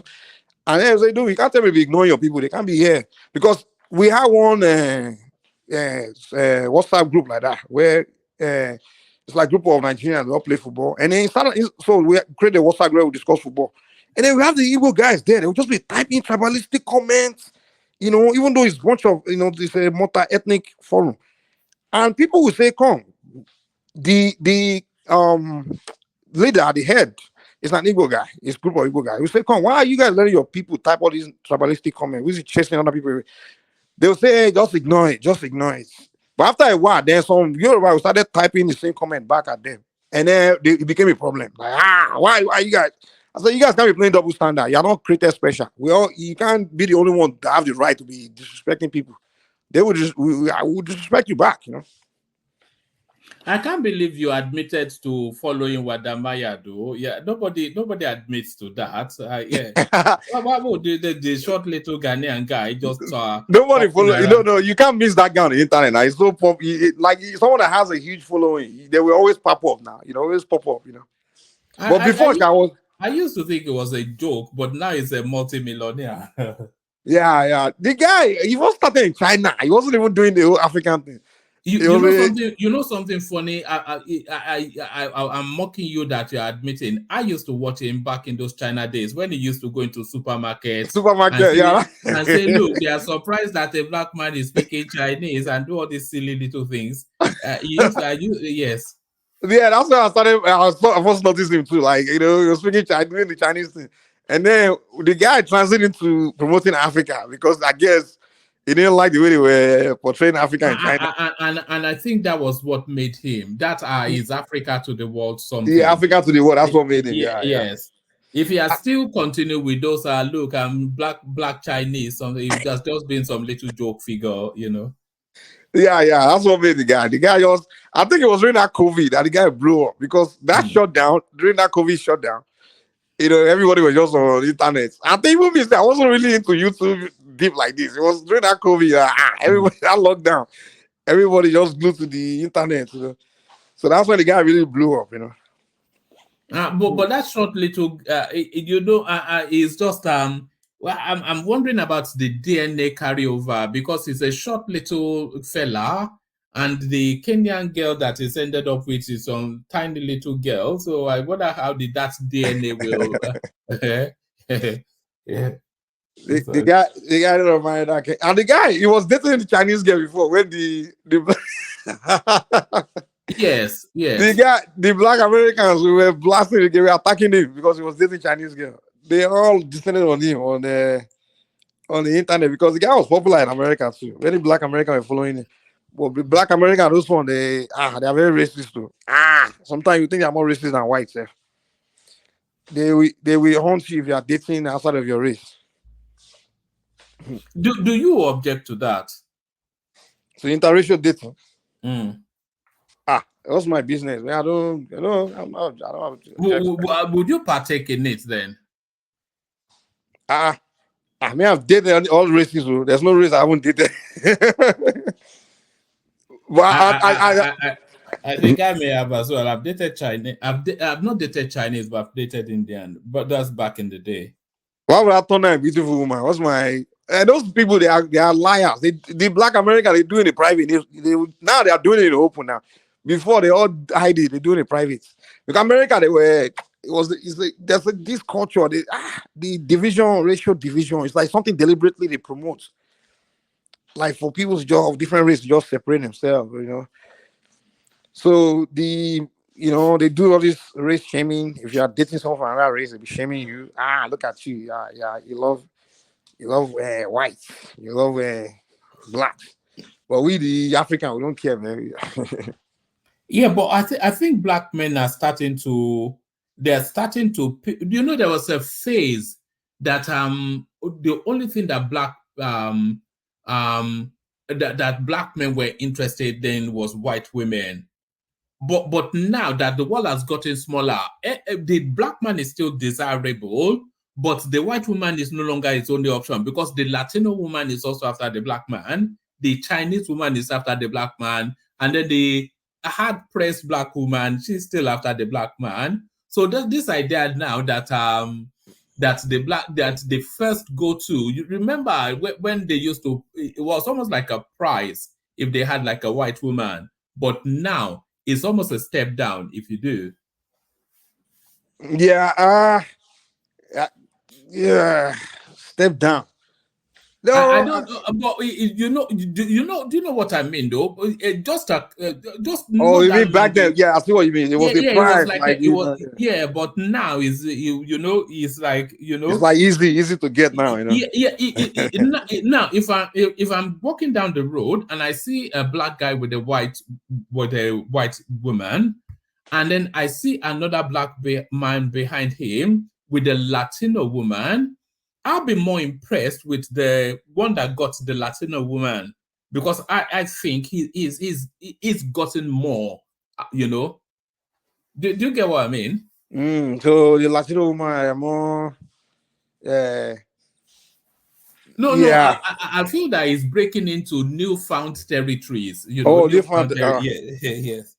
No, the one that was more maybe in UK is different. In America, it was more common for black and Latino to date than black and white. Because the Latinos and black, they typically live around the same, within the same community. And then the one that would really impress me though is if a black man is dating a Japanese woman, which black world peace is doing, by the way, because in Japan you see a lot of it. In Japan you see a lot of it. In Japan, especially those U.S. servicemen, they left a lot of babies behind. A lot of babies. Even when I was in Japan now, back during our service days, you see a lot of children, have Japanese. They don't even know their fathers. They just there. Especially you go to island like Okinawa, where those military bases are. Man, they left a lot of babies there. you know one of those babies became Miss Japan. I think it was a year or so ago when some interracial girl she won the crown Miss Japan, part black, and that became a national issue in that country. But the Japanese are very, very nice, are very liberal, they are very welcoming, man, to be honest. They are very I was conservative. surprised. You would never know what goes on in their mind. They are very insular in their minds. That's more the thing. Maybe, but to be honest, I would say probably some of the greatest people I've met in my life are the Japanese, man. They're so simple and very, like very humble, and they don't care. They're very welcoming, no matter what your color is, just always smile, always man. I was like, these are very classy people. If there were people that ever heard my respect in this life, I would say it's Japanese. They're very, very down to earth, very humble people who are very classy. Everything they do is a very classy manner. I'm like, we have lots to learn from there. Remember that World Cup, the one in Russia? They were even showing the class of the Japanese because after they attend the game, right? Their section, their fans section, right? It's always clean, Abby. They will clean the place. They will clean up the place and they will leave. And then also, when their players lost, when it's time for them to pack and leave, they clean their locker room, clean the whole place, and they put a thank you note. So I thank you for hosting us. And I'm like, these people are just so classy, man. And I learned so much from their society where they are so organized. I say, man, I have to take Nigeria. I just need to go. See, Nigerian government just send some people to some countries, go and see how they do things, and then come back and we have to pick from other cultures. That's the one thing that we never do as a people, because we're so wrapped up in ourselves. We have to pick if a culture, like you're saying now, if there's goodness in Japan, you don't have to adapt yourself to act like you're Japanese. Just take one or two good things that, like you said now, you go to a game, and rather than leave a mess just because you want to act like a barbarian, just put it in the bin. What's this? So that's it's just as simple as that. The way they do it, they start teaching them what I learned how they do things is the way they want the children to become. They adopt they want them to become. They start the word brainwashing is not necessarily bad, and they start brainwashing them to be like that since childhood. Like, okay, this is kind of so all those kind of things start pushing into their mind as children through their school system. Like this is the way you have to think, this is the way you have to do things, this is the way you have to present yourself. They just incorporate into the education system, So that's one thing I learned. I'm like, okay, if we want to change things in Nigeria, maybe that's one easy way we can do it. Rather than just sending children to school to go and learn English, man, then do or read your own work and go home. You start some things, practical things. You start making them exercise it, practice it. They actually demonstrate it, they act it out. You teach. That's what education really is about, to be honest. So when those people grow up, they'll become those kind of people, those kind of adults. They become those kind of people in society, and that's what the Japanese do. They are schooling their children. They actually practice those things. They make them exercise those things, practice it, do it, and to me, there's so much to learn from different cultures, man. All right. Did you want to speak to the politics, or should we call it a night and reconvene later, or call it a morning here? These guys ran away. Who?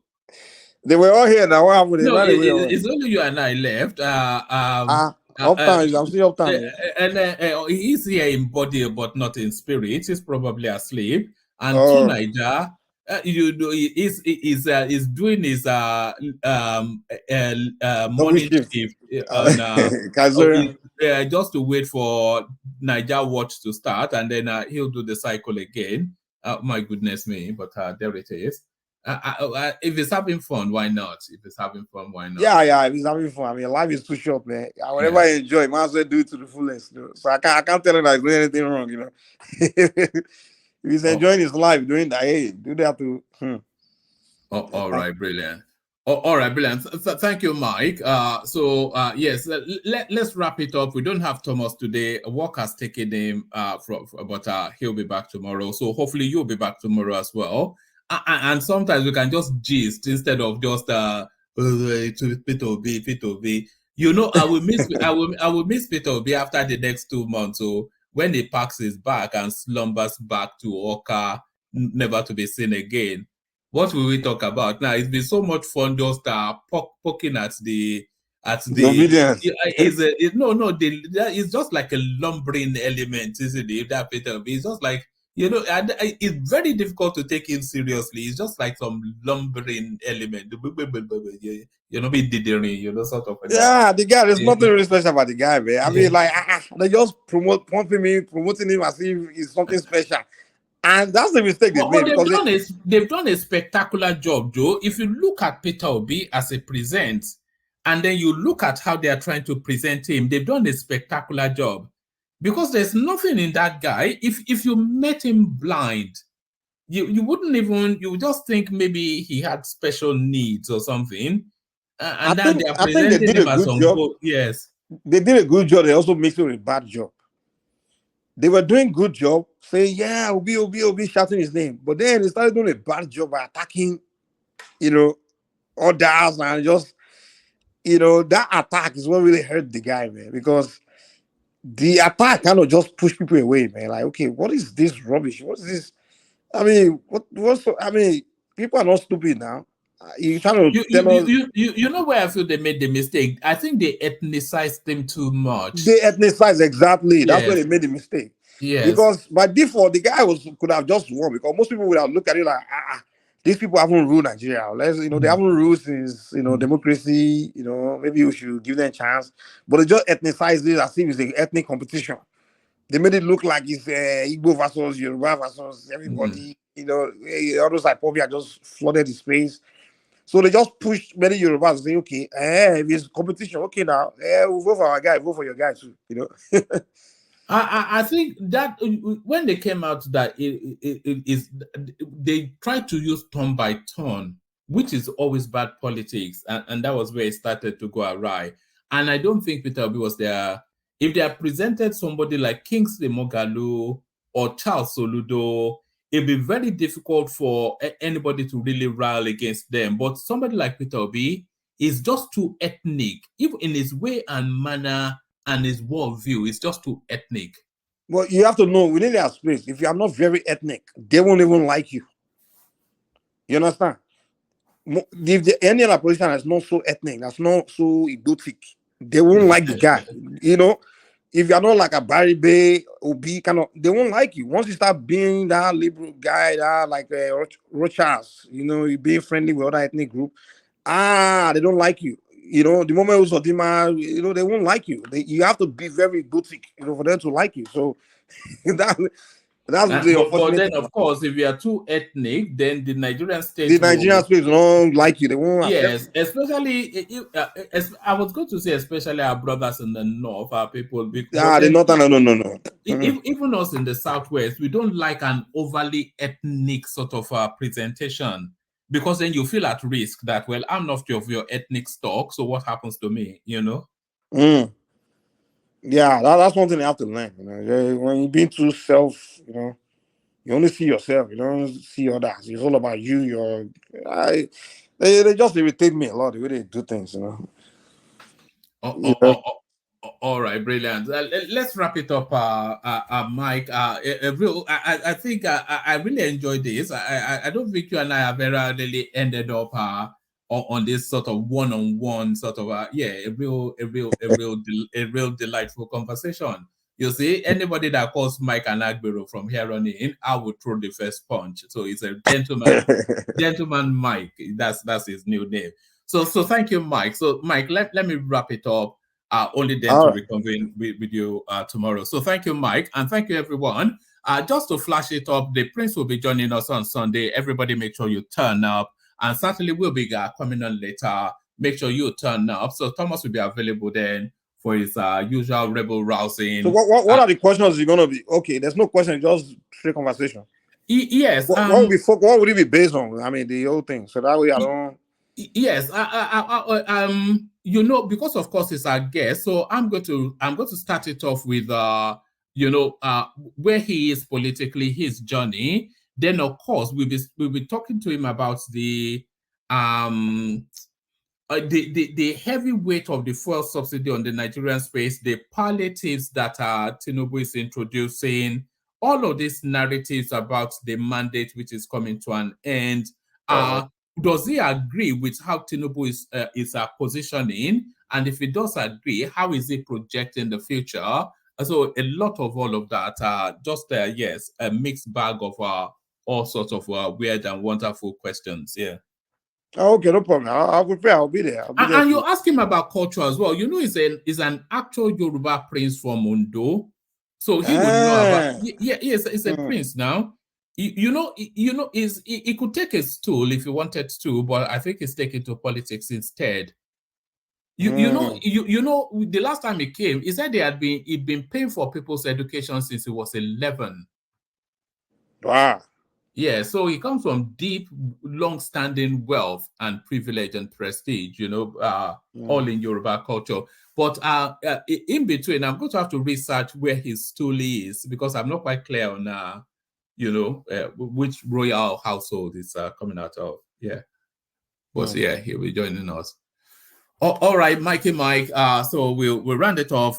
Hopefully we'll see you tomorrow, and we'll pick it up from where we were. So thanks a lot, Mike, and thank you to our listeners. And we'll do it again. And peace.